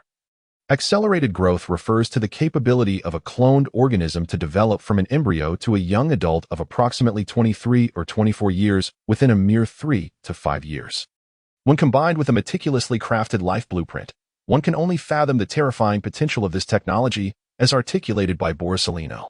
In the original narrative, Vince Smoke Judge, Sanji's father and a member of the MADS research group, integrated these two technologies. Nonetheless, there exists a considerable disparity in capabilities between him and Vegapunk, compounded by the fact that the life blueprint has not been thoroughly explored. Consequently, Judge was only able to mass-produce clones that exhibited absolute loyalty, fearlessness and sacrifice, and elite soldier capabilities. Even so, this advancement enabled Germa to become a formidable force in the dark world of warfare. Should this technology be perfected, in conjunction with Borsalino's vision, the potential for chaos is unimaginable. The capacity to mass-produce entities akin to Charlotte Linlin, while instilling unwavering loyalty and a willingness to sacrifice from birth, would indeed render the conquest of the world an effortless endeavor. Zhangguo envisioned this scenario, beads of cold sweat forming on his brow. Initially, he perceived the MADS research group as a mere assembly of second-hand scientists with eccentric ideas, and his interest in the group stemmed from their propensity to disseminate dangerous, forbidden weapons such as biological viruses and chemical armaments. Moreover, Vegapunk's esteemed reputation in the scientific community prompted the Navy headquarters to contemplate the establishment of a scientific division, intending to recruit Vegapunk to serve the Navy through these illicit activities. Upon investigation, Zhangguo was astounded to discover that the technologies developed by this organization were far more terrifying than ancient weaponry. It was imperative to take decisive action. If previously Zhangguo had approached the matter with a casual attitude, he now resolved to eradicate the MADS research group entirely. Furthermore, he deemed it essential to bring Vegapunk under national control. Such malevolence is a violation of natural order. A thorough investigation must ensue, and these scientific lunatics must be obliterated. Zhangguo declared with gravity. To obliterate them, does that imply I should eliminate them? Borsalino inquired with a nod. Zhangguo paused momentarily and then clapped Borsalino on the shoulder, remarking, why must you be so bloodthirsty and violent? Is this how I typically instruct you? Always resorting to killing? Is this the mindset befitting a Navy officer? As representatives of justice, to execute without due process is a crime. We must afford them an opportunity for redemption. Do you comprehend? Borsalino thought to himself, no wonder you hold the rank of admiral. Your eloquence far surpasses mine. Desiring another's technology is best expressed openly, rather than through covert means. Meanwhile, on Totland Cake Island, Charlotte Linlin, adorned in a pink queenly gown, sat regally upon her throne, elegantly savoring her dessert. Having been away from home for so long, she lamented the lack of communication from that boy, muttering to herself, it appears our bond has grown distant. Katakuri, seated below and engaged in conversation with Perospero, paused, contemplating whether she referred to Ortlan. Yet, their relationship hardly seemed profound. He turned to his mother and inquired, "Mother, have you exchanged signal waves with Ortlan via Din Mushi?" Charlotte Linlin hesitated, then fell silent, realizing she had no knowledge of whether that boy even possessed a Din Mushi. Shouldn't he take the initiative? Must I, as his mother, be the one to reach out? Who does he think he is? When we next meet, I shall ensure he understands the profound love conveyed through a mother's firm embrace, she declared with a hint of vexation. Katakuri chuckled softly before responding, "Ortlan is likely faring quite well in the Navy. It would be prudent for us to minimize contact with him, for the benefit of us both." Charlotte Linlin did not respond, fully aware of this truth. Her previous remark had merely been a passing thought. Shortly thereafter, Perospero's Din Mushi began to ring, and without hesitation, he answered it right there. "Lord Perospero, we have received new intelligence," reported a subordinate from the Big Mom pirates on the other end. Perospero, calmly licking his candy, inquired, "What intelligence?" "In the dark world, a scientist named Caesar appears to be searching for a new employer," the subordinate replied. Perospero, intrigued, retorted, "What is so remarkable about that? This Caesar is the very researcher behind that chemical weapon we sought. If we could recruit him, we could manufacture those weapons ourselves. Furthermore, it seems Caesar has recently announced a significant breakthrough within his research group, involving advanced technology related to genetic modification, with the potential to create giants," the subordinate continued. Initially indifferent, Charlotte Linlin's eyes sparkled with interest upon hearing this, and she abandoned her pastry, exclaiming, "What does it mean to create giants, Mother?"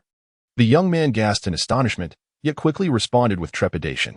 He did not elaborate much, but from his words, it appeared that the technology in question could transform life itself, encompassing not only the giant race, but seemingly extending to other species as well, albeit in a rather nascent stage. Charlotte Linling, aside from her ambition to become the sovereign of the seas, harbors other aspirations as well, such as creating a utopia that embraces all the races of the world, while for others, such aspirations might merely remain dreams for her. As the Queen of Nations and a formidable pirate of the New World, she possesses the means to make it a reality. Since her youth, she has diligently pursued this goal, which is why she has sought out a myriad of peculiar races for marriage and procreation. Presently, throughout the realm of Totland, there indeed resides a considerable number of intelligent races from various regions, including mermen, long-armed tribes, and fur tribes, among others. Among them, she has a particular fondness for the giant race, and has long desired to marry one or form an alliance with Elbaf. However, due to past experiences from her childhood, Charlotte Linlin's relationship with the giants has been quite poor, resulting in little progress in this regard. Upon hearing such news now, Charlotte Linlin is undeniably intrigued. If conditions permit, we shall form a marital alliance with the giants. If not, we can create our own giants. This information recently circulated in the dark world. The weapons released by their research group previously are likely to attract considerable attention, Mother, her little brother remarked. Soon after acquiring further detailed intelligence, Perospero hung up the transponder snail, while Charlotte Linlin's eyes sparkled with excitement. "Ha ha ha ha. Excellent. This is truly wonderful," Charlotte Linlin exclaimed, striking the armrest of her throne. "Katakuri, prepare the ship. I shall personally investigate this technology." "Yes, Mother," Katakuri promptly responded. Not only did Charlotte Linlin receive this news, but in the land of Wano within the New World, Kaido was also scratching his head in contemplation. "So, this fellow named Quinn actively contacted us." In the Grand Hall of Onigashima, Kaido's towering figure reclined in his chair, a gourd of sake in hand, pouring it for himself while inquiring. Opposite him stood another tall figure with wings on his back, Kaido's little brother, now referred to as King. "Indeed, Boss Kaido. Weren't you looking to secure a business deal for us?" The reason we focused on Wano was due to its impressive cold weapon forging techniques. However, I believe our arms business should not be limited to cold weapons. We also require an expert in firearms and similar weaponry. This Quinn fellow is a scientist well-versed in these matters, and he is also an ancient Zoan-type devil fruit user, King remarked, nodding. Kaido, who was not particularly interested in weapon experts, perked up at the mention of a Zoan type, his curiosity piqued. "Ancient type? This kid has great potential. He would be suitable to become one of my subordinates." If Charlotte Linlin is a racial egalitarian with the dream of creating a utopia for all races, then Kaido's dream is likely to be that of a zookeeper. Moreover, Quinn mentioned that their MADS research group possesses a new type of technology. If successful, it could even allow for the mass production of Zoan-type devil fruit users, King added. Kaido, who had merely been intrigued, now could not sit still. Where's that guy? I must see for myself, he declared. On the other side, in a certain sea area of the New World, aboard the flagship of the Whitebeard pirates. The Moby Dick, Marco humorously remarked, Dad, someone has sent you a letter. A letter? Newgate, slightly puzzled, took the letter from Marco's hands and inquired, from whom? The signature belongs to your old flame. Beyond that, I cannot say. It conveniently arrived at our base on the island while I was there buying liquor. So I brought it for you, Marco replied with a grin. Upon hearing about his old flame, Newgate scratched his head, and after a moment, as if recalling something, a flicker of embarrassment and annoyance crossed his eyes. Is it Pekin? That woman always speaks so indiscriminately. Subsequently, Newgate tore open the envelope and began to read. Before long, he disdainfully tossed the letter into the sea. What did it say, Dad? Marco inquired, intrigued by his father's romantic gossip. Nothing of importance. Just a troublesome woman attempting to pull me into a whirlpool of drama. But frankly, I have no interest in the nonsense she wrote. Newgate waved his hand dismissively. Marco looked at his father with surprise, then skeptically asked, Isn't it some poignant tale of woe? A woman abandoned, having traversed many years. Finally finding a way to contact you, the heartless scoundrel?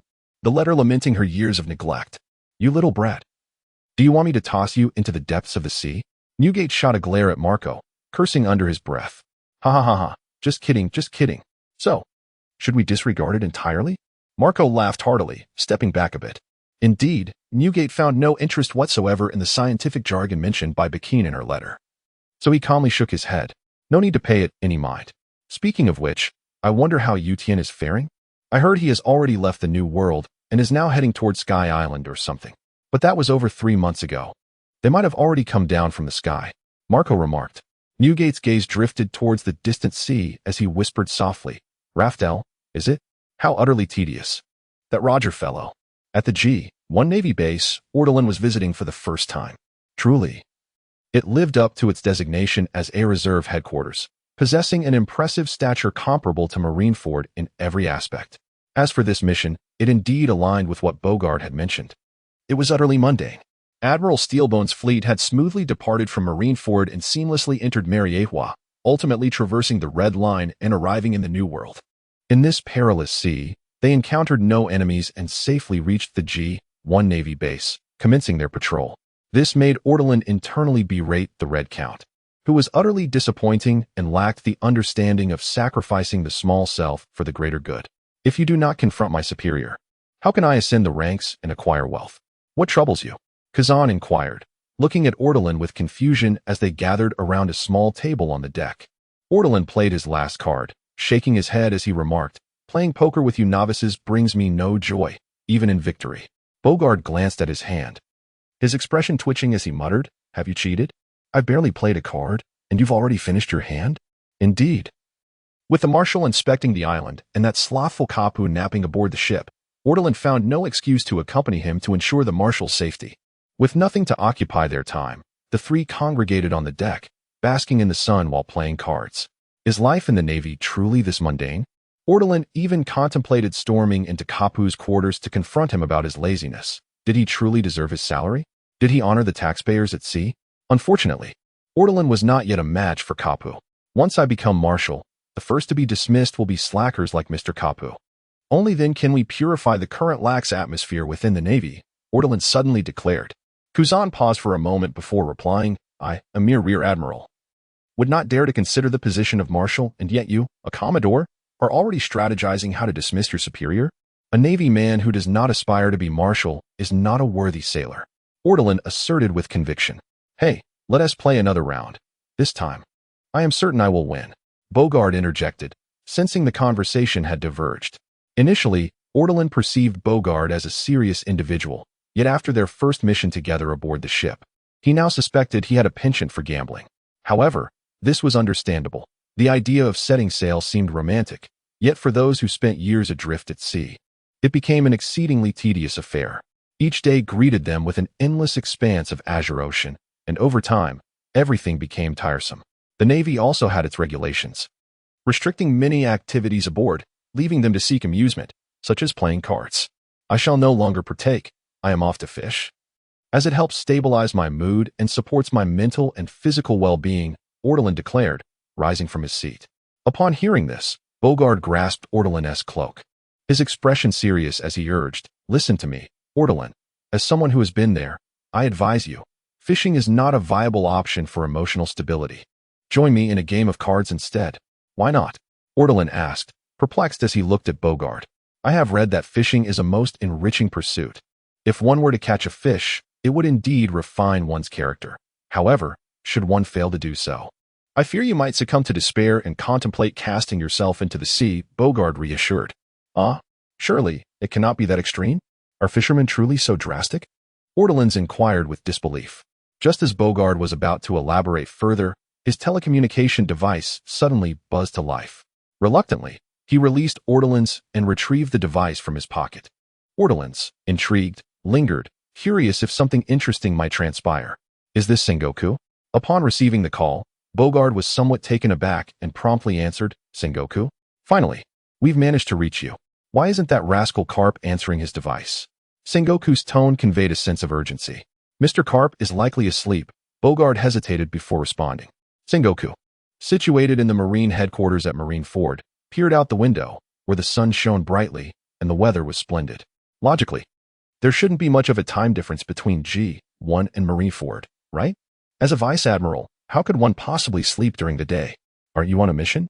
Nevertheless, Sengoku chose not to dwell on Carp's shortcomings at the moment. He corrected his tone, stating, "The fleet admiral has indeed arrived at G1, correct?" "Yes. He arrived this morning and is currently inspecting operations at G1. He is expected to stay for about a week," Bogard promptly answered, demonstrating his capability as an aide. "That is good to hear. This escort mission can be temporarily halted. I have an urgent matter that requires Carp and your assistance," Sengoku declared. At that moment, Carp burst through the deck's hatch, yawning while grumbling. "What is Sengoku's deal? He chooses to disturb others when they are asleep. I couldn't reach him on his device. And when I tried to call back, the line was busy. Carp, you fool. You nearly jeopardized a significant matter." Sengoku clearly heard him and cursed back. Carp paused, feeling somewhat guilty, and quickly inquired, "What is the matter? Is there a problem? Is it related to Roger?" "This has nothing to do with Roger. It concerns an island in the New World called Punk Hazard, which houses a research facility known as the MADS Research Group. They possess a highly dangerous technology. It seems there are severe divisions within their group, with members seeking to disband. This news has circulated within the underworld for some time now, and their technology has attracted the attention of several dangerous individuals, among whom we have confirmed the involvement of Charlotte Linlin and Kaido. Those two are heading to Punk Hazard." Sengoku spoke in a somber tone. At this, Carp was fully alert. His previously jovial demeanor replaced by a serious expression befitting his stature as a high-ranking officer in the Navy. "So what now?" Carp inquired. "Our plan here is to detain the entire MADS research group. We will apprehend them first and address the issues later. The task will be executed by Porcelino." And there were originally no concerns. However, at present, Porcelino has yet to arrive at Lonky Island. Both Kaido and Charlotte Linlin possess abilities that ensure their speed is remarkably swift. I fear that Porcelino may struggle to manage the situation. Given that you are in the New World and G1 is not too far from there, I hope you can set sail promptly to support Porcelino." Sengoku expressed his thoughts in one breath. "Understood. I shall depart immediately." Carp responded without hesitation. Just as Kazan mentioned, despite Carp's seemingly idle demeanor, he is never absent when significant matters arise at sea. "Well then, you may contact Porcelino directly. I shall refrain from interfering with your real-time communications. However, I must emphasize one crucial point. The scientist known as Vegapunk must not fall into the hands of others," Sengoku promptly replied. From his tone, it was evident that he felt considerably reassured. This illustrates that while Sengoku often finds Carp unreliable, he still trusts Carp's capabilities during critical moments. This intricate trust is indeed challenging to decipher. After hanging up the phone, Carp stretched his shoulders and remarked with a grin, having idled for so long, "I presume you all must be eager, right? Here comes the task." Without needing further directives from Carp, Bogard had already risen to rally the naval soldiers aboard to hoist the anchor and set sail. Orton stretched lazily and inquired, "Is it finally my turn to make an entrance?" Until now, Kazan was unaware of Orton's lineage. However, having interacted for nearly a year, their relationship had grown to a point where Orton felt no need for concealment. Thus, Kazan teased with a smile, "On this venture, you might just encounter your family, Orton. Don't hold back when the time comes. Rest assured, my hammer is already itching for action." Orton replied, raising an eyebrow. At that moment, Orton was oblivious to the fact that his mother's iron fist was also yearning for exertion. Although Karp's dog-headed warship appeared somewhat peculiar, its performance ranked among the finest of naval vessels. As the standard equipment of the Navy, the ship excelled in all aspects, boasting remarkable speed. After receiving the mission for assistance from the warlord, Orton and his companions had been journeying day and night for nearly 10 days, finally arriving near the waters of Lanky Island. Thus far, according to reports from the Navy's intelligence personnel stationed on Lanky Island, no issues had arisen on the island. On the deck, Orton was also perusing the relevant intelligence documents. "This Lanky Island is under the domain of Rue Field, correct?" Orton mused. "Indeed. Rue Field wields considerable influence in the underworld, with astonishing financial resources, earning the moniker King of Usury," Kazan interjected. His investment in the MADS research group reveals his keen insight. However, intelligence suggests he has suffered a significant setback in his business investments, resulting in a strained financial chain over the past year. Consequently, many of his projects have faced cutbacks. Based on the timeline, Rufield's business troubles are likely connected to Shiki's defeat during the Battle of Edver, which probably triggered a chain reaction affecting his ventures, culminating in the current predicament. Nevertheless, Orton recalled that this individual remained resilient even after 2 decades, suggesting he had weathered this storm. Unfortunately, some of his projects, such as the MADS Research Initiative, faced severe reductions in funding, leading to internal strife within this unofficial research group, with several scientists contemplating disbandment. This led to the intelligence that Pagliusolino had painstakingly gathered over a long period being swiftly betrayed by insiders of MADS to the shadowy underworld for profit. Consequently, this has precipitated the current situation, with Kaido and Charlotte Linlin both setting their sights on this location. A report came in that Major General Pagliusolino had conveyed the latest news. He had arrived at Lanky Island and was preparing to disembark. With no significant anomalies detected thus far, a naval officer approached Kazan and Ortolan to deliver the news. Upon hearing this, Kazan exhaled slightly in relief and smiled, stating, "It seems our speed is somewhat superior. As long as we can evacuate the MADS research team before those pirates arrive, we can likely evade this conflict." Ortolan, upon hearing Kazan's words, was taken aback and instinctively moved to cover his upward curving smile, exclaiming, "You're tempting fate by making such declarations before the battle. It's akin to saying you'll finish this fight and return home to marry." Indeed. No sooner had Kazan uttered these words than trouble arose with the sight of Lanky Island now visible on the horizon. It was evening, with the sun having dipped below the horizon, casting a dim light over the scene. At that moment, a golden beam shot up from Lanky Island, followed by a searing breath of fire erupting from the thick clouds above. Under the illumination of these two phenomena, a massive dragon-like figure could be discerned, rolling within the clouds. It was Pagliusolino's ability. Kazan's expression shifted in astonishment. Simultaneously, Karp flung open the cabin door, shouting furiously that rascal Kaido has already arrived. Without a doubt, the shadowy dragon figure glimpsed within the clouds was indeed Kaido. "Accelerate, quicken our speed, activate the external engines," Kazan urgently commanded as he turned. Ortolan's eyes sparkled with determination as he declared, "You all hurry on, I shall go ahead." With that, he hoisted his war hammer onto his shoulder, crackling with electric energy. His eyes gleaming with radiant lightning, and in the blink of an eye, he vanished from the ship. Meanwhile, on Lanky Island, Pagliusolino, clad in a yellow striped suit and draped in the Navy's Justice cloak, wore a grave expression as he wielded shimmering golden energy in his hands, launching beams of light into the sky. As a golden ray pierced the clouds, Pagliusolino keenly observed the change in circumstances. The dragon concealed within the clouds transformed in an instant into a robust human silhouette. Is he coming? Pagliusolino felt a weight in his heart. Yet he was not overly anxious. He had just communicated with Major General Karp, whose fleet was nearby. As long as he could buy a little time, reinforcements would soon arrive. As soon as the thought settled in his heart, the clouds seemed to have absorbed some unseen energy, erupting with a ripple of shockwaves that instantly shattered the sky. It was Kaido, his imposing figure descending like a meteor, plummeting from above with astonishing speed. wielding a massive kanabo crackling with electricity, aimed squarely at Borsalino. Thunderbagwa, Kaido bellowed. Borsalino reacted swiftly, bringing his hands together before drawing them apart. Summoning a long sword forged from the very essence of light, a technique he aptly named the Amatsugyumi. Before becoming a wielder of abilities, Borsalino was already a master swordsman. How terrifying, he murmured as he brandished the Amatsugyumi. In an instant, Kaido's kanabo crashed down upon Borsalino's sword, the impact reverberating with immense force. Borsalino had encountered Kaido before. After all, he had once fought alongside Admiral Sengoku and had clashed with Kaido in the past.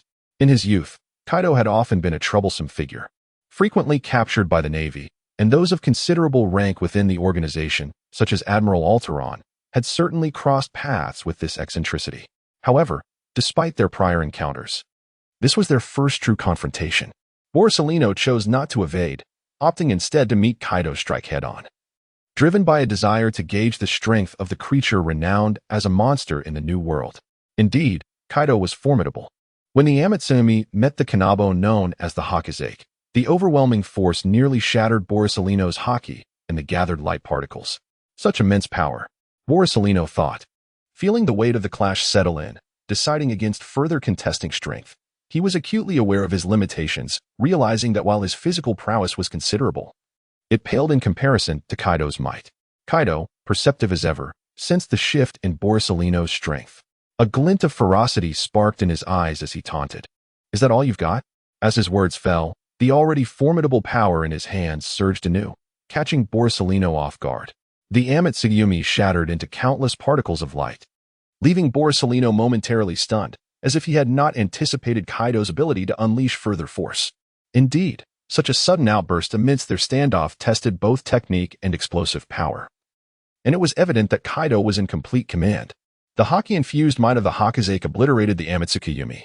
Though shocked, Borsalino was no novice. His strengths lay beyond mere brute force. Thus, just as Kaido's decisive strike was poised to connect with Borsalino's head, it met only air. In a flash of golden light, Borsalino had distanced himself from Kaido by 30 to 40 meters in the blink of an eye. Simultaneously, Borsalino's arms crossed over his chest. A vast reservoir of golden light energy poised to unleash its might, the abrupt transformation indicative of its remarkable swiftness. Truly, it was a display of ferocity, remarked Kaido with a composed jest. In an instant, a multitude of luminous specks surged forth like a tempest, engulfing Kaido's form entirely. The collision of light energies igniting a series of relentless and violent explosions. Yet, in the very next moment, a fierce wind pressure erupted from the tumultuous blasts, slicing through the chaos and hurtling towards Borsalino. It was Kaido's ferocious gale, infused with an overwhelming aura of dominance. Borsalino, lacking any innate resilience akin to steel, could not possibly withstand such an assault. In a flash of golden light beneath his feet, he refracted a beam of light, his figure quickly flickering and vanishing in its wake. Meanwhile, Kaido seemed to have already anticipated Borsalino's position. Even before the photon-formed figure had fully materialized amidst the debris of the explosion, Kaido shot forth like an arrow, wielding his kanabo with fierce intent. This situation left Borsalino feeling somewhat helpless, prompting him to once again adjust his position. In that fleeting moment, a thunderous sound reverberated in the ears of the two combatants, and a faint smile crept across Borsalino's lips as he mused to himself. Has it arrived? Kaido, initially taken aback, wondered, "Thunder? I haven't unleashed my Thunderbagwa yet." Raising his gaze, he beheld a similarly imposing figure, adorned with horns, descending from the heavens. Were it not for the fact that the individual was draped in the justice cloak of the Navy and wielding a hefty hammer, Kaido might have thought himself hallucinating, seeing a younger version of himself. "Who goes there?" Kaido exclaimed in astonishment, instinctively lifting his hachisai to intercept the incoming blow. "Thunderous might!" roared Ortolan. In the next instant, Kaido's towering frame was sent hurtling away by the force of the hammer. Kaido never anticipated that this sudden intruder would wield such overwhelming power, propelling him through the air for over 100 meters before crashing down to the ground, creating a massive crater around him. Lying in the pit, Kaido felt utterly dazed. Ortolan, possessing innate strength, had not held back in that strike. He had unleashed his full power. Coupled with the immense weight of his hammer, the impact was unparalleled. Few could withstand such force based solely on raw strength. In contrast, Kaido had merely reacted instinctively, raising his hand to block, and if one were to assess his effort, it could only be described as ordinary. Consequently, he lay in the crater with his arms numb, struggling to maintain grip on the Hachisai. After sending Kaido flying with a single blow, Ortolan turned to Borsalino and stated, "I'll keep this fellow occupied. You handle Dr. Vegapunk." Borsalino did not believe Ortolan could defeat Kaido. In fact, he felt he himself was still somewhat lacking. However, he recognized that Ortolan, with his prodigious strength and ironclad physique, would indeed be a formidable opponent, capable of entangling Kaido without issue. Thus, Borsalino nodded in agreement, saying, "Then I leave it to you." On the other side, after a brief moment of bewilderment, Kaido's eyes sparkled with excitement as he rose from the pit, leaping out to look at Ortolan in the distance. "What is your name?" he asked. "Bane Ortolan, Rear Admiral of the Navy." Ortolan replied with a grin, mirroring Kaido's enthusiasm. Since setting sail, aside from Shanks and his Navy peers, Ortolan had faced only the pinnacle of combat, battling opponents such as his monstrous mother and the likes of Roger and Rayleigh. Thus, he had faced numerous challenges and had yet to fully unleash his potential. Though Kaido was undeniably formidable, he too stood on the threshold of the pinnacle of combat. However, in comparison to figures like Rayleigh and Roger, he still falls short at this moment, even lagging behind his own mother. He is indeed a fitting adversary for Alteron. Thus, Alteron is currently filled with excitement. Is this unfamiliar name a newcomer from the Navy? A fierce smile blossomed in Kaido's eyes as he flexed his shoulders, expressing his hope that the newcomer's strength would not disappoint him in other aspects. As his words faded, Kaido unleashed a tremendous force beneath his feet, shattering the already fractured ground into dust. Simultaneously, his massive frame surged toward Alteron with remarkable speed. The Hakazaiki in his hand radiated a potent aura of armament haki as he swung it down towards Alteron. Alteron had the capability to evade.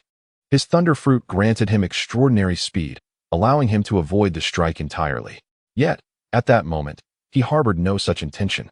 Eyes gleaming with excitement, he exerted force through his wrist and met the incoming spiked club with a powerful swing of his war hammer. With a resounding thud, the clash of heavy weaponry resonated with a violent yet romantic fervor.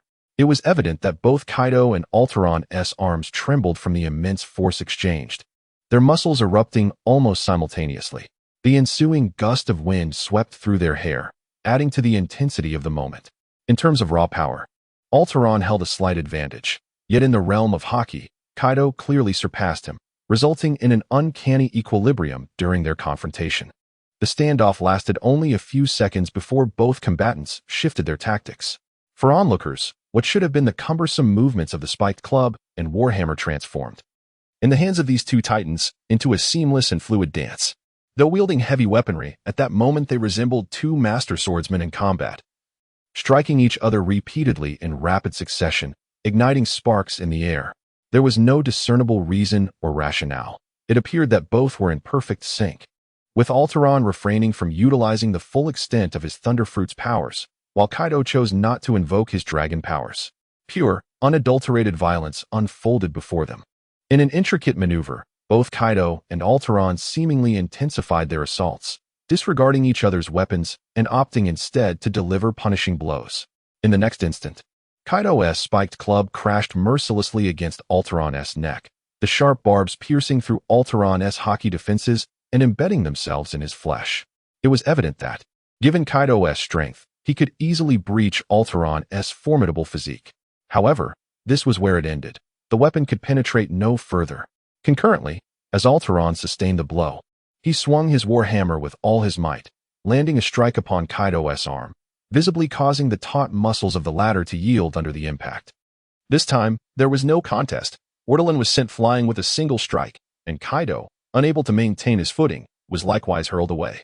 Both men, epitomes of toughness, soared backwards for over 10 meters before crashing to the ground, their feet carving deep furrows into the earth as they absorbed the force. Ortolan raised his hand to wipe the blood from the wound on his neck. Rather than feeling pain, a surge of ferocity welled up within him. This was precisely what he had long sought, the allure of violence and exhilaration. This intense and evenly matched confrontation, brimming with a palpable sense of violence, exhilarated him beyond measure. In an instant, the faint mist of confusion that had long lingered in Ortolan's heart dissipated. It felt as though he had finally discovered his true aspiration. he did not yearn to be a king among kings.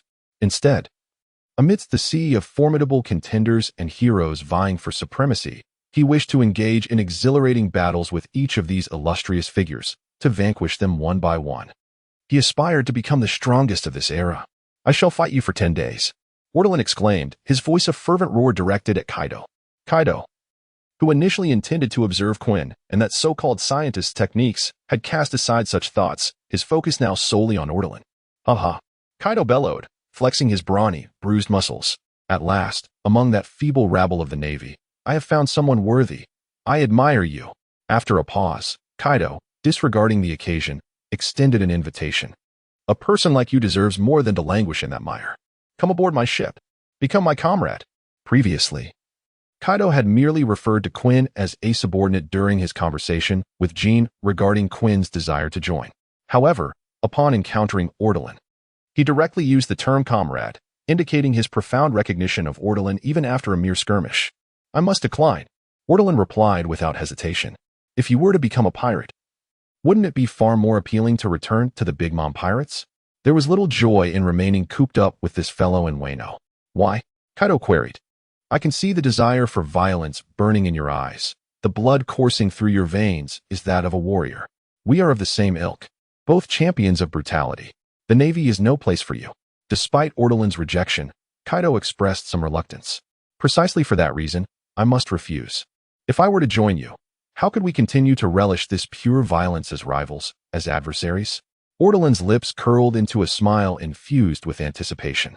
Kaido paused momentarily, then his eyes sparkled with understanding. "You make a valid point." With that, Kaido ceased his trivial chatter, his tone turning grave. "Against someone I admire, I shall unleash my full power."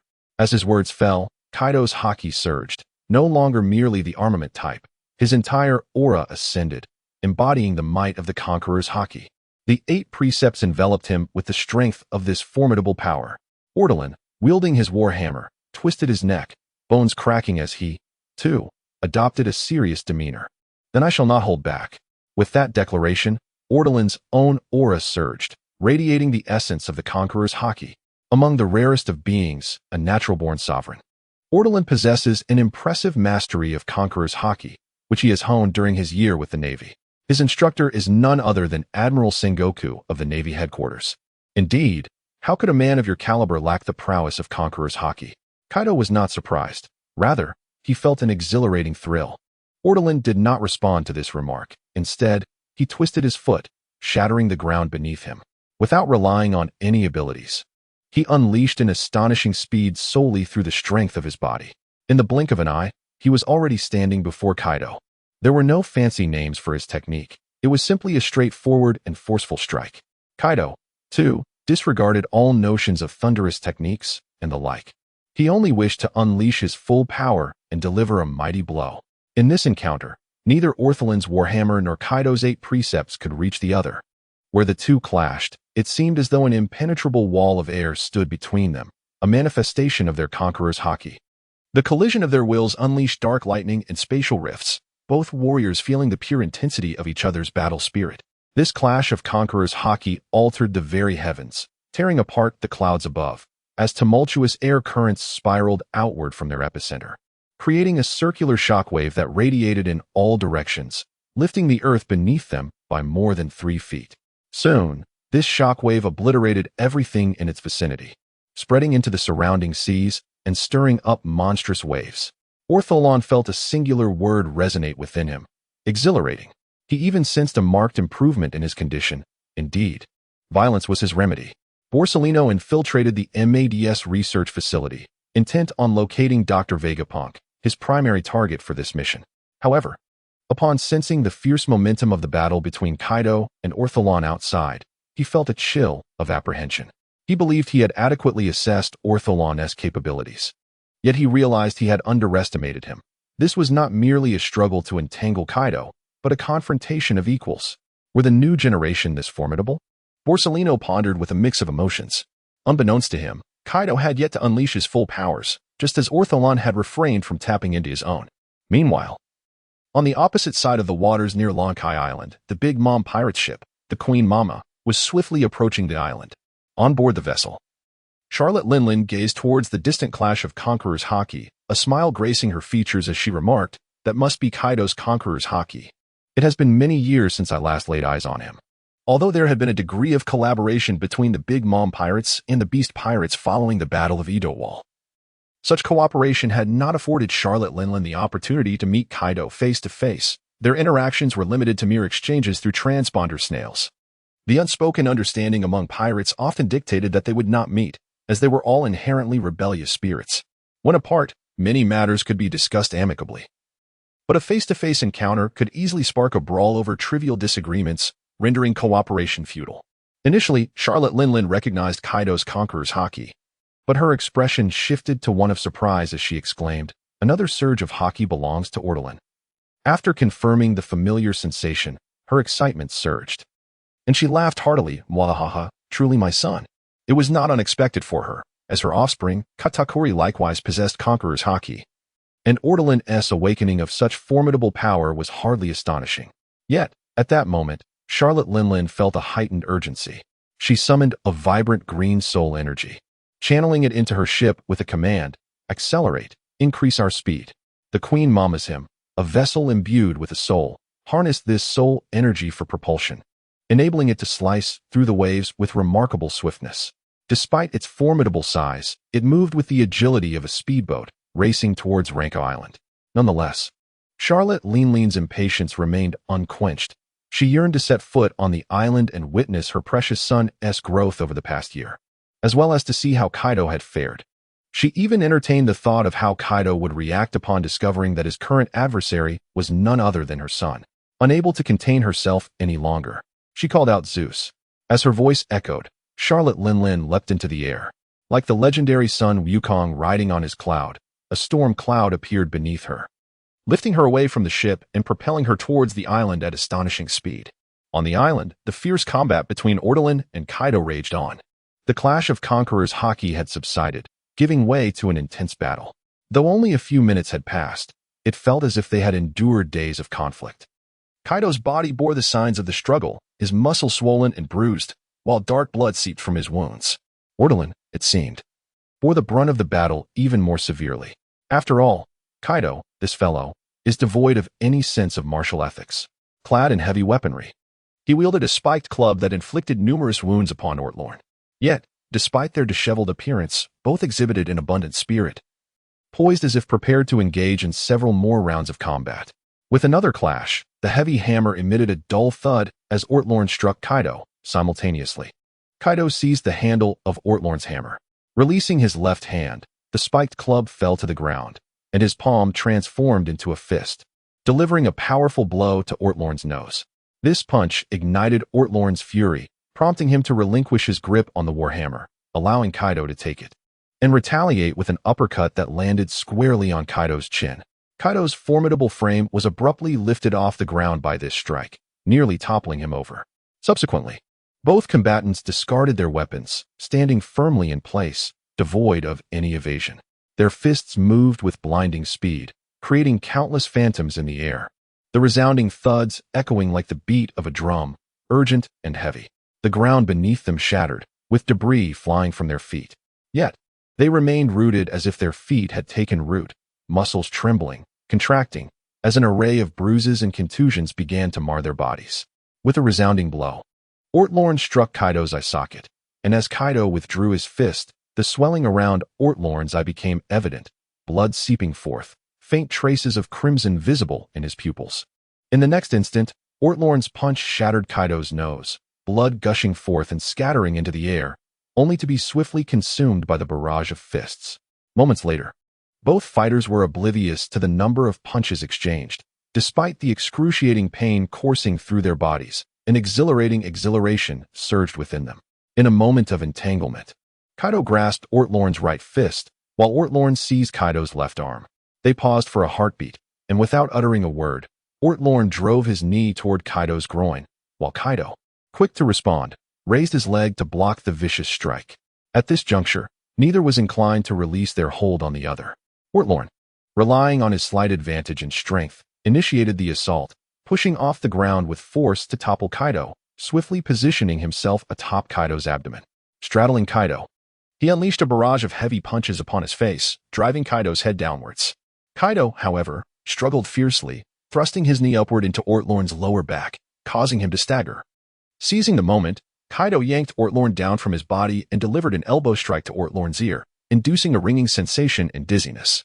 Then Kaido rolled over, asserting his dominance by pinning Ortlorn to the ground, launching another series of fierce punches. At this moment, there was little room for technique. It was pure, unadulterated combat. Even though both parties possess formidable strength, they have now resorted to the raw ferocity of street brawls. Kaido, although slightly inferior to Ortlorn in sheer power, leveraged his nearly twice as robust physique to overpower Ortlorn, pinning him to the ground and unleashing a relentless barrage of blows.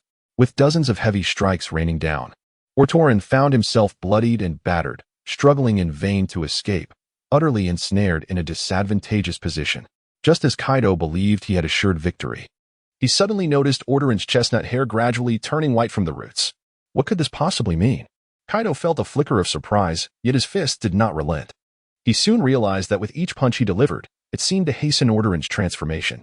At the moment Ortlorn's once brown hair had fully turned white, Kaido's fist came to an abrupt halt. He looked closely and saw Ortlorn grasping his wrist. In the next instant, a force far more ferocious than Ortlorn had previously exhibited surged from his grasp. Kaido, taken completely off guard, was thrown to the ground. Before he could even land, Ortlorn let out a primal roar, his eyes bloodshot, fully embracing the state of the Moon Lion. His movements became as swift as lightning as he lunged at the airborne Kaido, delivering a relentless flurry of punches that left Kaido utterly dazed. At this moment, the static energy of the Fur tribe instinctively awakened the thunderous power within Ortlorn. As the final punch was unleashed, Ortlorn descended like a deity of thunder, delivering a blow infused with a rich aura of electricity and energy directly to Kaido's face. The impact ignited a wild explosion of hair, propelling Kaido over 100 meters away, crashing into the mountainside and triggering a landslide. Buried beneath the rubble, Kaido, momentarily dazed, bellowed with irritation, "Despicable fiend. We agreed on a fair fight, devoid of powers, yet you suddenly abandoned the code of honor." However, Kaido keenly sensed that Ortlorn had undergone a transformation, seemingly losing his sanity. Had he inadvertently provoked this change? Before Kaido could ponder further, the debris was forcefully cleared aside as Ortlorn, resembling a predatory beast on the hunt, flung the stones away with his hands. Upon spotting Kaido, a fierce crimson glow ignited in his eyes, and he raised his hand, unleashing a bolt of lightning. Realizing that Ortlorn had indeed succumbed to madness, Kaido disregarded any notions of honor and unleashed a torrent of heat, instantly engulfing the frenzied Ortlorn and sending him flying. Emerging from the wreckage, Kaido's observation haki pinpointed Ortlorn's location.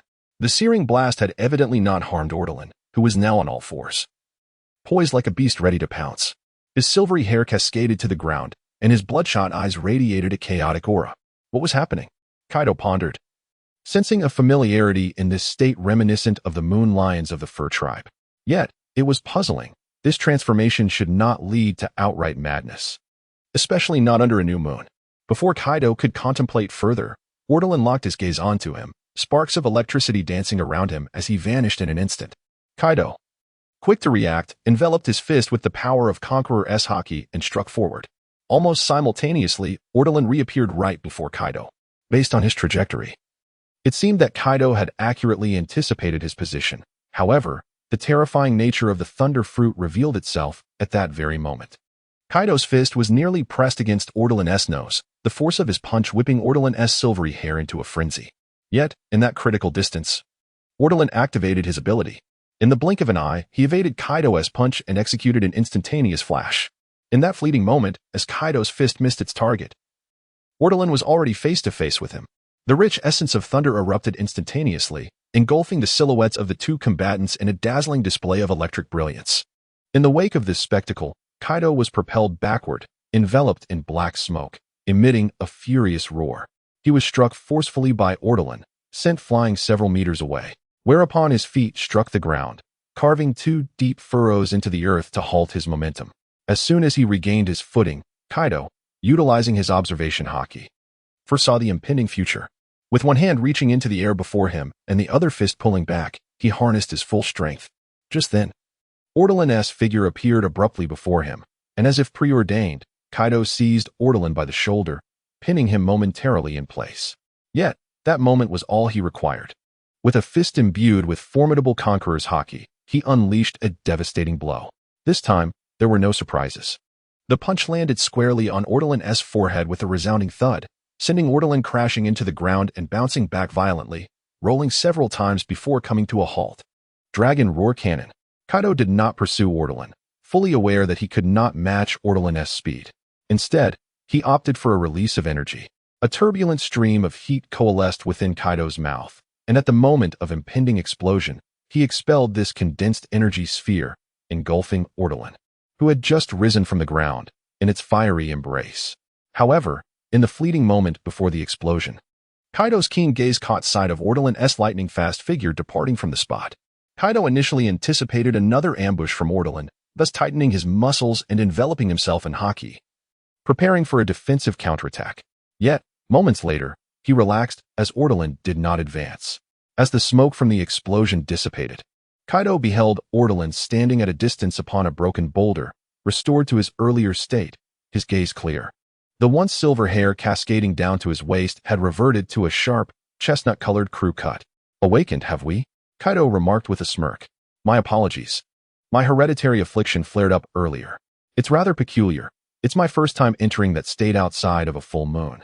It seems the primary trigger for my condition is not the full moon, but rather the blood of madness." With an expression of deep apology, Ortolan covered his swollen forehead, which had been struck by Kaido. Although he had regained his senses, it was evident that he and Kaido could never return to their former camaraderie. The fierce, hand-to-hand battles they once engaged in had come to a definitive conclusion. In unspoken accord, neither mentioned resuming that kind of combat. Ortolan took a deep breath and declared, "From here on, we shall engage in a serious fight." As his words echoed, his dark pupils began to shimmer with a striking indigo hue reminiscent of lightning.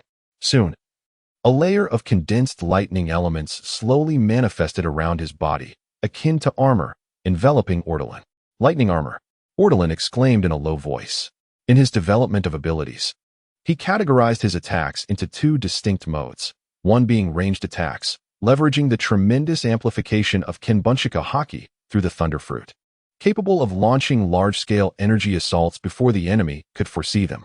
This, combined with the agility provided by the Thunder Fruit, rendered him nearly invincible in that state. However, it was clear that Kaido, with his tough skin and resilience, would not be easily subdued by such indiscriminate energy barrages. Consequently, Ortolan opted for the second mode of attack, close combat. Since acquiring the Thunder Fruit, Ortolan's training had consistently involved stimulating his body with electric currents, further honing his physical prowess. Thus, his physical capabilities were now decidedly superior to what they had been when relying solely on his monstrous innate talents. Presently, in this state of lightning armor, he fully embraced the electrifying stimulus to augment his strength, reflexes, and speed significantly. Observing the earnest determination in Ortolan's gaze, Kaido refrained from further dialogue. Energy surged within him as azure-scaled armor began to emerge across his form, enhancing his already formidable physique. This is a distinctive form unique to the animal-type ability users, which can be referred to as the beast-human form. However, Kaido prefers to call it the dragon-human form. Ortolan had the opportunity to strike before Kaido fully entered this state, yet he chose instead to wait silently from a distance. After a brief pause, Kaido declared, "Well then, let us engage in a serious battle." As soon as Kaido's words fell, both figures sprang into action, their targets aligned, rushing towards one another.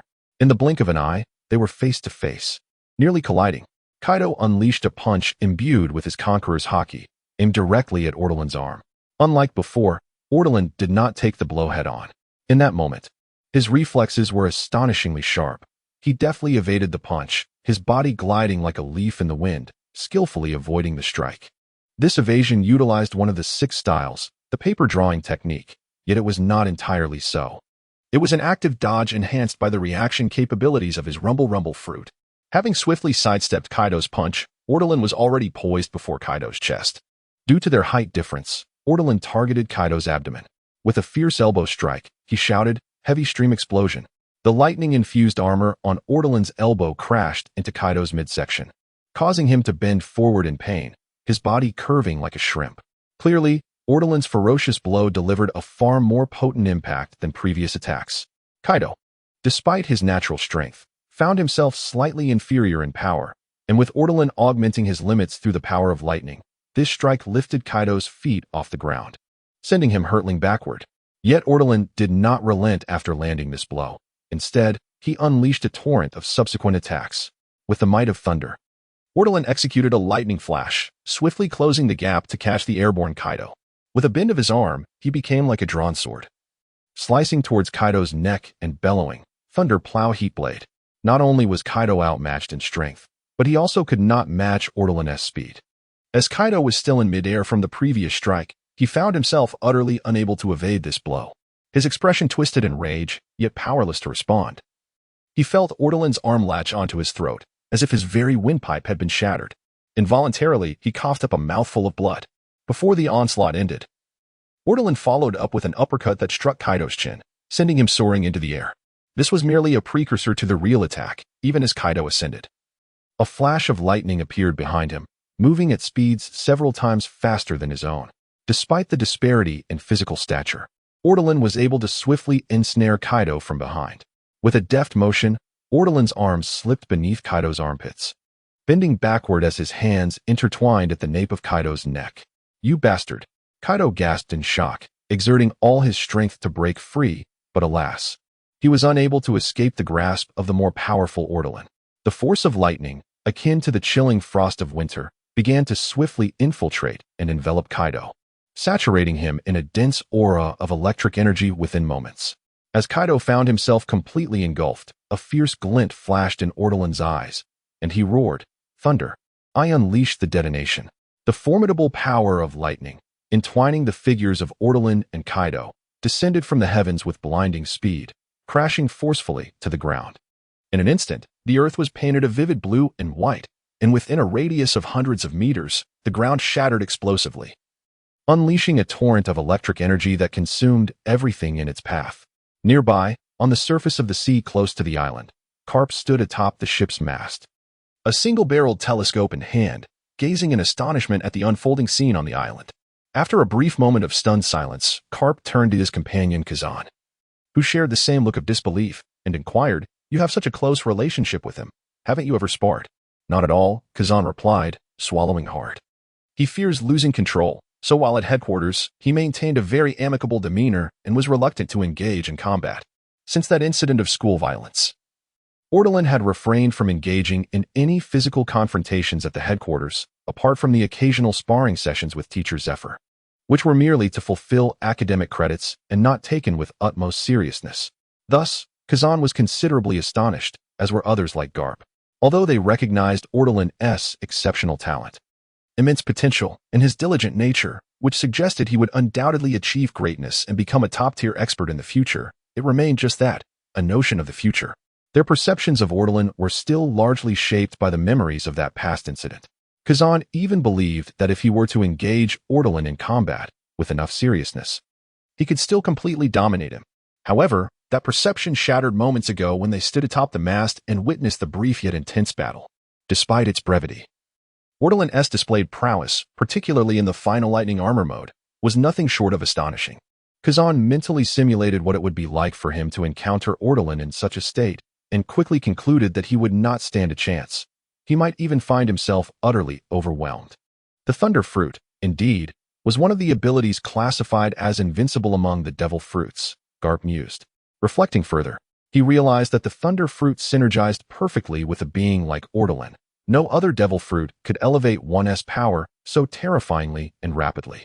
Ortolan inherently possessed formidable talent, strength, and physical prowess, unrivaled even by most Zoan types, including ancient ones. Considering him merely as a user of a devil fruit, one could even argue that he embodied the characteristics of a mythical beast. In terms of strength and physical capabilities, the only aspect where he appeared somewhat lacking was in speed and reaction time. Yet the Thunder Fruit effectively compensated for these shortcomings, bringing them into perfect equilibrium with his physical attributes. Thus, upon reflection, Ortolan truly emerged as a multifaceted warrior, devoid of any discernible weaknesses. Consequently, after bridging the gaps in speed and reaction time, along with his extraordinary strength and unparalleled physical condition, coupled with the powers of the Thunder Fruit, he had reached a level where he could, at least momentarily, completely suppressed Kaido. While Garp was engrossed in these thoughts, he suddenly noticed a figure in the sky on the opposite side of the island. As he looked, the figure seemed to sense his gaze, raising its head to meet his. Upon their eyes meeting, Garp's expression darkened. Damn it, it's Charlotte Linlin. At this moment, Garp dared not delay any further. He leaped from the mast, took a running start on the deck, and, with a powerful jump, soared towards the sea. In midair, his figure flickered as he executed rapid footwork, no longer concerned with grace, and hastened towards the island at an astonishing speed. Meanwhile, on the island, Ortolan's skin flushed crimson, as if he were about to be boiled. He was half squatting on the ground, and with each breath, wisps of black smoke mingled with white mist escaped from the corners of his mouth and nostrils. It was evident that he was enduring an intense state of electric stimulation upon his flesh. For Ortolan, this was indeed a considerable strain. In this process, he first needed to suppress his elemental transformation. For once transformed, he would become an embodiment of lightning, rendering the stimulation moot. After dispelling the elemental transformation, harnessing the formidable power of lightning to stimulate himself was akin to subjecting his own body to sustained electric assaults, albeit at a more moderate and stable intensity.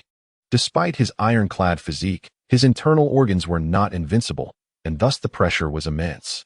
However, Ortolan sensed that with each time he fully immersed himself in this state, his body's adaptability to the electric force increased significantly.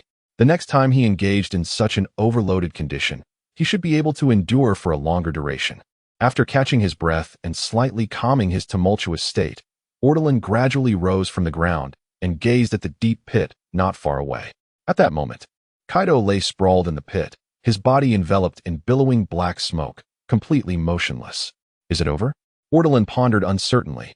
Truth be told, although that previous assault was exceedingly fierce, Ortolan was confident that few on the high seas could withstand it unscathed. Yet, Kaido was a tough-skinned beast of the Zoan type, and it was impossible for him to emerge entirely unscathed. Nevertheless, Ortolan found it absurd if he were to be defeated in such a manner. Just as this thought crossed Ortolan's mind, the seemingly lifeless Kaido suddenly performed a sit-up, rising from the pit. Kaido exhaled sharply, a cloud of black smoke billowing from his mouth. Gradually, he calmed his somewhat labored breathing and turned his gaze towards Ortolan, remarking, "That was intense. I almost forgot the last time I was briefly knocked out like that." As he spoke, Kaido's voice was notably hoarse, blood oozing from the corners of his mouth, indicating a serious injury. Yet, just as he described, it was intense enough that he had not lost his fighting spirit. Ortolan watched this scene, his face twitching slightly, realizing that even he could perform a sit-up. As Ortolan's lips parted, poised to utter a word, an unexpected shift in expression occurred simultaneously with Kaido, prompting both to flee their position. Ortolan vanished with an elegant flash of lightning, while Kaido appeared considerably more disheveled, scrambling to his feet with a flurry of limbs, rolling to evade the impending danger. In the next instant, a searing column of flames descended from the heavens, crashing violently upon the very spot they had just vacated. The ground met the flames and was immediately transformed into charred magma and rock, with certain areas revealing enigmatic crystals, a testament to the ferocity of the inferno. 10,000 great Daitian god of flame. The familiar voice echoed in Ortolan's ears. Hundreds of meters away, amid the rubble, Ortolan dusted off his heroic cloak and retrieved his previously discarded war hammer, hoisting it onto his shoulder. In another direction, also several hundred meters distant, Kaido swiftly grasped his Odin's 8 treasures, his expression grave as he regarded the heart of the raging fire. There, amidst the flames, stood a tall figure, strikingly slender yet commanding, emerging from the inferno. The once tumultuous and scorching flames seemed to bow before her, retreating as if recognizing their sovereign, parting to create a pathway of fire. Ultimately, a long leg clad in leather boots stepped forth from the flames, followed closely by the haughty silhouette of Charlotte Linlin, known as Big Mom. Over a year had passed since their last encounter, and Ortolan wondered if she had been indulging in some form of self-care. To his surprise, she appeared just as formidable as ever, defying his expectations of decline in beauty and stature post-40. Could his own presence have subtly influenced her? It seemed unlikely. Charlotte Linlin adorned her head with her white-collared captain's hat, embellished with a pink scarf adorned with delicate yellow spots. Her lips were painted with a vibrant gloss, and she draped herself in a coat reminiscent of a naval captain's. Ashes of embers lingered on her fists but swiftly extinguished as she emerged from the flames. Her face radiated confidence, and after appraising Kaido and Ortolan, she burst into laughter, exclaiming, "Mwahaha! Why the silence? Did I fail to greet you properly?" Gazing at his mother, Ortolan reaffirmed a crucial realization. In comparison to the Kaido of this era, she indeed possessed a greater strength, the disparity in their might glaringly apparent. Evident even from the sheer intensity of her presence. Kaido's demeanor bore the weight of pressure, his brow furrowed as he stated, "Linlin, it has been quite some time. You remain unchanged." Charlotte Linlin chuckled heartily, teasing Kaido, "It has been a while, indeed. Kaido, you've matured significantly, resembling a true man now." "Scoundrel." Kaido glared at Charlotte Linlin, as if he had been pricked in a sensitive spot. In the distance, Ortolan observed this scene with keen interest, his mind replaying the book penned by Rocks, which detailed the journey from ascendance to demise. He vaguely recalled references to Kaido's secret affection for someone. It was mentioned that during their time aboard, Kaido had confessed his feelings to Charlotte Linlin, only to be rebuffed with her disdainful remark of "I don't fancy little boys." Given her subsequent taunt of "You looking a bit more like a man now," it was not difficult to deduce her mockery, which undoubtedly contributed to Kaido's discomfort. After teasing Kaido, Charlotte Linlin's expression turned serious as she said, "Surely, you understand my intent, Kaido? The technology wielded by these scientists can realize my dream of becoming a giant, so don't you dare compete with me for it. Pirates are meant to seize. And that is a lesson you imparted to me, Linlin. My beast pirates also require their assistance." Kaido firmly rejected her proposition. While Kaido lacked the aptitude for managing territories, Charlotte Linlin excelled in this domain. Tato Land, despite being a pirate nation where citizens periodically paid a soul tax, was surprisingly lenient under her rule. She did not engage in arbitrary acts of violence against her subjects unless her hunger pangs struck or if offerings of desserts were not duly presented. Ortolan, during his time with the Navy, had conducted various investigations into Tato Land and discovered its commendable economic development, stable law enforcement, and relatively secure waters. Even with the soul tax, many would travel great distances to join Tato Land. Consequently, the Navy had gradually escalated the threat level associated with the Big Mom pirates over the years. With proficient territory management, Charlotte Linlin naturally amassed wealth. In contrast, Kaido found himself financially constrained, relying on alliances with the nobility of Wano and exploiting the populace to maintain a semblance of dignity. Thus, he sought reliable sources of income for his pirate crew, such as the arms trade. Ultimately, Kaido's endeavors proved fruitful. In the original narrative, his arms dealings burgeoned to the extent that he became a clandestine supplier for the world government. In theory, every cannonball fired by the Navy bore the fruits of Kaido's labor. "Then there is nothing to discuss," Charlotte Linlin said, a smile still gracing her lips, though her gaze had grown increasingly perilous. While Kaido found it challenging to contain her, he was unafraid. If he were to cower at every turn, how could he claim the mantle of a pirate captain? Thus, Kaido hefted his kanabo onto his shoulder and declared in a deep voice, "There is nothing to negotiate." "Humph," Charlotte Linlin scoffed. "Then let me see what progress you have made over the years." As her words fell, Charlotte Linlin abruptly stomped her foot, causing the charred, crystallized ground to shatter instantaneously, and her figure vanished from sight. Kaido felt a heavy weight in his heart. A surge of overwhelming power enveloped his kanabo, and his observation haki flared to its fullest extent. He understood all too well the sheer terror of Charlotte Linlin's strength. Thus, he knew he must exert himself to the utmost from the very beginning, for failure was an inevitable outcome otherwise. In that fleeting moment, Kaido contemplated numerous scenarios, devising various countermeasures. Over the years, he had regarded Charlotte Linlin, the former captain, as his hypothetical adversary, envisioning countless battles in his mind. He was confident that, regardless of the first move Charlotte Linlin made, he could handle it. Yet, in the next instant, Kaido and his followers were left dumbfounded. Not only Kaido, but also Ortolan was astonished. For just a moment ago, Charlotte Linlin had appeared fierce, ready to confront Kaido, but in that decisive moment, her target was not Kaido, but rather his rebellious son. Kaido was not particularly known for his speed, a fact Ortolan had discerned through their previous encounters. In his recollection, Charlotte Linlin's speed was not particularly fearsome either. At least, during her reign as one of the four emperors, she had not exhibited such remarkable prowess. Yet, at that very moment, Ortolan, the wielder of the rumble fruit, nearly fell prey to Charlotte Linlin's cunning. There were no flames, no lightnings, and certainly no manifestation of Charlotte Linlin's prideful soul power. It was merely a straightforward punch, imbued with the overwhelming presence of conqueror's haki that bore down upon him. "Oh, how I long for you, my precious son," Charlotte Linlin declared with a cruel smile dancing upon her lips. Ortolan ultimately regained his composure.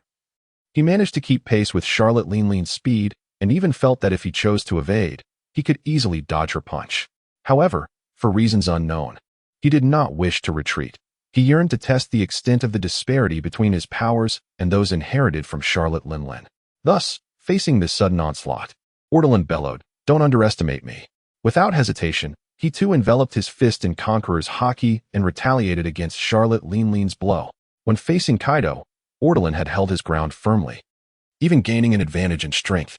But against Charlotte Linlin, he immediately sensed an overwhelming pressure. After merely 2 seconds of stalemate, his Conqueror's haki was utterly crushed by Charlotte Linlin, and soon after, her fist collided with his. Ortolan's once proud absolute strength paled in comparison to Charlotte Linlin's might. The ground beneath him first shattered under the immense pressure, then the fragments were pulverized by the force emanating from their clash. Subsequently, Ortolan's legs sank beneath the surface, as if he were a nail driven into the earth. Yet, he managed to withstand that punch, preventing Charlotte Linlin from breaking through. However, before the thought could fully settle in Ortolan's mind, he heard Charlotte Linlin's sinister laughter as she remarked, "It seems the Navy has trained you quite well. You have indeed grown significantly stronger since over a year ago, little brat." The moment her words fell, the muscles on her arms erupted with an explosive force, shattering her image of beauty and imparting an unsettling harmony with her excessive musculature. Yet, despite the change in aesthetics, the sheer strength unleashed was nothing short of earth-shattering. With a crack, the dominance in Ortolan's fist was utterly obliterated. Subsequently, his arm could no longer withstand the pressure, and Charlotte Linlin's punch forced it down against his chest. In quick succession, his legs, once firmly planted in the ground, could no longer support him, causing Ortolan's body to lean backward. Ultimately, with a resounding thud, Charlotte Linlin landed, her waist sinking as she assumed a bowing stance, her arms piercing into the ground, her fist pressing down upon Ortolan. In a single strike. In the realm of pure physical confrontation, Charlotte Linlin's brute strength had decisively crushed Ortolan. Ortolan felt her fist pressing painfully against his ribs, a sensation that signaled the fracturing of his bones.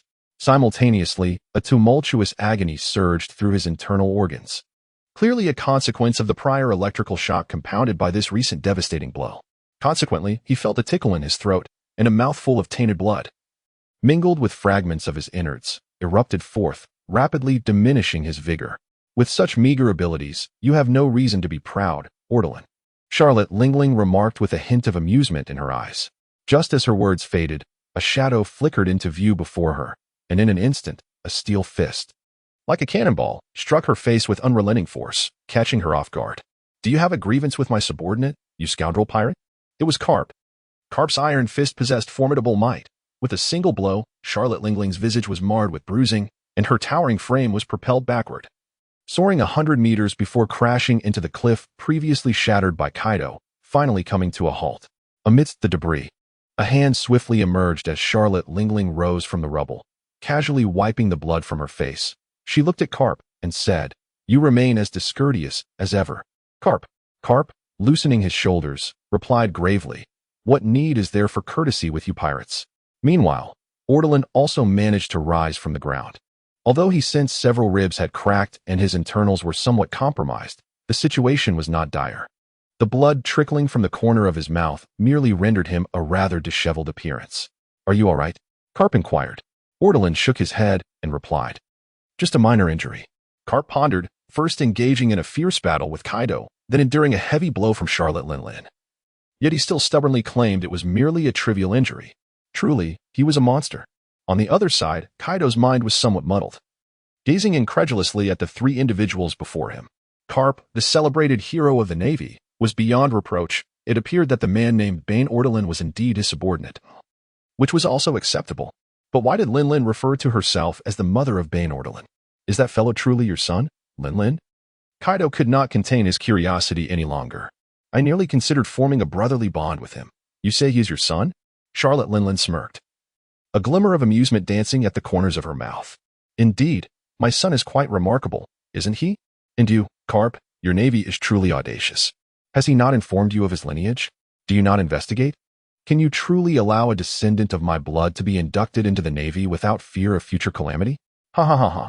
Ortolan, witnessing the exchange, let out a cold chuckle and remarked, what does it matter? If you desire, as a Rear Admiral of the Navy headquarters, I could arrange for you to reside in the living quarters of Marineford. If necessary, I could even gather some funds to open a cake shop for you, as a token of filial piety. Ah ha ha ha. Carp, upon hearing Ortolan's words, burst into laughter, replying, you speak wisely. If you wish, you might accompany me back to the Navy headquarters. Carp was already aware of Ortolan's identity, so Lin's words held little significance for him. In fact, the more provocative her remarks became, the more they reinforced Carp's trust in Ortolan. Of course, Carp was also aware that there might be some element of theatrics involved. However, in his eyes, as long as Ortolan did not engage in actions that could harm the Navy, he was worthy of trust.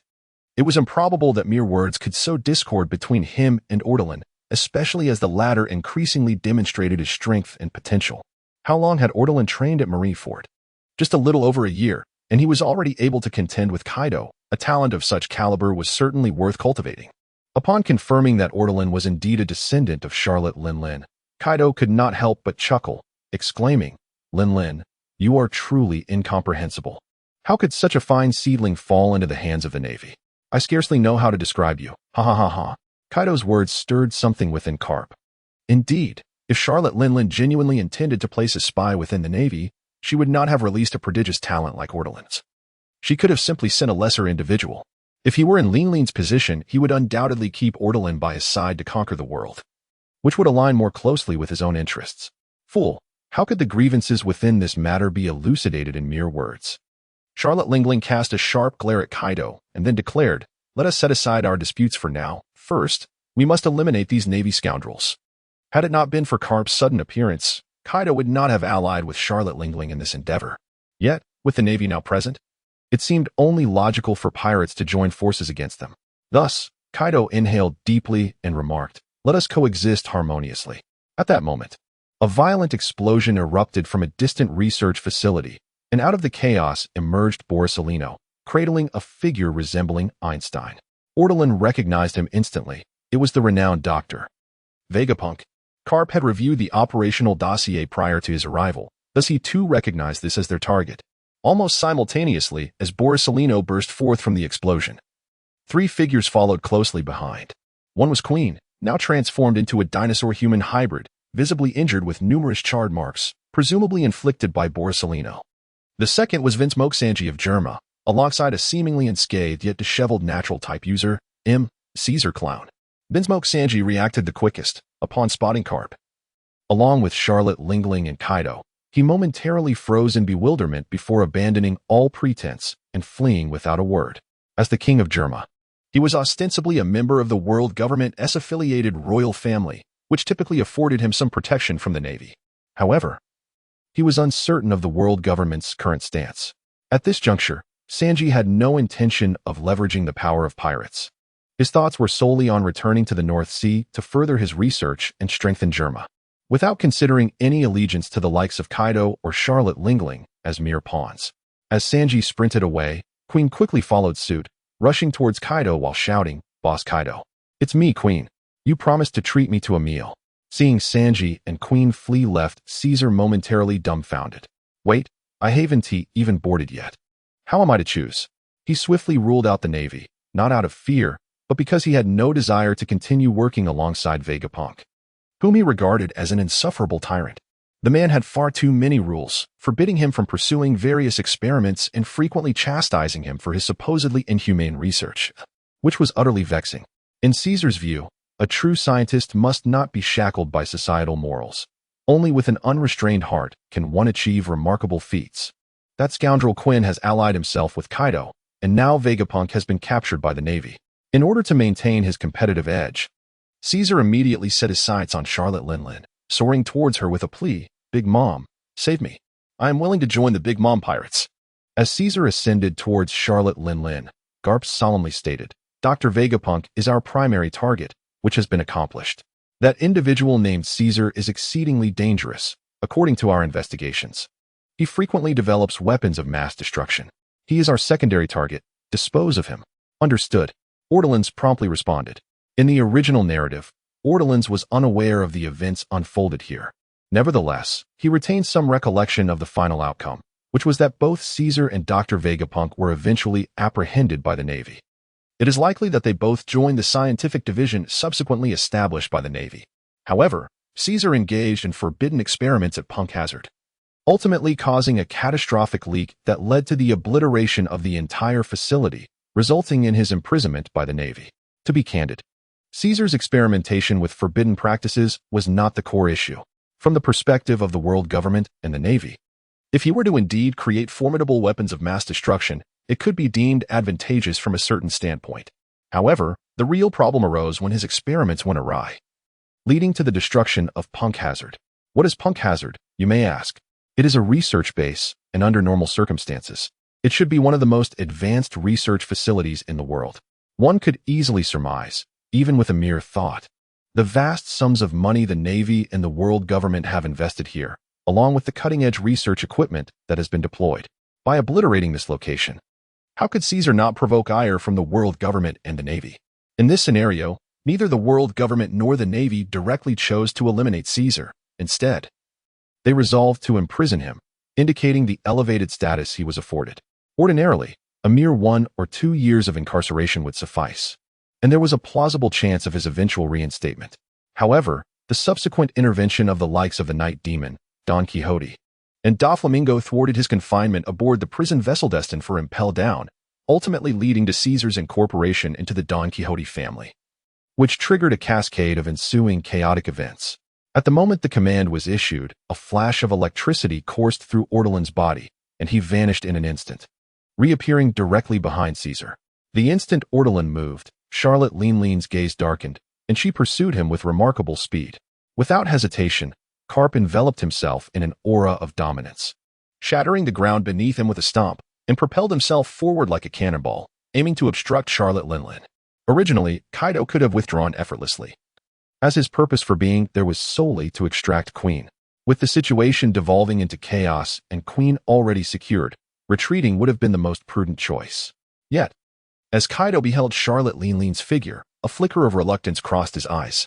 Ultimately, gritting his teeth, he reasoned that given Leanlean's temperament, should she return empty-handed, she might unleash her frustrations upon him. Thus, he resolved to lend her a hand. After concocting a flimsy justification for himself, Kaido unleashed a torrent of scorching breath upon Carp and charged forward, wielding his Kanabo to intercept him. Although Kaido was not a match for Carp at that moment, he was well aware of his own limitations. Nevertheless, much like Ortolan could entangle Kaido, Kaido had no qualms about irritating Carp at this juncture. Ortolan grasped Caesar's shoulder and urged, "Come back to the Navy with me. The benefits are substantial, and it is a stable public service. The current maritime employment landscape is rather bleak, making this a prime opportunity." Before Ortolan could finish his statement, Charlotte Leanlean, wielding the Emperor's sword, swung fiercely, exclaiming, "You ungrateful wretch! It's one thing to betray your mother, but do you also intend to seize my loyal subordinates?" Faced with Charlotte Leanlean, Ortolan dared not underestimate her. He immediately released Caesar and brandished his hammer, meeting Leanlean's strike head-on.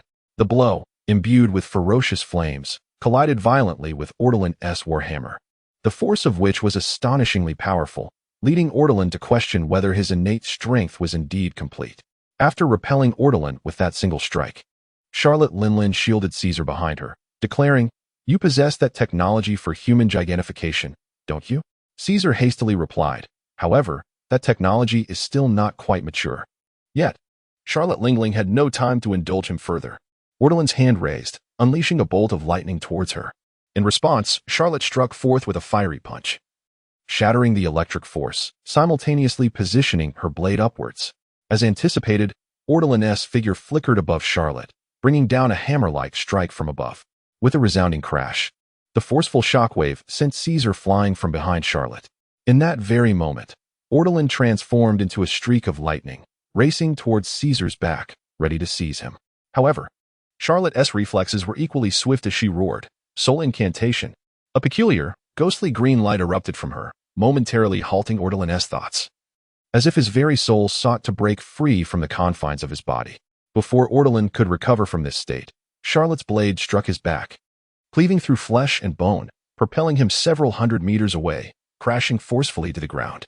"If you wish to challenge me, you are a million years too early," Charlotte sneered.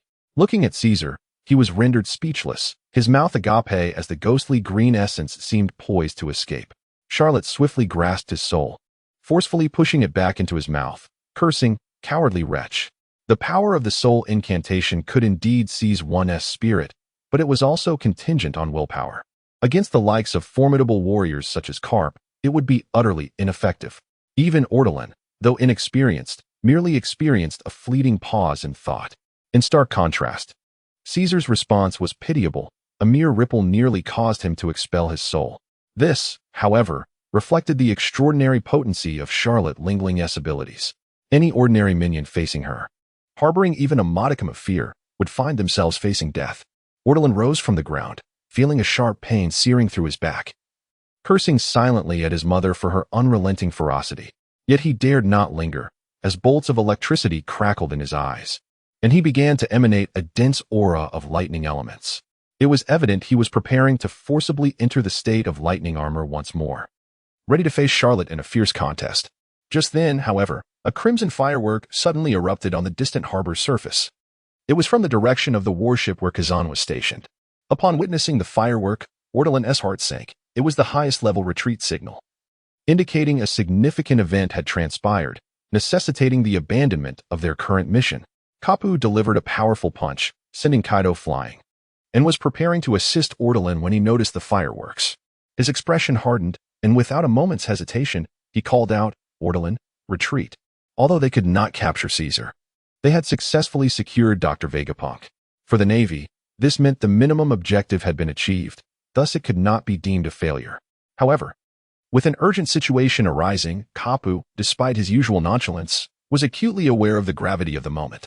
With orders issued by the superiors, Ortolan wasted no time, casting a meaningful glance at Charlotte Linlin before summoning a flash of electricity and swiftly departing the island. Meanwhile, the warships that had yet to reach the island began to turn back. Kuzan and Borsalino wore expressions of palpable tension, as it was evident that something significant had transpired. Ortolan moved with remarkable speed, a bolt of lightning illuminating his descent onto the deck, where he solemnly inquired, "What is the situation?" After inspecting G1, the Admiral intended to return to Marineford as per the original plan, but encountered a massive tsunami en route, necessitating a stopover at Fellini's Island for respite. There, he unexpectedly encountered the Red Count, Barolik Levfield, who launched an assault on the Admiral, resulting in an intense battle between the two. However, the Admiral lacked any elite guards by his side, prompting the urgent need for reinforcements. "We must reach him as swiftly as possible. Any unfavorable outcome would be a significant blow to the entire Navy." Kazan responded immediately, "Ortolan, it seems you are our only hope, old friend." At this moment, Ortolan finally pieced everything together, understanding why the formidable Steel Bone, as a naval marshal, had no choice but to engage the Red Count in a duel, nearly facing defeat. Ultimately, it was only through the timely arrival of Carp's assistance that the Red Count was subdued. This was a conundrum that Ortolan could not fathom. As a Grand Admiral, the formidable Steel Bone would undoubtedly be accompanied by a powerful retinue. How could he possibly fall prey to the sudden assault of the Red Count? In retrospect, the narrative implied that either Carp had been diverted to fulfill a mission midway, or a catastrophic tsunami had severed the connection with Admiral Steelbone's fleet, ultimately compelling the Admiral to confront the Red Count alone. While Ortolan pondered these thoughts, the ship's medical officer had already taken his position, swiftly tending to his wounds and assessing his injuries. However, apart from some superficial abrasions and internal trauma, Ortolan was, in fact, largely unscathed. The physician merely recommended rest. Yet, this suggestion was as futile as a ghost's whisper. With the Admiral in peril, how could they, as protectors, afford to rest? At that moment, Carp, with a graceful descent, landed on the deck and promptly inquired about the unfolding events. After Kazan elucidated the situation, Carp's expression darkened as he remarked, "Though the Red Count may not possess the influence of figures like Newgate, Roger, or Shiki, his capabilities should never be underestimated." Borsalino hesitated before responding. "But surely Admiral Steelbone is formidable as well? After all, he once—" "Indeed, the Admiral is powerful," Carp interjected. "Yet, one must consider how long it has been since he last engaged in combat." Upon hearing Carp's words, Borsalino, Kazan, Ortolan, and the others fell silent. Steelbone had served as a Grand Admiral for many years, and as such, it was improbable for him to be on the front lines, let alone engage in life-and-death struggles. It was natural for him to enjoy a life of comfort, regardless of his desires. The higher-ups in the Navy would undoubtedly prevent him from taking such risks. Therefore, irrespective of his past prowess, it was certain that his abilities had diminished over time. In contrast, the Red Count roamed the seas alone, making quite a name for himself. His strength was, without doubt, formidable. Regardless, we must brace ourselves for the worst. If we are to sail to Farini's Island at full speed, how long will it take? Karp asked solemnly. Kazan replied without hesitation, 10 days, at best. Assuming the weather remains calm and devoid of any catastrophic conditions, 10 days is rather excessive. Isn't Sakazuki in that vicinity as well? Karp's mind raced with possibilities. Sakazuki is indeed on a mission nearby, but he is at the epicenter of the tsunami. Given the current circumstances, he cannot venture out to sea. Kazan shook his head. The climate of the New World is ferocious. Once a significant natural disaster occurs, sailing becomes an impossibility. Just look at Shiki, who, despite his bravado, was overturned in a storm. Hand me the permanent record pointer for Farini's Island. I shall go myself. My speed is sufficient for long flights, and I can reach it in no more than 2 days. Suddenly, Ortolan spoke up.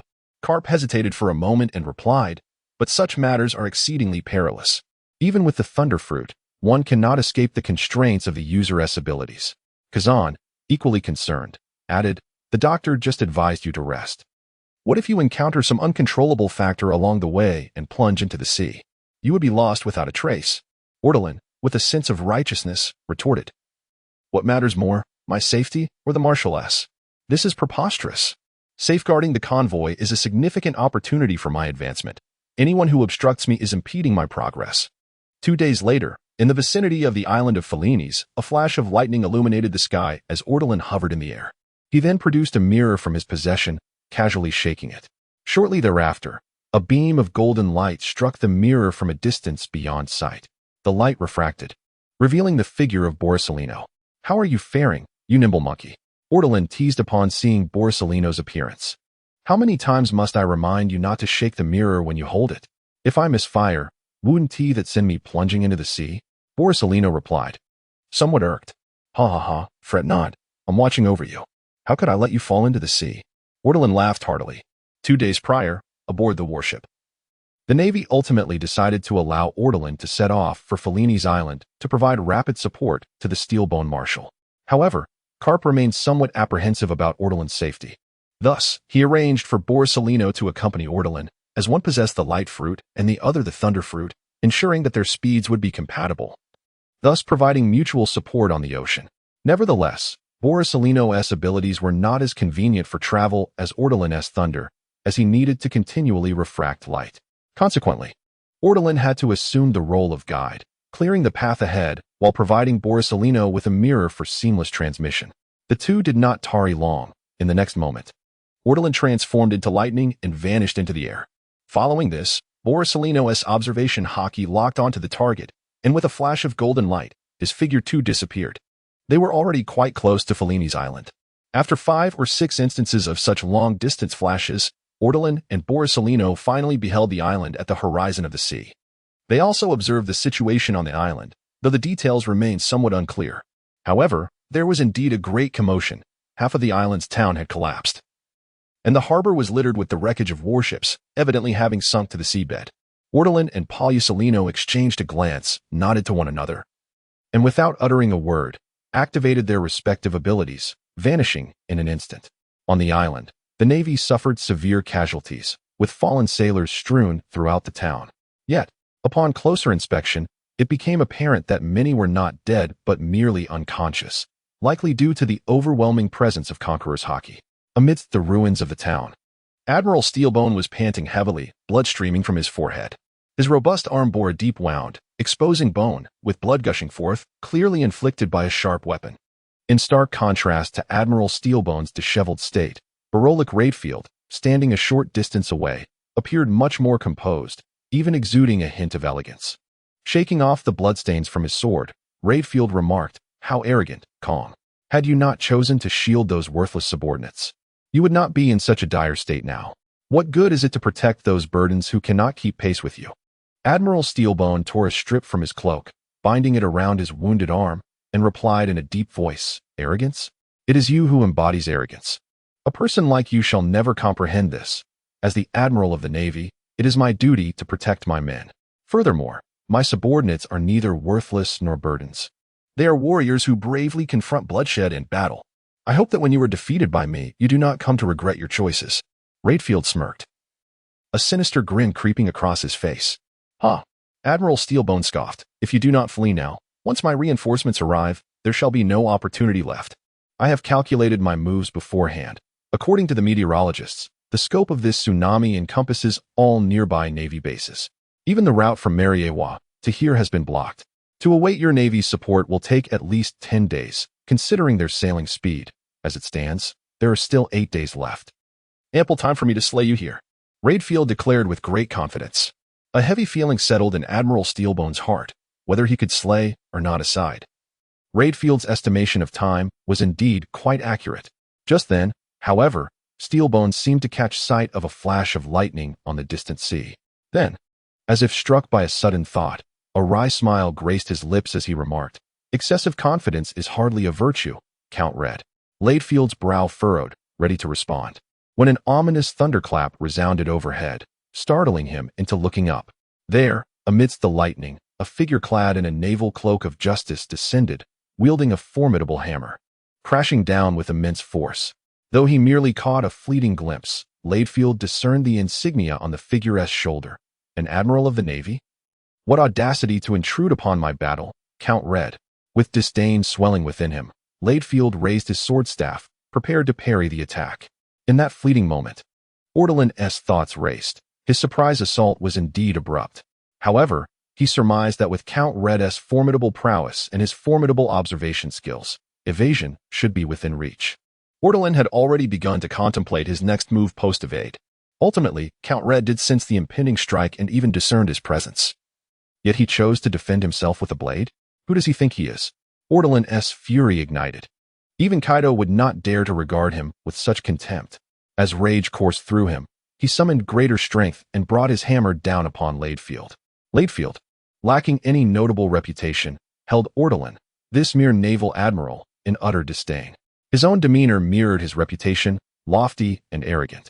This very arrogance led him to be exceedingly careless in the face of Ortolan. Even as he attempted to block the clearly heavy weapon, he merely unleashed a superficial display of haki, putting on a show for appearance's sake.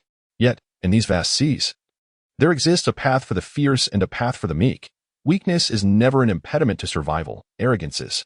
It was this very arrogance that led Ladefield to suffer a grievous blow. When Ortolan's hammer struck against his blade, an expression of incredulity ignited in Ladefield's eyes. How could one possess such strength? Are you not merely a naval admiral? By appearances, you hardly seem a formidable figure. At that moment, it was somewhat too late for Radefield to muster his strength, and Ortolan offered him no opportunity to do so. With a thunderous roar, Ortolan unleashed the dazzling and ferocious power of thunder from his warhammer, Thunderous Wrath. Radefield's meager aura of dominance was immediately shattered, leaving his slender sword without any protective might. It was swiftly engulfed by Ortolan's searing lightning, turning a fiery red. Under the immense pressure of the warhammer, it deformed, losing any semblance of defense. In this critical moment, Radefield attempted to release his aura of dominance to safeguard his arm. However, it was far too late. Ortolan's unstoppable strike came crashing down upon Radefield's arm, producing a sickening crack. His arm twisted into an unnatural, grotesque angle, blood gushing forth as the fractured bone pierced through flesh, grotesquely exposed to the air. Yet, even amid such agony, the relentless force propelled Radefield, sending him hurtling away. At this moment, Ladefield, having endured an unimaginable blow, was severely injured, spewing forth a mouthful of foul blood. However, Ladefield, being a formidable individual, swiftly rolled to dissipate the force, attempting to halt this downward spiral. In the blink of an eye, Borsalino's figure appeared at Ladefield's side like a flash of light, softly uttering, "Lightspeed kick." Once more, a kick landed squarely in Ladefield's abdomen, sending his already uncontrolled body flying once again. Then, amidst flickering lightning, Ortoran and Borsalino, who had never before coordinated, displayed an exquisite synergy. Almost as Ladefield soared through the air, Ortoran materialized behind him. just as he had previously ensnared Kaido. His arms slipped beneath Ladefield's armpits, bending to seize his neck and execute a choking maneuver. Thunderclap explosion. With a resounding boom, blinding lightning engulfed all vision, consuming everything in its vicinity. It seemed as though the entire town trembled in response, many already damaged structures collapsing under the shockwave of this strike. At the epicenter of this electric explosion, Ortoran could sense that Ladefield, now crumpled in his grasp, had succumbed to unconsciousness. Is this it? The Red Count? Ortoran felt a flicker of surprise. Yet, he quickly regained his composure. This was entirely reasonable. Although Ladefield possessed remarkable talents, they were primarily an observation, and his physical constitution was merely average. In the original tale, he had to seek the vampire fruit to restore his condition after his escape. Despite his age, the disparity was evident when comparing him to his cellmate, Douglas Barrett, in terms of physical prowess. In contrast, the monstrous Kaido, after enduring the thunderclap explosion, required a moment of unconsciousness before he could even sit up, making it clear that Ladefield could not withstand such a strike. Indeed, weakness is not an obstacle to survival. Rather, it is arrogance, Ortoran remarked as he released his grip. It was this inadvertent arrogance that led to the once formidable Red Count being dispatched so swiftly. Not only was Ortoran astonished, but when the dazzling storm subsided, Steelbone Marshall gazed incredulously at Ortoran, who stood with the unconscious Ladefield in one hand. His expression was one of utter disbelief. What is happening? In the year I have not focused on this newcomer. Has he grown from a mere sapling into the world's strongest? Impossible. That was the Red Count. I had only battled him for a little over 2 days. Steelbone was acutely aware of Ladefield's formidable strength. Even if Roger or Whitebeard were present, it would be inconceivable for them to dispatch Ladefield in an instant. Indeed, Steelbone's perspective was not misguided. Had the formidable Roger or Garp appeared earlier, he would undoubtedly have exercised caution. Under such circumstances, with the prowess of Red Count, he could never have been vanquished so swiftly.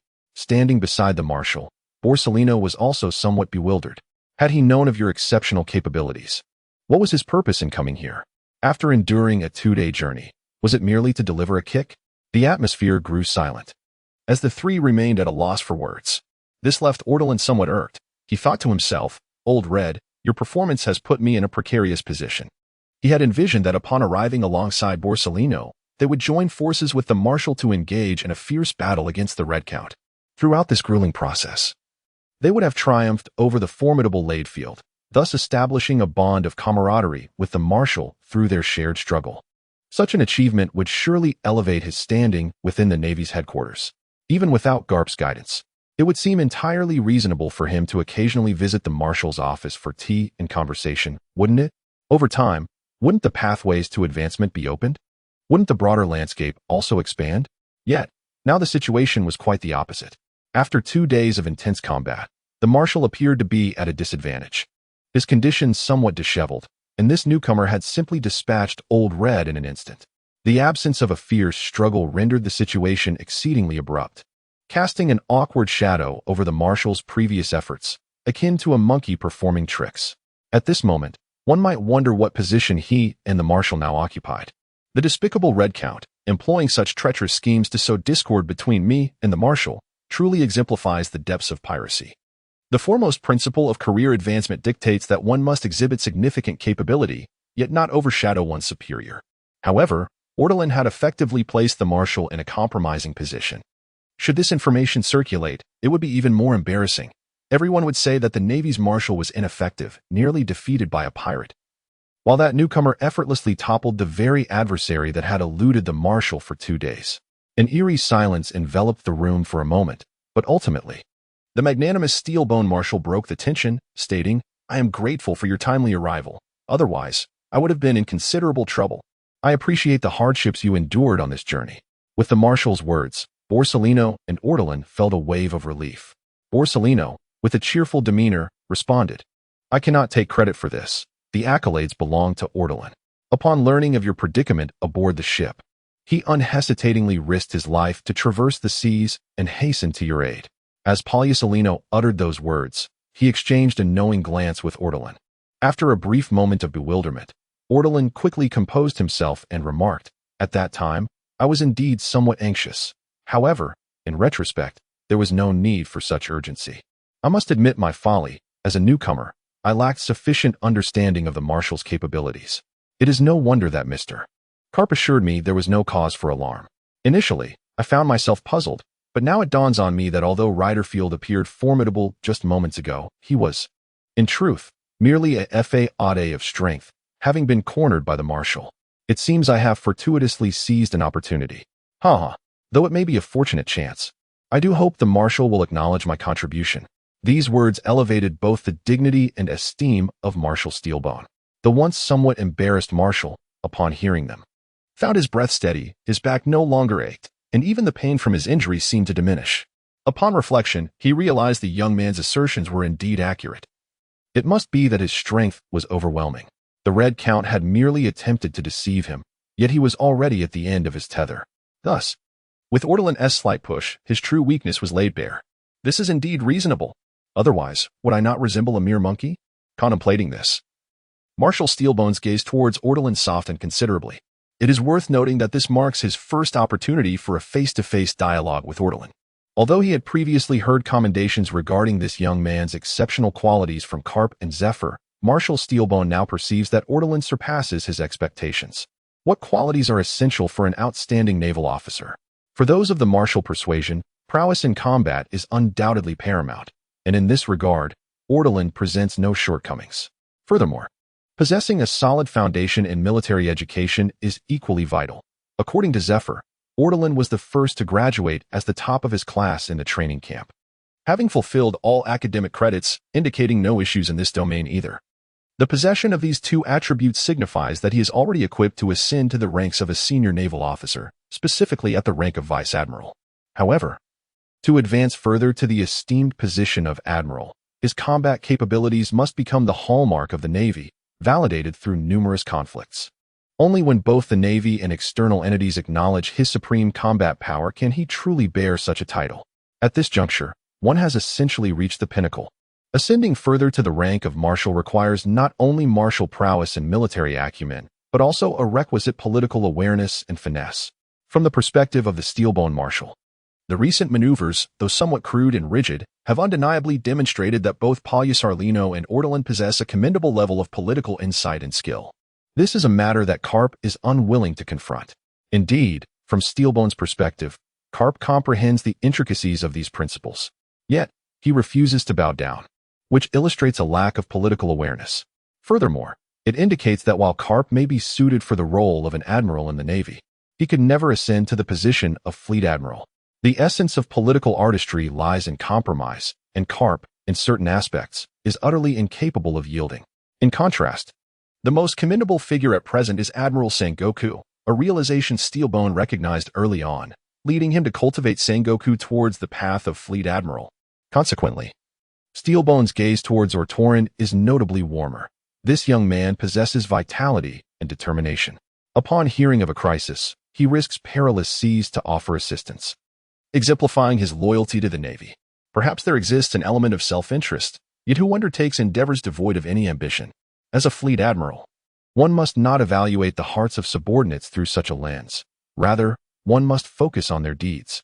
Competence is paramount, as is exceptional talent. He stands as the top of the officer training camp, displaying formidable strength by single-handedly defeating the Red Count. Additionally, he possesses awareness, understanding the importance of maintaining a harmonious atmosphere and fostering relationships with both colleagues and superiors. This, indeed, is a promising prospect of an exceptional Navy. At this moment, Marshal Steelbone internally assigns a high score to Ortolan.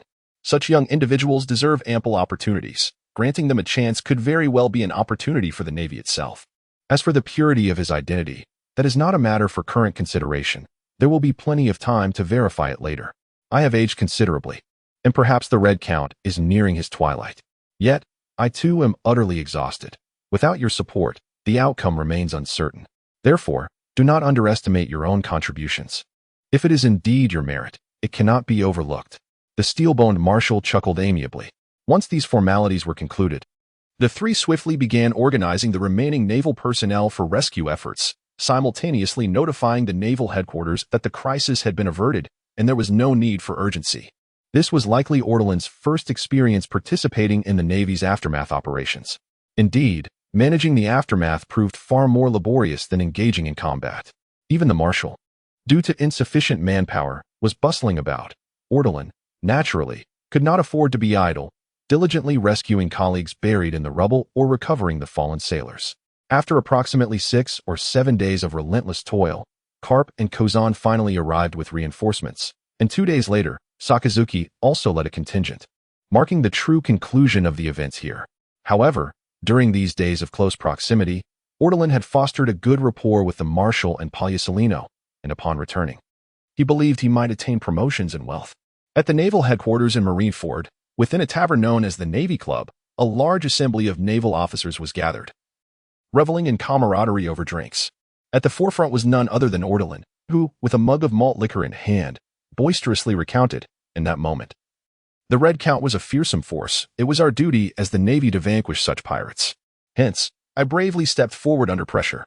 You have no idea how formidable the Red Count is. I battled him for 300 rounds, and half an island was laid to waste." The scene was truly... Before Ortolan could finish his boast, the Weasel interrupted, "Wait a moment, are you taking advantage of the fact that we weren't there? We heard the news long ago." "What 300 rounds are you talking about?" Ortolan shot a glare at the Weasel and retorted, "Do you understand artistic embellishment? If I simply stated the facts, how would you enjoy your drinks? Can the pursuit of justice be labeled as mere boasting?" He then proceeded to expound on convoluted notions, such as justice is inherently impoverished and what is it, prompting laughter among the naval personnel, filling the tavern with a joyous atmosphere. After concluding this topic, the Weasel expressed a hint of regret, saying, "We were hoping to show off a bit upon your return. You see this? The insignia of a major." Indeed, upon Ortolan's return, he discovered that his comrades, including the Dormouse, had graduated from the officer training camp. Initially, they had entered as cadets, but emerged as brigadiers, while Dormouse and others had graduated with the rank of major general. Theoretically, Dormouse now held a superior position over Ortolan. However, he felt no thrill whatsoever. The reason was quite simple. In recent days, with the news of the capture of the Red Count, Barelik Latefield, making headlines, Ortolan had truly achieved prominence in this world for the first time. It must be said that the Marshal had displayed remarkable magnanimity. Perhaps it stemmed from his care and nurturing of Ortolan, or maybe he simply no longer sought the embellishment of fame. In any case, this incident, which should have centered around Ortolan, garnered little media attention. Instead, Bane Ortolan, this rising star of the Navy, became the talk of the town, with reports lauding his fierce battles against Kaido and Charlotte Lin and his subsequent confrontation with the Red Count. If Ortolan were a pirate, a bounty of 300 to 500 million berries would be a mere formality, and it would not be surprising if the Navy had already convened discussions regarding him. The previously circulating notions within the Navy of the 4 nature types and 4 monsters had finally transcended the Navy's confines, spreading across the seas. Even as a user of the Thunderfruit, Ortolan was held in even higher esteem than Akainu and others. Consequently, the promotions of Dormouse and his peers elicited no sense of gratification for Ortolan. A mere major general? I could surpass that in no time, Ortolan declared with an air of confidence. On his return journey, Garp had already conveyed to him that his contributions were considerable, and Ortolan had performed exceptionally well. The Marshal had privately expressed his favorable opinion of him, indicating that a promotion was imminent. Contemplating this on his way back, Ortolan reasoned that it was a near certainty. After all, he had no enemies within the Navy, being a disciple of Admiral Zephyr and a subordinate of the illustrious Garp, a favored candidate of the Marshal.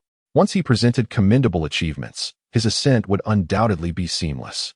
It was merely a promotion to Major General, not to a Rear Admiral or Admiral candidate, which would necessitate scrutiny of qualifications, especially since he was currently basking in glory. The Navy, even for reasons of public sentiment and propaganda, would certainly not impede his progress.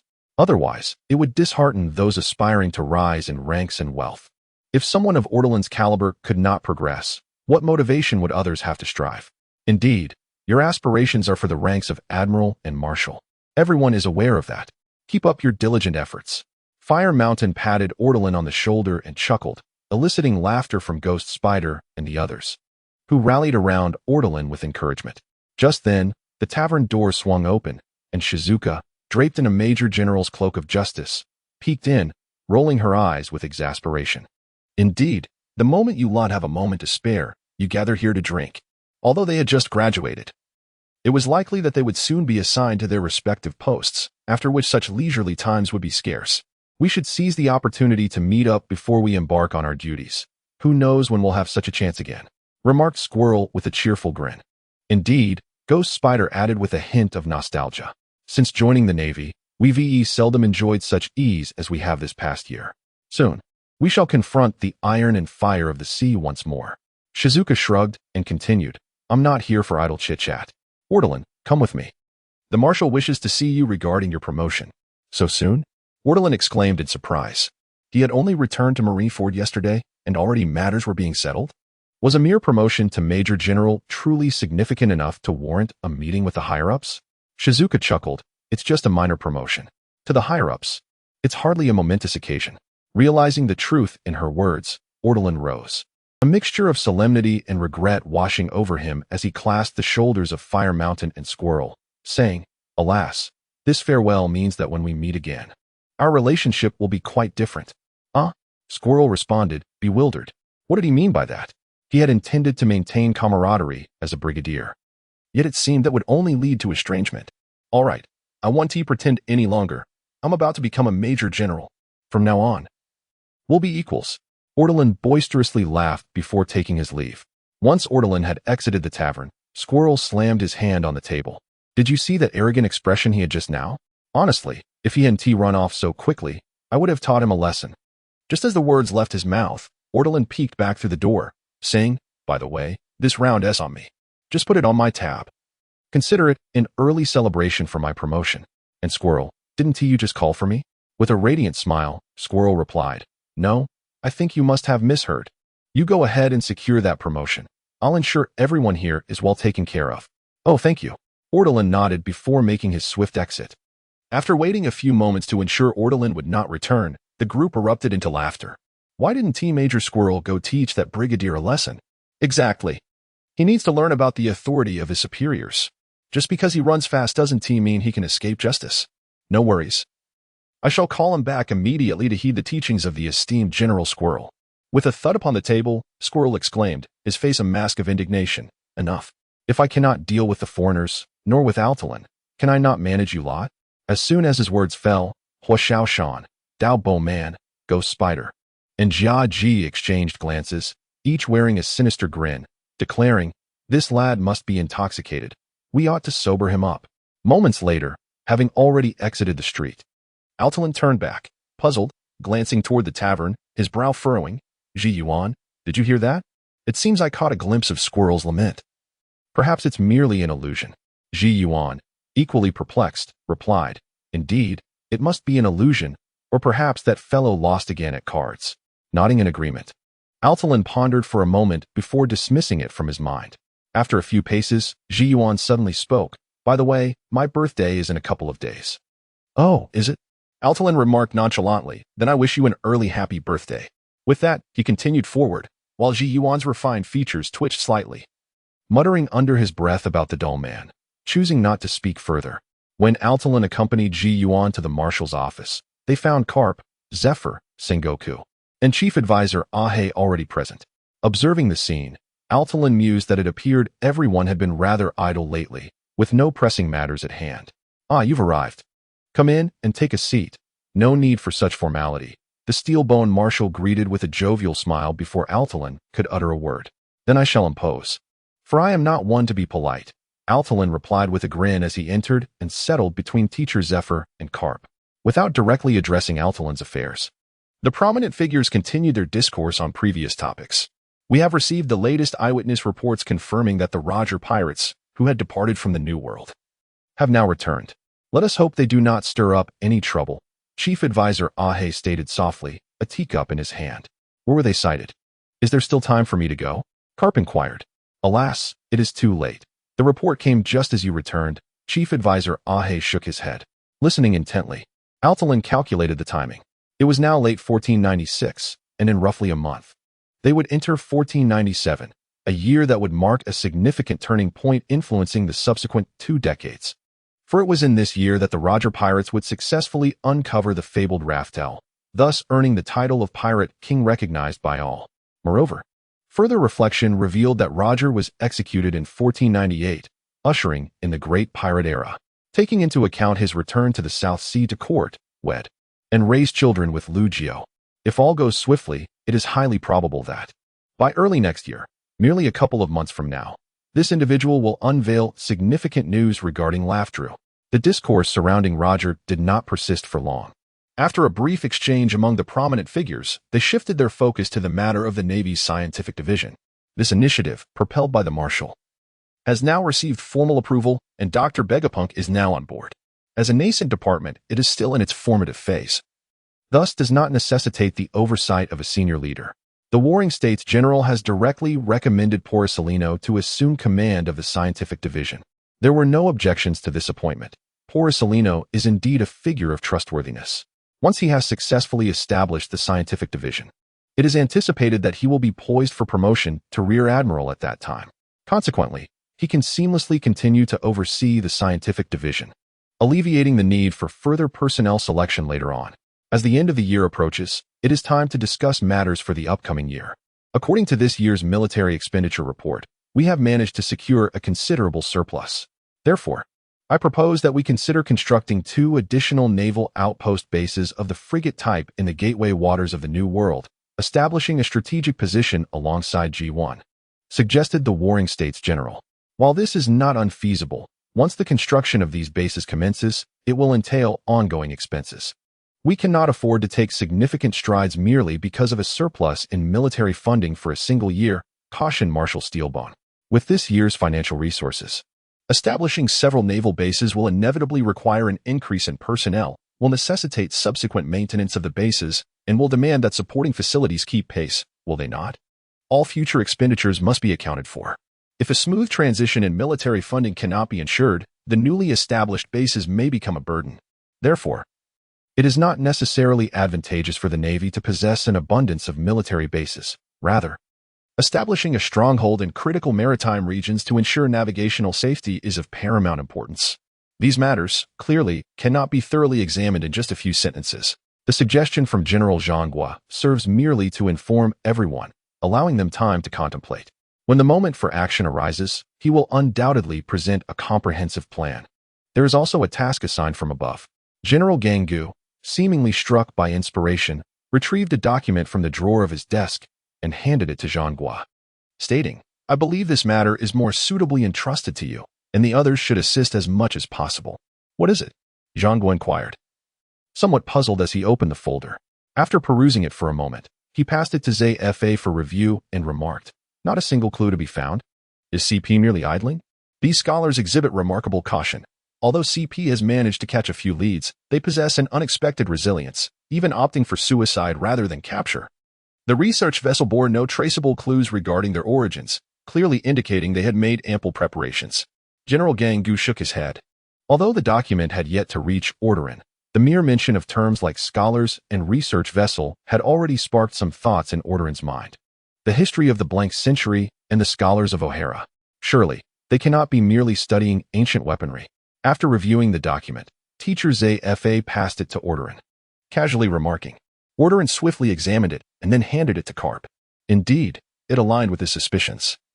It pertained to a mysterious team of scholars investigating historical texts across the globe. Their intentions remain unknown, yet their actions have already breached relevant laws, as our world government has explicitly prohibited any research on historical texts. Regardless of their true motives, historical texts resemble a box of calamity. Once their findings fall into the hands of those with ill intent, the potential for global peril is undeniable, a fact no one can dispute, can they? General Gangu spoke solemnly.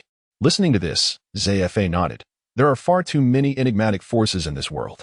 Much like the recently apprehended Count Red, Barolik Leftfield, who possesses the ability to hear the thoughts of others. If the scholars were to indeed make progress regarding ancient weaponry, and that information were to reach him, even if he remained tight-lipped, a slight inducement would enable Leftfield to extract the relevant knowledge, thus potentially resurrecting ancient weapons and posing a threat to the entire world. This is merely the situation concerning Raidfield. While he stands alone, one might ponder the consequences should he fall into the hands of those with greater ambition, individuals like Shiki, Charlotte Lingling, or Kaido. Although they may lack the means to discern the hearts of men, they possess numerous methods to extract intelligence from scholars, including hypnosis. specific devil fruit abilities, and even unique racial powers. Given their influence, acquiring these methods would not pose a significant challenge. Therefore, we must not allow these scholars to engage in such perilous research. For various reasons. The higher-ups have mandated our Navy to cooperate fully with the CP agency to eradicate them before any catastrophe arises. Marshal Steelbone spoke with a chilling tone. His choice of the word eradicate indicates the severity of the situation. I shall do my best, Admiral Sengoku replied with a shrug. He was not particularly inclined to involve himself in such matters, for regardless of the eventual decision, entangling himself with these figures from the cultural sphere would inevitably tarnish his reputation. If they were not dealt with, they could conjure unforeseen troubles, potentially falling under the control of ambitious individuals, as the Marshal suggested, reviving ancient weapons. The toll of lives lost to quell such chaos would be unfathomable. Conversely, should one decide to confront them, employing violence against those in the cultural realm could be construed as oppression. Given that the Marshal had used the term eradicate, it implied an intent to eliminate the threat entirely.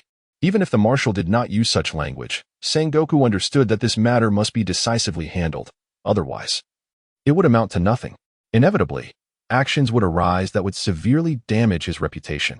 Attacking defenseless scholars would earn him titles akin to executioner or butcher. Yet Sengoku also recognized that since this task was assigned from above, it undoubtedly involved the political elite of Mariewa. The Marshal's delegation of this task to him might also serve as a political test of sorts. As an admiral in the Navy and the only one who could be regarded as a potential successor to the Marshal, whether he would be recognized as the Navy's Marshal ultimately hinged on his ability to make political compromises during such pivotal moments. In simpler terms, if one is unwilling to obey orders, reluctant to shoulder blame, and prioritizes personal fame above all else, how can we trust that you will become our loyal Navy Marshal?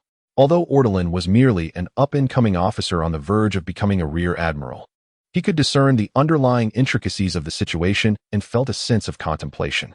Should he follow Admiral Sengoku's path, he might one day ascend to the rank of Navy Marshal. However, he would also find himself tethered by the reins of Mariewa, and he, Bane Ortolan, had no desire to fasten such restraints around his own neck. Thus, it is destined that one cannot tread the same path of ascension as the warring states. While contemplating this, Ortolian inadvertently cast a glance at Teacher Zephyr, pondering that should any significant incident arise in the future, your concept of a new navy is not without merit. To carve out a new faction and establish a fresh foundation is indeed plausible, provided one possesses sufficient prestige. Ortolian himself lacks this. Even if he were to attain the rank of admiral, it would still not suffice.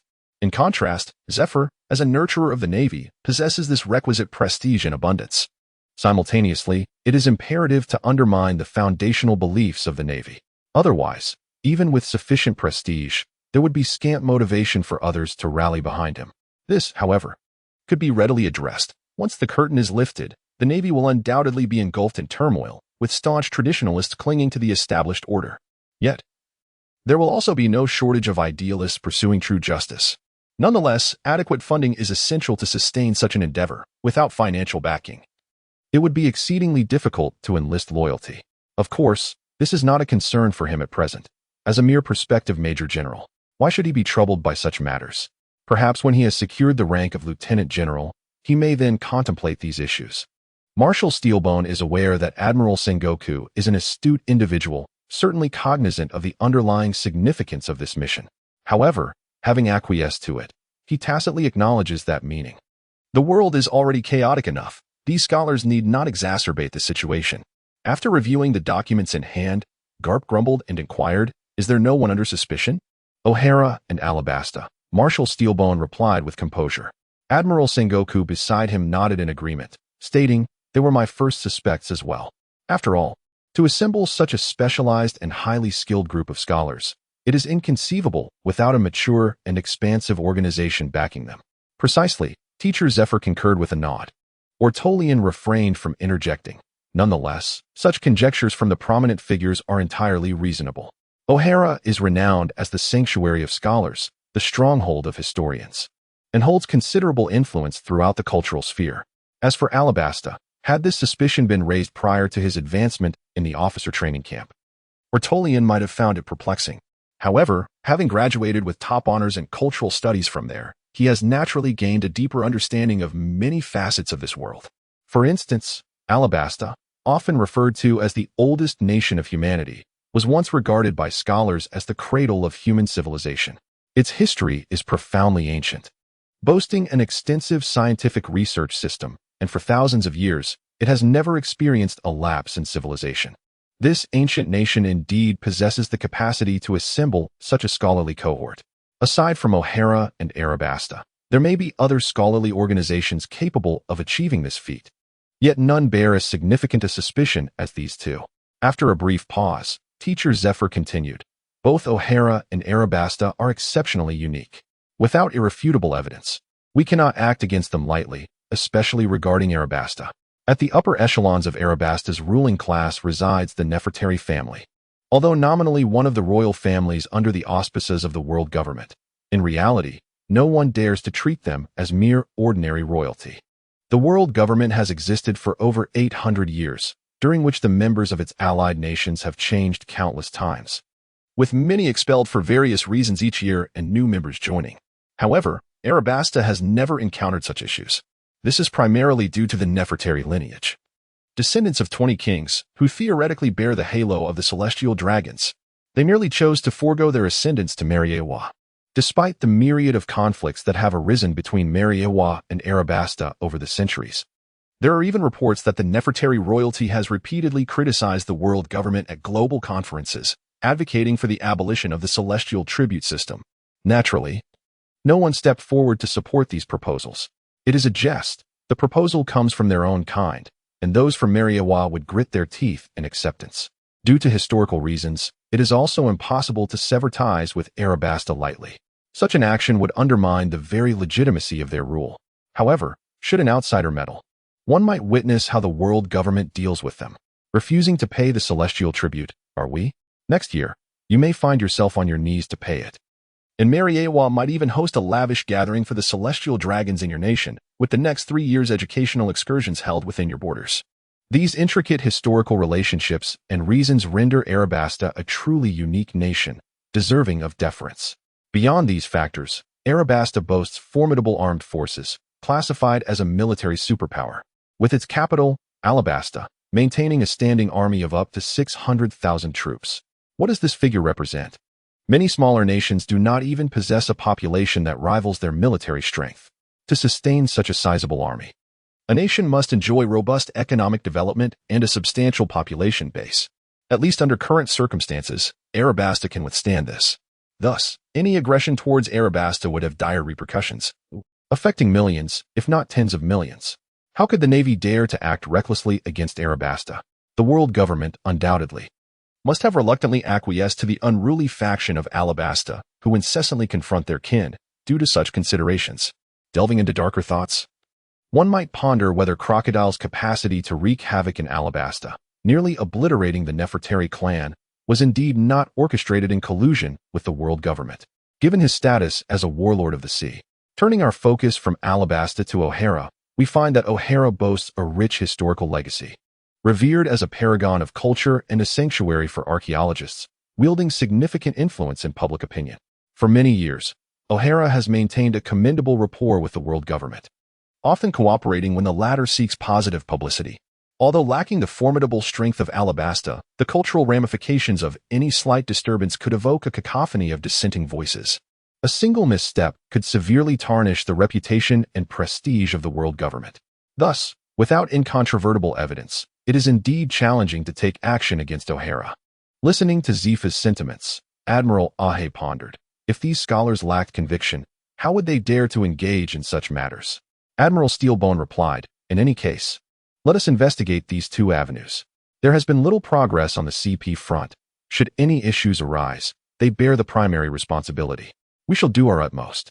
From this exchange, it is apparent that as the fleet admiral, Steelbone harbors no favorable impressions of the CP agency, or Tolerant observed the expressions of the other prominent figures, noting their calm demeanor, even tinged with disdain.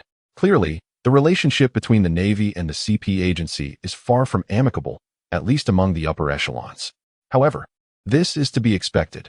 If the most potent intelligence agency under the world government were to be intimately aligned with its most formidable military force, it would be the elders who would find themselves unsettled.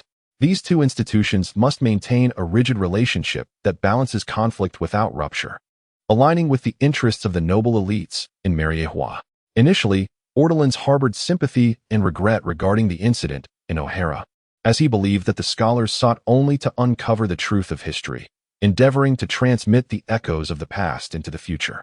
It is a noble and enlightening pursuit that enables humanity to comprehend what truly transpired. Even now, aware of the scholar's intentions, Ortolans does not deny that their spirit possesses certain brilliance and, to some extent, greatness. However, as he listens to the analyses and discussions of the naval leaders, he gradually comprehends why Sengoku later took such drastic measures regarding the O'Hara affair. Does he not know who Sakazuki is? He does. Was it truly necessary for someone like Sakazuki to intervene against a mere group of scholars? Were there no other available vice admirals in the Navy headquarters? Yes, there were. Yet he still chose to dispatch Sakazuki.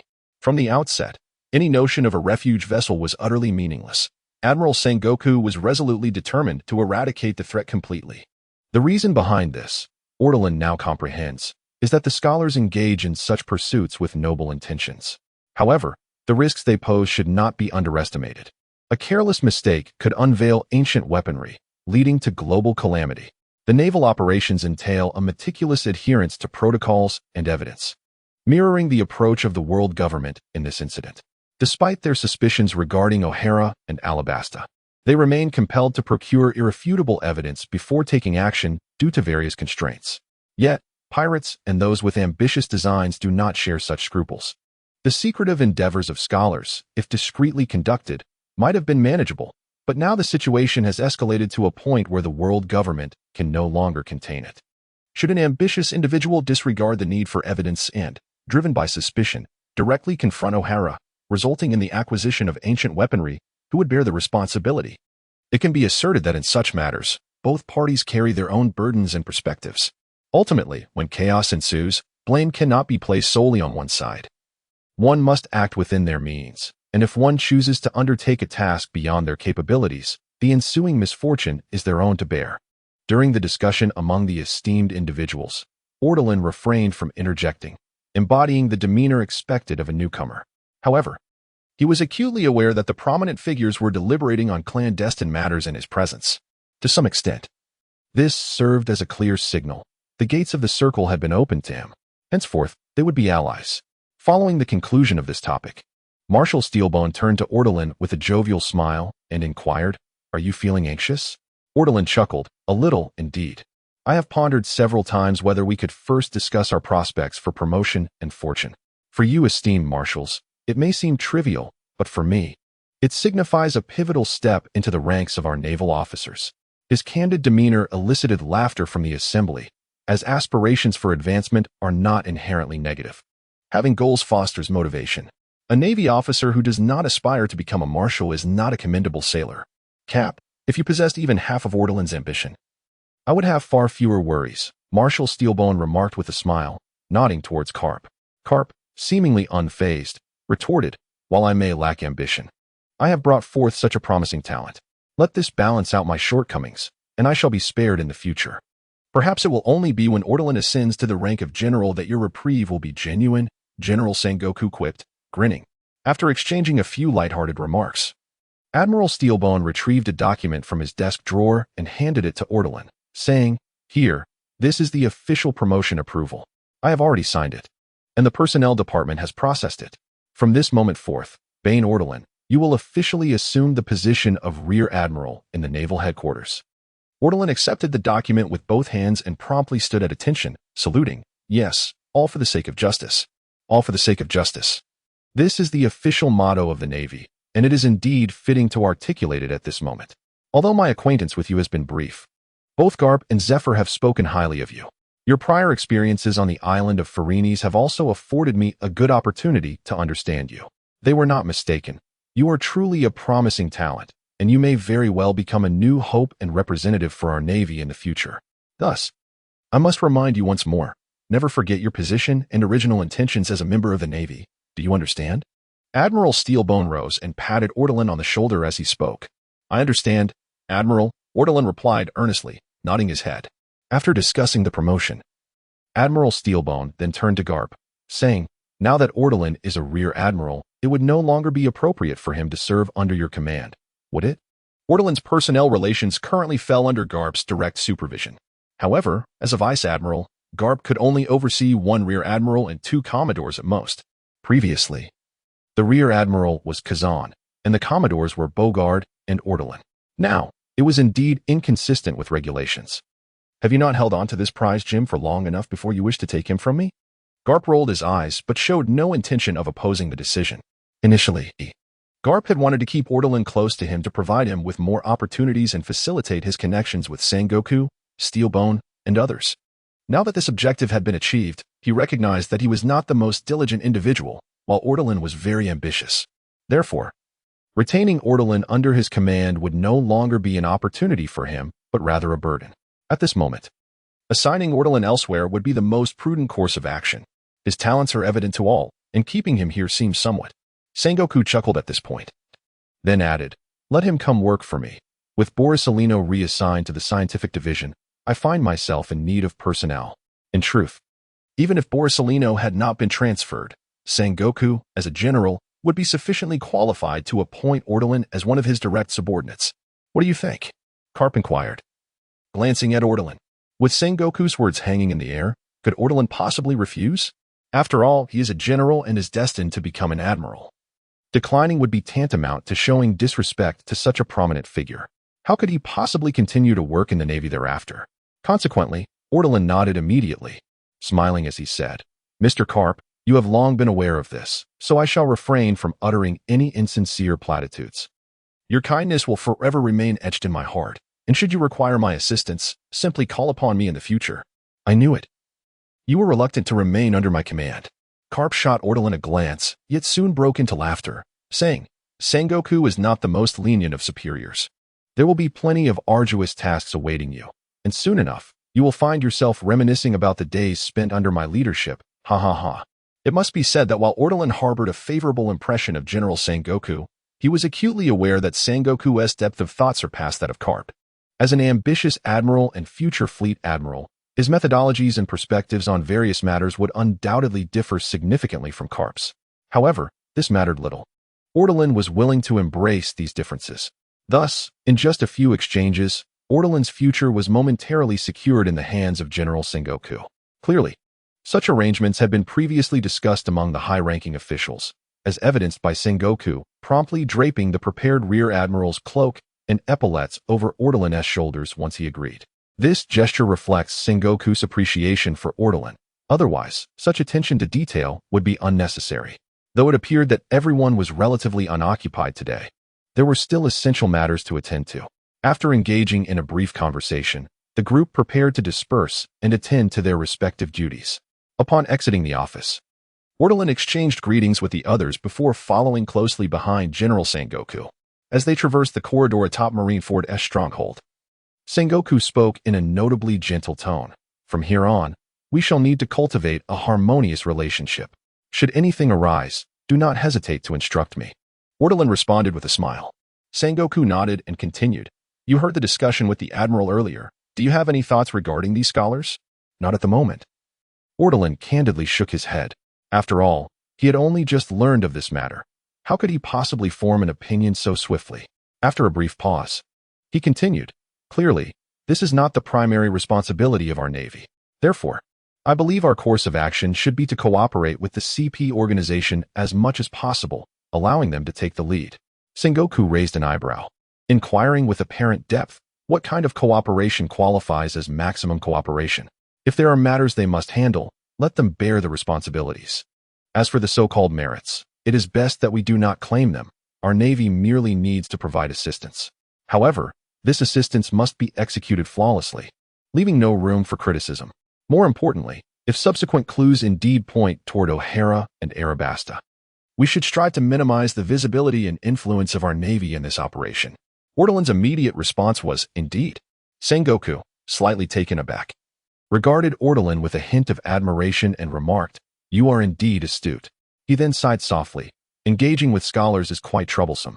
The deeper we involve ourselves, regardless of the outcome, it adversely affects our Navy's image, yielding no benefits.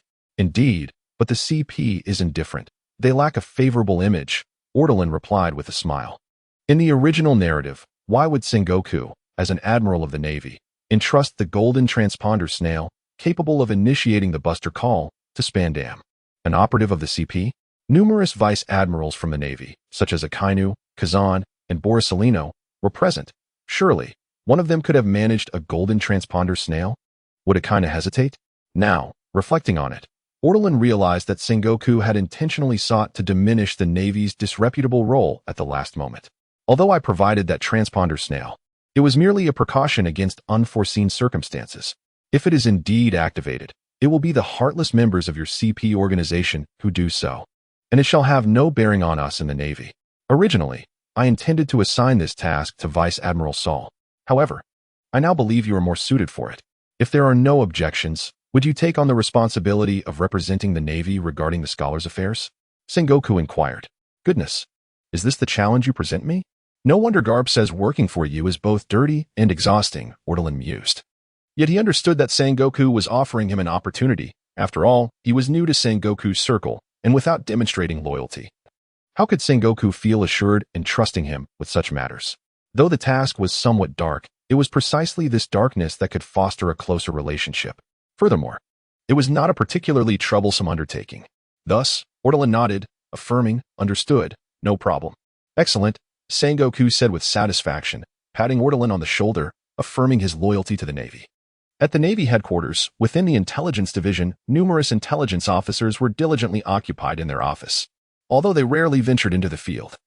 Sifting through vast amounts of information to extract valuable intelligence was indeed a laborious endeavor. This is evident from their generally subpar hairlines. Nevertheless, their work atmosphere is rather pleasant. After all, the office boasts a figure known as the Naval Flower, Gun, who undoubtedly inspires envy among many in the Navy regarding their work environment. At this moment, Gun is diligently attending to the documents at hand, occasionally furrowing her brow. Yet even in such concentration, she exudes a unique charm, as everyone quietly attends to their tasks. The door to the intelligence department is suddenly pushed open. Ortolan peeks inside, surveying the room until he spots Gun, and with a cheerful wave, he beckons her over. Upon hearing his voice, Gun looks up and, upon recognizing Ortolan, a smile graces her face. She nods and rises to approach him. Once Gun has left the office, some Navy personnel begin to inquire amongst themselves, who is that? They seem to have a close relationship with the esteemed Gun. You don't know who that is and you're involved in intelligence? That's Bane Ortolan, a natural type user of the Thunderfruit, often referred to alongside Vice Admirals Kazan and Sakazuki as one of our Navy's 4 monster newcomers. He was recently making headlines in the newspapers, one replies. Ah, I see. He is the one whose promotion speed is rivaling that of Admiral Zephyr, right? Another asks. Indeed. He has been in our Navy for less than 2 years and has already risen to the rank of Rear Admiral.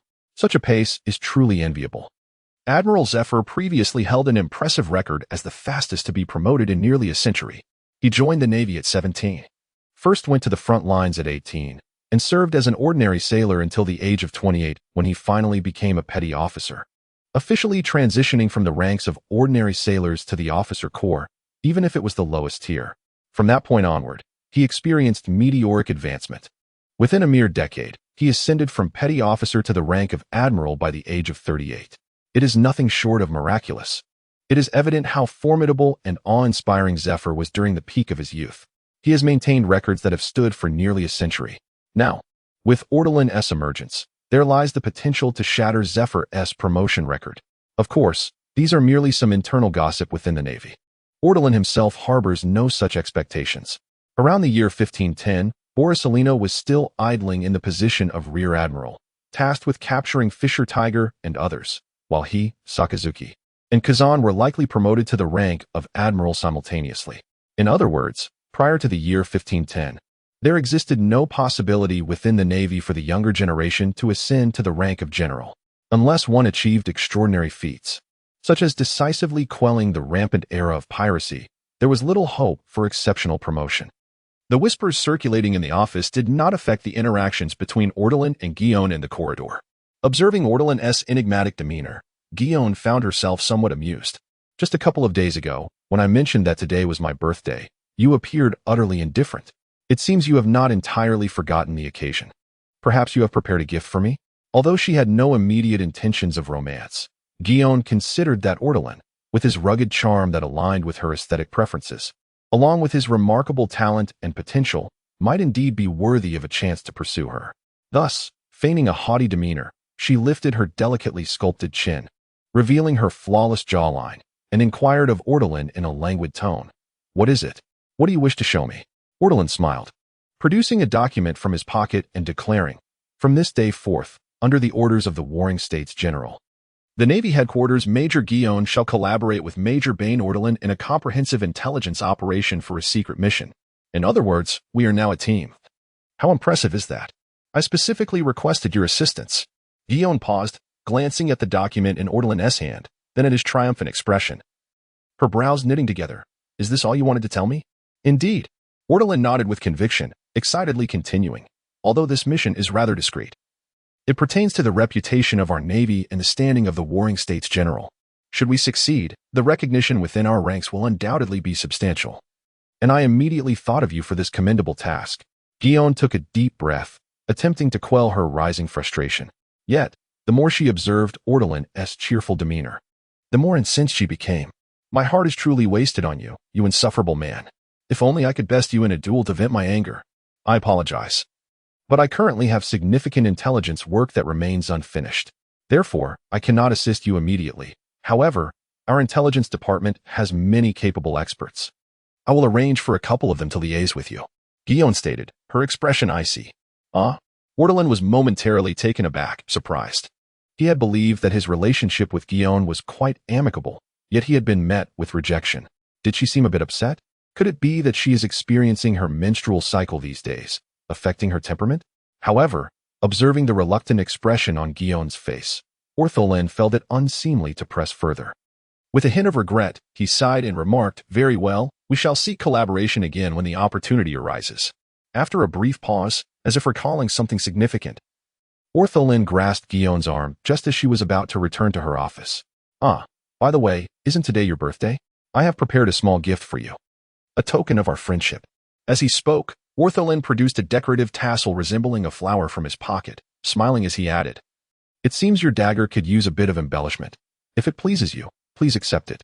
Guillaume examined the tassel in her hand, shaped like a hyacinth, whose floral language signifies victory.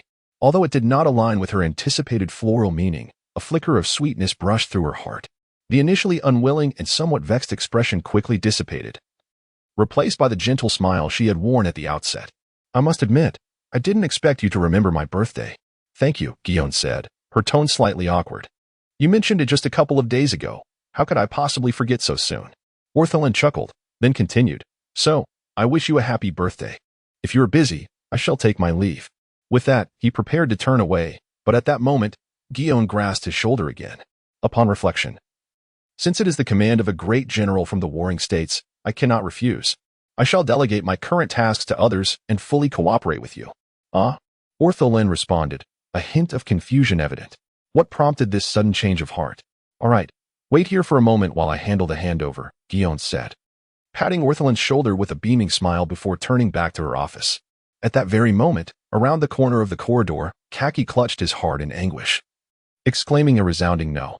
He had arrived earlier than Ortolan and had sought to present a carefully prepared gift to Guillaume, intending to confess his feelings along the way. However, Guillaume had declined, stating she never accepted gifts on her birthday. Yet Khaki did not relinquish hope. He planned to wait for her to finish work and invite her to dinner. It was then that he witnessed the scene with Ortolan. Suddenly, Khaki cried out, catching Ortolan off guard. Turning around, he saw Khaki kneeling on the ground, howling at the heavens, nearly leading Ortolan to believe that Yuan was there lamenting his inability to solve a math problem. "What on earth are you doing?" Ortolan exclaimed, almost startled into a heart attack. He glared at Khaki.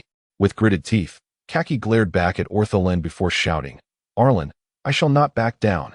2 minutes later, Khaki, covering his eyes, spoke in a flat tone, "Well, if there's nothing else, I shall take my leave."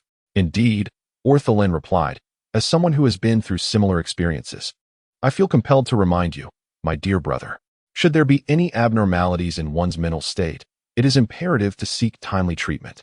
This is the only way to ensure a swift recovery and avoid the potential escalation into a more serious condition." Orton gently massaged his wrist and kindly patted Kaki's shoulder, offering his advice. Kaki's lips twitched slightly as he nodded in acknowledgement, replying, "Understood." As a rear admiral, Orton finally no longer needed to rely on Captain Karp's warship, for he now possessed a vessel of his own. The warship glided across the azure expanse of the ocean, with Ortolan pacing back and forth at the bow, intently surveying the vessel's prow. Moments later, Ji-Yuan approached, cradling a cup of coffee, and inquired with a hint of curiosity, "What is it that captivates your attention?" "I am contemplating whether to adorn my ship with a figurehead akin to Mr. Cap's, for a touch of distinction," Ortolan replied, stroking his chin with earnestness. Ji-Yuan, recalling Cap's ship, responded, "As long as you refrain from adding a dog's head, it should be fine. That vessel of young Cap is simply hideous." "Ah?" Ortolan paused, taken aback. "I actually find that canine-headed warship quite striking." After a brief moment, he continued, "What if I were to add a bull's head instead? Wouldn't that suit me splendidly?" "That might be acceptable, but do keep in mind that such personal embellishments are not covered by repairs. Should it sustain damage in battle, you would have to bear the expenses upon returning to Marineford for repairs," Ji-Yuan cautioned. "Is that so?" "As a rear admiral of the Navy, I cannot even claim a figurehead." Ortolan's astonishment grew. "Weren't we promised substantial benefits within the Navy? Are they merely deceiving us? I neither indulge in rice crackers, smoke cigars, nor keep goats, and now they deny me reimbursement for a figurehead? Is there no law governing the Navy?" Yet, upon reflection, he considered that those indulging in such luxuries were either heroic naval officers or high-ranking admirals, seemingly above reproach in their expenditures. Enough of that. It is merely a trivial figurehead. What purpose does it serve? If I were to encounter an adversary, they would recognize me from afar and flee in terror, leaving me to pursue them. Ortolan concocted a flimsy rationale to dismiss the notion. "It is not due to the inconvenience of personal expense, but rather an impediment to my pursuit of justice." Ji-Yuan found Ortolan's penny-pinching demeanor amusing and remarked, "You have been with the Navy for nearly 2 years, starting as a colonel in our headquarters, and now you are a rear admiral. My impression is that you have lived comfortably, residing in young Cap's courtyard, with little extraneous expenditure. Surely you must have amassed a decent savings by now. Why the frugality? Besides strength, wealth also fortifies a man's stature. Do you understand? I aspire to immerse myself fully in the pursuit of justice. Yet the meager savings I have now are hardly sufficient to make a splash. I must consider how to earn more in the future." Ortolan shook his head, his expression grave. "In such a vast and formidable structure as the Navy, what core control measures does the world government employ to manage it? Compelling the Navy to struggle in the mire and comply obediently? This answer is rather simplistic and blunt. It concerns military expenditure. During the war, the naval headquarters summoned 100,000 officers of various ranks from around the globe to participate in this conflict. These individuals constitute the genuine leadership of the military. A major, for instance, would typically command a battalion of at least 100 personnel, wouldn't they? Otherwise, what prestige would the Navy possess? Thus, when calculated in this manner, it can be said that a naval force on a global scale must possess a military strength of at least 10 million in order to maintain supremacy across the seas. This is not merely a multitude of chives. Rather, it comprises countless mouths yearning for sustenance. This illustrates that the naval expenditure is astronomical, with annual cost reaching staggering figures. Not to mention the maintenance expenses for bases across various seas, the costs of weaponry and ammunition, and the upkeep and modernization of warships, alongside compensation for combat casualties and various welfare benefits. At present, it is evident that only the world government possesses the capacity to manage such a colossal naval force. And it is precisely because they can sustain the Navy that they can afford to be so carefree in Mariawa, allowing the celestial dragons to act with such impunity. For they command the most formidable military. Analyzing from this perspective clarifies why the celestial dragons exhibit such brazen absurdity. They have secured the most potent power in the world through various means, and each of them embodies a sense of nationalism, refraining from consuming beef, which seems entirely reasonable. If Ortal N were to occupy that position, he too would find it difficult to resist such temptation. Furthermore, tracing back to the roots, his aspiration to become the embodiment of justice might not be devoid of the notion of replacing what exists. There is, after all, a hint of that. Why should you be exempt from consuming beef? As a bull of the fur tribe, it seems most logical for me not to partake in beef. If one does not wish to follow the path of a warring States General and instead aims to gain control over the Navy, transforming it into a navy of generals and marshals, rather than that of the celestial dragons from Mariawa. One must first address the issue of military funding. Currently, it appears insurmountable, yet in the future, solutions may emerge. Whether it be the so-called world's wealthiest, the Golden Emperor Guild Tesoro, who controls a quarter of the world's financial flow, or the fallen celestial dragon Don Quixote da Flamingo, both possess relevant capabilities. Fortuitously, both harbor significant animosity towards the celestial dragons, making them potential allies, and notably, they lack the personal prowess to transcend their limitations. Thus, they find themselves compelled to seek the support of others in pursuit of transformative opportunities. In this regard, Ortolan may indeed fulfill their needs. Furthermore, Ortolan has even devised a plan for the initial funding. On the floating island, that fabled land of gold from 4 centuries ago, lies a treasure trove of gold sufficient to fill an entire city. As a form of hard currency, gold possesses intrinsic value alongside its status as an antique, representing an immense wealth. While it may not sustain the extensive military expenditures of a naval system for an extended period, it undeniably serves as ample initial capital. However, these matters are not for a mere rear admiral to contemplate. Acquiring such wealth would pose storage issues, and there is a risk of confiscation if discovered. Ultimately, I might be left with nothing more than a banner and the honorary title of Outstanding Naval Officer, which is hardly a worthwhile exchange. I must at least await my reassignment to a naval base, where I can establish a secure environment amongst my own. Ortolan mused to himself. It remains true that these affairs are beyond the purview of a single rear admiral. At most, he can only entertain such thoughts internally.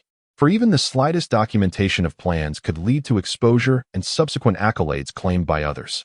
Just as Ortolan was lost in these various musings, the warship gently glided into the harbor of an island, where vessels adorned with the flags of the world's governments lay anchored, unmistakably within a secluded and restricted isle, devoid of any foreign ships. Here lies Judicial Island, one of the 3 bastions of justice, not far from the Navy headquarters at Marineford. By traversing the gates of justice and riding the unique cyclic sea currents, one can swiftly arrive at this island, which also serves as the headquarters of CP9. The Trinity of Justice, a system of 3 interconnected fortresses, was meticulously planned and constructed over 8 centuries ago, at the dawn of the world government. At the forefront stands Marineford, followed closely by Judicial Island and the recently occupied Impel Down, where the infamous Red Count has taken residence. These 3 islands are linked by artificial whirlpool currents created at the gates of justice, facilitating rapid communication and support among them within a mere 30 minutes to an hour. This is the essence of the Trinity system. Should one island encounter trouble, the others can provide immediate aid. For centuries, the Trinity of Justice has claimed to be impregnable, with both Judicial Island and Impel Down boasting of never having been breached. However, Ortolan harbored little faith in such so-called impenetrable walls. The family of the esteemed Zepha had perished at the hands of pirates within the living quarters of Marineford, and Judicial Island had been rendered inoperative by the Straw Hat pirates, who had set sail less than a year prior. As for Impel Down, it required no further elaboration. Clearly, the notion of invulnerable fortifications was mere bluster. Ultimately, it all boiled down to human capability. As the naval vessels docked, Ortolan noticed a group of impeccably dressed individuals awaiting his arrival at the port. Huh? Ortolan inquired, puzzled by the scene before him. Isn't it said that our Navy does not share the best of relations with CP? Why is there a welcoming ceremony?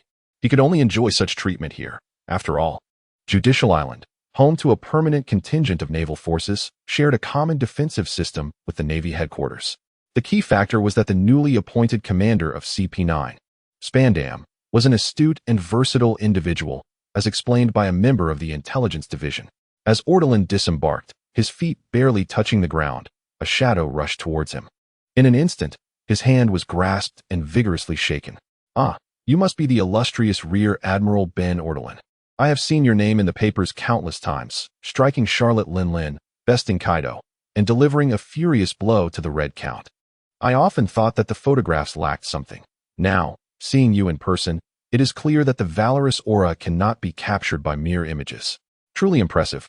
A pleasure to meet you. A flurry of flattery nearly left Ortolan in a daze. To be honest, this was the first time he encountered such a situation, and it was surprisingly delightful. Upon closer inspection, the individual before him bore a cunning expression, yet donned a black suit that lent him an air of shrewd competence. That face, Ortolan recognized it well, belonged to Spandam, the commander of CP-9, who was none other than the inept father of Spandam from the original tale. However, Ortolan had always perceived Spandam as a rather ineffectual character. How was it that his flattery was so swift, nearly dazzling him? Was this the result of practice making perfect? No wonder Guillaume referred to him as a human genius. As a member of the CP organization, he displayed such smoothness when dealing with the Navy. Truly deserving of the term versatile. As the saying goes, one does not strike a smiling face, especially since Ortolan bore no grudge against him. Thus, he adorned his own visage with a warm smile and remarked, "You flatter me, Commander Spandam. I am merely a newcomer in the Navy, unworthy of such accolades. It is you, Commander Spandam, who exudes shrewdness and excellence. I hope that in the forthcoming tasks, we can collaborate closely to uphold justice and bring all evildoers to account." Ortolan's words took Spandam by surprise. Given the rigid relationship between the Navy and CP, coupled with the Navy's general disdain for CP personnel, Spandam had prepared himself for some sharp retorts before Ortolan's arrival. He anticipated that Ortolan would extend such courtesy towards him. It was a worthy effort on his part to lower his status to foster good relations. Indeed, Spandam, as the commander of CP-9, should enjoy the rank equivalent to a rear admiral within the Navy's hierarchy, while Ortolan had only recently been promoted to rear admiral, resulting in a distinct difference in their standings. Indeed, we are both serving the world government, and collaboration is essential, Spandam responded, then promptly turned to greet Guillaume. However, he maintained a sense of decorum. While being warm and proactive with Ortolan, he was less enthusiastic in his handshake with Guillaume. Nevertheless, Guillaume was not a domineering individual. Though he did not offer flattery as Ortolan did, he afforded Spandam ample respect. Before long, after a brief exchange, Spandam led Ortolan and the others into the island. He was a man of action, which explained how he had attained the position of CP-9 commander at such a young age. Even within the CP organization, one can ascend the ranks continuously, and later, with such qualifications and connections, one could forcibly elevate their inept offspring to the position of commander of CP-9. Thus, as Spandam walked, he remarked, "With the cooperation of your Navy, I am confident that we will swiftly resolve this scholar's case." Previously, we were. Ortolan listened attentively, interjecting occasionally to inquire about specific details.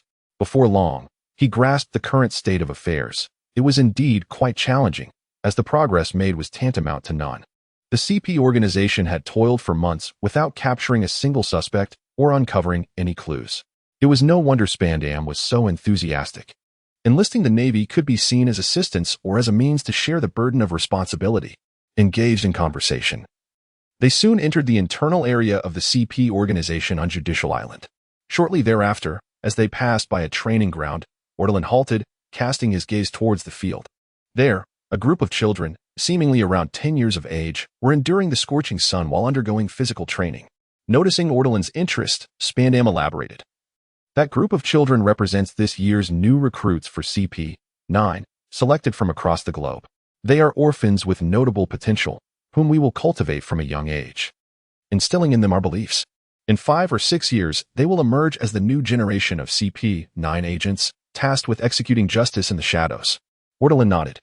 Yet his gaze remained fixated on one particular child, who appeared quite tender, likely not even 10 years old. Nevertheless, that youthful visage stirred a sense of familiarity within Ortolan. Rob Lucci, later renowned as the most gifted and formidable individual in CP-9 over the past 8 centuries. The claim of being the strongest is debatable, perhaps merely a rallying cry to inspire enthusiasm. However, he indeed possessed remarkable talent, and as an ordinary Zoan-type devil fruit user, he became the most formidable adversary encountered by the Straw Hat Pirates. His subsequent appearances were noteworthy as well. In terms of performance, Lucci's prowess was not particularly dazzling, yet it could not be considered lacking either. This is quite understandable. Ortolan believes that it is due to Lucci's life experiences that his talents and gifts have not been fully realized. Consequently, his subsequent level of strength does not quite match his renown. If I recall correctly, this young man began undertaking various missions at the tender age of 13, and the tasks assigned by the CP agency primarily revolved around intelligence operations. Therefore, it is highly probable that Lucci had to remain undercover for extended periods during assignments. For instance, during the mission in Water 7, he assumed the role of a shipwright and remained in disguise for a remarkable 7 years. Throughout these 7 years, He dedicated himself to repairing and constructing ships, ultimately becoming a renowned master shipwright in Water 7. Just imagine, disregarding his previous missions. Had Lucci spent those 7 years honing his skills instead of laboring in a factory, his prowess would undoubtedly not be lacking. Consequently, upon encountering Lucci, Ortolan found himself momentarily at a loss. This was a promising talent, and keeping him within the CP agency would only squander his gifts. On the contrary, if he were to fall into Ortolan's hands, who knows, he might truly cultivate him into a powerhouse akin to a fleet admiral, especially considering that Lucci likely has not yet consumed a devil fruit. At the very least, he would certainly be at the level of an elite vice admiral, making this a surefire investment. Furthermore, Spandam mentioned that this batch of recruits had just arrived this year, implying they have not yet been brainwashed into becoming mere tools, making them perfect candidates. Upon seeing these vibrant new recruits, Ortolan felt a sense of optimism regarding the future of our world government.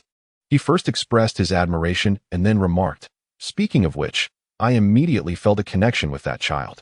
Just as I have recently been promoted to Rear Admiral, I find myself in need of a capable aide. If Lord Spandam is willing to part with him, might it be possible for that young lad to accompany me?" Spandam was somewhat taken aback. After all, the Navy recruits far more personnel annually than they do, making it rather audacious to attempt to poach someone on their very first meeting. However, as an intelligence officer, he had conducted a thorough investigation into Ortolan before his arrival and was well aware of this young man's impressive background. He is closely associated with the Naval Hero Garb, a direct disciple of Admiral Zifa, and is currently a subordinate of Admiral Sengoku. Moreover, he has established connections with Fleet Admiral Steelbone on Flevance Island, all while demonstrating remarkable talent and formidable strength. It is likely that within a few years, he will become a significant figure within the Navy. From both a personal and relational standpoint, he is undoubtedly a worthy investment. As the saying goes, enhancing beauty is less valuable than providing timely assistance. Ortolan is just beginning to take flight, and now is the opportune moment to forge a relationship with him, maximizing the potential for mutual benefit. This is precisely why Spandam has managed to navigate the inner workings of the world government so effectively. On one hand, there is indeed capability. On the other, is it not merely adeptness at speculation? The relationship between the Navy and CP must maintain a rigid stance, and this is undoubtedly the prevailing theme. However, simultaneously, there exists a need for a lubricant that facilitates cooperation without conflict, and this lubricant is of utmost significance. Spandam has recognized the importance of this lubricant and is diligently striving to enhance its role. After all, there are numerous CPs with strained relations with the Navy. Yet those with smooth interactions are a rare commodity. The distinction between becoming a rarity and remaining commonplace is profound in terms of their influence and importance. Thus, after a brief contemplation, Spandam chuckled and remarked, "We are all serving the world's government. We are essentially one family. What need is there for divisive language? Whether it is the Navy or our CP, we are all in pursuit of justice.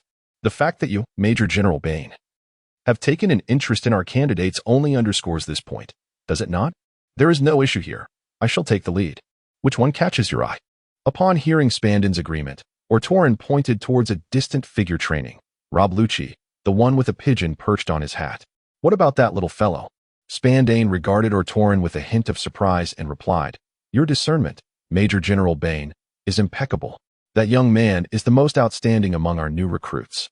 Were it anyone else, I would be reluctant to part with him. However, since it is you who has made the request, there is no problem. This group of newcomers has indeed only recently arrived. Although Lucci has exhibited the best performance among them, he has yet to earn the title of the strongest, as his talents have not been completely recognized by the CP organization. Hence, Spandam readily acquiesced. Otherwise, there might have been some turbulence." As he spoke, Spandam issued a few instructions to a subordinate nearby, who promptly departed for the training grounds. Before long, Lucci appeared, a look of bewilderment adorning his face. Rob Lucci.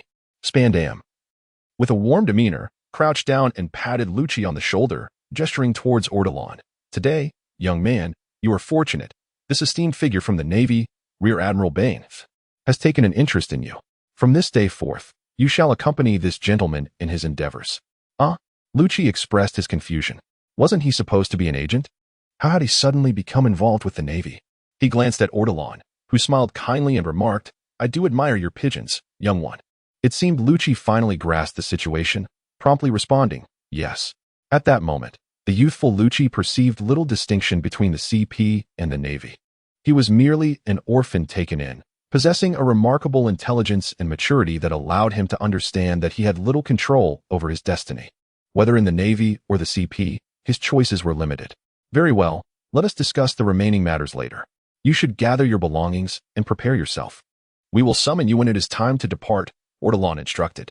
Once the affairs concerning Lucci were settled, Spandam continued to lead Ortolan and the others to the CP-9 office building, where they formally commenced their scholarly mission, engaging in a series of discussions and exchanges of intelligence. Due to the presence of suspects, we have already undertaken some infiltration investigations in Alabasta and O'Hara. Progress in Alabasta has been quite satisfactory, however. The scholarly organization in O'Hara presents some challenges. After all, to gain entry among them requires substantial knowledge and qualifications, which cannot be cultivated in the short term, Spandam stated. Seated at a cluttered desk laden with documents, a hint of exasperation in his tone. As Ortolan perused the files in hand, he too expressed his sentiments. Moreover, given the significance of this matter, it is likely that even within O'Hara's scholarly organization, only a select few whom they trust implicitly can partake in such undertakings. Indeed, thus the prospect of achieving an internal breakthrough from these two suspects in a short time is slim. It is even possible that they are not the culprits at all. Consequently, we must continue to focus on the illicit research vessels operating externally, as this remains the optimal solution. In this regard, our CP personnel are indeed outnumbered by your Navy. We frequently encounter intelligence but lack the capacity to swiftly mobilize forces for apprehension. Hence, we ultimately decided to collaborate with your Navy. Spandam nodded and, after a brief pause, lowered his voice to say, moreover, according to our investigations, it is highly probable. At this point, Spandam hesitated slightly, prompting Ortolan to furrow his brow and inquire, what troubles you? Spandam, feigning reluctance, replied, it is not my intention to slander or incite discord. But we have indeed uncovered evidence suggesting that the Free Brigade may also be in search of this group of enigmatic scholars. As you are aware, the situation with the Free Brigade is rather peculiar. It was previously inconsequential. But last year they launched an attack on the member states and are now classified as an illegal organization. The leader of the Free Brigade is that fellow, Dolag. And Ortolan is affiliated with Kapu. No wonder Spandam chose to present his remarks with such pretentiousness. Although Ortolan was somewhat taken aback by Dolag's potential involvement, he did not find it particularly shocking.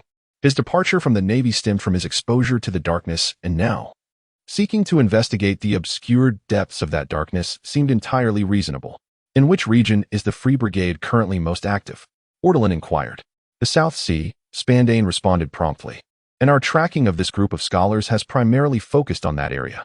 Of course, we cannot rule out their activity in other seas, as the historical texts they are investigating are scattered across the globe. The South Sea, you say? Ortolan mused, stroking his chin thoughtfully. The next 2 years in the South Sea promise to be quite tumultuous, altering the fates of many. For instance, Bartholomew Bear is likely in the Kingdom of Sol Bay in the South Sea, now serving as a priest. In just over a year, Dolag and Ivanov will lead the Free Brigade in an assault on the Kingdom of Sol Bay. Such an assault on the nation, given the current scale of the self-proclaimed brave army, undoubtedly cannot be executed impulsively. There must have been extensive preparations in the lead-up. Over the course of a year or so, it would be reasonable to assume that significant groundwork has been laid, which explains the recent heightened activity of the self-proclaimed brave army in the South China Sea. Similarly, it seems that this has transpired within the last couple of months. Ortolan believes that Roger should have located Lavdr by now, thus fulfilling his ambition to become the Pirate King. After disbanding the Roger Pirates, he ventured alone to Bartolira Island in the South Sea, where he married and started a family with Luju. Upon closer inspection, the South China Sea indeed presents itself as a splendid destination, where one might encounter the wayward offspring of carp, known as Dorak, and potentially uncover the whereabouts of the scholarly team from O'Hara.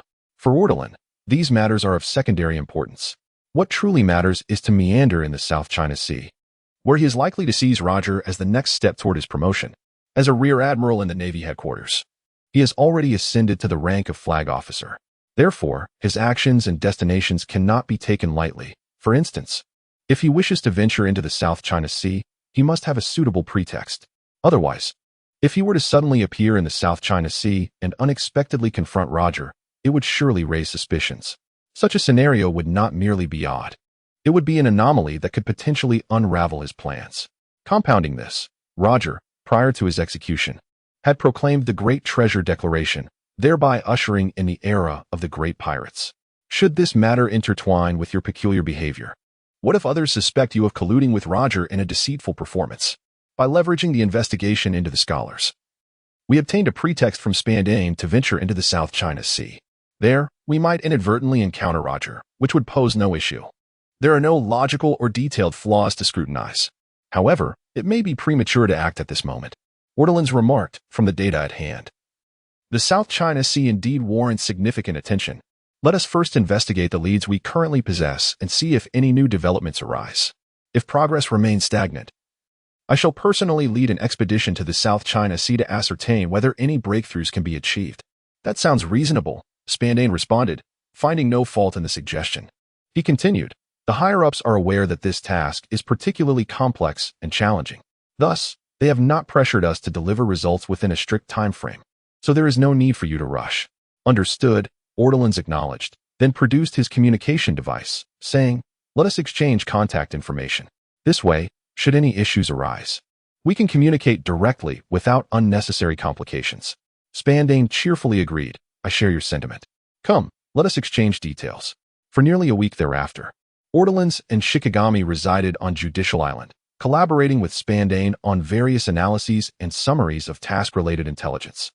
It was not until near the end of the year that Ortolans and Shikigami, accompanied by Rob Lucci, boarded a warship to return to Navy headquarters at Marine Ford for the New Year celebrations. In recent days, the Naval Headquarters, an institution traditionally characterized by its solemnity and brutality, has been imbued with a buoyant atmosphere. Everyone is bidding farewell to the tumultuous year of 1496, filled with hope as they prepare to welcome the impending arrival of 1517. Yet, Ortolan is acutely aware that 1517 will not be tranquil due to Roger's ascension to kingship, and shortly thereafter, the tumultuous tide of the Great Pirate Era. A tempestuous epoch of 20 years will soon descend upon them. Although the new year is just past, the Naval Headquarters remains alive with a bustling energy. Such a formidable institution cannot grant the entire Navy a holiday. At this moment, Ortolan is seated on a sofa in the office of Admiral Sengoku, engaged in conversation. Thus, considering the intelligence provided by CP, it appears that the focus of our next mission will be in the South China Sea.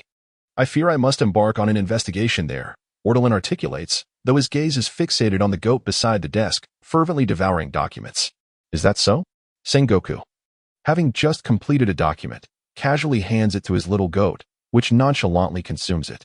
You should be aware that this will be your first time undertaking a mission so far from headquarters. While the South China Sea may not compare to the Grand Line, you must remain vigilant. I understand, Ortolan nods, responding softly.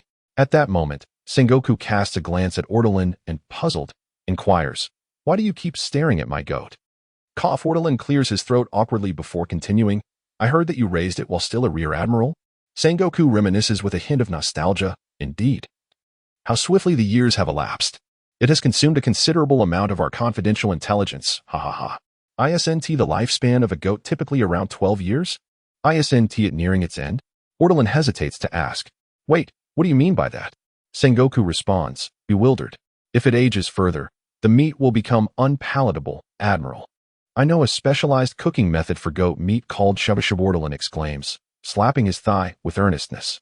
Sengoku, momentarily taken aback, retorts in exasperation, to be precise. It is a senior member of the Navy, and you dare suggest eating it? Surely the Admiral would be curious to taste the meat of a goat raised on medicinal herbs and high-quality naval documents. It could very well be a culinary delicacy of unparalleled excellence. Ortolan replies with eager anticipation. Sengoku, initially vexed, glances at his little goat once more, stroking his braided beard, and muses, that might not be quite appropriate, would it? Utilizing resources to their fullest, as members of the Navy, we must preserve our useful selves to uphold justice. Indeed, nourishment through food surpasses that attained from medicine, thus fostering our well-being. Only when we are healthy can we better safeguard justice. As a venerable senior in the Navy, I believe that when the opportunity arises, he would willingly dedicate himself to our noble cause. Retolerant stated with righteous conviction. The warring states fell into a moment of silence. Just as he was about to speak, the office door was forcefully swung open. Immediately, Chief Strategist Ahi entered with a grave expression. This situation interrupted the discussion between Ortlorn and Sengoku regarding the culinary preparations for goat. Upon seeing the expression of Chief of Staff Ahi, Sengoku furrowed his brows and inquired, "What is it? Why the serious demeanor?" "Roger Pirates," Chief of Staff Ahi replied solemnly. "The Roger Pirates have discovered the legendary final island, Laugh Tale. This news has begun to circulate in the New World. It is said that they have disseminated it themselves. Furthermore, we have observed their movements. It appears they are on their way to rendezvous with the Whitebeard pirates. Given the timing, the convergence of these two pirate crews is unlikely to be peaceful." "What?"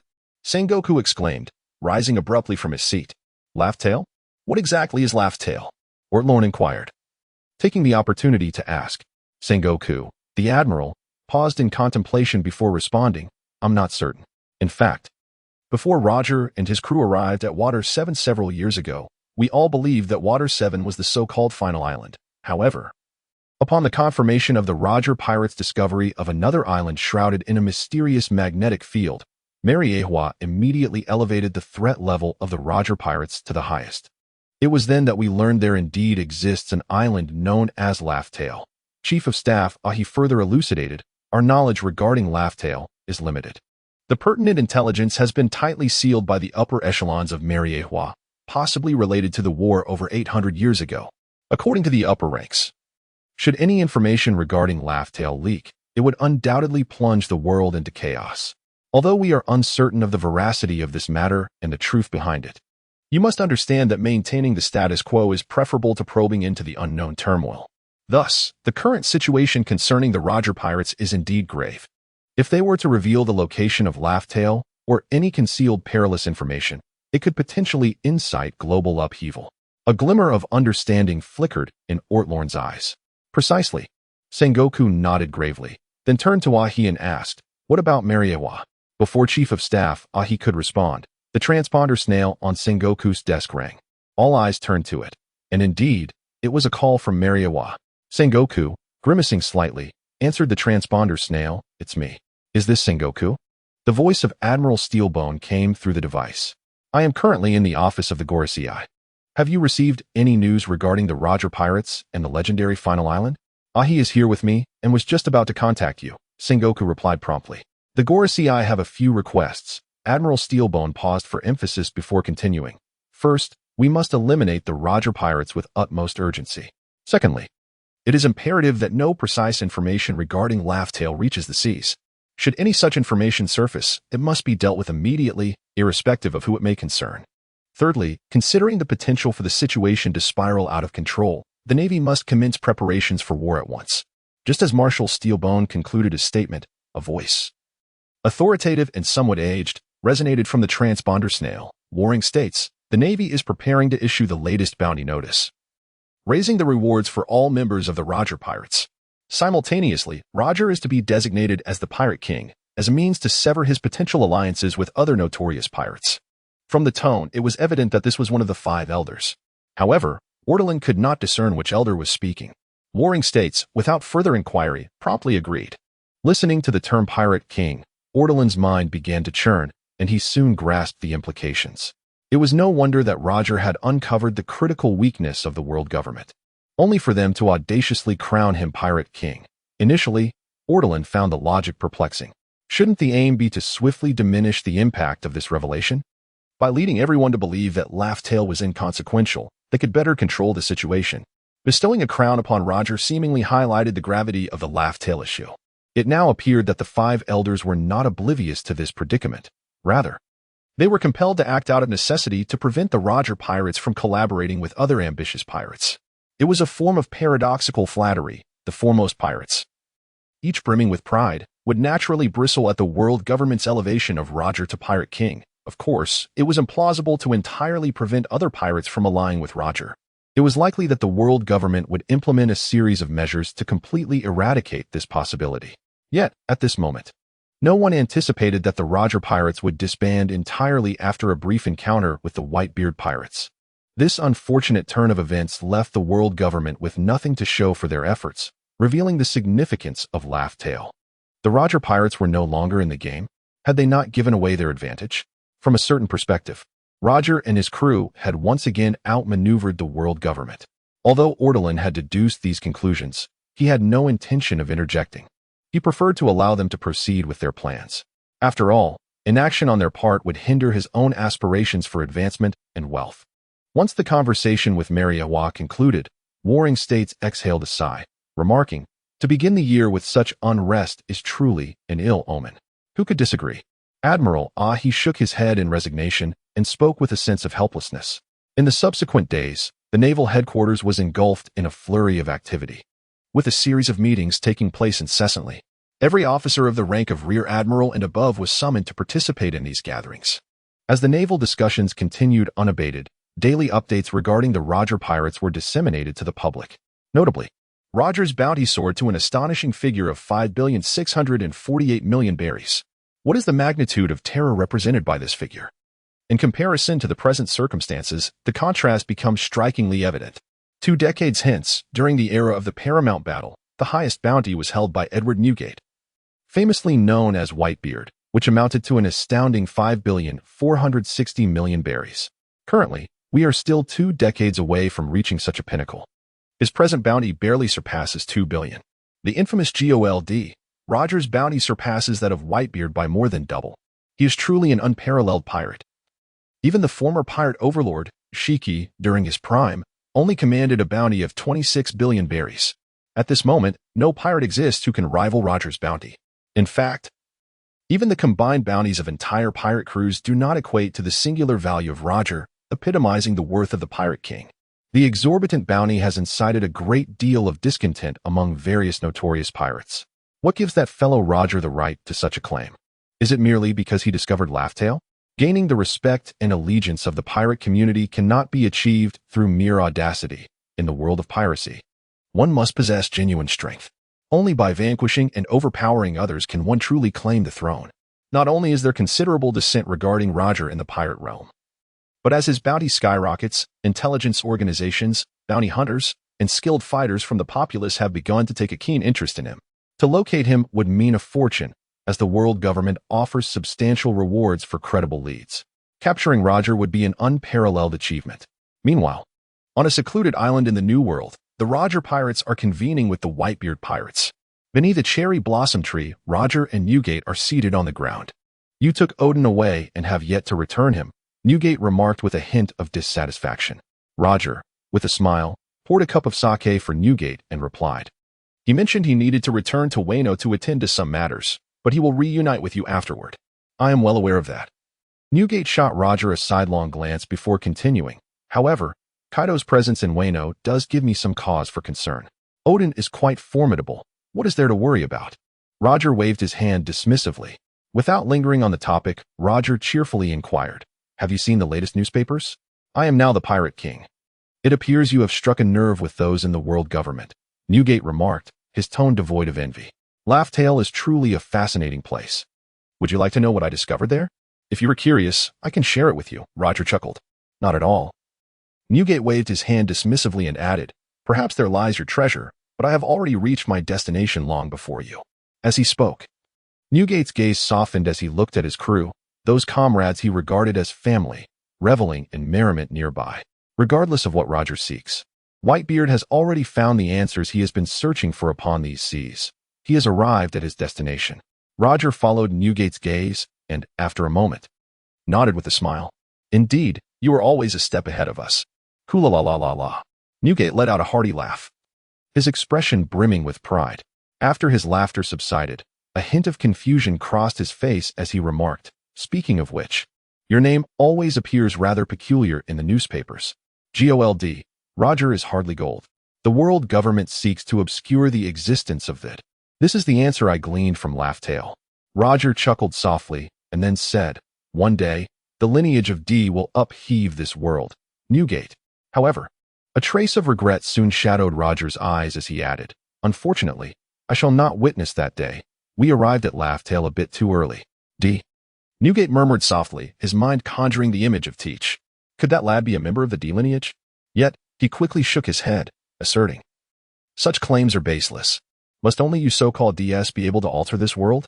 Though I harbor no such aspirations, I vehemently reject your absurd assertion." Roger paused, and after a moment, replied with a smile, "Indeed. Is it true that only the D lineage can transform the world? Such a notion seems excessively arrogant." Newgate inquired, "So? What will you do next?" "Nothing much," Roger replied, shaking his head.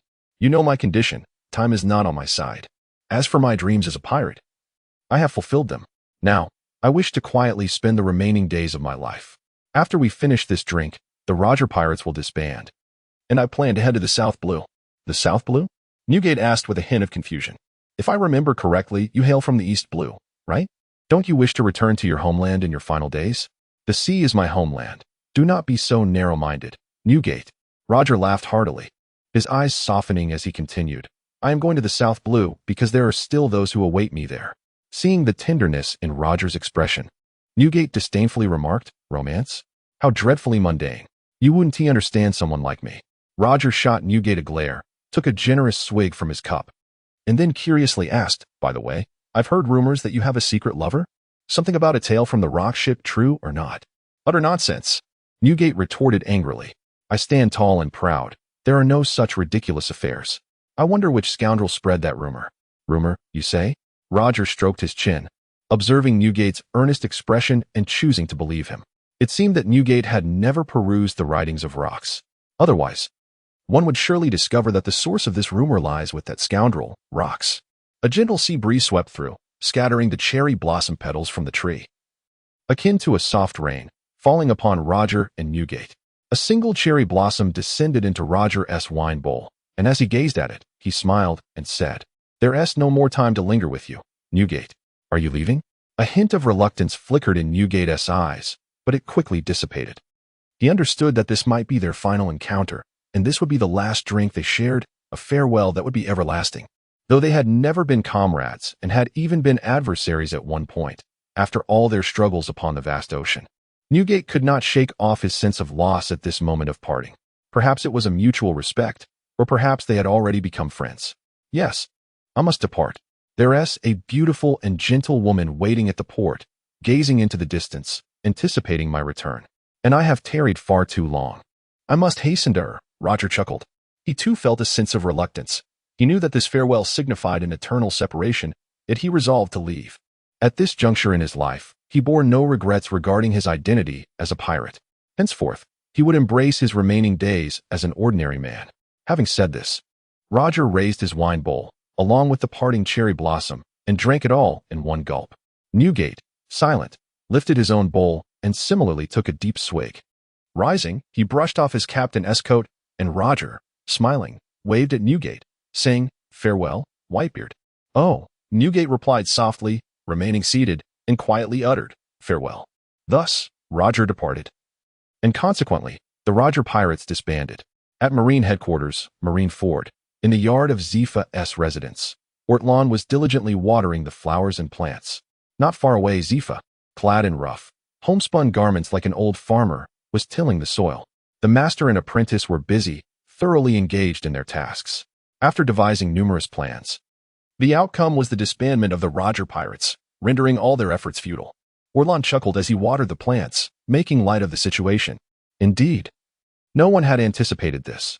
Surely, some unforeseen circumstances were at play, Zepha mused, planting a young sapling into the ground. The Roger Pirates had always been elusive, and now that they had fragmented, they would be even harder to locate. As for the unforeseen events, who could say? Ortlan shook his head, carrying a bucket of water. "Let us not dwell on their affairs. It has little to do with you," Zepha smiled. It was true. None of the missions related to Roger had fallen upon Ortlan. After their laughter subsided, Zepha inquired, "I hear you are set to depart for the South Blue soon?" "Indeed, regarding the scholars. Intelligence suggests their presence may manifest in the South China Sea," Ortlan remarked. "While I hold great faith in your capabilities, the South China Sea is not particularly perilous. Nevertheless, it is prudent to exercise caution. Before undertaking any task, one should reflect on potential oversights. Matters concerning scholars can be quite intricate, yet if executed well, they can yield significant accolades," Teacher Zephyr advised patiently. "Understood," Ortlan replied with a cheerful demeanor. He poured the water from the bucket beneath a flowering tea tree, exclaiming, "This tree is thriving beautifully. It is evident that you have nurtured it frequently, teacher." Turning his gaze to the tea tree, Teacher Zephyr's expression dimmed slightly as he murmured. This tree was planted when Mick was 2 years old. I had hoped he would grow strong and healthy, much like this tree. Had those unfortunate events not transpired back then, he would likely be here helping me water it now. Ortolan paused, a shadow of sorrow crossing his eyes. Mick was the son of Teacher Zephyr and had tragically perished. Though Ortolan had learned of this event long ago, his relationship with Zephyr had been distant at the time, leaving him unmoved. However, hearing Teacher Zephyr's words now stirred feelings of discomfort within him. I am sorry, teacher, Ortolan said with a hint of remorse. What are you apologizing for? It has nothing to do with you. I have dealt with those pirates, Zephyr replied, shaking his head gently. Yet after a brief pause, a shadow of gloom lingered in Zephyr's eyes as he added, but perhaps. He did not complete his thought, leaving Ortolan hesitant to inquire further. The circumstances surrounding Teacher Zephyr's tragedy were indeed perplexing. The naval base's living quarters had been attacked by pirates, a narrative that seemed utterly absurd. After all, even the formidable Golden Lion would falter here, and Whitebeard had met his end in this very place. The fact that a mere band of pirates could infiltrate the living quarters and precisely eliminate Teacher Zephyr's family was indeed outrageous. To assert that there were no underlying issues would be implausible. For years, figures such as Sengoku and Garp had conducted thorough investigations on Zephyr's behalf, but had ultimately uncovered nothing, which was quite strange. There were unspoken suspicions in Ortolan's mind, pondering whether this was possibly the machination of the world government. It was likely that Teacher Zephyr harbored similar doubts, but lacked evidence. Fearing that his unfounded suspicions might lead to a rift with the world government, thus playing into the hands of those schemers. Perhaps this was one of the reasons why Teacher Zephyr had begun to work with diminished effort within the Navy since that tragic event.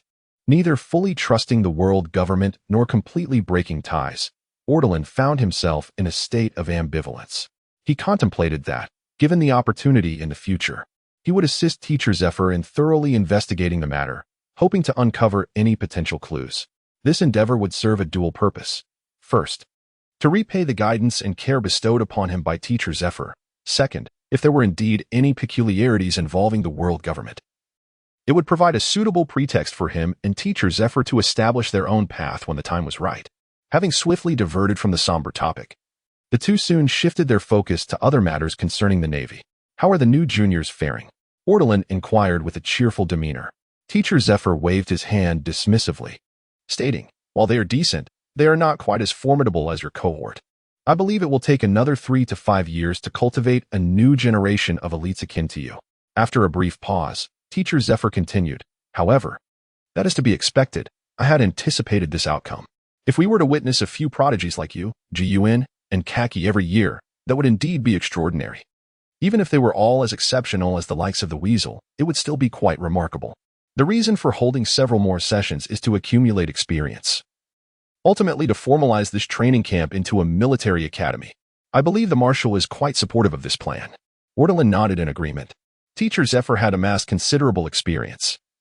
Prior to the establishment of the training camp, he had conducted tutoring sessions, having mentored Sakazuki, Borisolino, and Kazan, with Ortolan, Gun, Kaki, and the Weasel among the current elite. A couple more sessions should suffice to gather the necessary experience for the military academy's inauguration. At that juncture, Teacher Zephyr's prestige within the Navy would gradually reach its zenith, which would also bode well for Ortolan. Before long, after assisting Teacher Zephyr with matters in the courtyard, Ortolan expressed his desire to take his leave. Teacher Zephyr did not insist on his stay, instead patting him on the shoulder as he escorted him out of the courtyard. Upon departing the residential area and returning to Justice Fortress, Ortolan shortly arrived at Borisolino's office. Upon pushing the door open, he found Borisolino tidying up his belongings, appearing as if he were preparing to relocate. Indeed, Borisolino was set to move, as he would soon settle in Punk Hazard to oversee the establishment of the Naval Scientific Corps, likely for an extended period. Unless significant developments arose, he would remain there for the foreseeable future. The anticipation on his face indicated that he had longed to indulge in a more leisurely existence there. Why the cheerful demeanor? Ortolan teased as he entered. Having left the headquarters, I'll be the head of the Scientific Corps, free from constant commands. With someone as capable as you taking over my responsibilities under Admiral Sengoku, I doubt he will frequently assign me tasks. I will undoubtedly have a much easier time. Hence my joy. Borisolino unabashedly revealed his lethargic disposition. TSK. Ortolan's clicked his tongue, casting an irritable glance at Borsellino before continuing. "There is a matter I would like you to inquire about." "You may proceed," Borsellino replied without hesitation, readily acquiescing. "Didn't we discuss this during our previous mission, Doctor?" "Vegapunk and his team are working on that so-called genetic design blueprint and lineage factor technology," Ortolan's elaborated. "Indeed, that is correct. However, let me make it clear that if you are seeking my assistance for anything perilous, I must decline," Borsellino interjected, momentarily taken aback. "Not at all. You are well aware of my health issues. What I mean is, when you have the opportunity, could you kindly ask Dr. Vegapunk if his technologies might offer a remedy for my condition? If he can assist in resolving this matter, it would indeed be a tremendous blessing," Ortolans remarked, casting a disdainful glance at Borsellino. "There is no issue with that," Borsellino said with a cheerful smile. "All right. I will inquire about it when the time comes to see if there are any alternatives. Thank you very much. Once you find the time, I shall treat you to a meal," Ortolan replied with a grin. "There's no need to wait. Come over and help me pack things up." "I am in a hurry to board the ship." Borsellino decided to enlist Ortolan as a laborer. Ortolan did not refuse and stepped forward to assist in packing the documents into boxes, teasing, "I see you are eager to embark on your splendid life, aren't you?" The two shared a hearty laugh, engaging in delightful banter, and swiftly completed the task. Ortolan then accompanied Borsellino on his way. In the subsequent 2 months, the world government's various plans regarding the Roger Pirates yielded no results. Ever since the dissolution of the Roger Pirates, not a single trace of them had been found. Not even a hair, let alone capturing anyone. Ortolan's task concerning the scholars had also made little progress at headquarters. The intelligence department provided some ambiguous information, but upon verification, it proved to be of little significance. Under these circumstances, Ortolan ultimately decided to set sail to the South Seas for an on-site investigation in search of the scholars' whereabouts. Of course, reiterating his earlier sentiment, he did not intend to achieve much regarding the O'Hara incident during this trip to the South Seas. This expedition was merely a pretext to ultimately claim credit for Roger's accomplishments. The journey to the South Seas was relatively straightforward. Ortolan's warship first departed from the Navy headquarters, then arrived at the Holy Land Mary Geos, where they ascended the Red Line via winch, finally descending into the waters of the South Seas. As the warship gradually entered the South Seas, Jiuyin looked back at the Red Line and suddenly asked, "Speaking of which, you've passed by Mary Geos several times. Haven't you ever gone up to take a look?" "No. Captain Carp advised me that it is quite distressing up there and advised me to avoid it to prevent any unpleasant occurrences," Ortolan replied, positioning a small bucket and swiftly casting his fishing rod over the side of the deck.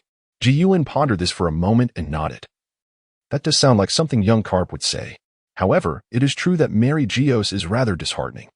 Aside from the occasional visits by the Marshal to report on work, it seems our Navy's upper echelon tends to avoid it." Ortolan chuckled. "Indeed. But one can only say it is self-deception. We in the Navy carry the banner of justice. Yet, the more one interacts with Mary Geos, the more one encounters unpleasant matters. Alas, both position and identity render one helpless, ultimately forcing one to turn a blind eye for the sake of the greater good," Jiuyin remarked. The older generation of Navy veterans, including Carp, had never shared such grievances with Ortolan. It was merely a reminder for Ortolan to refrain from frequenting Mary Geos. It seems that only the new generation of Navy, like Guion and her peers, who, while harboring a sense of justice, remain unaccustomed to the occasional shadows of darkness, would openly critique Mary Geos and its so-called righteousness. What you are alluding to are the absurd and reckless actions of the celestial dragons, am I correct? Ortolan shook his head and then smiled, saying, "But I believe that one day we shall resolve this issue. Indeed, you have yet to experience that sense of powerlessness, hence, you can utter such words. I, too, once shared your sentiment, convinced that these problems would eventually be addressed."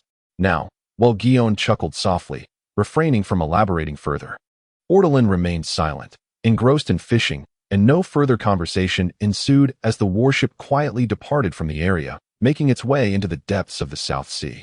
Simultaneously, at the port of Bartolera Island in the South Sea, after more than 2 months, a figure disembarked from a modest merchant vessel.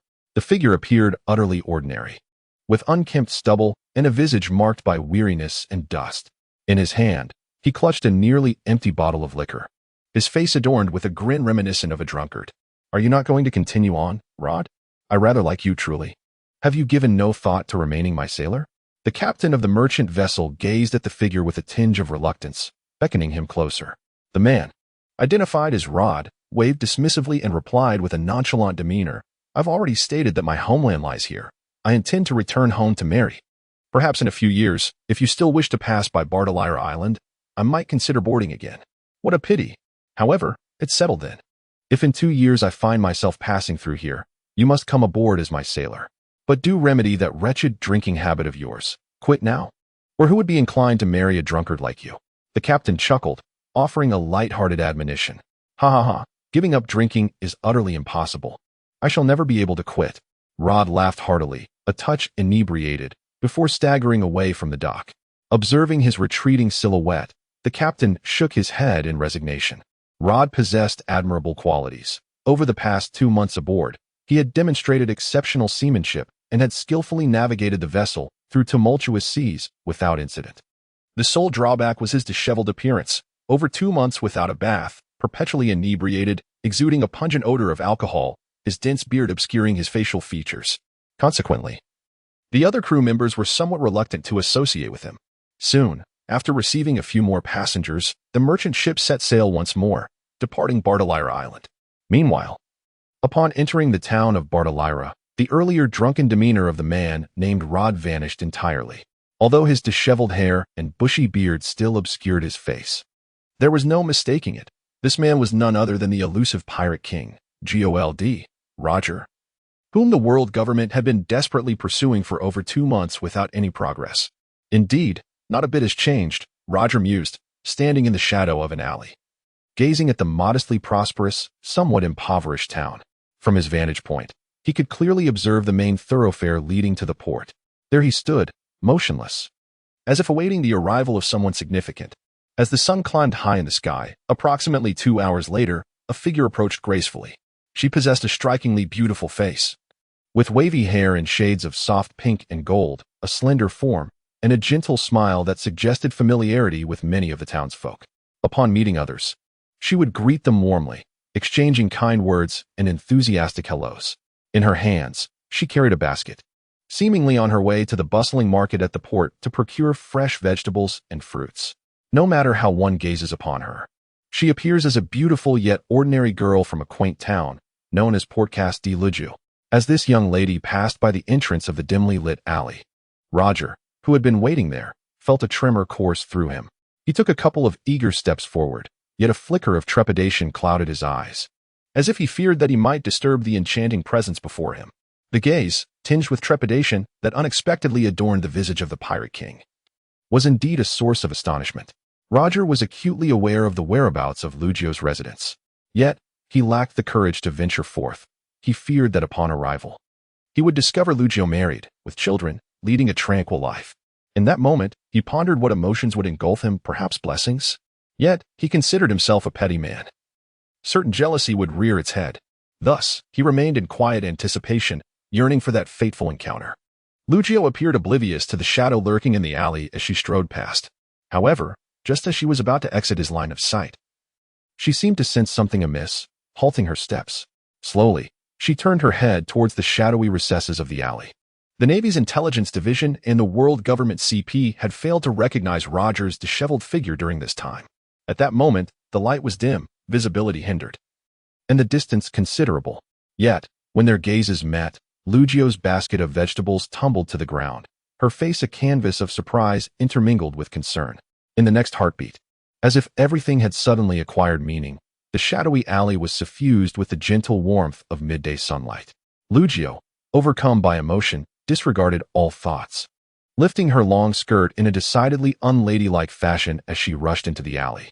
Despite the disheveled appearance and unpleasant odor emanating from the man before her, the longing within her heart rendered all else insignificant.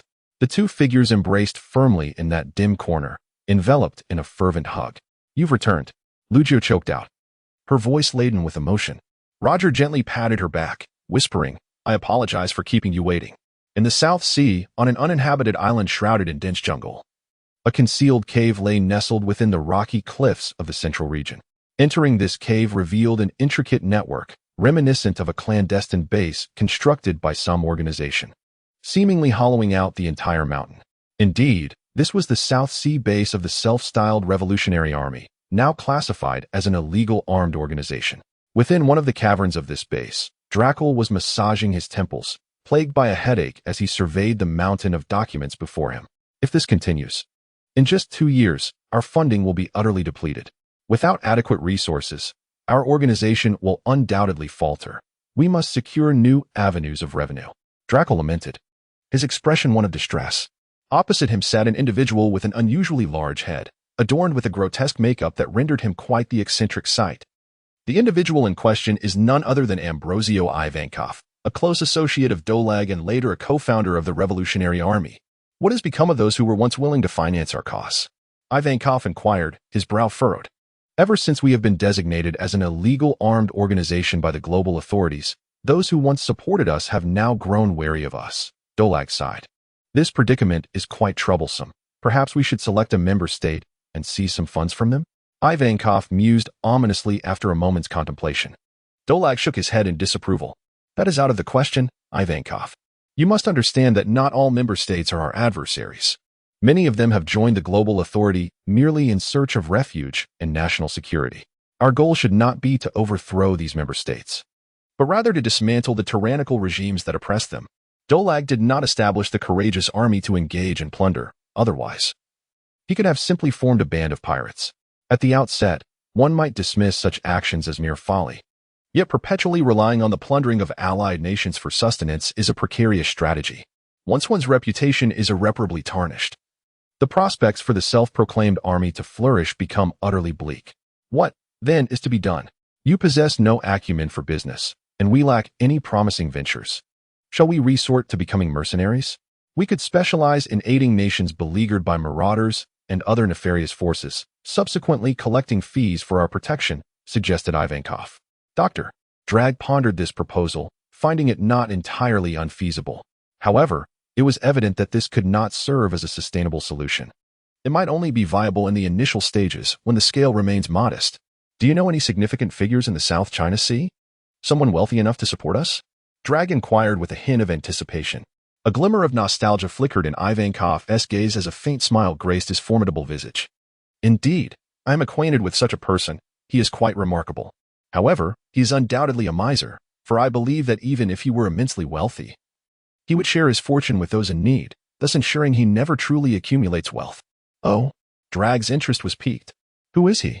Merely a gentle and somewhat clumsy priest, Ivankov replied with a chuckle. Do not entertain any notions about him. He desires nothing more than a tranquil and stable existence. Unlike myself. Is that so? Drag, initially intrigued, felt a tinge of disappointment at Ivankov's words. If that is your sentiment, what more can I say? Quickly shifting the topic, Ivankov remarked, you are the son of the illustrious hero Karp. Surely your connections cannot be so lacking? Do you not know any affluent magnates who could support our cause? Indeed, I do know some, but they are not located in the South China Sea. For instance, in the East China Sea. I have a friend renowned for his swordsmanship who runs a dojo on a small island. While it may appear unremarkable, he is quite wealthy, Drag replied with a smile. As Drag and Ivankov deliberated on how to secure funding for their self-proclaimed army, not far from the desolate island, Ortolan's warship was navigating the waters. On the deck, Gun, holding a pair of sea stone handcuffs, looked expectantly at Ortolan. It should be within these few days, right? The full moon is approaching. Ortolan, to prevent any unforeseen incidents, why not allow me to bind you now and drag you behind the ship? Startled, Ortolan, who was busy organizing fishing gear, gazed at Gun in horror. How can you be so cruel? If you were to go mad, our entire ship would suffer the consequences. For the sake of everyone's safety, as the captain of this vessel, you must take responsibility. What are you afraid of? When we were at Marineford, didn't Tzifa-sensei and the others hold you down in the bay? Fear not, I can manage. Gun exclaimed with great excitement. She still vividly recalled the time when Ortolan nearly knocked her out with a single punch. Even now, the memory sent a shiver down her spine. For the past 2 years, there has been no opportunity for vengeance. Now, assigned to a mission alongside Ortolan, coinciding with the full moon, I possess a perfectly legitimate reason to unleash my wrath upon him. Should I not seize this opportunity with fervor? Ortolan, with an expression that suggested he had long seen through my intentions, let out a cold laugh and remarked, do you think I've been adjusting our course these past few days for no reason? According to the nautical charts of the South China Sea, an uncharted, deserted island lies directly ahead of our vessel. Therefore, there is no need for your involvement. At the time of the full moon, I shall land on the island myself, ensuring no harm comes to our ship. Ah? Shizuka replied, her face displaying discontent. Even so, no one can awaken you from your delusions, which would squander this opportunity presented by the full moon. I believe it would be better for you to allow me to bind you with sea stone and tow you behind the ship. If that fails, we could still go to the island, and I could assist you ashore. That is entirely unnecessary, Ortolan stated with conviction. I have faced Mr. Karp and Captain Zephyr back at headquarters without issue. Every new generation of the Navy has endured their blows. However, to be struck by you, especially in front of my subordinates, would severely undermine my authority. It would make commanding troops a challenge in the future. While the loss of authority was one aspect, the primary reason was Ortolan's desire to avoid being beaten by Shizuka, whom he regarded as a scheming woman. Just as Shizuka was about to retort, Ortolan raised his hand to interrupt her, adding, "Moreover, you are aware that this is within the confines of our headquarters, where the environment is secure. We are now in the open sea. If I were bound by sea stone and submerged in the water, encountering a formidable enemy would pose significant danger." Upon hearing this, Shizuka reconsidered her argument. Indeed, when Ortolan was unhinged, his combat prowess was formidable, and there was little to worry about. However, if he were to be restrained and submerged, the threat of an enemy encounter would be genuinely perilous. Although Shizuka believed that the South China Sea posed no threats to Ortolan or herself, it was prudent not to take unnecessary risks. Thus, she ultimately nodded in agreement to proceed to the deserted island. Yet, her slight disappointment as she flicked the sea stone chains indicated her lingering reluctance. Soon, the warship glided across the ocean, with naval soldiers stationed atop the mast's lookout tower utilizing telescopes to observe the target island emerging at the horizon. Simultaneously, a young soldier from the courageous army rushed into Dorag's cavern, appearing somewhat flustered as he exclaimed, "Mr. Dorag, a ship that appears to be from the Navy headquarters is swiftly approaching us." "What?" Dorag responded, astonished. "This desolate place is devoid of any resources. Not even fresh water is visible outside. Only within the caverns of the cliffs has anything been unearthed. Thus, it is here that they managed to survive." One could assert that, at first glance, this island holds no value whatsoever. What purpose does the naval vessel serve in this vicinity? Furthermore, according to this young lad, it appears to be heading directly here rather than merely passing through, indicating a significant likelihood that the Navy intends to dock at this location. Quick! We must conceal our ships. They must not discover our presence. I suspect they may merely be stopping for a brief respite before departing. Let the brethren on the island return promptly to the caves, sealing the entrances to avoid detection by the naval personnel. Dorag promptly issued his commands. After relaying these instructions, Dorag found solace within himself. Regardless of the perspective, this island bears little value, and the external environment lacks a reliable water source, suggesting that the Navy cannot remain here for an extended period. Moreover, their base is exceptionally concealed within the cliffs, accessible by only 2 caves. If those are sealed, the outside world would not discern anything unusual. Thus, Dorag felt confident in evading this inexplicable encounter with the Navy. Surely, the Navy does not harbor such madness as to storm the island and wreak havoc, causing the cliffs to crumble. Before long, the warship anchored at the shore of this desolate island. Once the gangway was lowered, Ortolan descended from the vessel, wielding a heavy warhammer, followed closely by Gun. It appeared that the island had not been developed or inhabited. After a casual inspection of this small isle, Ortolan unleashed his observation haki to conduct a superficial exploration of the island's surface. Indeed, there seemed to be no signs of habitation, prompting Ortolan to nod in satisfaction. In reality, had his observation haki penetrated more than 10 meters into the ground, it would have certainly revealed significant anomalies within the central area of the island's cliffs. However, under the prevailing assumption that this was an uninhabited island, it is unlikely anyone would stubbornly employ observation haki to meticulously scour every inch of the land. Ortolan's brief survey with his haki was already commendable in its attentiveness. Today is not the full moon. That will occur tomorrow. Having been at sea for such an extended period, it would be refreshing to allow everyone to disembark and stretch their legs, though not too deeply into the island. Should there be any venomous beasts lurking, it would only lead to unnecessary casualties. Let us remain near the coast, and perhaps host a barbecue gathering to unwind. Ortolan mused. stroking his chin while discussing with Gun.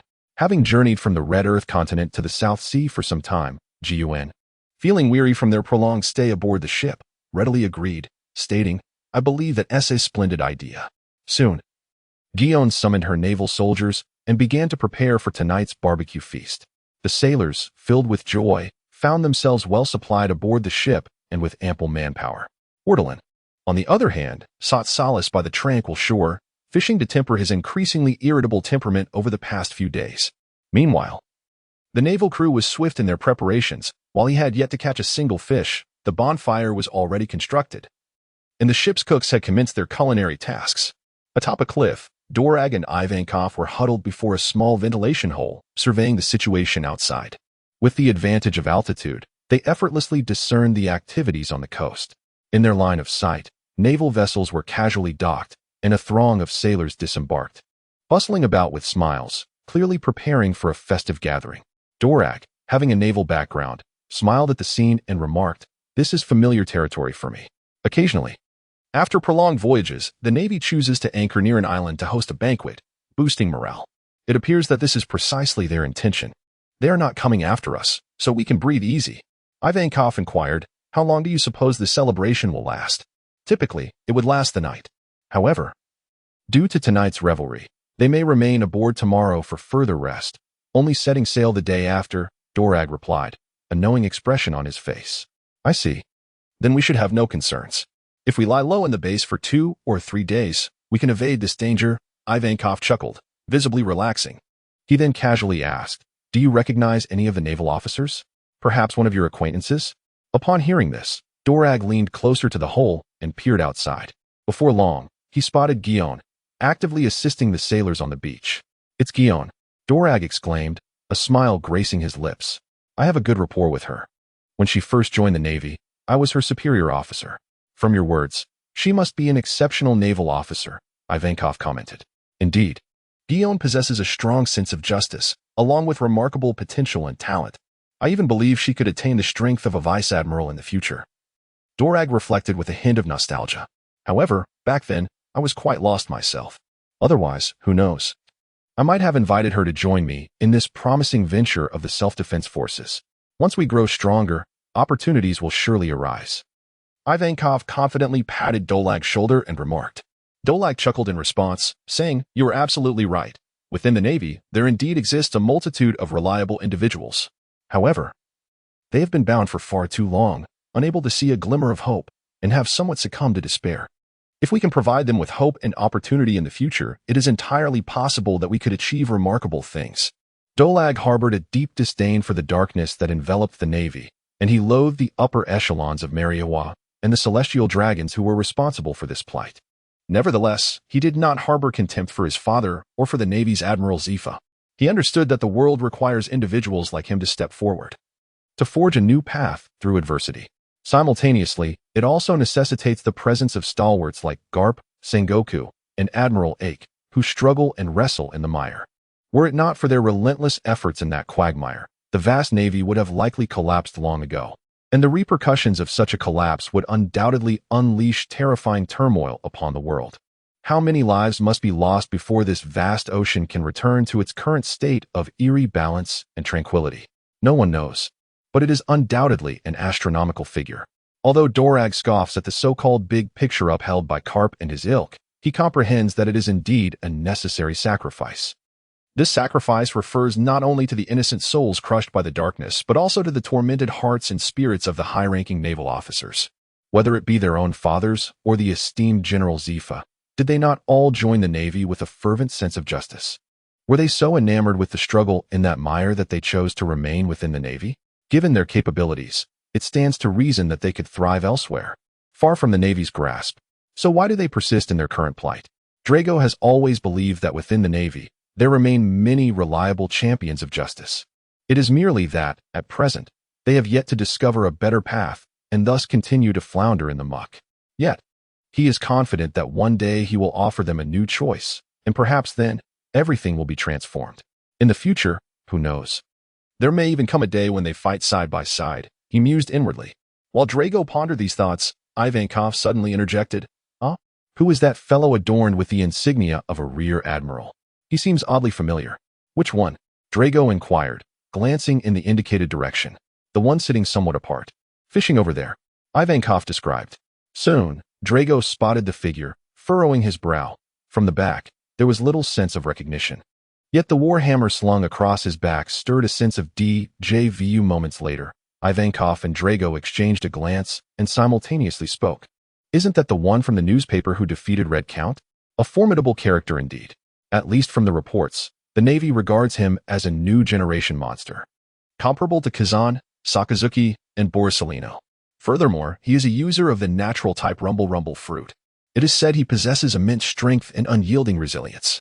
Are Borsalino and the others truly that impressive? How do you measure up against them?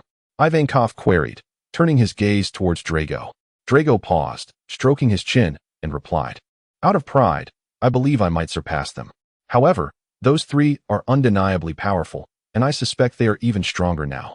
To put it this way, in a one-on-one encounter, I am confident, but in a two-on-one situation, victory would be utterly impossible.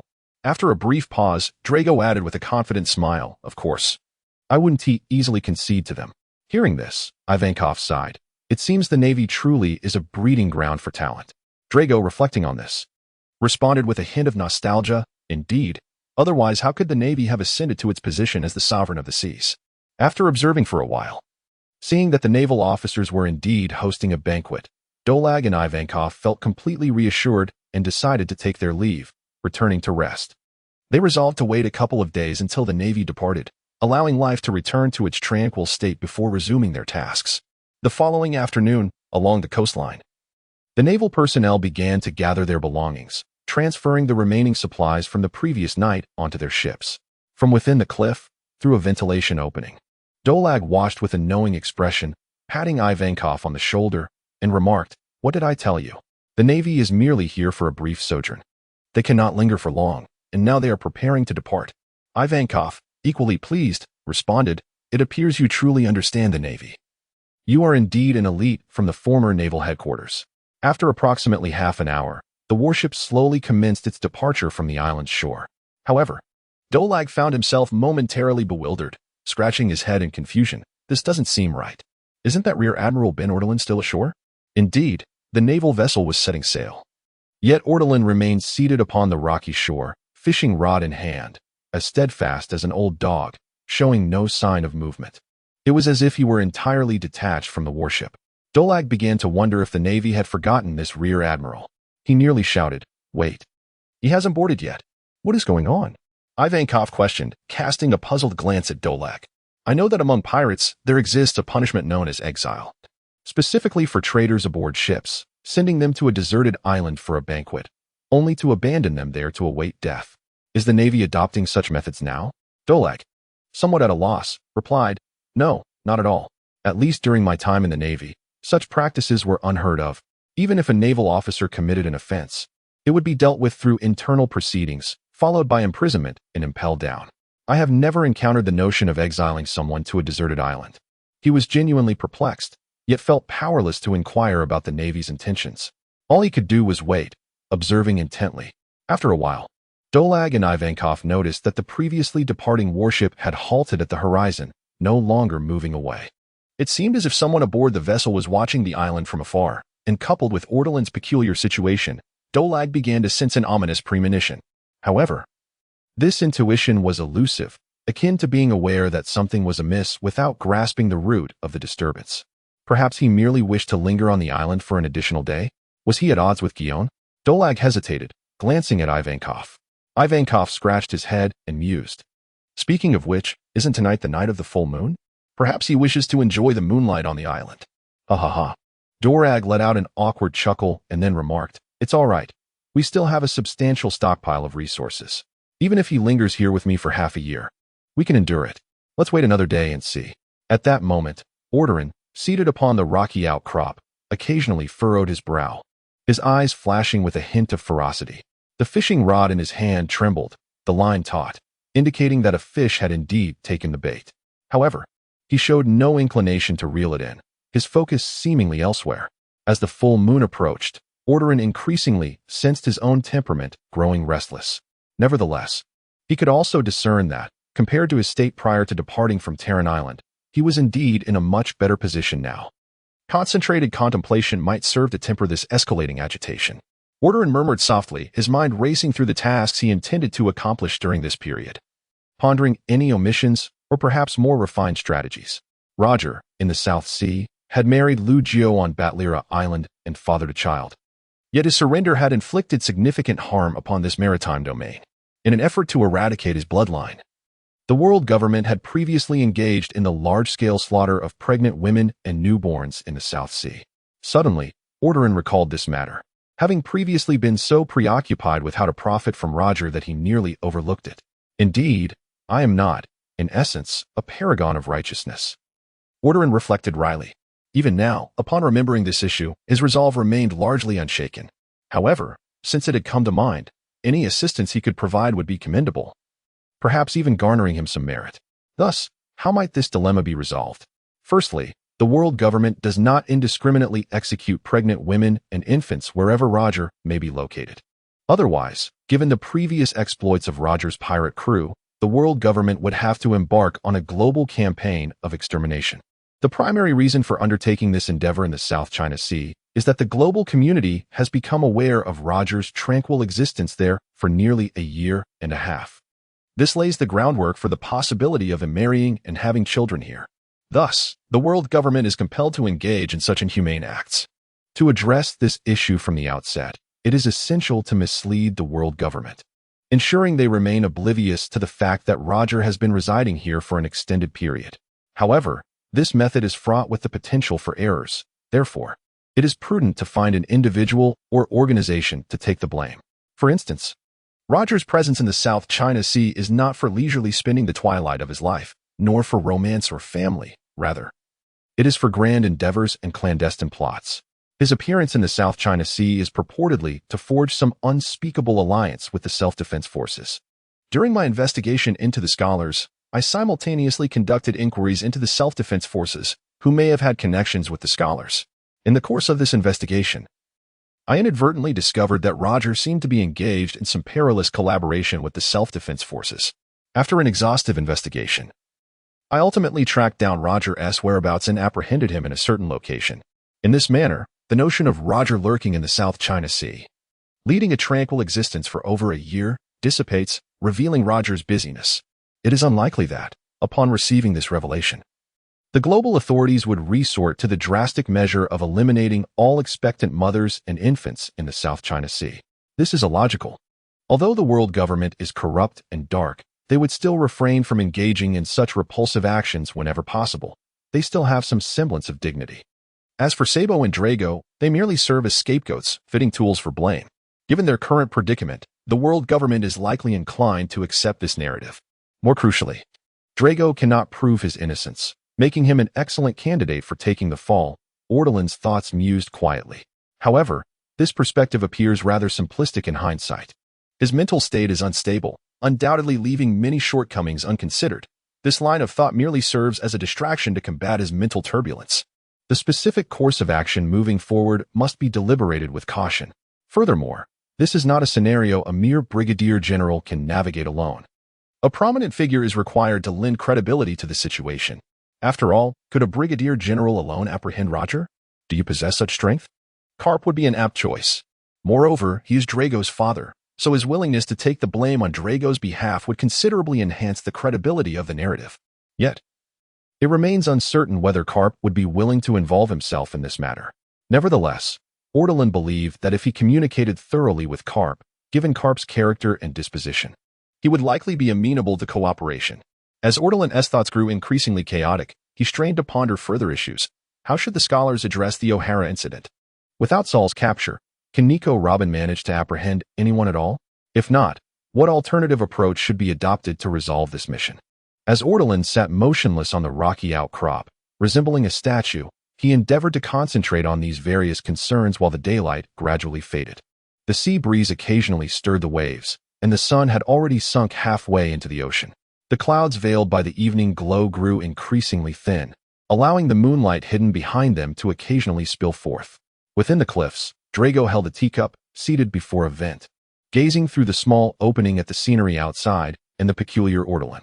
Hours passed with Ortolan remaining utterly still, prompting Drago to wonder if the man had perished. Yet, considering the situation with the warship at sea, he dared not make any probing moves, opting instead to wait, convinced that Ortolan could not maintain his position indefinitely. Not entirely fixated on Ortoran, Dorag sipped his hot tea while his gaze drifted to the sky. A dense cloud was dispersing, and the twinkling moonlight gradually spread across the ground as the sun sank into the sea. Ah, the full moon, such a splendid sight, Dorag murmured softly. It had been a long while since he had paused to leisurely admire the moonlight. Then he noticed a beam of moonlight illuminating Ortoran. Suddenly, a roar akin to that of a wild beast erupted from Ortoran. In the blink of an eye, Dorag observed Ortoran, who had been sitting still, transform from his short brown hair into a figure with flowing silver locks. "What is this?" Dorag exclaimed, momentarily bewildered. The world around them darkened. The once serene night on the island was abruptly shrouded by ominous clouds, and the furious thunder roared like silver serpents dancing through the sky. At the horizon, Jiun observed the atmospheric changes above the island and whispered, "It seems Ortoran has begun to lose his sanity." Hearing the tumultuous thunder, Ivankov hurriedly approached Dorag and inquired, "What is happening?" "That fellow," Dorag replied, a hint of astonishment in his eyes, "is of the fur tribe. He has entered the moon lion form beneath the full moon." After a brief moment of shock, Dorag began to grasp the situation. "Moon lion?" Ivankov questioned, perplexed. "But the moon lion shouldn't cause thunderstorms, right? If I'm not mistaken, it appears his mental state is rather unstable." Dorag stepped aside slightly, allowing Ivankov a better view. On the island, Ortoran seemed to have gone mad, wielding a warhammer and relentlessly smashing everything within his sight, rocks, bushes. Anything he could see was reduced to fragments with a single blow. His movements were chaotic, a wild flailing of the heavy hammer. And it was evident that his eyes glowed with a crimson light. At this moment, Ivankov and Dorag comprehended why the Navy had chosen to leave him here. Goodness. It was because Ortolan could truly go mad. Had he exhibited such a state aboard the warship, it would likely have been rendered inoperative. Just then, as if seeking further exhilaration, Ortolan erupted with dazzling bolts of lightning, the rich essence of thunder surging around his exterior like silver serpents in a mesmerizing dance. For a brief instant, he appeared as if a deity of thunder had descended, exuding an awe-inspiring presence. Accompanied by the might of lightning, Ortolan's form began to ascend into the heavens, while under the ominous clouds, multiple flashes of thunder relentlessly struck the island, resembling a cataclysm of nature. At this moment, the solitary and steep cliff at the heart of the island appeared to challenge the dignity of Ortoran, as if mocking his very essence. No matter how he looked at it, it was utterly displeasing, and in this tempestuous state, Ortoran found himself devoid of reason. A savage energy surged through him, igniting his mind, and with a flash of crimson in his gaze, Ortoran let out a furious roar, reaching out with an invisible grasp. The tempestuous force of thunder was instantly captured, akin to a silver dragon ensnared in his grip, transforming into a javelin within his hand. In a swift motion, Ortoran hurled it forth, directing the tumultuous power of thunder straight towards the cliff. Meanwhile, Dorag, who was sipping tea, instinctively cursed under his breath, exclaiming, "By the gods!" The thunder descended with astonishing swiftness, and with the dragons trapped within the cliff, there was no means of resistance. In the blink of an eye, the vent where Dorag stood erupted with a deafening roar, shattering and collapsing. In that very instant, Ortolan seemed to sense something amiss. An instinctive warning echoed within him, signaling that something was afoot. His innate observation haki surged forth, sweeping across the area. It was then that he detected the presence of both Dorag and Ivankov. Much like a famished tiger spotting a goat before its eyes, a flicker of exhilaration danced across Ortolan's otherwise frenzied expression. In the next moment, his figure vanished abruptly from the sky. Meanwhile, the disheveled Dorag was just about to utter a word when an overwhelming threat washed over him. Gripping Ivankov's arm tightly, he propelled himself with sudden force, his form launching from the crumbled ruins like a cannonball. As he soared forth, he caught a clear glimpse of Ortolan. His visage twisted in a ferocious snarl, wielding a warhammer that came crashing down upon the very spot where Dorag had just stood. The impact of this strike was far more ferocious than the previous thunderstorm, causing the entire cliff to tremble. The rock face shattered, and a multitude of loose stones cascaded down the mountainside like a torrent, engulfing the figure of Ortolan. Dorag's form flickered several times, a manifestation of his swift footwork, until he finally came to rest upon a patch of earth and stone within the jungle, still holding the disheveled Ivankov. With a grave expression, he remarked, "That fellow has discovered our presence." As the words fell, two beams of laser energy, coalescing from the elemental forces of thunder, erupted from the site where the rocks had recently cascaded from the concealed cliff. Following this, the figure of Ortolan emerged, seemingly unscathed yet cloaked in dust, his eyes radiating a deep indigo hue. It was evident that the two laser beams had emanated from his very gaze. In an instant, Ortolan had refocused his attention upon Dorag. Furrowing his brow, Dorag cautioned, "Eva, take cover for a moment. I must confront this madman." Without a trace of hesitation, Ortolan, having locked onto his prey, unleashed a crackling surge of electricity, his form appearing before Dorag in a flash. The chaotic force of thunder caused Dorag's hair to stand on end, charged with static. "Ea!" Ortolan let out a primal roar, swinging his warhammer towards Dorag's face. Dorag had no intention of absorbing the blow. He deftly kicked away Ivankov and, with the agility of a cheetah, narrowly evaded the hammer's trajectory, lunging towards Ortolan. In that fleeting moment, Dorag's hand transformed into a claw, enveloped in an overwhelming aura of dominance, and he struck Ortolan squarely in the chest. "Is he made of steel?" was the immediate thought that crossed Dorag's mind upon impact. At that moment, Ortolan, driven by frenzy, paid no heed to defense and did not employ the power of hockey. Thus, Dorag's strike landed solidly against Ortolan's chest, yet the sensation was akin to striking an indestructible mass of iron. It failed to penetrate his defenses. Before Dorag could fully process this realization, Ortolan released his grip on the warhammer, swiftly drawing his arms inward, executing a classic bear hug maneuver. However, Dorag was no damsel in distress. Just as Ortolan's arms converged, Dorag crouched low, evading the attack. And a dull thud reverberated as Ortolan's arms slammed against his own chest. The miss only seemed to incite Ortolan further into a wild fury, his eyes igniting with flashes of lightning. This time, Dorag was unable to evade in time, and he was struck at close range by Ortolan's electric discharge, sending him soaring through the air. In that moment of being launched away, a sense of foreboding washed over Dorag, and he silently muttered, "This is bad." The speed of Ortolan is astonishing. In the blink of an eye, he appeared before Dorag, who had yet to stabilize his center of gravity. With no unnecessary embellishments, his crimson gaze emitted a feral roar as he delivered a heavy punch directed at Dorag. At that moment, there was no opportunity for Dorag to evade, steeling himself. He enveloped his arm with hockey, transforming it into an iron fist to confront Ortolan's formidable blow. Though one wielded the power of armed hockey while the other simply struck with brute force, the collision of their fists brought a grimace of pain to Dorag's face. Goodness! This punch felt excessively heavy. It nearly shattered the hockey he had hastily gathered. As his feet met the ground, he managed to stabilize his center of gravity, instinctively preparing to engage Ortolan in a contest of strength. As the son of Karp, Dorag possessed remarkable physical prowess, having trained alongside Karp and numerous naval elites from a young age, ensuring his abilities were indeed formidable. Thus, he yearned to gauge the terrifying strength of Ortolan firsthand. However, as his feet anchored to the ground, the overwhelming, unyielding force bore down on him, causing his knees to buckle, nearly forcing him to kneel. Not only was there immense strength, but Ortolan, in a frenzied state, showed no regard for martial ethics. The furious power of thunder erupted from him, instantly enveloping both him and Dorag in a tempest of chaos. In the midst of the lightning's cover, though visibility was obscured, the ground beneath them shattered violently. The splintered earth and stones, propelled by the recoil, burst forth like cannon fire, exploding in a dazzling display around them. Among the chaos, a dark figure emerged. It was Dorag. In the blink of an eye, he had retreated to a distant tree trunk, one hand clutching his wrist, his expression reflecting a twinge of pain. Had he not managed to mitigate the force in time, continuing his reckless exchange with Ortolan, his wrist might well have been shattered by that merciless, overwhelming power. What manner of monster is this? Dorag silently cursed. Who could possibly rank this individual alongside Sakazuki and others, even suggesting he belongs in the same echelon?